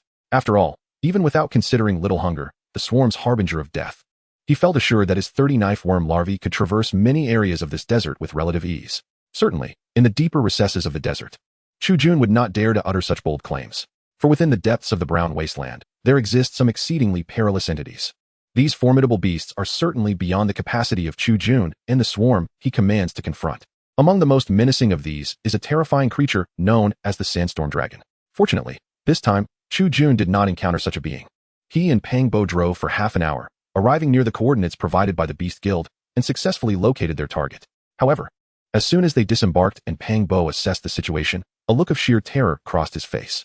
The target they were to face was, in fact, a medium-sized wild mining worm nest, and the number of wild mining worms within it had astonishingly exceeded 300. What filled Pang Bo with even greater dread was that Chu Jun, standing beside him, exhibited no caution or strategy, instead allowing his swarm to charge recklessly forward. Witnessing this, Pang Bo was consumed by regret. Immense, profound regret. Chapter 97. The Second Psychic Talent, Psychic Storm. Damn it, Brother Chu, are you just rushing in? Pang Bo's exclamation echoed as Chu Jun, beside him, radiated a soft green luminescence. It was evident that Chu Jun had activated his psychic abilities, linking his consciousness with Little Hunger. However, Pang Bo noted that unlike before, the psychic energy emanating from Chu Jun had inexplicably transformed to a pale green hue. Can psychic energy truly change color? Observing the soft green aura enveloping Chu Jun, Pang Bo was filled with astonishment. Yet, more than the alteration in Chu Jun's psychic energy, Pang Bo was far more concerned with the behavior of the swarm beasts. Until now, it was his first time witnessing their combat performance with his own eyes. He could not help but be utterly amazed by the flawless execution displayed by the swarm. At Chu Jun's behest, Little Hunger successfully commandeered the group of cutter worms, organizing them into squads of 5. Subsequently, these 6 squads, centered around Little Hunger, began their offensive maneuvers. Although these cutter worms were in their juvenile state and smaller than the adult mining worms, they coordinated seamlessly, systematically dispatching the mining worms that had strayed due to the distractions caused by Little Hunger. Moreover, each time a squad of cutter worms successfully eliminated a mining worm, they would, with Little Hunger's assistance, drag the carcasses to a secure location, indulging in a hearty feast. With the nourishment derived from these mining worm remains, the cutter worms began to grow rapidly. The rapid growth genes originating from Little Hunger were now fulfilling their intended purpose. It can be said that under the command of Little Hunger, the disordered formations of the mining insects were utterly incapable of confronting Chu Jun's swarm head-on. One side was excessively primitive, while the other exhibited an unparalleled level of coordination. Wait, can such creatures as insects achieve this degree of cooperation? The level of intelligence displayed here surely rivals that of humanity. Upon observing this phenomenon, Pang Bo was inwardly astonished. Initially, he believed that Chu Jun was orchestrating the battles. But the reality was otherwise. It was, in fact, Little Hunger who directly commanded this battalion of blade insects. This was a direct manifestation of her hive mind capabilities. Hiss. Due to Little Hunger's individual prowess, which had surpassed the standard of a first-level psychic beast and was even nearing that of a second-level beast, she was, in truth, the main force in direct combat. Consequently, an increasing number of wild mining insects began to take notice of Little Hunger's presence. They started to abandon their attacks on the blade insects that were viciously assaulting them, redirecting their primary aggression towards Little Hunger. Regardless of how primitive or foolish these mining insects might be, they remained creatures that had endured the harsh trials of their environment. Thus, upon sensing a threat, they responded with the only appropriate reaction. Brother Chu, the situation seems rather dire. This group of mining insects has begun to defend Little Hunger. Before Pang Bo could finish, Chu Jun's eyes widened in alarm. There's no need for haste. The more perilous the situation, the greater Little Hunger's potential for growth. Just as Little Hunger faced the onslaught of dozens of blade insects and began to feel somewhat helpless, certain abilities within her bloodline suddenly began to manifest. Countless strands of faint green psychic energy, akin to lightning, swirled incessantly around Little Hunger. Wait, Little Hunger's psychic energy is surging dramatically. Moreover, her energy is accumulating. Although neither Chu Jun nor Pang Bo carried instruments to measure the energy levels of exotic beasts at that moment, they had only witnessed such a dense concentration of psychic energy in one other creature, the experimental subject number 17 cultivated by Jack. However, just as Chu Jun and Pang Bo were still marveling at the terrifying quantity of Little Hunger's psychic energy, she instinctively anchored a particular ability within her bloodline. Suddenly, with a fearsome roar erupting from her mandibles, an overwhelming surge of psychic energy radiated outward from Little Hunger, creating a terrifying wave that annihilated all the wild mining insects attempting to overwhelm her with sheer numbers. In fact, two blade insects that were too close to Little Hunger also met their demise on the spot. With the sound of these mining corpses hitting the ground, Little Hunger gazed at her master amidst the litter of remains. In that moment, her master revealed a smile, for just moments ago, Little Hunger had acquired her second psychic talent, the Psychic Storm. Chapter 98, The Sustenance on the Path of Evolution. Goodness, is this even possible? When Pang Bo witnessed Little Hunger evolving a second psychic talent amidst battle, he was utterly astonished. He then turned to the smiling Chu Jun beside him. Brother Chu, how many more psychic talents can Little Hunger evolve according to your design? This was a critical inquiry. Initially, Pang Bo had believed that Little Hunger was merely a first-level psychic beast. After all, Little Hunger had scarcely utilized its psychic abilities in his presence. However, the psychic intensity that Little Hunger had unleashed now surpassed the standards of a third-level psychic beast. This was not only attributed to Chu Jun acquiring the fourth-level psychic gene of experiment number 17, but also to Little Hunger's remarkable adaptive genes. The ease with which the aberrant insect gene could mutate was, in fact, the true reason for Little Hunger's metamorphosis during combat. In response to Pang Bo's question, Chu Jun calmly replied, if Little Hunger's current gene sequence does not undergo significant changes, then in my design, it can awaken 2 more advanced psychic talents. 2 more? Wait. Pang Bo was astonished by Little Hunger's potential, but he quickly grasped the implication of Chu Jun's words, which included the term currently. This meant that upgrades for Little Hunger were still possible? But isn't she an aberrant insect? Has she truly surpassed the highest level limitations of aberrant insects? Of course. Chu Jun smiled, walking towards Little Hunger. In the distance, Little Hunger excitedly rushed towards Chu Jun, seemingly sensing her master's satisfaction through their psychic link. Gurgle, gurgle. Little Hunger lowered her head, nuzzling against Chu Jun's hand. After a couple of affectionate strokes, Chu Jun commenced examining the lifeless wild mining insects. It is worth noting that Chu Jun's actions at this moment were perilous. Little Hunger had not completely eradicated all the wild mining insects. In a nearby cave, at least 20 mining insects and their mother insect were huddled within, vigilant against any attacks from Little Hunger. Brother Chu, why have you paused your assault? Pang Bo inquired, curiosity evident in his tone. There's no rush. Little Hunger's psychic level has diminished. The recent surge of psychic energy has caused significant depletion. Let her rest for a while before launching another attack. Upon hearing this, Pang Bo nodded in agreement. Indeed, after the recent display, Little Hunger had suffered considerable energy loss. That terrifying psychic storm was certainly not a mere trivial attack to unleash effortlessly. However, at the same time, Pang Bo noticed another peculiar point. It was indeed astonishing to witness Chu Jun directly modifying the genetic structure of the Little Hunger after collecting a sufficient number of wild mineral worm gene sequences on site. Pang Bo was genuinely taken aback, for he had never anticipated that Chu Jun would dare to alter the genes of his most treasured exotic creature without any auxiliary equipment.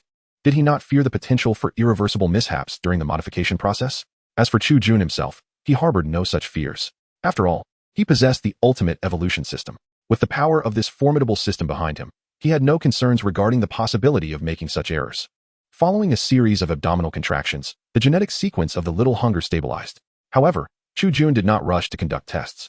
Instead, after reassuring himself that the condition of the little hunger posed no issues and her psychic energy had returned to a stable state, he instructed her to launch another attack.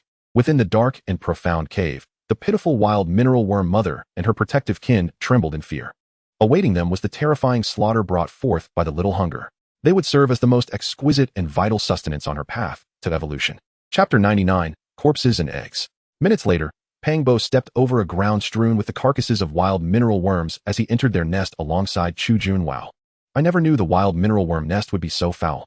In the shadowy depths of the cave, the little hunger, having successfully eradicated all wild mineral worms and their mother, was relishing the taste of fresh blood and flesh. Chu Jun, standing beside her, observed with keen interest the scattered bodies of the wild mineral worms.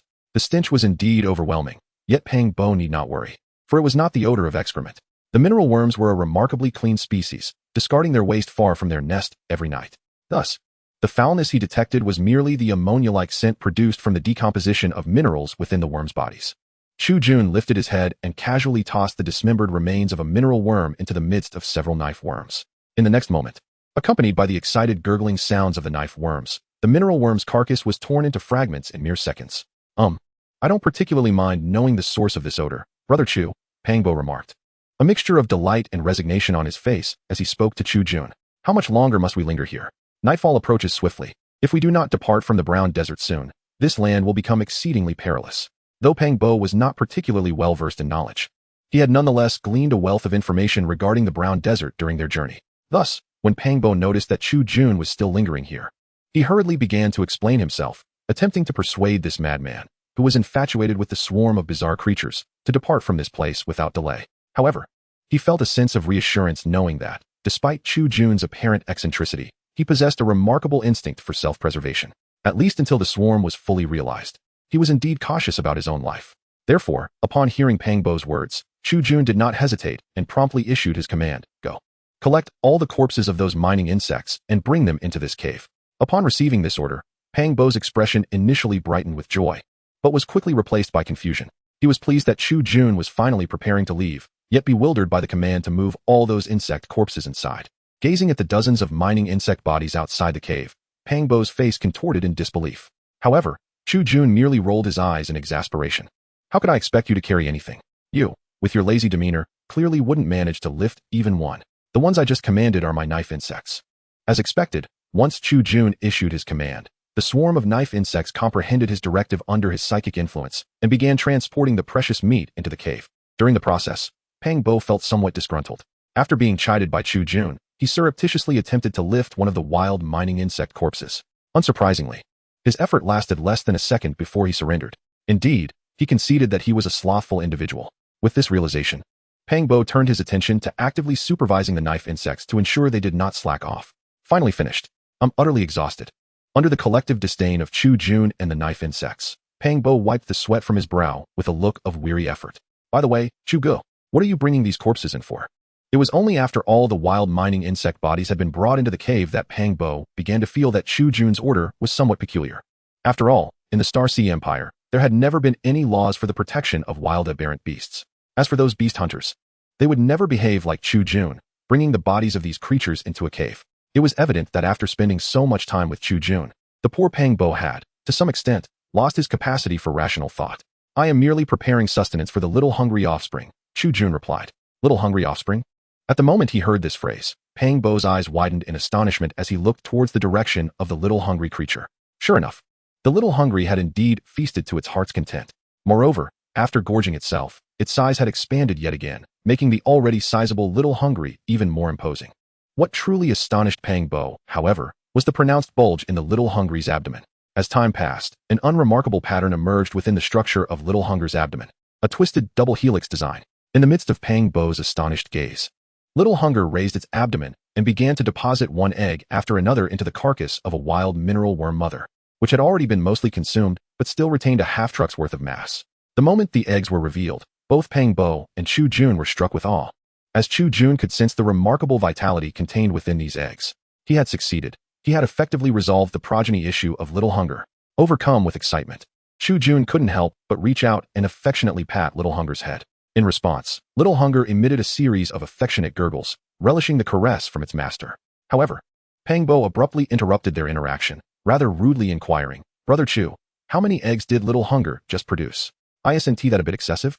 At that moment, it became evident that Little Hunger had laid at least 50 eggs, and in addition to those, there was one particularly large gray egg that dwarfed the others. In response to Pangbo's query, Chu Jun elaborated, "Not too many. I merely instructed Little Hunger to produce 15 knife worm eggs and 35 mineral worm eggs at once. As for this particular egg," observing the largest egg begin to writhe, Chu Jun beamed with a captivating smile. He gently stroked the gray egg and remarked, "This one is the new Little Hunger." Chapter 100, Assimilation and Gene Lock. "What? This is the new Little Hunger?" exclaimed Pangbo, his astonishment palpable as the most extraordinary egg began to move rapidly. Simultaneously, the embryos of the knife worms commenced their swift hatching.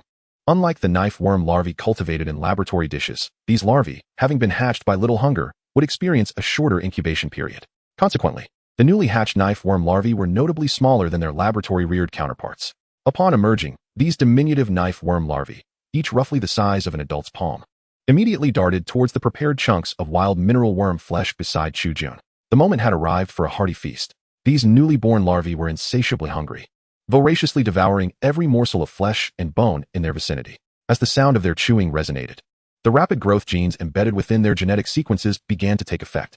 The small knife worm larvae were visibly growing, akin to bamboo shoots sprouting after a rain. Among the 15 knife worms, astonishingly, there were 3 armored knife worms and 3 winged knife worms among the hatchlings. The emergence of this branch, along with the newly hatched swarm of minor insects, serves as ample evidence of the diversity among the progeny of the Little Hunger. Upon witnessing this, Pangbo finally found himself convinced by the assertion previously made by Chu Jun. Indeed, Chu Jun had successfully stored the entire genetic sequence of the swarm within the gene repository of the Little Hunger.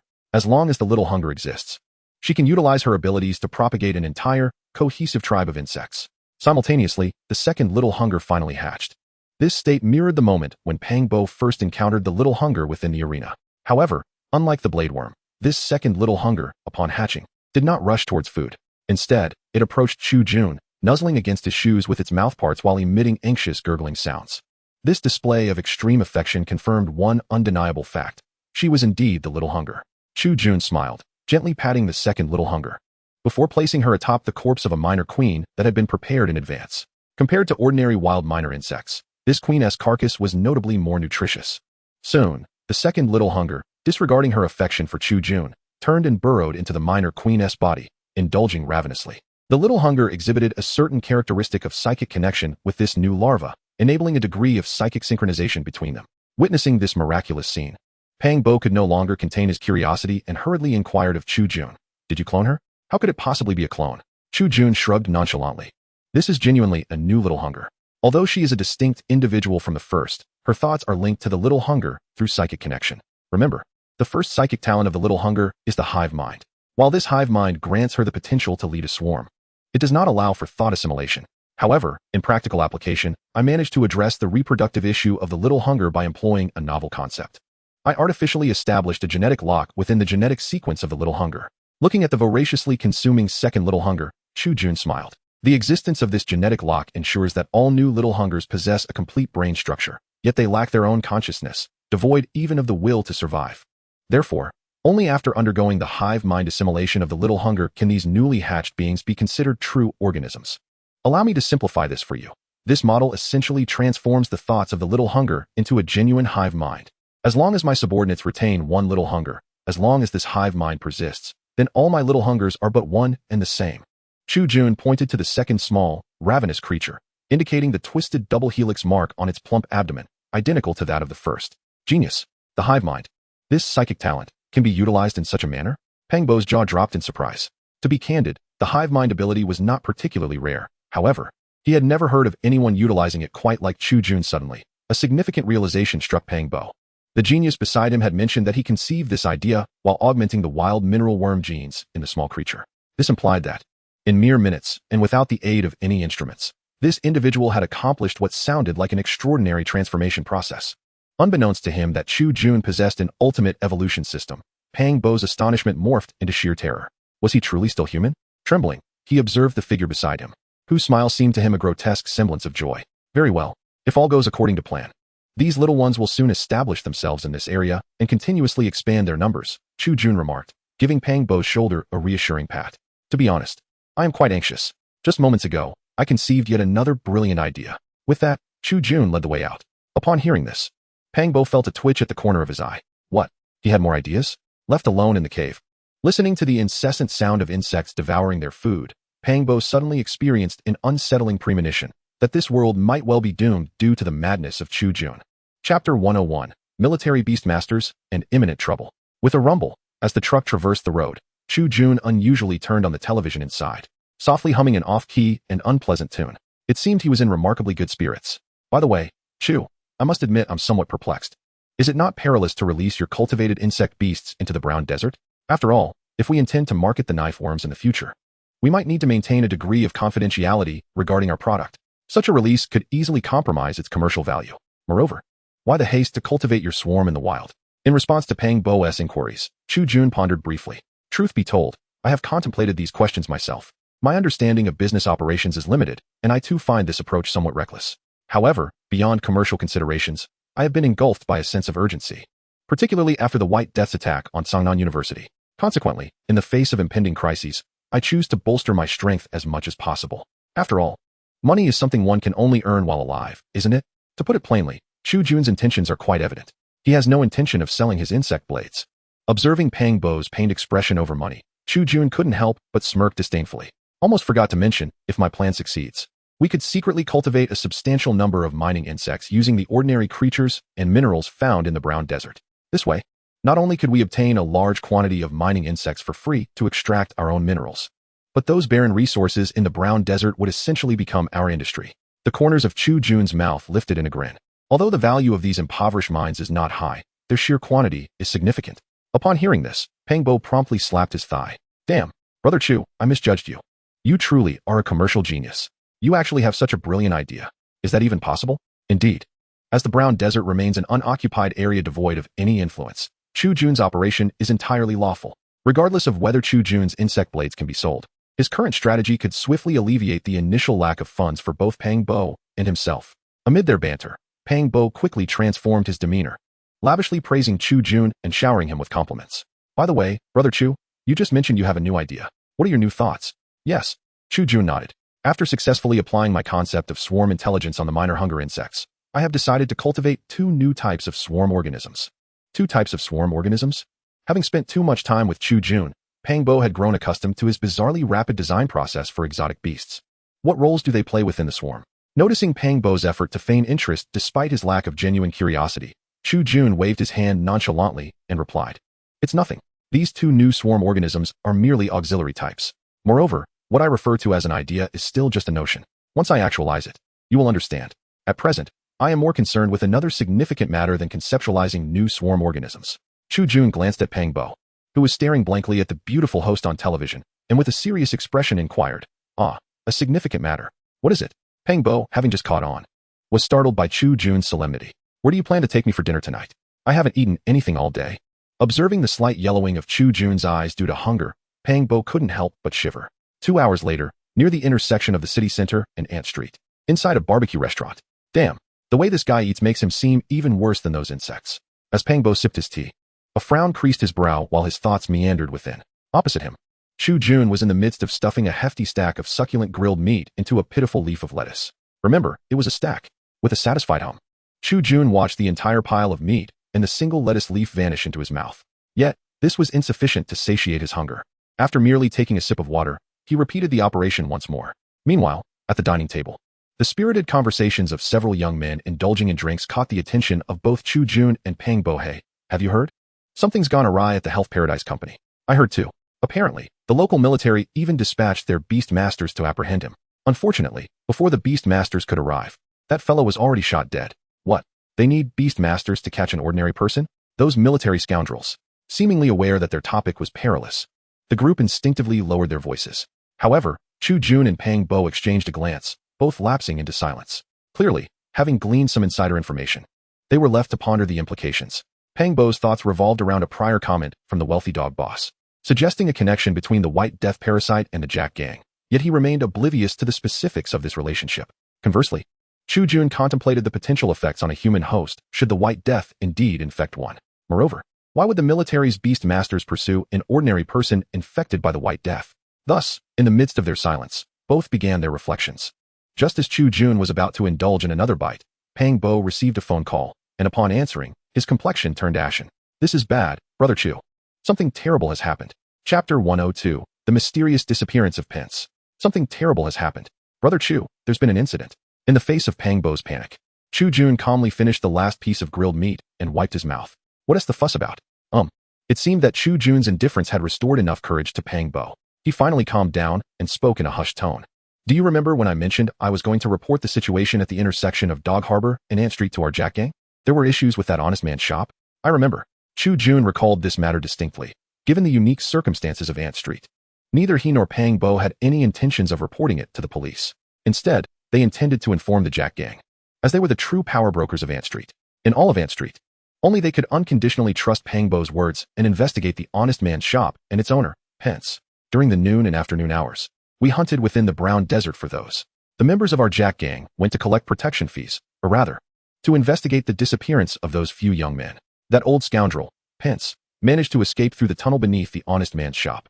Indeed, that rogue is far from being a decent individual. He secretly excavated a passage leading to his warehouse in Dogport. Moreover, within his warehouse, we discovered a large number of human remains and firearms sourced from the black market. Upon hearing this, Pang Bo's complexion turned ashen, clearly shaken by the revelation. What? Chu Jun was equally astonished by Pang Bo's report, as he had never anticipated that a trivial matter would escalate to such alarming proportions. He was even more taken aback that old Pence, a longtime shopkeeper on Ant Street, possessed firearms circulating in the black market. Indeed, it was not just Chu Jun who was caught off guard. Even our leader had not foreseen the situation unfolding in this manner. Pence had concealed his true nature so deeply that our Jack gang had failed to notice any anomalies. With a resigned expression, Pang Bo remarked to Chu Jun, "Our gang's personnel responsible for Ant Street and Dogport have already commenced the pursuit of Pence. This fellow cannot possibly escape our grasp, unless he can traverse the treacherous sea and the toxic fog highlands on his own." Chu Jun nodded. Pang Bo's assertion was indeed accurate. Given the unique geography of Ant Street and Dogport, Pence's only means of escape would be to cross the toxic gas-laden fog highlands or to navigate the perilous sea connecting to Dogport without any form of transportation, solely relying on his own psychic abilities and strange beasts. To be frank, both options were akin to suicide. Of course, the outcome of these two alternatives might be similar to that of suicide, albeit with the latter offering a slightly less painful ordeal. After a moment of contemplation, Chu Jun donned his coat and said to Pang Bo, "Let us proceed to the scene." Pang Bo was taken aback upon hearing Chu Jun's intention to visit the site. What was happening? Why would this creature, disguised as a man, want to go to the scene? Did he take pleasure in playing the role of a detective? Despite his myriad questions, Pang Bo ultimately decided to accompany Chu Jun, recognizing that their interests were now deeply intertwined. Furthermore, if Chu Jun were to go, he would undoubtedly bring along little hunger, making it safer for Pang Bo to stay by Chu Jun's side rather than act independently. Thus, after settling the bill, Pang Bo drove Chu Jun to the vicinity of the honest man's shop, where numerous members of the Jack gang had already gathered. Upon the sudden entrance of Pang Bo, the gang members greeted him with palpable enthusiasm. However, Chu Jun stood out as an exception. Rather than engaging with the gangsters or directing his attention towards them, he was solely focused on the array of illegal beasts bred by the Jack gang. Indeed, the world in which Chu Jun resided was one where these beasts represented formidable power. The Jack gang, as an illicit organization wielding control over multiple blocks, drew its strength not from the mere thugs who bullied ordinary citizens, but rather from these illegal beasts. Curiosity piqued, Chu Jun wondered how the gang members, possessing little to no spiritual energy, managed to mimic beast tamers in their attempts to control these creatures. A sudden growl erupted from a three-headed beast adorned with an electronic collar as it sensed Chu Jun's proximity and scrutiny. Nearby, a gang member familiar with Chu Jun, aware of his connections with Jack, swiftly pressed a button on his remote control. In an instant, accompanied by a surge of electricity, the beast, which surpassed the combat strength of a level 3 creature, emitted a disgruntled cry and laid down in a huff. Meanwhile, another creature, resembling a giant python yet covered in sharp spines, assumed its predecessor's role and issued a menacing sound towards Chu Jun. Such conduct was undeniably perilous. Should these beasts spiral out of control, the gang members could face dire consequences. It was no surprise that the Starseed Empire classified all aggressive beasts within the city, devoid of tamer masters, as illegal. Beasts without spiritual control were prone to chaos, a fundamental truth across the galaxy. Acknowledging this, Chu Jun nodded and made his way towards the honest man's shop. Throughout his journey, no member of the Jack gang dared to obstruct him. At that moment, however, two distinct energies flashed past him, followed by a fierce beast leaping into his vicinity. With a swift motion, a massive figure appeared, a light blue lizard-like beast, roughly the size of a small cart. Contrary to expectations, this blue lizard did not launch an attack. Rather, it displayed no hostility whatsoever. Instead, upon noticing Chu Jun, it seemed utterly delighted, persistently nudging its head against his hand, as if imploring him to pet it. This was none other than the experimental subject number 17, the very creature Chu Jun had once rescued. Evidently, it remembered him. Though its size had not changed significantly, the creature now bore several small bumps on its body, marking its growth. Upon witnessing this scene, Chu Jun smiled and gently placed his hand upon the other person, caressing them. However, a small hunger, sensing this moment through its psychic energy, was protesting loudly from within the nearby truck, banging against the walls. At that very instant, Jack, the leader of the Jack gang, emerged from a corner of the Honest Man's store. As the head of the gang, he was accompanied by two psychic beasts of approximately level 4, serving as his bodyguards. With a terrifying scar etched across his face and reigning over several blocks as an underground emperor, Jack's expression softened into a smile upon seeing Chu Jun. "Ah, you've arrived, Chu Jun," he remarked. The other members of the Jack gang, surprised to see their leader so cordial to Chu Jun, took note of him. Recognizing that should Chu Jun encounter any troubles in the future, he would serve as an excellent conduit for their ascent within the ranks. Naturally, as the object of envy, Pang Bo, who walked alongside Chu Jun, was met with several disdainful glares. Feeling intimidated, Pang Bo shrank his already diminutive neck, remaining silent. "Indeed, Ant Street is where I have grown up. How could I not come to see such an event?" Upon hearing Chu Jun's sentiment towards Ant Street, Jack's gaze flickered, revealing an ambiguous mix of emotions. He then patted Chu Jun's shoulder, smiling as he spoke. "Yes, you are absolutely correct, especially after such occurrences. By the way, Chu Jun, come down and take a look. I believe you will find this quite intriguing." With that, Jack took hold of Chu Jun and led him toward the basement of the Honest Man's store. Pang Bo followed closely behind them. Navigating through a series of dark, slippery steps, Chu Jun arrived in the basement of the store. However, as soon as he entered, an indescribable stench assaulted his senses, causing Pang Bo to gag involuntarily. What on earth is that smell? It's even more repulsive than that ammonia. Yet, Chu Jun paid Pang Bo no mind. Instead, he turned his gaze toward a corner of the basement. There, he discovered the source of the foul odor: 3 contorted human corpses. Approaching closer, Chu Jun, aided by the dim light, discerned that these individuals appeared to be members of the Jack gang. If his assumptions were correct, they were likely the 3 gang members who had come to the Honest Man's store for an inspection and subsequently vanished. Strangely, these 3 twisted bodies exhibited signs of peculiar compression and melting. The compression referred to the transformation of their once normal human forms into a spherical shape. Moreover, their bones and skin displayed an extraordinarily bizarre state of liquefaction. This peculiar dissolution did not directly corrode their skin and bones. Rather, their integuments and skeletal structures remained largely intact. However, their internal organs and blood had seemingly vanished without a trace, particularly their cerebral matter. Upon utilizing the anatomical tools handed to him by Jack, Chu Jun effortlessly breached the craniums of the 3 corpses, only to discover that their brains had completely dissipated. What could this possibly signify? Why were they subjected to such a form of digestion? No. The more pressing inquiry is, what kind of extraordinary beast possesses such an unusual digestive capability? A spider, perhaps? Observing the perplexed expression on Chu Jun's face, Jack, standing beside him, could not suppress a wry smile. "Don't look at me.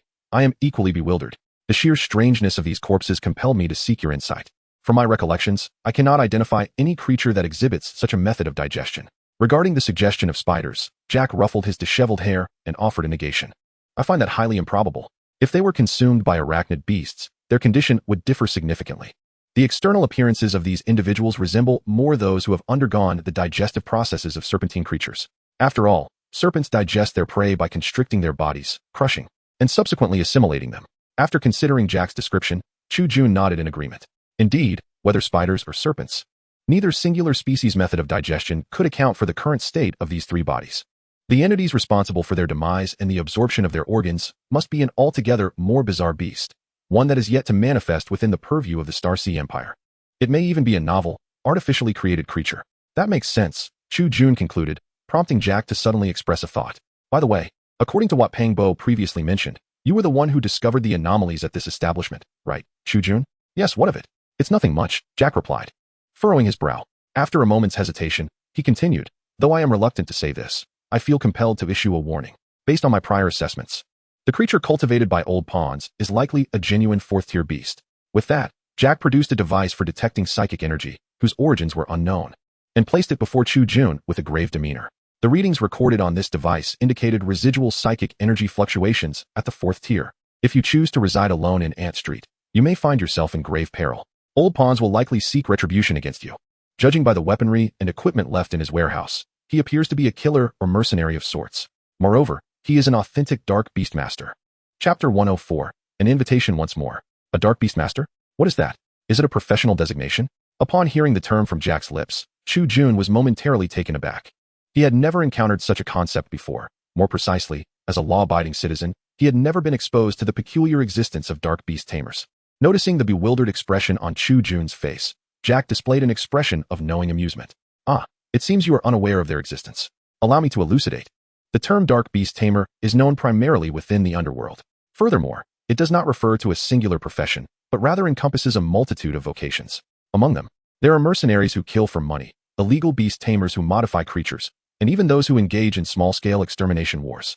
Moreover, within the ranks of dark beast tamers, one can find terrifying individuals who specialize in providing various beast-related potions. The reason they are collectively referred to as dark beast tamers stems from a shared identity. Without exception, they are all beast tamers who have not registered with the government of the Starry Sea Empire. In simpler terms, they lack the legal qualifications to utilize these creatures. While this may not seem significant at first glance, it is, in fact, a perilous endeavor. In the Starry Sea Empire, all beast tamers who have awakened their psychic potential must register with the Beast Tamer Association to attain a legitimate status. This serves as both a necessary regulation and a reward from the upper echelons of society. A registered beast tamer not only gains access to various exclusive positions, but also enjoys privileges unimaginable to ordinary citizens, provided they do not egregiously violate the law. Many of their transgressions can be overlooked. In numerous instances, the consequences of their legal infractions culminate merely in the payment of symbolic fines. For instance, despite being a member of a gang, if Pang Bo were to register and become a legitimate beast tamer, the illegal activities he had previously engaged in would be conveniently ignored by the Starry Sea Empire government. Even after attaining the status of a beast tamer, if Pang Bo were to involve himself in gang affairs, he would not lose his identity as a beast tamer, for he is a legitimate practitioner. He is the cornerstone of the Starry Sea Empire's governance and embodies the true ruling class. Many beast tamers nurtured within the underbelly of society, despite their dubious morals, hold legitimate status. This may sound fantastical, yet it is indeed a reality. However, while the government of the Starry Sea Empire expends considerable resources to win over these beast tamers, a significant number still prefer to embrace the identity of dark beast tamers rather than submit to the oversight of the Starry Sea Empire and the Human Federation. As for the reasons, Jack himself articulates it thus. Some dark beast masters are utterly devoid of humanity.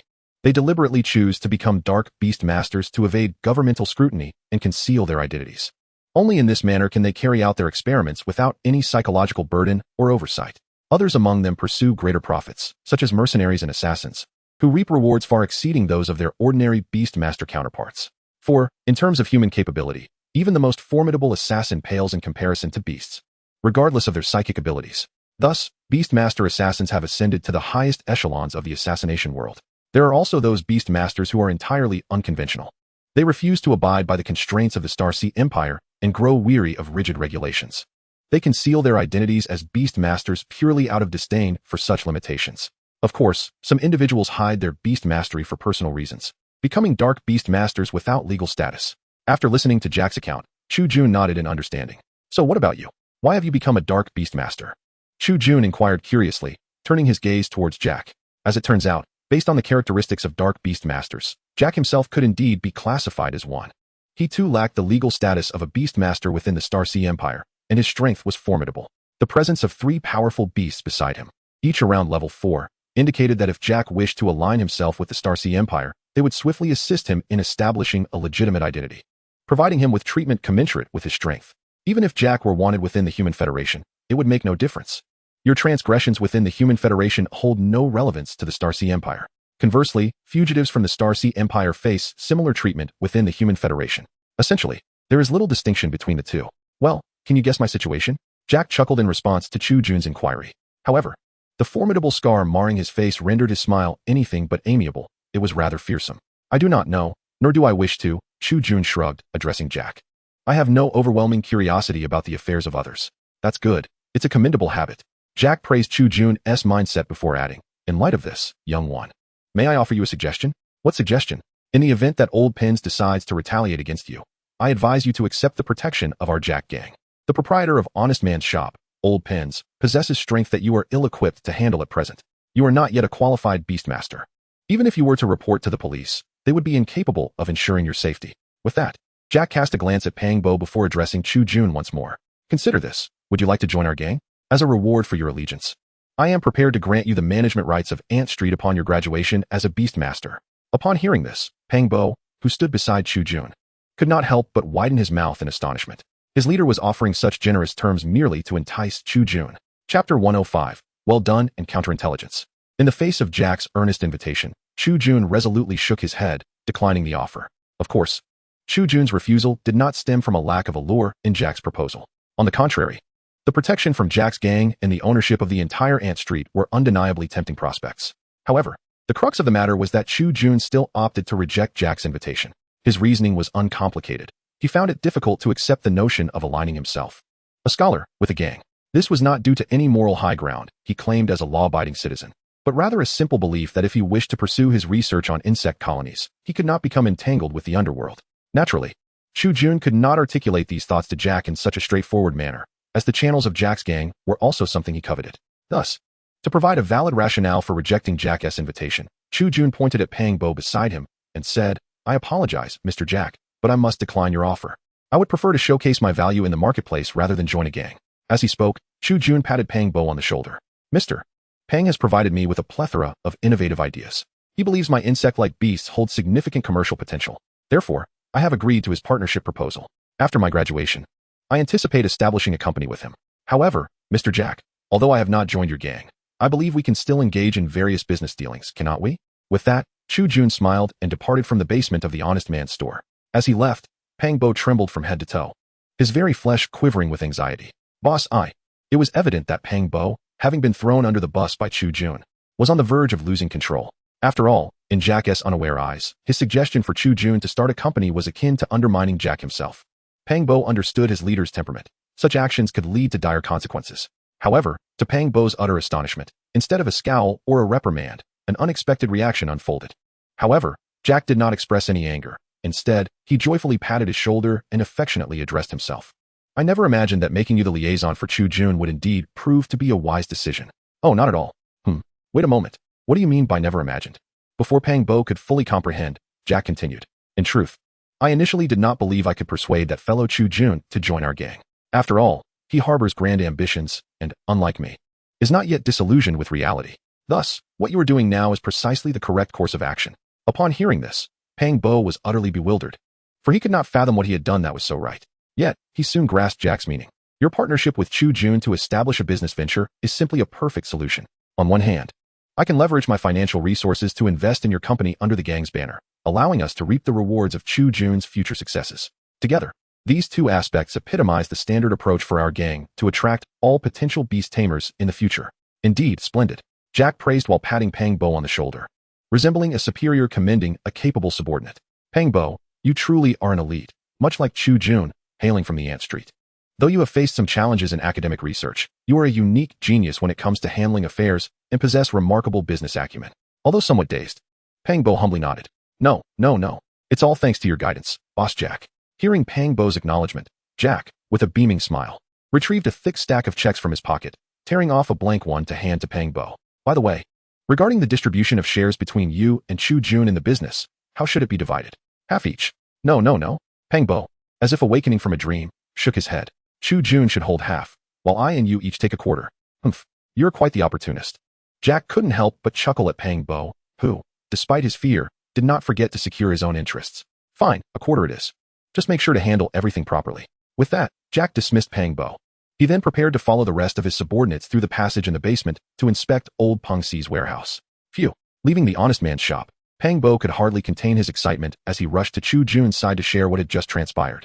However, before he could speak, he keenly noticed that Chu Jun, standing by the car, appeared to be in poor spirits. "What's wrong, brother Chu? Why do you look so pale? Did something happen?" Confronted with the inquiries of his companion, Chu Jun nodded thoughtfully. He then gestured towards the shadowy wall nearby and spoke. "Do you recall that I once released several information insects in this vicinity for the purpose of clandestinely gathering intelligence?" "Indeed, I remember." "What of it?" Pang Bo replied, his memory vividly recalling the terrifyingly grotesque moths. "I had intended to utilize my information insects to track down old Pin's whereabouts. However, All my insects, endowed with remarkable stealth capabilities, were unerringly detected by old pens. He, or the beasts under his control, possesses an extraordinary counter-surveillance ability. A chilling realization dawned upon Chu Jun. He suspected that his earlier conversation with Old Pins was no mere coincidence, for at that moment, Old Pins had likely already discovered the existence of the human-faced moths. In the darkness, a pair of eyes scrutinized Chu Jun Chapter 106. Peril and new creation. If Old Pins had indeed discovered them back then. No. Chu Jun shook his head. He must have realized it. He was aware of my anomalies. He knew I brought the human-faced moths to his shop and reported him to Jack. Gazing into the surrounding darkness, Chu Jun extended his psychic energy like tendrils. The swarm of insect beasts, capable of recording images and sounds with their specialized sensory organs, relayed everything they perceived directly into Chu Jun's mind through his psychic connection. Soon, a comprehensive image of Ant Street materialized in his mind.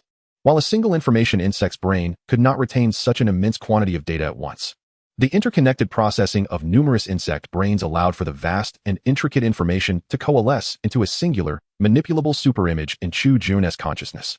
This was the true purpose behind his creation of the information insects. As long as these moths existed, he could render the illusions around him unidirectionally transparent at will. Yet, his initial use of the information insects had encountered an insurmountable obstacle. Damn it!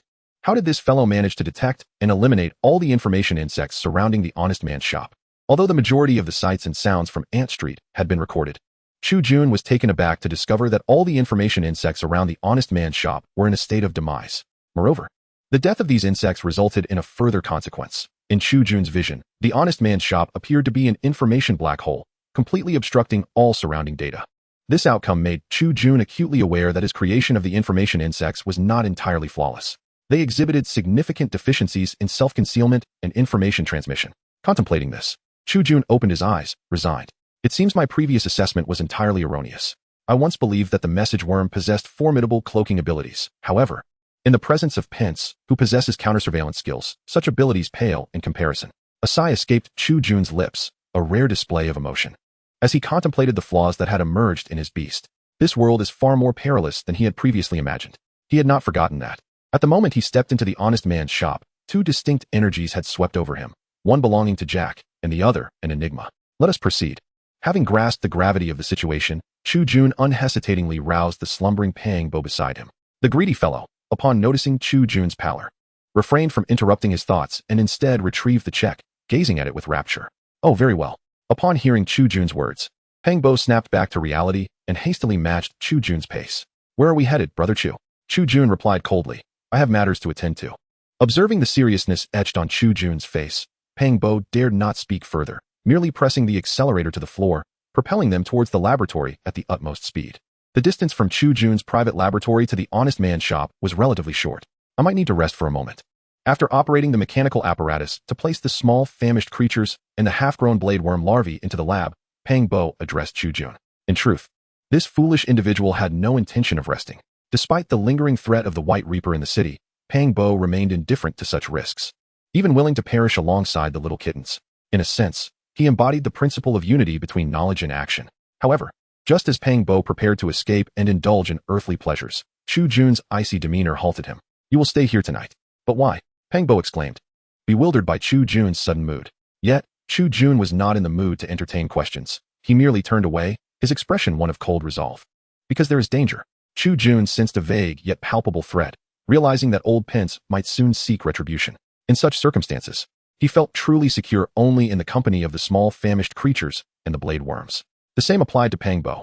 Chu Jun had no doubt that if Pang Bo drove the rented truck away from Ant Street, his survival would not exceed 10 minutes.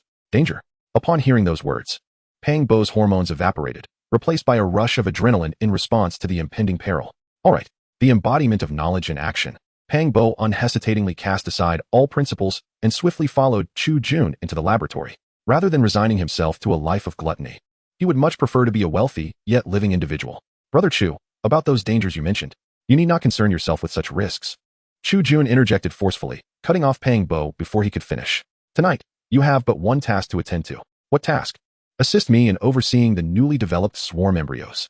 As Chu Jun spoke, he strode into the experimental area of his laboratory. But we currently have no swarm embryos in our lab. Pang Bo exclaimed, bewildered, as he gazed at the empty cultivation devices. Meanwhile, Chu Jun, already donned in his equipment, flashed a smile. Fear not, for soon there will be. He continued, I am prepared to create 3 entirely new species of swarm aberrations tonight. The brainworm, which will transmit psychic information and serve as the information hub. The gene worm, which will assist me in collecting the essence of aberrations while synchronizing the swarm's genetic sequences. And the gunworm, destined to become the primary combat force of the swarm for an extended period. Chapter 107, The Parasitic Gunworm. The night passed in silence. In the morning, within the laboratory, Pang Bo was exasperated. Stop nudging me. I'm trying to sleep. He had fallen asleep long ago, neglecting his duty to monitor the cultivation chamber and report on its status. As he reveled in the comfort of his dreams, he unconsciously used his foot to fend off a blade worm attempting to rouse him. However, even in slumber, Pang Bo was not entirely at ease. He felt as though the blade worm beside him emitted a mournful whimper, and he sensed a looming, terrifying shadow nearby, observing him with malice, a sensation that weighed heavily upon him. In truth, a weary but fierce-looking Chu Jun stood before the slumbering Pang Bo, his face a mask of fury. The blade worms around him trembled in response to Chu Jun's wrath. Only the one blade worm, having consumed part of Pang Bo's shoe, exhibited a modicum of conscience as it gently nudged him in an effort to awaken him. With a sudden crack signaling the rupture of a cocoon within the cultivation chamber, Pang Bo jolted awake. I wasn't sleeping. I swear. The sight of Chu Jun's scowling face nearly made him lose control of his bladder.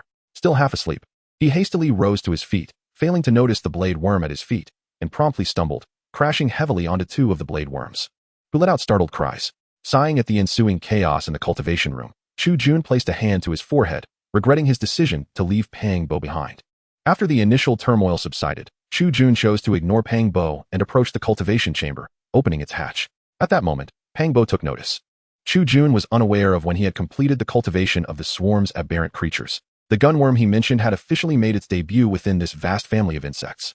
However, what on earth was this bizarre creature? As Chu Jun extracted the first gunworm from the incubation chamber, Pang Bo was instantly jolted awake. The so-called gunworm in Chu Jun's grasp was exceedingly peculiar. This creation, resembling a firearm, was a half-meter-long insect that bore only the semblance of a weapon. Unlike traditional firearms, this creature's body was adorned with numerous minute eyes.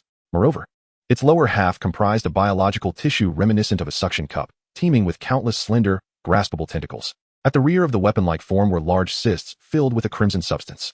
Within these cysts, a multitude of the scarlet material was incessantly nurturing a host of diminutive organisms. Brother Chu, where's your gunworm? Pang Bo gazed incredulously at Chu Jun, who was fiddling with the half-meter-long, gun-shaped monstrosity. Gunworm? Is this truly a gunworm? Chu Jun inquired, perplexed. Wasn't its design sufficiently reminiscent of a firearm? That is precisely the problem. Pang Bo nearly spat blood in frustration. That is not what I meant. What I'm saying is, since your created aberrant insect is a gunworm, why have you only designed a gun? Where's the insect that wields the gun? Facing Pang Bo's bewildered expression, Chu Jun mirrored his confusion. Wait, an insect that uses gunworms? Why would I design such a futile thing? It is exceedingly inefficient. With that, Chu Jun snapped his fingers. Instantly, a blade worm dashed to the side of the gunworm and bent down. In the next moment, as the tentacles of the gunworm writhed, its body swiftly integrated onto the back of the blade worm, merging into one. This represented both a parasitic relationship and a collaborative effort. Due to the lightweight design of the gunworm, the blade worm experienced no significant burden despite the addition. Its inherent speed advantage remained intact. However, the blade worm, originally limited to close-range attacks, now possessed formidable long-range capabilities due to the parasitism of the gunworm. Following Chu Jun's command, the gunworm promptly rotated a full 180 degrees on the back of the blade worm and unleashed several rounds of crimson ammunition towards a nearby wall. Bang, bang, bang. Uft. In an instant, 3 large holes were blasted into the laboratory's metallic wall by the gunworm's projectiles. Simultaneously, within these bullet-riddled openings, Pang Bo observed numerous traces of metal being corroded by the scarlet liquid. Not only that, but he also witnessed 3 grotesque, hideous small insects frantically gnawing at everything in their vicinity. Regrettably, despite the relentless efforts of these diminutive insects to gnaw at the surrounding metallic walls, they ultimately succumbed mere seconds later, emitting a wretched cry before perishing on the spot. Nonetheless, witnessing this scene sent a chill coursing through Pang Bo, for he dared not contemplate the consequences of such a bullet piercing his own flesh. These tiny creatures are, in fact, the parasitic bullets employed by the gunworms. Typically, a gunworm possesses around 100 of these parasitic bullets, replenishing at a rate of 1 per minute. Observing Pang Bo's astonishment towards the gunworms, Chu Jun began to elucidate. To be precise, these are all the larvae of the gunworms, generated from within their bodies. Once they locate a suitable host capable of enduring over an hour of incessant gnawing, they will mature into new gunworms within the host. Although Pang Bo grasped the structure of the gunworms and their bullets, he remained perplexed as to why the gunworms discharged a corrosive liquid. This was an inevitable consequence. After all, the gunworms are not purely mechanical constructs. In my design, the kinetic energy they generate cannot directly penetrate the armor of many foes, particularly the skin of beasts above level 4. Upon hearing this, Pang Bo finally comprehended the concept. So, Brother Chu, you have designed the gunworms to function as parasites that can inhabit blade worms? You have transformed them into some sort of living artillery? No. Chu Jun replied with a gentle shake of his head. Not just blade worms. Every individual within my swarm of aberrant beasts can be compatible with the gunworms. To be precise, I perfected an entire swarm network just last night. With that, Chu Jun activated the second and third cultivation chambers, unveiling 2 new strains of aberrant beasts that left Pang Bo in disbelief. What is this? Chapter 108, Brain Worms and Troubles. What is this thing? Goodness, it is exceedingly grotesque. As Chu Jun revealed the second aberrant beast cultivated within another chamber, Pang Bo could no longer contain himself and shouted in astonishment. The creature that Chu Jun presented was, astonishingly, a floating, exposed brain. It possessed dozens of lightweight tendrils filled with inert gas, which tugged the creature skyward in a graceful manner. Moreover, with its nearly transparent cranial casing and a brain nearly half a person's height, its overall appearance resembled that of a gray, inverted jellyfish. Aside from that, its anatomical structure was astonishingly simplistic. It lacked eyes, a mouth, and only featured a rudimentary digestive system and nutrient intake port, with nearly all of its organs dedicated to sustaining the brain's function. What on earth is this? This is the brain worm, Chu Jun explained, gesturing towards the newly revealed aberrant beast before him. This creation is a swarm organism that I meticulously crafted. Drawing upon my previous experiences, she possesses 2 formidable abilities. The first is her immense psychic potential, surpassing even that of the current hunger. However, I have sealed this aspect of her power, directing all her psychic energy towards enhancing the hive mind capability. Likewise, I can establish a psychic connection with her, allowing me to observe her every action. This is merely one specimen. If I were to produce several more, perhaps even dozens, the brain insect could establish a genuine psychic network in the air.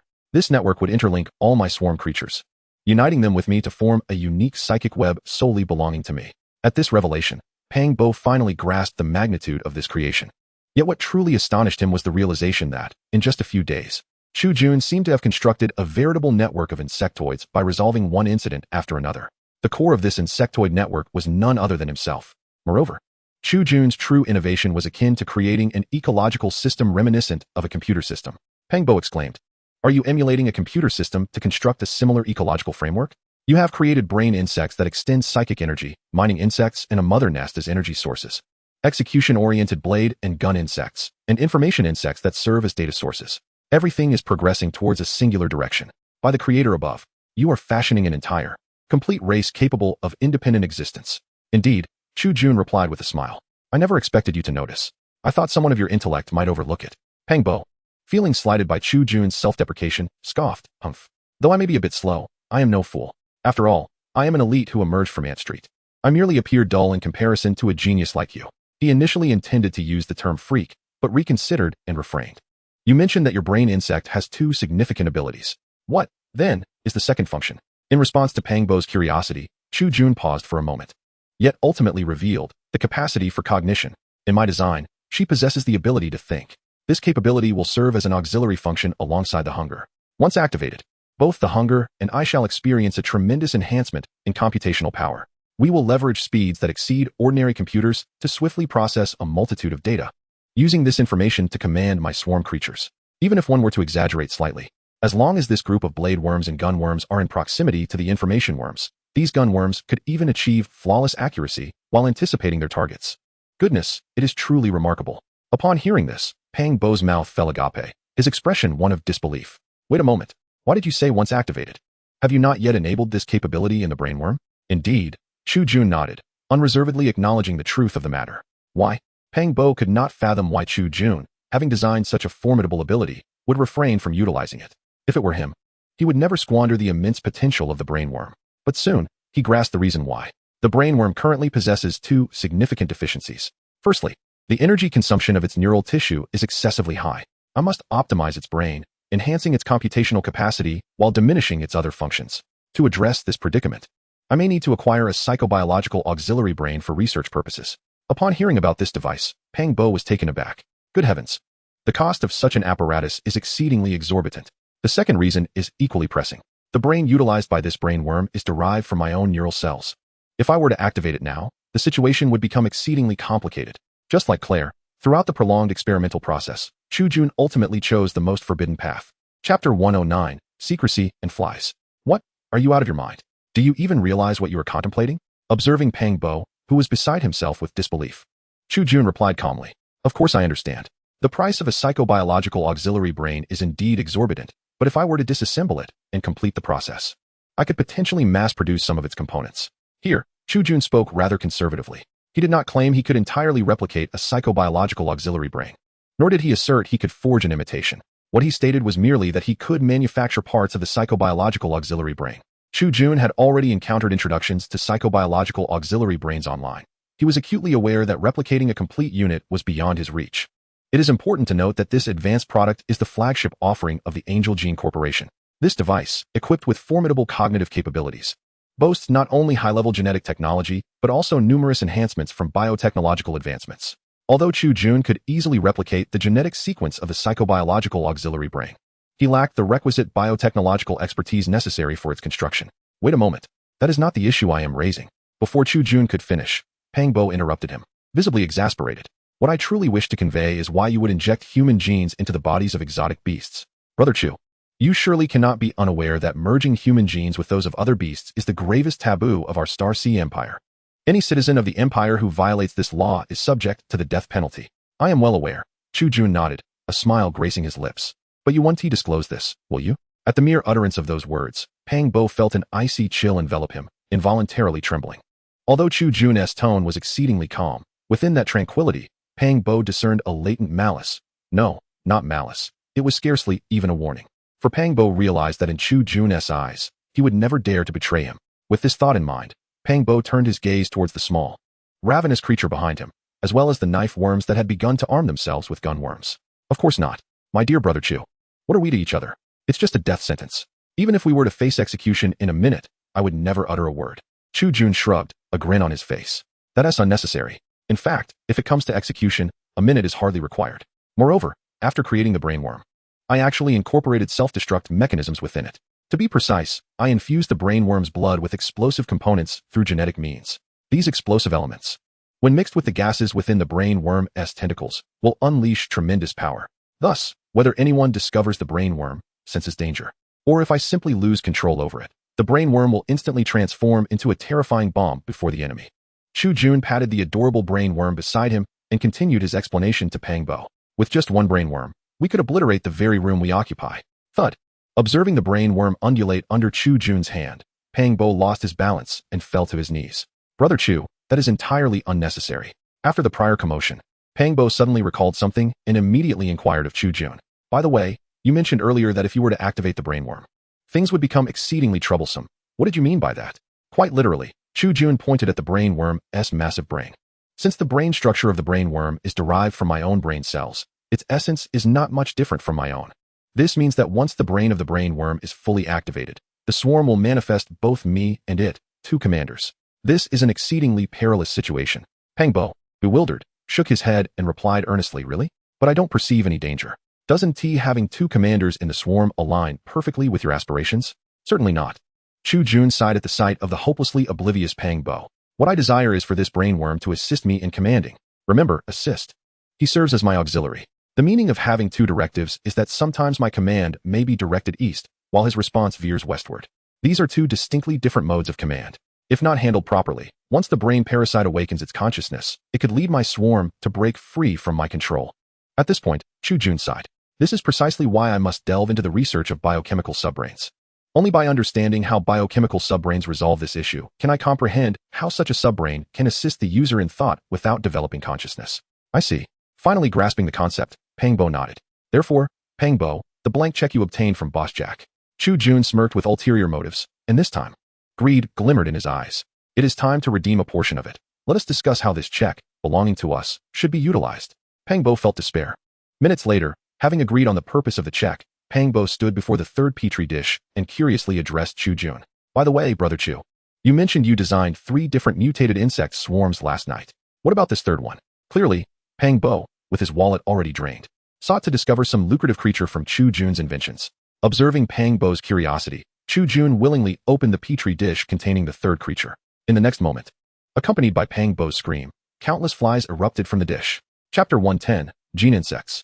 As the sound of the flies fluttered filled the air, Pang Bo immediately began to shout. Countless flies zipped across his face and headed towards Chu Jun. So many flies. Help. At that moment, unable to bear it any longer, Chu Jun helplessly covered his forehead. Enough. Stop screaming. These are not flies. They are the gene insects I designed to synchronize genetic mutations across various swarms. Guided by Chu Jun's psychic energy, the swarm of flies settled into his palm, forming an exceedingly orderly line. However, to Pang Bo, standing beside him, these so-called gene insects bore an uncanny resemblance to flies. To be precise, these gene insects actually mimic the structure of flies.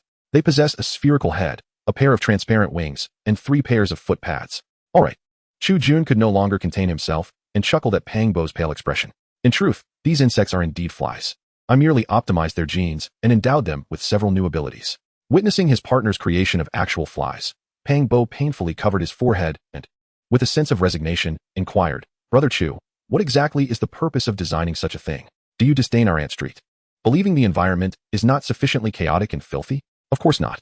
Chu Jun shook his head earnestly. On the contrary, once the genetic insects proliferate extensively in our area, they will utilize their superior genetic capabilities to purify this region. Compared to ordinary flies, my genetic insects are far cleaner due to their enhanced self-disinfection abilities. Moreover, I have designated these genetic insects as cleaners of decaying matter. Why bother with the flies? Pang Bo felt utterly exasperated. He no longer wished to debate these matters with Chu Jun and directly inquired, Alright. First and foremost, my genetic insects possess 4 distinct functions. The first function, as I have mentioned, is their ability to cleanse and maintain the cleanliness of the insect population as habitat, preventing the widespread transmission of diseases such as plagues. The second function of the genetic insects is to serve as a supplementary food source for other insect species and beasts. Initially, I designed the energy source for the insect population to be primarily the mother nest. However, considering the scenarios in which these creatures might not have access to supplies in harsh environments, I introduced genetic insects as a supplementary food source. Both the insects and their offspring can serve as nourishment for blade and gun insects, particularly their young.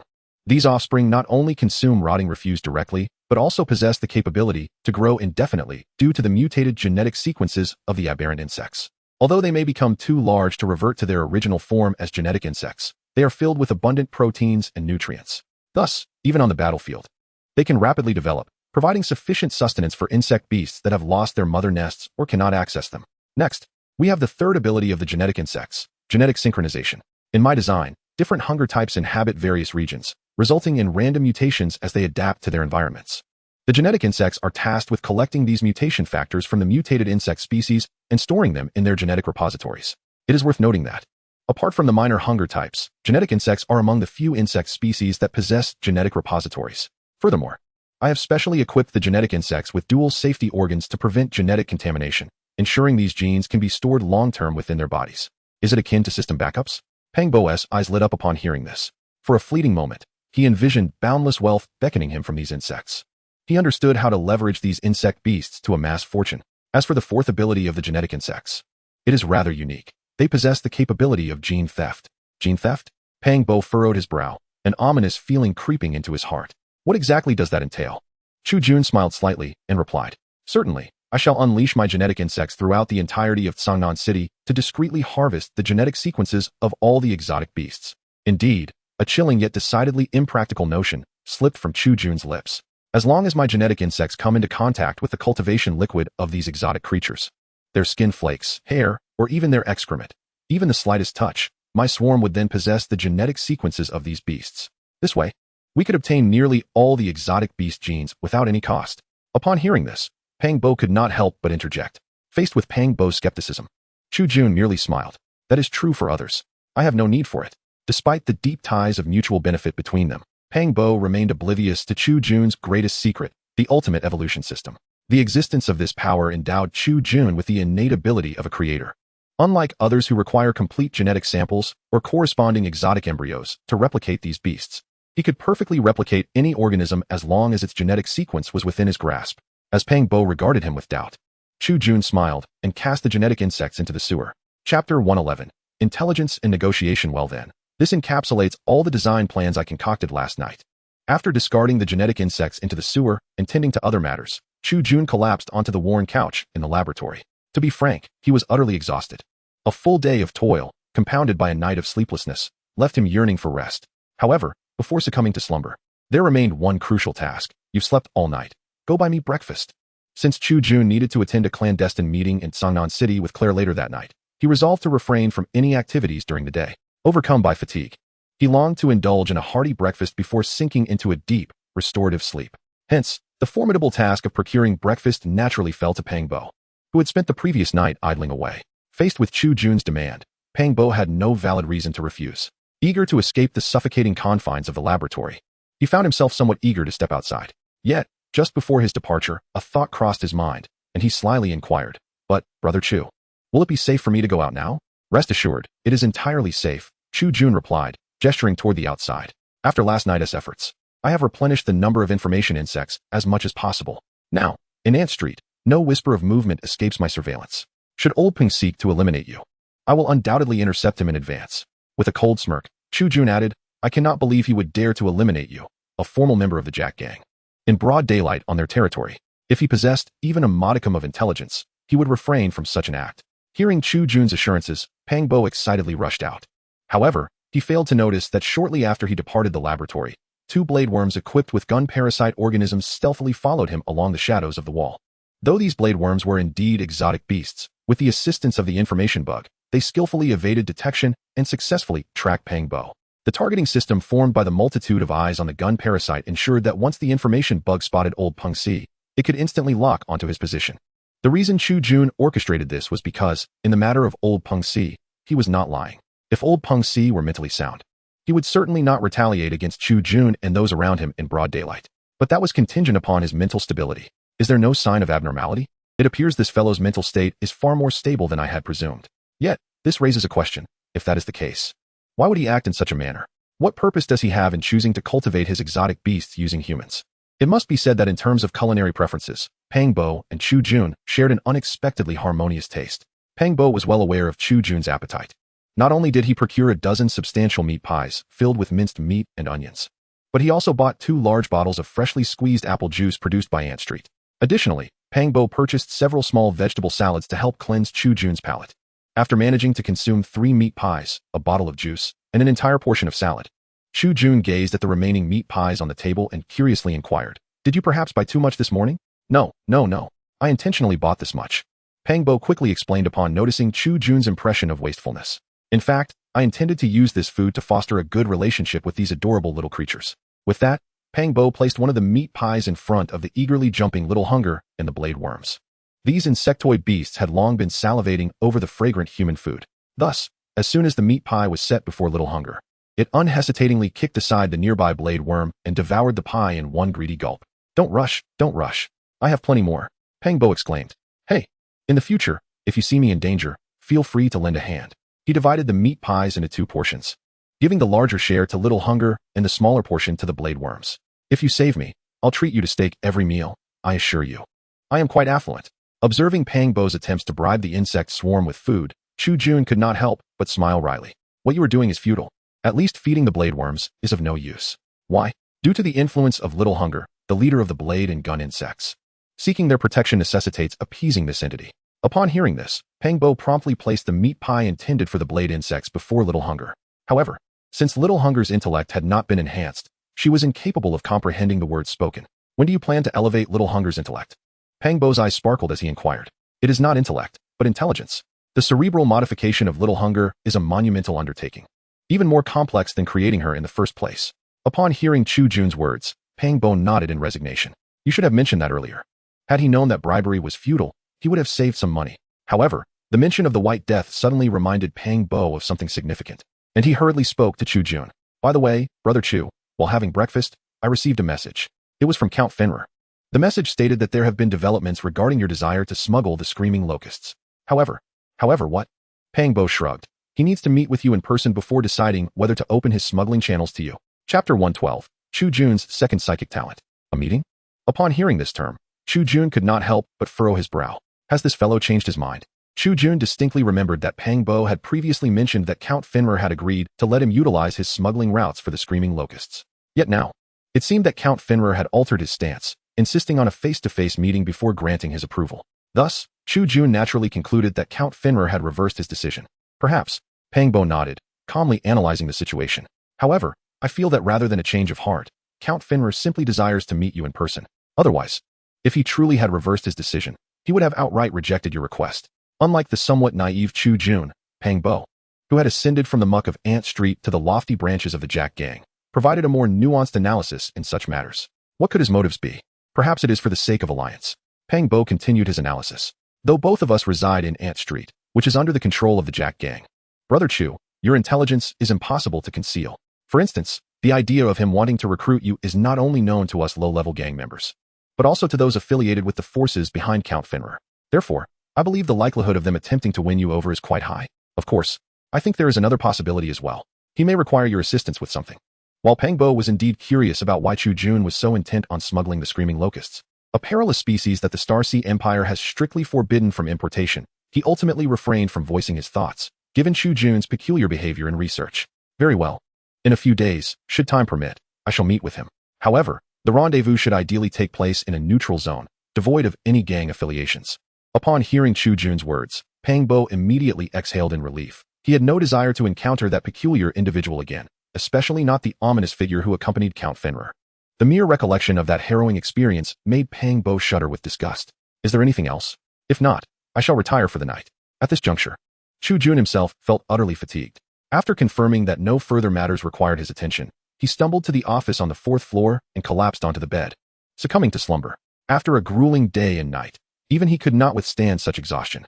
However, once Chu Jun surrendered to sleep, he found himself in a nebulous realm upon awakening. This dim, gray space was filled with an array of bizarre entities. Some appeared to twist and vanish sporadically, while others morphed into inexplicable forms that defied description. Yet, as Chu Jun approached these entities, they transformed into representations of genetic sequences. Strangely enough, despite possessing an ultimate evolution system that enabled him to analyze genetic components at will, Chu Jun found himself incapable of deciphering the sequences before him. Driven by insatiable curiosity, Chu Jun attempted to touch these entities, only to discover that all his efforts were in vain. Each time he reached out, they vanished before his fingers could make contact. As he drew nearer to the center of this enigmatic space, he beheld the most peculiar sight of all, the emblem of his psychic talent, a distorted double helix symbol.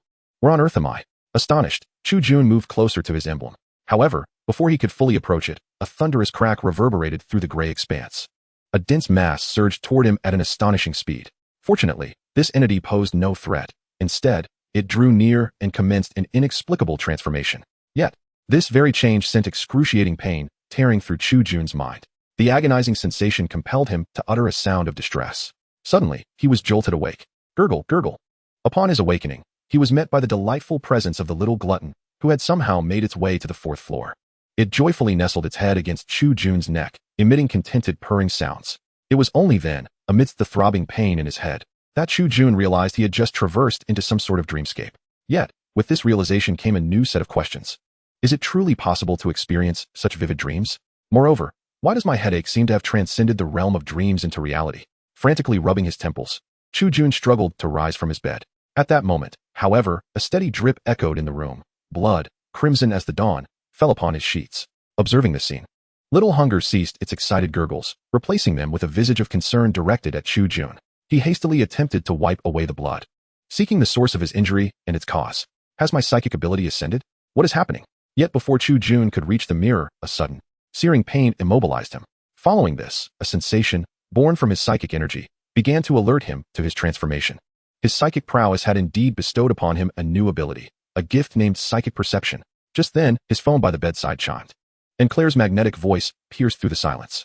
Tonight marks the night of the clandestine meeting. Chapter 113, The Realm of Psychic Energy and Her. Psychic Perception. Have I truly acquired yet another psychic talent? This revelation is utterly unexpected.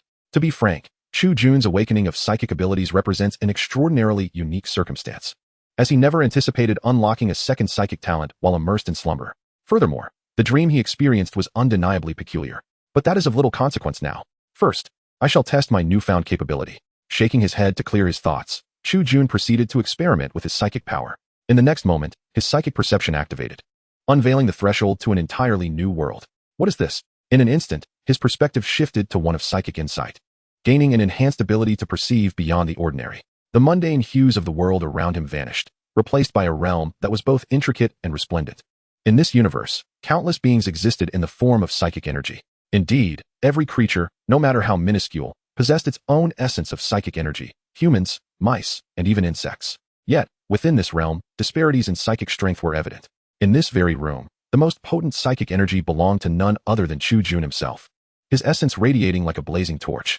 Chu Jun's eyes widened in astonishment, and he turned to glance at Little Hunger beside him. The psychic energy of Little Hunger was but a fraction weaker than his own. Nevertheless, this slight difference allowed Chu Jun to perceive it with remarkable clarity, as if a ruler had materialized within his mind. The impeccably precise ruler firmly delineates the dimensions of all spiritual energies. Unbeknownst to him, the enhancement of this spiritual prowess has allowed Chu Jun, who previously grappled with the essence of spiritual energy, to grasp many profound truths. The essence of spiritual energy bears resemblance to the souls depicted in mythology. It permeates the entirety of a being's corporeal form, granting life to the creatures of existence. Yet, due to certain enigmatic reasons, some beings are born with potent souls, while others possess inherently feeble ones. Contemplating this notion, Chu Jun turned his gaze toward the blade worms and gun worms flanking Little Hunger. Indeed, compared to Chu Jun and Little Hunger, the foundational units of this swarm exhibited a remarkably low level of spiritual energy. Their spiritual flames flickered, resembling little more than a modest spark. It seems my previous assumptions were erroneous. I had long believed that the classification of beasts based on the quantity of spiritual energy within the human federation was somewhat unscientific. After all, the mere quantity of spiritual energy cannot be directly transmuted into combat prowess. However, as time unfolded, I have come to realize that spiritual energy may be far more significant than I initially surmised. Recognizing this reality, Chu Jun gave his head a gentle pat. In the next moment, he withdrew from the previous state of spiritual perception. Merely a brief observation had left his head feeling somewhat swollen. Should he persist in this observation, he would likely lose consciousness within 2 minutes due to the depletion of his spiritual energy. It appears that maintaining such a state has proven to be a considerable burden for Chu Jun at present. Due to the sluggish recovery of my spiritual energy, I shall refrain from activating this ability for now, he mused as he dressed. I must conserve my precious spiritual energy for observing tonight's battle. As previously mentioned, this evening marks the day when Claire has invited Wu Wei to a clandestine meeting in Songnan City. On this significant day, Claire had hinted to Chu Jun that they might need to eliminate certain creatures that had already succumbed to the White Reaper's infection. Therefore, in order not to hinder tonight's observational endeavors, Chu Jun resolved to preserve his valuable spiritual energy for scrutinizing the formidable beasts. Eager to witness the true strength of these powerful entities, the mere thought of witnessing the core forces of this world stirred a sense of exhilaration within Chu Jun. Thus, with a heart full of anticipation, he hastily donned his clothing and, accompanied by Little Hunger and several blade worms, positioned himself near the laboratory entrance to await Claire's arrival. Soon, with the sound of a truck approaching, a small convoy materialized before Chu Jun's laboratory. An officer clad in the military garb of the Star Sea Empire, accompanied by a formidable third-tier military beast known as the Bloodthirsty Beast, disembarked from the vehicle, while several soldiers trailed closely behind, tasked with maintaining vigilance. "Greetings. Are you Chu Jun, a student of Professor Claire?" "Indeed," replied Chu Jun, nodding in affirmation. However, his gaze was not fixed upon the officer, but rather intently focused on the bloodthirsty beast. For, in comparison to these stern-faced humans, this creature of ferocity was undeniably exquisite. As a military-grade extraordinary beast, it possessed not only the formidable strength typical of its kind, but also the remarkable ability to command lesser beasts. The secondary sentinels flanking the human soldiers were all subordinates of this bloodthirsty creature. Their collaborative relationship mirrored that of the officer and his soldiers. Ahem, in light of this, please prepare your extraordinary beast and allow it to enter the truck. We shall escort you directly to your destination. Very well. Since Claire had previously acquainted Chu Jun with these regulations, he harbored no significant objections and promptly handed over his mobile device. However, it is she, not it. What? The officer was taken aback. What I mean is, my extraordinary beast should be referred to as she rather than it. Upon uttering this, from the shadows behind Chu Jun emerged Little Hunger, accompanied by 5 armed blade worms. In the next moment, the innate hunger and malice radiating from them provoked a low growl from the sentinels and bloodthirsty beasts surrounding the soldiers. Fear not. Observing the officer's anxious demeanor, Chu Jun wore a benign smile. They harbor no ill intentions. Chapter 114, Sky and Extraordinary Beasts. Your extraordinary beasts are indeed remarkable. The sight of the unrestrained swarm of extraordinary insects behind Chu Jun set all the soldiers of this small squad on edge. After all, allowing an unregistered Beastmaster like Chu Jun to present her extraordinary beasts in such proximity was undeniably perilous. With a snap of her fingers, the blade worms, responsive to Chu Jun's psychic command, obediently sat down, tilting their heads adorably at the soldiers before them. "Oh, they are indeed adorably grotesque," exclaimed one soldier, gazing at the cute, head-tilting blade worms. "Phew, their compliance reassures us. But are you certain you wish to bring only these 6 extraordinary beasts? Those 5 little ones do not appear to be the main line of defense. If danger arises, you will need your extraordinary beasts to safeguard you, the officer kindly reminded. No need for concern. In truth, Chu Jun had no intention of participating in the battle. After all, Claire had made it abundantly clear that the intensity of this engagement was reserved for those deemed strong enough to partake. The reason Chu Jun and the other students of the professors were involved in this meeting was solely that the government required these students to serve as a safeguard for their respective professors. Should the professors encounter misfortune, Chu Jun and her peers would be poised to assume their responsibilities. It was a chilling yet efficient choice. The officer ceased to speak, silently allowing the small, famished creatures to board the specialized transport vehicles for exotic beasts before departing the laboratory with Chu Jun. However, they remained oblivious to the shadow hovering in the air, observing Chu Jun's laboratory shortly after their departure. Meanwhile, Pang Bo, still unaware that Chu Jun had left and peacefully slumbering within the lab, remained completely oblivious to the shadow's scrutiny. He was yet to realize that he had unwittingly become bait. Are we not supposed to attend a secret meeting? Why are we heading towards the city? Chu Jun inquired curiously to the officer seated beside him in the truck, noting with surprise that their direction was indeed towards the urban center of Seongnan City. Oh, my apologies. I cannot disclose that information, but you will soon find out, the officer replied enigmatically, revealing that they were, in fact, en route to the headquarters of the Star Sea Empire's military in Seongnan City. Upon hearing this, Chu Jun furrowed his brow, questioning whether such a location was truly appropriate for a clandestine meeting. The officer, observing Chu Jun's puzzled expression, wore a knowing look. In the next moment, as the vehicles came to a halt, several massive shadows swiftly descended upon them. With a sudden force pulling him upward, Chu Jun's eyes widened in shock. He was being lifted into the air. No, it was some form of psychic energy that had yanked him aloft. Gazing down at the rapidly diminishing Seongnan City through the window, Chu Jun quickly comprehended the unfolding events. He directed his gaze towards another vehicle, where a creature resembling a manta ray lay sprawled. It was a military space bat. Due to the highly classified nature of their information, Chu Jun only knew that this creature, strikingly similar in appearance to a devil ray, served as the designated cargo aircraft for the Star Sea Empire's military. Furthermore, these seemingly non-combatant exotic beasts were indeed genuine, 5th-level creatures endowed with space capabilities. They could not only navigate and transport goods within the atmosphere, but also wield their psychic powers even in the vastness of space. I must acquire the genetic sequence of this creature, was Chu Jun's immediate thought. Ever since his arrival in this world, he had been irresistibly drawn to the abilities of these exotic beasts, and this space bat was among the most coveted entities in his desires. However, due to the disparity in information, Chu Jun's aspirations remained somewhat naive. For just as he yearned for the genetic sequence of the space bat, the ancient Beastmaster kingdom of the Star Sea Empire was poised to deliver a truly profound shock to him. As the space bat successfully ascended higher with the convoy, a colossal entity loomed before Chu Jun. What is that? When Chu Jun finally discerned the entity before him, he was utterly astonished. A colossal, whale-like creature, comparable in size to several football fields, floated high in the sky, tens of thousands of meters above the ground. Surrounding this gargantuan being were dozens of floating entities, each the size of a truck. More importantly, the immense creature was covered in numerous purple growths of varying sizes, continuously emanating psychic buoyancy. It was these very purple tumors that endowed the colossal beast with the ability to hover in the heavens. As long as this creature could inject sufficient energy and psychic force into these tumors, it could unleash devastating psychic beams, obliterating foes in the sky and even in outer space. This was the foundation of the Empire's dominion and also one of our military's standard battleships. It was classified as a miniature or satellite-grade space beast, an 8th-level psychic entity known as the Beastie. As the officer beside Chu Jun elucidated, the flesh surrounding the Beastie began to undulate. Soon, a passage large enough to accommodate several trucks appeared before the onlookers. Within this biological corridor, countless technological creations illustrated the might of this creature. This was the true essence of a beast, with boundless desire and greed. Chu Jun silently released 2 insect-like beings within the confines of the transport vessel. Upon entering the interior of the Beastie, even before disembarking from the spaceship, Chu Jun immediately spotted his current mentor, Claire Morton. The blonde beauty was clad in a relatively clean outfit and had applied light makeup. Despite her hair being somewhat disheveled, this appearance was a stark contrast to her usual self. Hey, little Chu Jun, how are you? Excited to see this behemoth? Claire Morton greeted him with evident delight, as the swarm of flies around her had become somewhat overwhelming. Oh, is this your student? A few portly, seemingly high-ranking scholars approached with smiles. He certainly looks promising. May I inquire if you have published any papers? One gentleman, sporting gold-rimmed glasses, was the first to extend a friendly overture towards Chu Jun. I have not published any papers at all. Oh, the bespectacled man's expression faltered slightly as he quickly replied, No, I have failed 3 years in a row. Uncertain of the situation, Chu Jun shrugged and spoke the truth. The next moment, The group of previously sycophantic scholars fell into a collective silence. Humph, Claire, smiling, moved closer to Chu Jun, gave him a thumbs up, and whispered, "So how about it?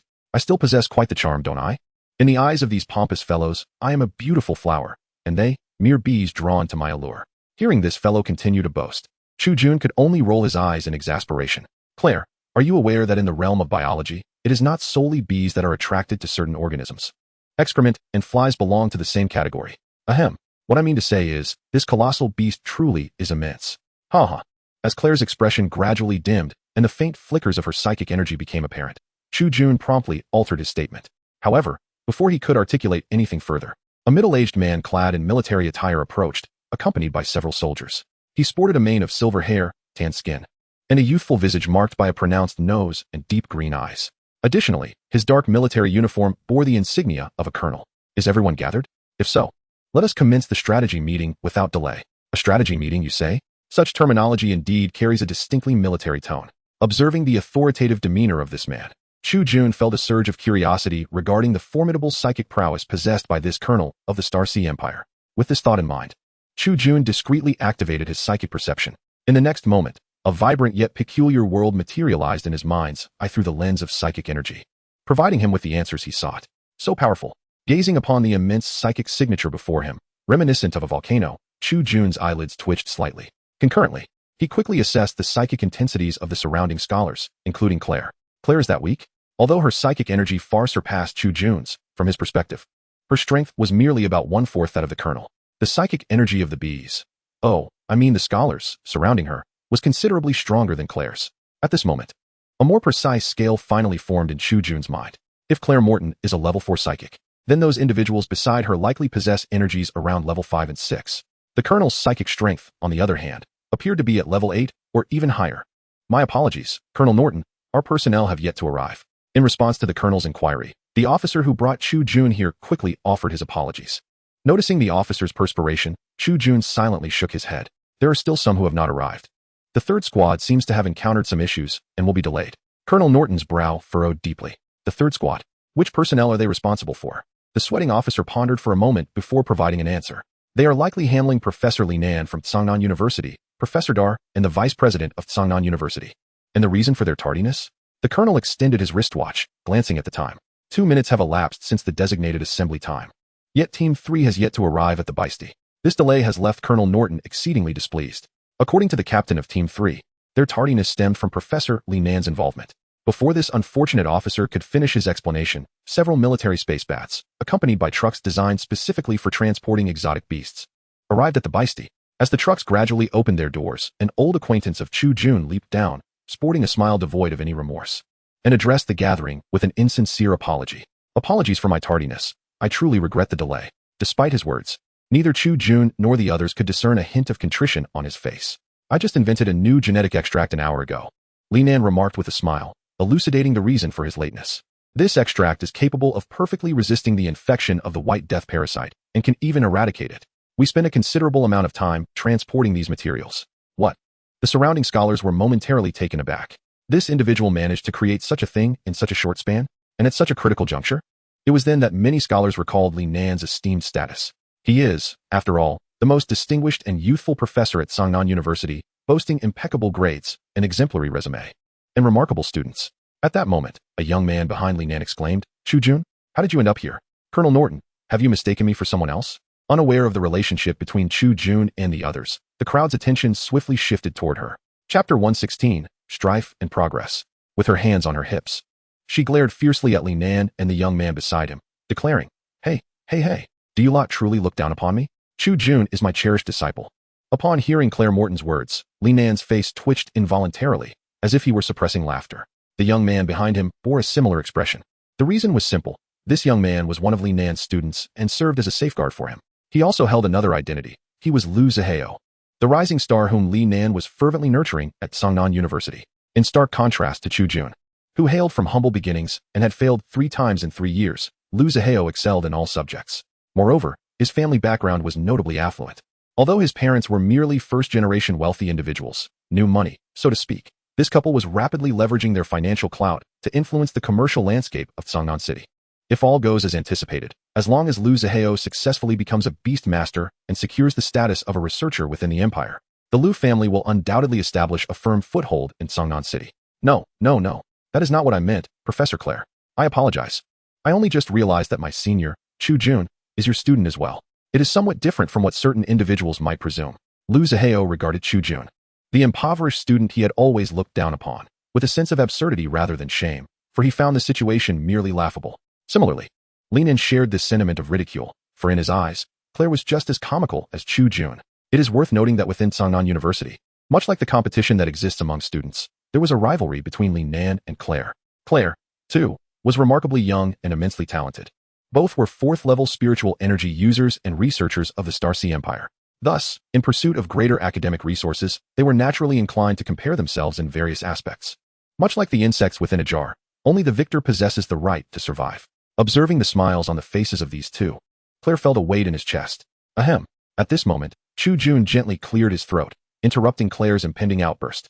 Then, with a peculiar smile gracing his face, Chu Jun addressed Colonel Norton. Since we are all gathered here, shouldn't we convene a wartime meeting? We have already delayed for quite some time. Indeed, you are correct. Colonel Norton replied, displaying no interest in the internal power struggles of Songnan University. His purpose for being here was solely to fulfill the task assigned by the imperial government. All right, everyone, please set aside your disputes for the moment and join me in the conference room. Remember, our time is precious. Under Colonel Norton's guidance, the group swiftly traversed through a series of passages interwoven with flesh and machinery, arriving at the heart of the colossal beast. This was the conference room, adjacent to which was Colonel Norton's command center. Inside the conference room, Chu Jun and Claire took their seats together. Hey, why did you stop me? Claire exclaimed, narrowing his eyes at Chu Jun. You must know that I could have unleashed a torrent of insults upon him, enough to make him question his very existence, right? I know, Chu Jun replied softly after taking a sip of water. But attacking him would only make you appear exceedingly brash and uncouth. It wouldn't even qualify as a true insult. At this juncture, Claire noticed an almost sinister smile had appeared on Chu Jun's face unbeknownst to him. Observing the gene extract, invented by Li Nan, laid out on the conference table, Chu Jun inhaled deeply. So, Claire, rest assured. I shall ensure that Li Nan and Lu Zihao experience the depths of true despair. As the meeting commenced, Colonel Norton swiftly began to elucidate the current situation to Chu Jun and the others. Initially, it appeared that the White Death parasites had entered a state of dormancy following their previous assault. However, this was merely a ruse. Although the White Death parasites had ceased to manifest in the densely populated center of Songnan City, their remnants were pervasive in the suburbs. In fact, under the scrutiny of specialized military teams, traces of the White Death were discovered in a small beast factory located in the outskirts of Songnan. Had they arrived even slightly later, this facility could have very well become a breeding ground for the White Death parasites, with all the beast embryos inside being ruthlessly devoured. However, this revelation brought forth new concerns. At this juncture, both the military and the government officials finally recognized the peculiar nature of the White Death parasites. These organisms seemed to be driven by a specific purpose, relentlessly preying upon various beast embryos, from the public cultivation chambers of Songnan University to the aforementioned beast factory. All signs indicated that these enigmatic parasites were clandestinely orchestrating something sinister. The notion that a mere parasite could be plotting anything might seem absurd. Yet the gathered scholars found no humor in it. For in previous meetings, they had established that the White Death possessed a certain level of intelligence, which had been corroborated through genetic testing. Thus, in a bid to swiftly eradicate the White Death parasites and mitigate the problems they posed, the military and the upper echelons of Songnan's government resolved to collaborate, enlisting a cadre of scholars and elite beast tamers to tackle the issue. Ladies and gentlemen, here are the latest visuals we have collected. Upon viewing the footage, the expressions of all the scholars, including Chu Jun, shifted dramatically. How is this possible? What is this? A ghastly entity. Chapter 117, The Biological Factory and New Discoveries. Oh, creator above, what on earth is this? The scene displayed before the scholars resembled a hellish landscape. Within a dark and profound cave, a military reconnaissance team was undertaking an in-depth investigation, equipped with several Tier 3 armed beasts and a creature capable of long-distance communication. Yet, before they could delve deeper into the cave, the white secretions on the ground captured their attention, just as one team member prepared to collect samples of these secretions. A colossal White Death parasite suddenly erupted from the substance. Before the other soldiers could react, this massive white creature lunged at one of the soldiers, biting through his military-grade protective suit and burrowing into his body. Under the lens, an inexplicably colossal white reaper parasite mercilessly pierced the soldier's skin, creeping upward along his flesh. The camera captured the traces of its movement through the sinew and blood. Accompanied by the soldiers' anguished cries, the remaining warriors swiftly drew their weapons, urging the beasts under their command into a state of combat readiness. At that moment, A roar resonated from the depths of the cave, and the other members of the squad seemed to sense something amiss, swiftly aiming their weapons into the dark recesses of the cavern. Disregarding the risk of exposure, the members resolved to illuminate the darkness by releasing bioluminescent insects.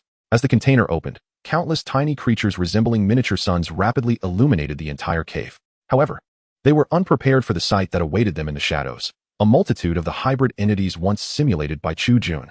Even more astonishingly, behind these beings lay no cave at all. The hosts of the White Reaper parasites had transformed the cavern into a colossal, writhing organ, which undulated while secreting a substantial white substance teeming with White Reaper parasites. Further within, countless eggs lay nestled. The video abruptly concluded. This was a form of biological factory. An elderly man in his 50s immediately addressed the gathering before Professor Norton could utter a word, asserting that, although primitive, this was indeed the embryonic form of a biological factory. Known also as a beast factory, it represented a fusion of genetic and biochemical technologies capable of mass-producing aberrant creatures. Indeed, Professor Claire Morton furrowed her brow, adding, "Our previous conjectures were correct. The White Reaper possesses intelligence, and not a lowly one at that. This is evidenced by their construction of such a rudimentary biological factory. Yet, what astonishes me most is the apparent increase in size of those White Reaper parasites." Li Nan shook his head and began to elucidate to the group. No. This is not an increase in size." At his words, many were taken aback. Relishing the attention he had garnered, Li Nan smiled, yearning for this moment in the spotlight. First, I must clarify. Although our Tsangnan University was among the first to acquire the White Reaper specimens, I, as a researcher, did not engage in the direct study of the Reaper's genetic sequence like my colleagues. Upon hearing this, many professors from Tsangnan University darkened in countenance. I have come to realize that the White Reaper parasite is, in fact, a form of artificial organism. At this revelation, both Chu Jun and Claire were momentarily stunned. It is worth noting that among those present, only the two of them were aware that the White Reaper was an artificially created aberration. This knowledge stemmed from Chu Jun's ultimate evolution ability, which allowed for the infinite disassembly of genetic sequences. The two individuals were utterly perplexed. How could Li Nan, who had failed to decipher the entire genome sequence of the White Death, possess knowledge of such matters? There is no room for doubt. I have ample evidence. Aware of the skepticism surrounding his conclusions, Li Nan presented his findings to substantiate his assertions. The creature is, after all, merely an insect. Furthermore, its life form does not conform to the developmental laws of our world. If the White Death truly possessed such formidable characteristics, this planet, Hagen's star, would have long been subjugated by it. We would not even have succeeded in establishing a central stronghold in Tsangnan City. Additionally, the emergence of the White Death was so peculiar that it seemed to manifest out of thin air. Thus, I contend that the White Death is an artificially created being.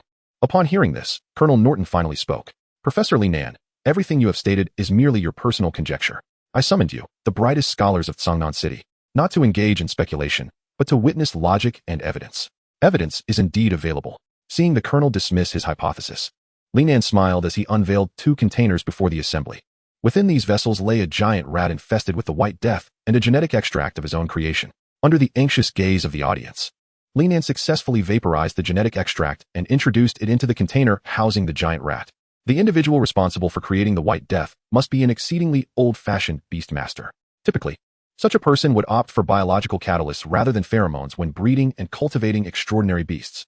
Hence, I synthesized this genetic extract targeting the blood components within the parasite of the White Death. In the next moment, as the giant rat inhaled the genetic extract, the White Death parasites within it went into a frenzy. These terrifying white parasites frantically emerged from the giant rat's body. Despite their desperate attempt to escape, Li Nan's genetic extract ruthlessly induced their demise, resulting in the release of putrid white plasma. Within mere seconds, all the White Death parasites had perished, and the giant rat met the same fate. Chapter 118. Ineffectiveness and Indignation, an exceptionally clever idea, exclaimed a researcher from the military, marveling at Li Nan's results. I never imagined you could discover such a cunning method to eliminate the White Death before fully deciphering its genome. Remarkably, it has proven effective. Truly, you are impressive. Li Nan, although I had long heard of your formidable research capabilities as a level 3 researcher of the Empire, today, I find myself regarding you with newfound admiration. Not only did the military researcher express satisfaction with Li Nan's achievements, but several other professors and researchers also lauded his work. After all, despite his somewhat off-putting demeanor and tendency to appear overly self-assured, the efficacy of his results was undeniable. Once the scholars witnessed the effectiveness of the genetic extraction he developed, many began engaging in discussions with Li Nan. It was merely an idea I had, Li Nan remarked with a smile, patting Lu Zihao on the shoulder. In truth, it was my students who played a pivotal role in bringing this concept to fruition. In that moment, Li Nan's status among the scholars elevated him to that of a leader, while Lu Zihao beamed with pride. Meanwhile, Claire Morton, currently his fierce rival at Songnan University, silently seethed with dissatisfaction upon witnessing Li Nan's tangible results. It was evident that she did not regard his accomplishments as particularly impressive. Just then, during the meeting, Chu Jun, who had remained silent, unexpectedly slipped a note to Claire from below the table. Though Claire was uncertain of Chu Jun's intent, she obediently grasped the note and discreetly began to read it. Upon finishing its contents, her expression transformed into one of elation, indeed, sheer ecstasy. Subsequently, she lightly tapped the table and addressed Li Nan. Li Nan, while I am inclined to acknowledge your achievements, I have a query that requires your clarification. If your genetic extraction agent specifically targets the white death parasite, does that not imply that it would be ineffective against monsters that have fully integrated and been enhanced by the parasite? At this, the room fell silent, all eyes turning to Li Nan and Claire. Haha, rest assured, Li Nan responded, maintaining a composed smile despite the challenge.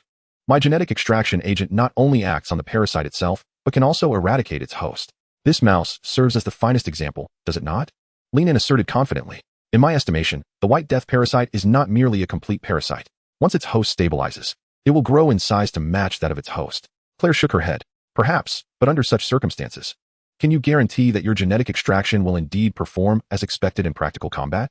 Absolutely no problem, Li Nan replied, his patience wearing thin as he observed Claire's continued skepticism. While he possessed a degree of refinement, it was not in abundance. Upon witnessing the transformation of this individual, Claire immediately waved her hand. Very well, since it has come to this, when the time arrives for us to confront the white death parasite, you shall take the lead. Absolutely, Li Nan, provoked by Claire, retorted with indignation. I shall demonstrate the fruits of my labor. Naturally, I hope that once you behold my achievements, your skepticism towards me will diminish. In truth, Claire's irritation stemmed entirely from a particular revelation inscribed by Chu Jun on a note. This revelation was the following. Li Nan's gene extraction serum could indeed eradicate the white death parasites, even annihilating the hosts infested by them. The reasoning is straightforward. Both Chu Jun and Claire understood that once these entities began to merge, their blood would transmute into something akin to universal blood. The components of this blood would unequivocally not serve as anchors in the opposing gene serum.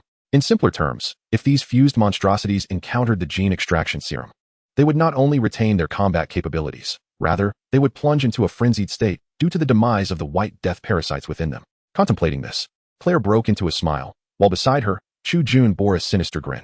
Now, with everything in place, they merely awaited the moment when their formidable Beastmasters would obliterate the lair of the white death parasites. Chapter 119. The fierce battle in the laboratory just as Chu Jun and Claire, along with numerous scholars, were deliberating on strategies to confront the white death. Chu Jun's eyes suddenly widened, and his psychic aura surged momentarily. Although this change was exceedingly subtle and the gathered scholars were largely indifferent to Chu Jun, Claire was the sole individual to notice his alteration. What is it? Claire inquired softly, lowering her head. However, Chu Jun merely shook his head in response. It's nothing. Yet, despite his verbal dismissal, his gaze was fixed upon the area beneath the beastie, where his private laboratory was situated. 2 minutes prior, directly above Chu Jun's private laboratory, a commotion erupted. With 3 shadows appearing in the sky, the 3 information insects outside his laboratory perished instantaneously. Furthermore, as these insects met their demise, they were all severed from their psychic connections without exception. This little creature truly lacks memory, remarked Old Pence, observing the demise of the 3 information insects with a disdainful snort. Flanking him were 2 grotesque beasts, each distinct in form, yet equally hideous. One resembled a hybrid of a spider and a scorpion, while the other bore the visage of a giant eagle with a serpentine head. But I find myself genuinely intrigued by how he managed to create that moth with human genes. Alas, pondering such matters now serves no purpose. After all, under our torturous grip, who would dare to keep their secrets, right? Wouldn't you agree, my dear?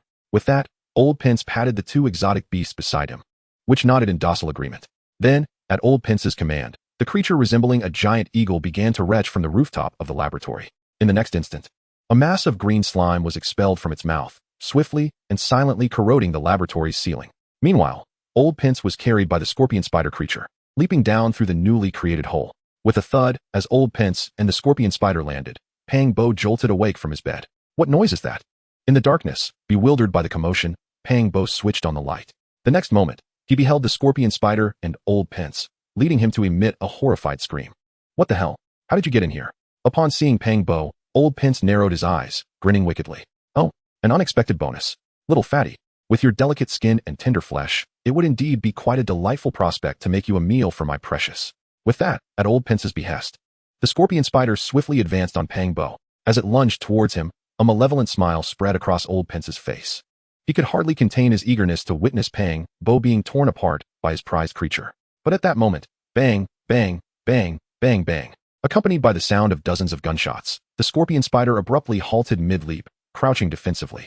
Dozens of crimson bullets struck its body. Yet its formidable defenses successfully fended off the bullets from the gunworms, or so it appeared. From the shadows emerged 5 or 6 knife worms, each infested with gunworm parasites, growling threateningly. Upon witnessing this, Pang Bo's eyes welled with tears. My dear knife worms, I knew my efforts were not in vain. Before Pang Bo could approach, one of the knife worms, clearly annoyed by his presence, turned its head and glared at him. The words "Don't be a nuisance" were practically written on its face. It turned out that upon sensing the intruders, all the knife worms left behind in Chu Jun's private experiment rushed to Pang Bo's location. What kind of monsters are these? Meanwhile, Old Pence, who had never encountered a hybrid of knife worms and gunworms, couldn't help but furrow his brow. Despite having seen many peculiar exotic creatures in his time as an assassin, the swarm of insects before him was still somewhat beyond his expectations. Humph. No matter what monsters you are, today you shall accompany your master to the grave. Who dared to disrupt my cherished sanctuary in retirement? Upon uttering this, propelled by Old Pence's psychic energy, a creature with the head of a serpent and the body of an eagle swiftly emerged from the gaping hole behind him, launching a green, viscous projectile towards the location of the blade and gun insects. The speed of its flight was so astonishing that the blade insects were unable to evade the strike. With a sizzle, the projectile descended, and the blade insects, previously unleashing a barrage of fire, were horrifically dissolved by the green substance. However, as the serpent-headed, eagle-bodied creature reveled in the demise of the blade insects, the design of Chu Jun came into play. Several gun insects, still clinging to life, targeted this creature atop the half-dissolved bodies of the blade insects and opened fire. Caught off guard, the serpent-headed creature was struck by several bullets. Yet, Old Pence remained unfazed. Both of his creatures were of the 4th tier, boasting formidable defensive capabilities. Standard military-grade kinetic bullets could not even penetrate their skin. Although the crimson bullets appeared intimidating, as an experienced assassin, Pence discerned that the firepower of the gun insects was merely at a police-grade level. With a cold smirk, Old Pence drew his weapon, positioning himself behind the serpent-headed creature, aiming at the still-living gun insects. The rapid-fire bullets pierced through the gun insects. Just as Pence prepared for his creatures to eliminate Pang Bo completely, more gun insects, accompanied by blade insects, descended the staircase to confront Pang Bo. Leading them were several heavily armored blade insects, resembling miniature tanks. With a sudden thud, another green viscous projectile was launched, and 2 heavily armored blade insects, without command, sacrificed themselves to collide violently with the projectile. To Pence's astonishment, although the armored insects suffered severe damage, their armor and muscle tissue dissolving significantly, they still charged bravely towards the 2 creatures before them. Such resilience. Were they truly unafraid of death? With this thought in mind, Pence raised his weapon, preparing alongside his creatures to counter the oncoming blade insects. As the blade insects charged, the remaining ones organized themselves with precision. Those without gun insects followed closely behind the heavily armored ones, lunging toward the target, while the gun insects maneuvered, dodging potential viscous projectiles as they fired back. However, just as Pence mistakenly believed that the capabilities of these blade insects had reached their limit, swish, swish, swish. With the sound of fluttering wings, several winged knife bugs suddenly soared over their fellow knife bug companions and pounced upon the unsuspecting spider scorpion, viciously tearing into it with frenzied bites. What was happening? How had they managed to bypass those lesser creatures?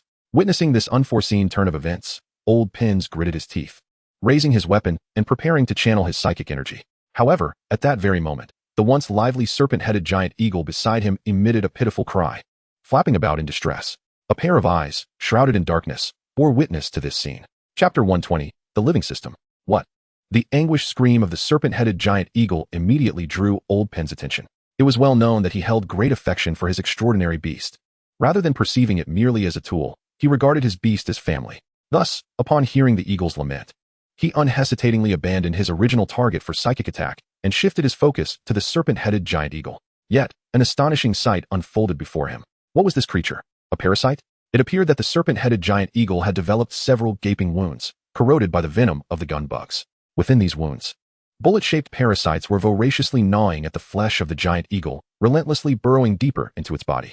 Terrifyingly, these parasites were not the benign type. Unlike ordinary parasites, they did not release any paralyzing substances to alleviate the eagle's suffering. On the contrary, these dreadful parasites were devouring the flesh around the eagle's wounds at an indescribably rapid pace, incessantly burrowing deeper into its interior. The speed of their consumption astonished Old Pence, a seasoned killer who had faced many perils. among the myriad of extraordinary beasts he had encountered. These were the most malicious he had ever seen. They were merely employing their parasitic abilities to inflict unimaginable torment upon their host. This, indeed, was the true intent behind Chu Jun's design of the gun bugs. Unfortunately, Chu Jun's designs were always so extraordinarily efficient. The serpent-headed giant eagle's frantic movements and continuous howls of agony confirmed that its suffering was precisely as Chu Jun had anticipated. Damn it! Witnessing this, Old Pins channeled his psychic energy and struck it upon the convulsing serpent-headed giant eagle, which was writhing in excruciating pain. Yet, let there be no misunderstanding. Old Pins was not harming his beloved beast. On the contrary, he was striving to save the serpent-headed giant eagle. Upon impact, his psychic energy collided with the colossal serpent-headed eagle, producing a cacophony of crackling sounds. Delicate tendrils of lightning swiftly dispatched the bullets of the voracious gun worms that had been gnawing at the creature's flesh. The anguished cries of the serpent-headed eagle ceased, though its wounds continued to bleed profusely.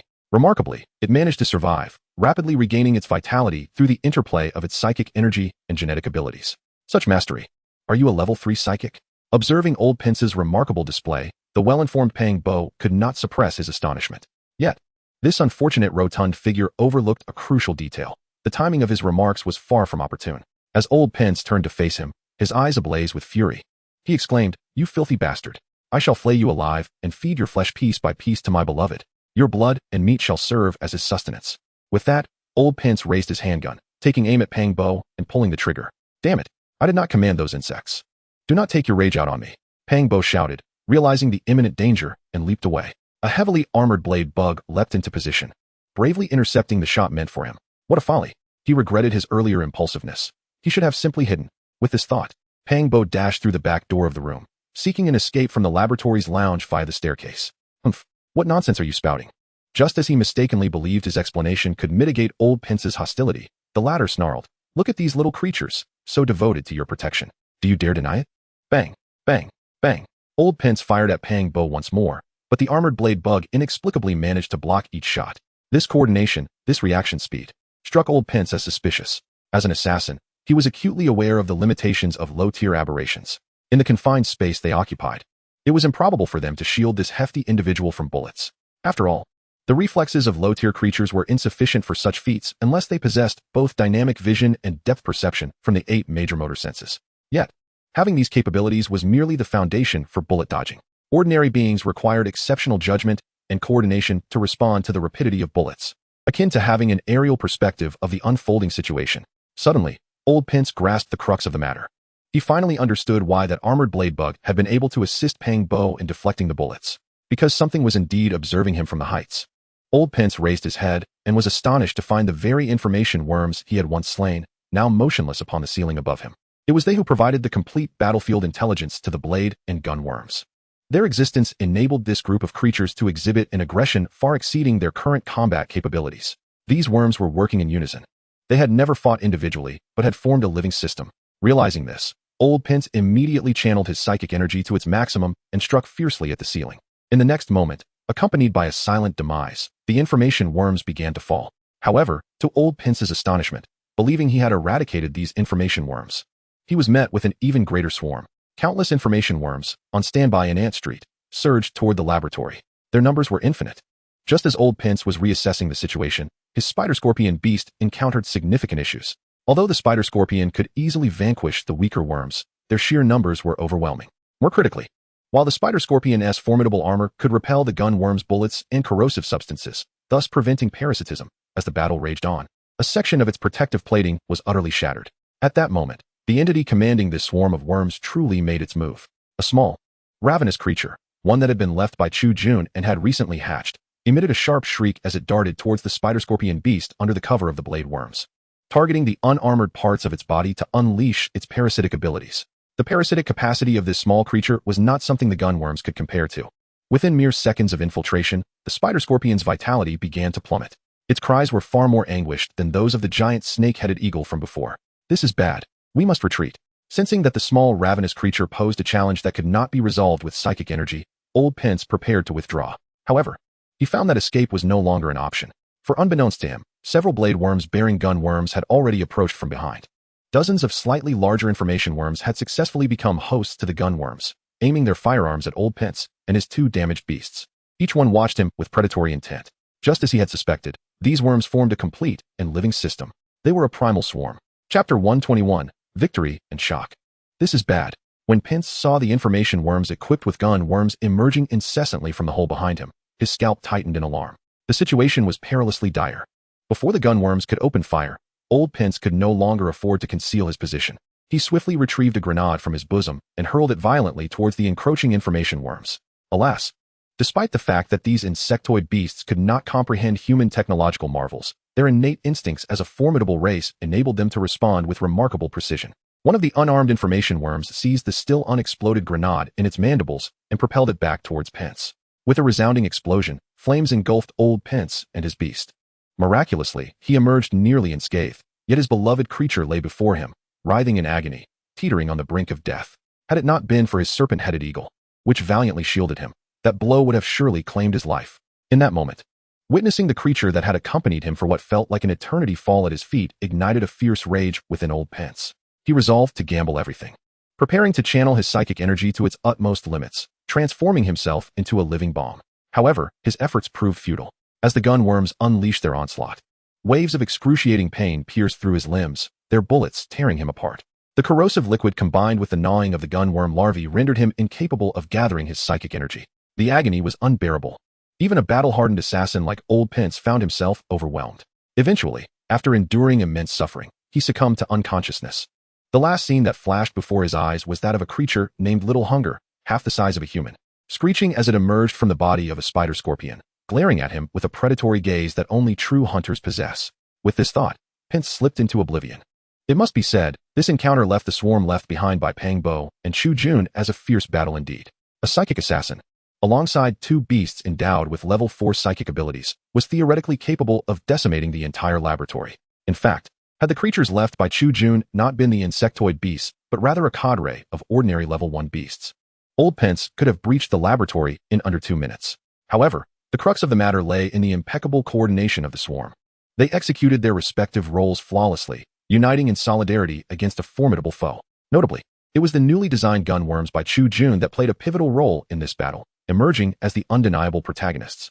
As Chu Jun had meticulously designed, the gunworms functioned as components within the swarm, a designation that rendered them among the few universal beasts capable of being equipped to nearly all non-miniature species. Consequently, just as old Pince mistakenly believed that despite his failed assault, he could still retreat, he was confronted by a swarm of aberrant creatures, driven by their youthful hunger, which erupted with a formidable strength that was certainly beyond the first tier of aberrations. This left old Pince, along with his two aberrations, trapped. Such is the nature of the swarm's combat strategy. They never engage in solitary battles, but rather hunt in packs. What? He is dead. Meanwhile, as the gunfire from above gradually subsided, Pang Bo finally found himself devoid of panic. At that moment, he had successfully discerned from the surveillance footage in the laboratory that just 2 minutes prior, old Pince had been boasting about transforming him into fodder, yet now lay motionless on the ground, his fate uncertain. Beside him, his two terrifying aberrations also lay unconscious, mirroring their master's state. Huh, you thought you could kill me. Fat Master. Do not be fooled by his appearance when he fled. He resembled a dog in retreat. I always knew that my brother Chu's aberrations were capable. Ha ha. Old fool, you enjoy using humans as feed for your aberrations, do you? Now, I shall turn you into sustenance for the insects. Fueled by a mix of dread and relaxation, Pang Bo pushed open the door. However, the scene that unfolded next left him wide-eyed in astonishment. What is happening here? Fear manifested in Pang Bo's eyes. Simultaneously, in the skies above Songnan City, upon reaching the area, Colonel Norton's subordinates began their report. Reporting to Colonel Norton. We have successfully arrived at the target location. May we commence deployment?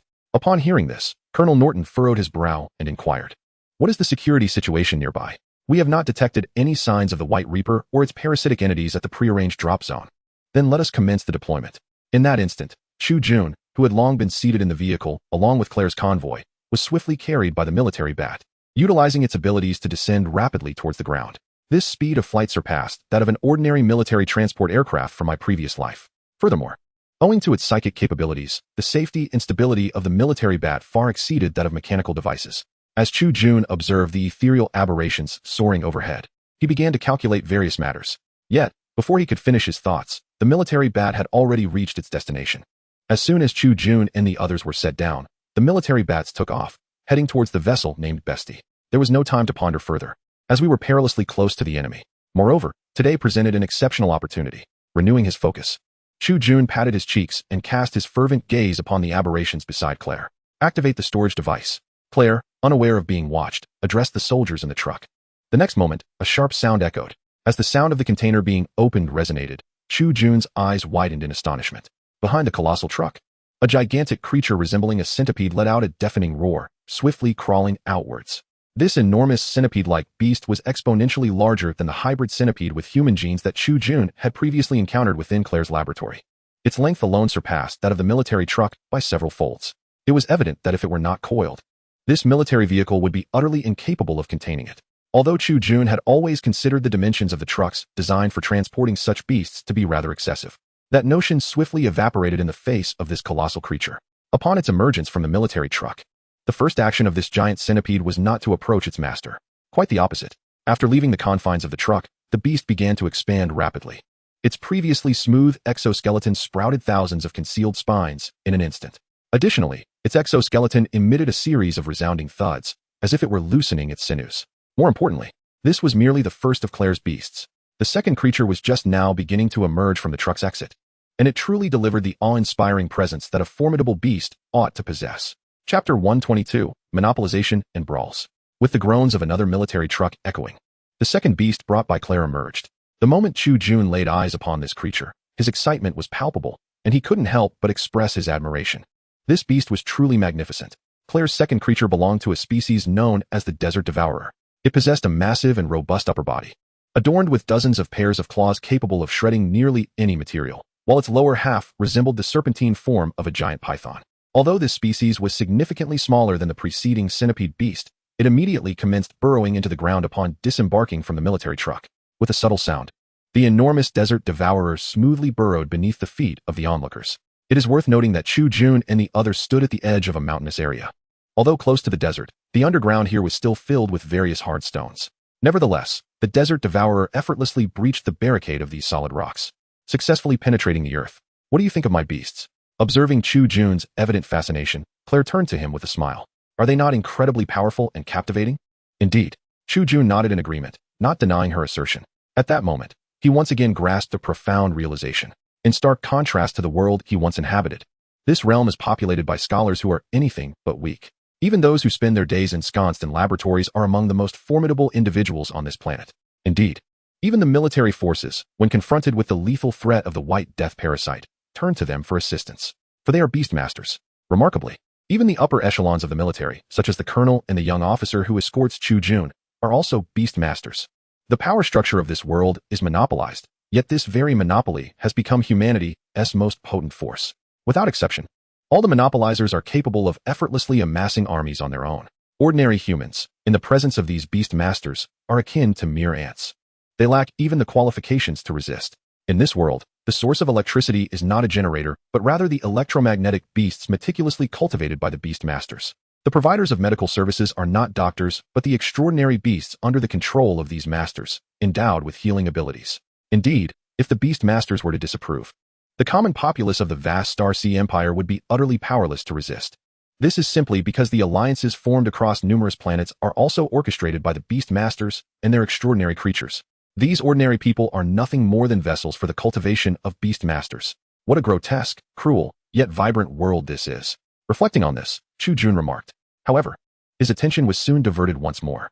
With the arrival of more scholars on the ground, Chu Jun was delighted to observe increasingly powerful beasts congregating near him. Unlike Claire's companions, these scholars and researchers brought with them beasts that were no longer of the insect variety.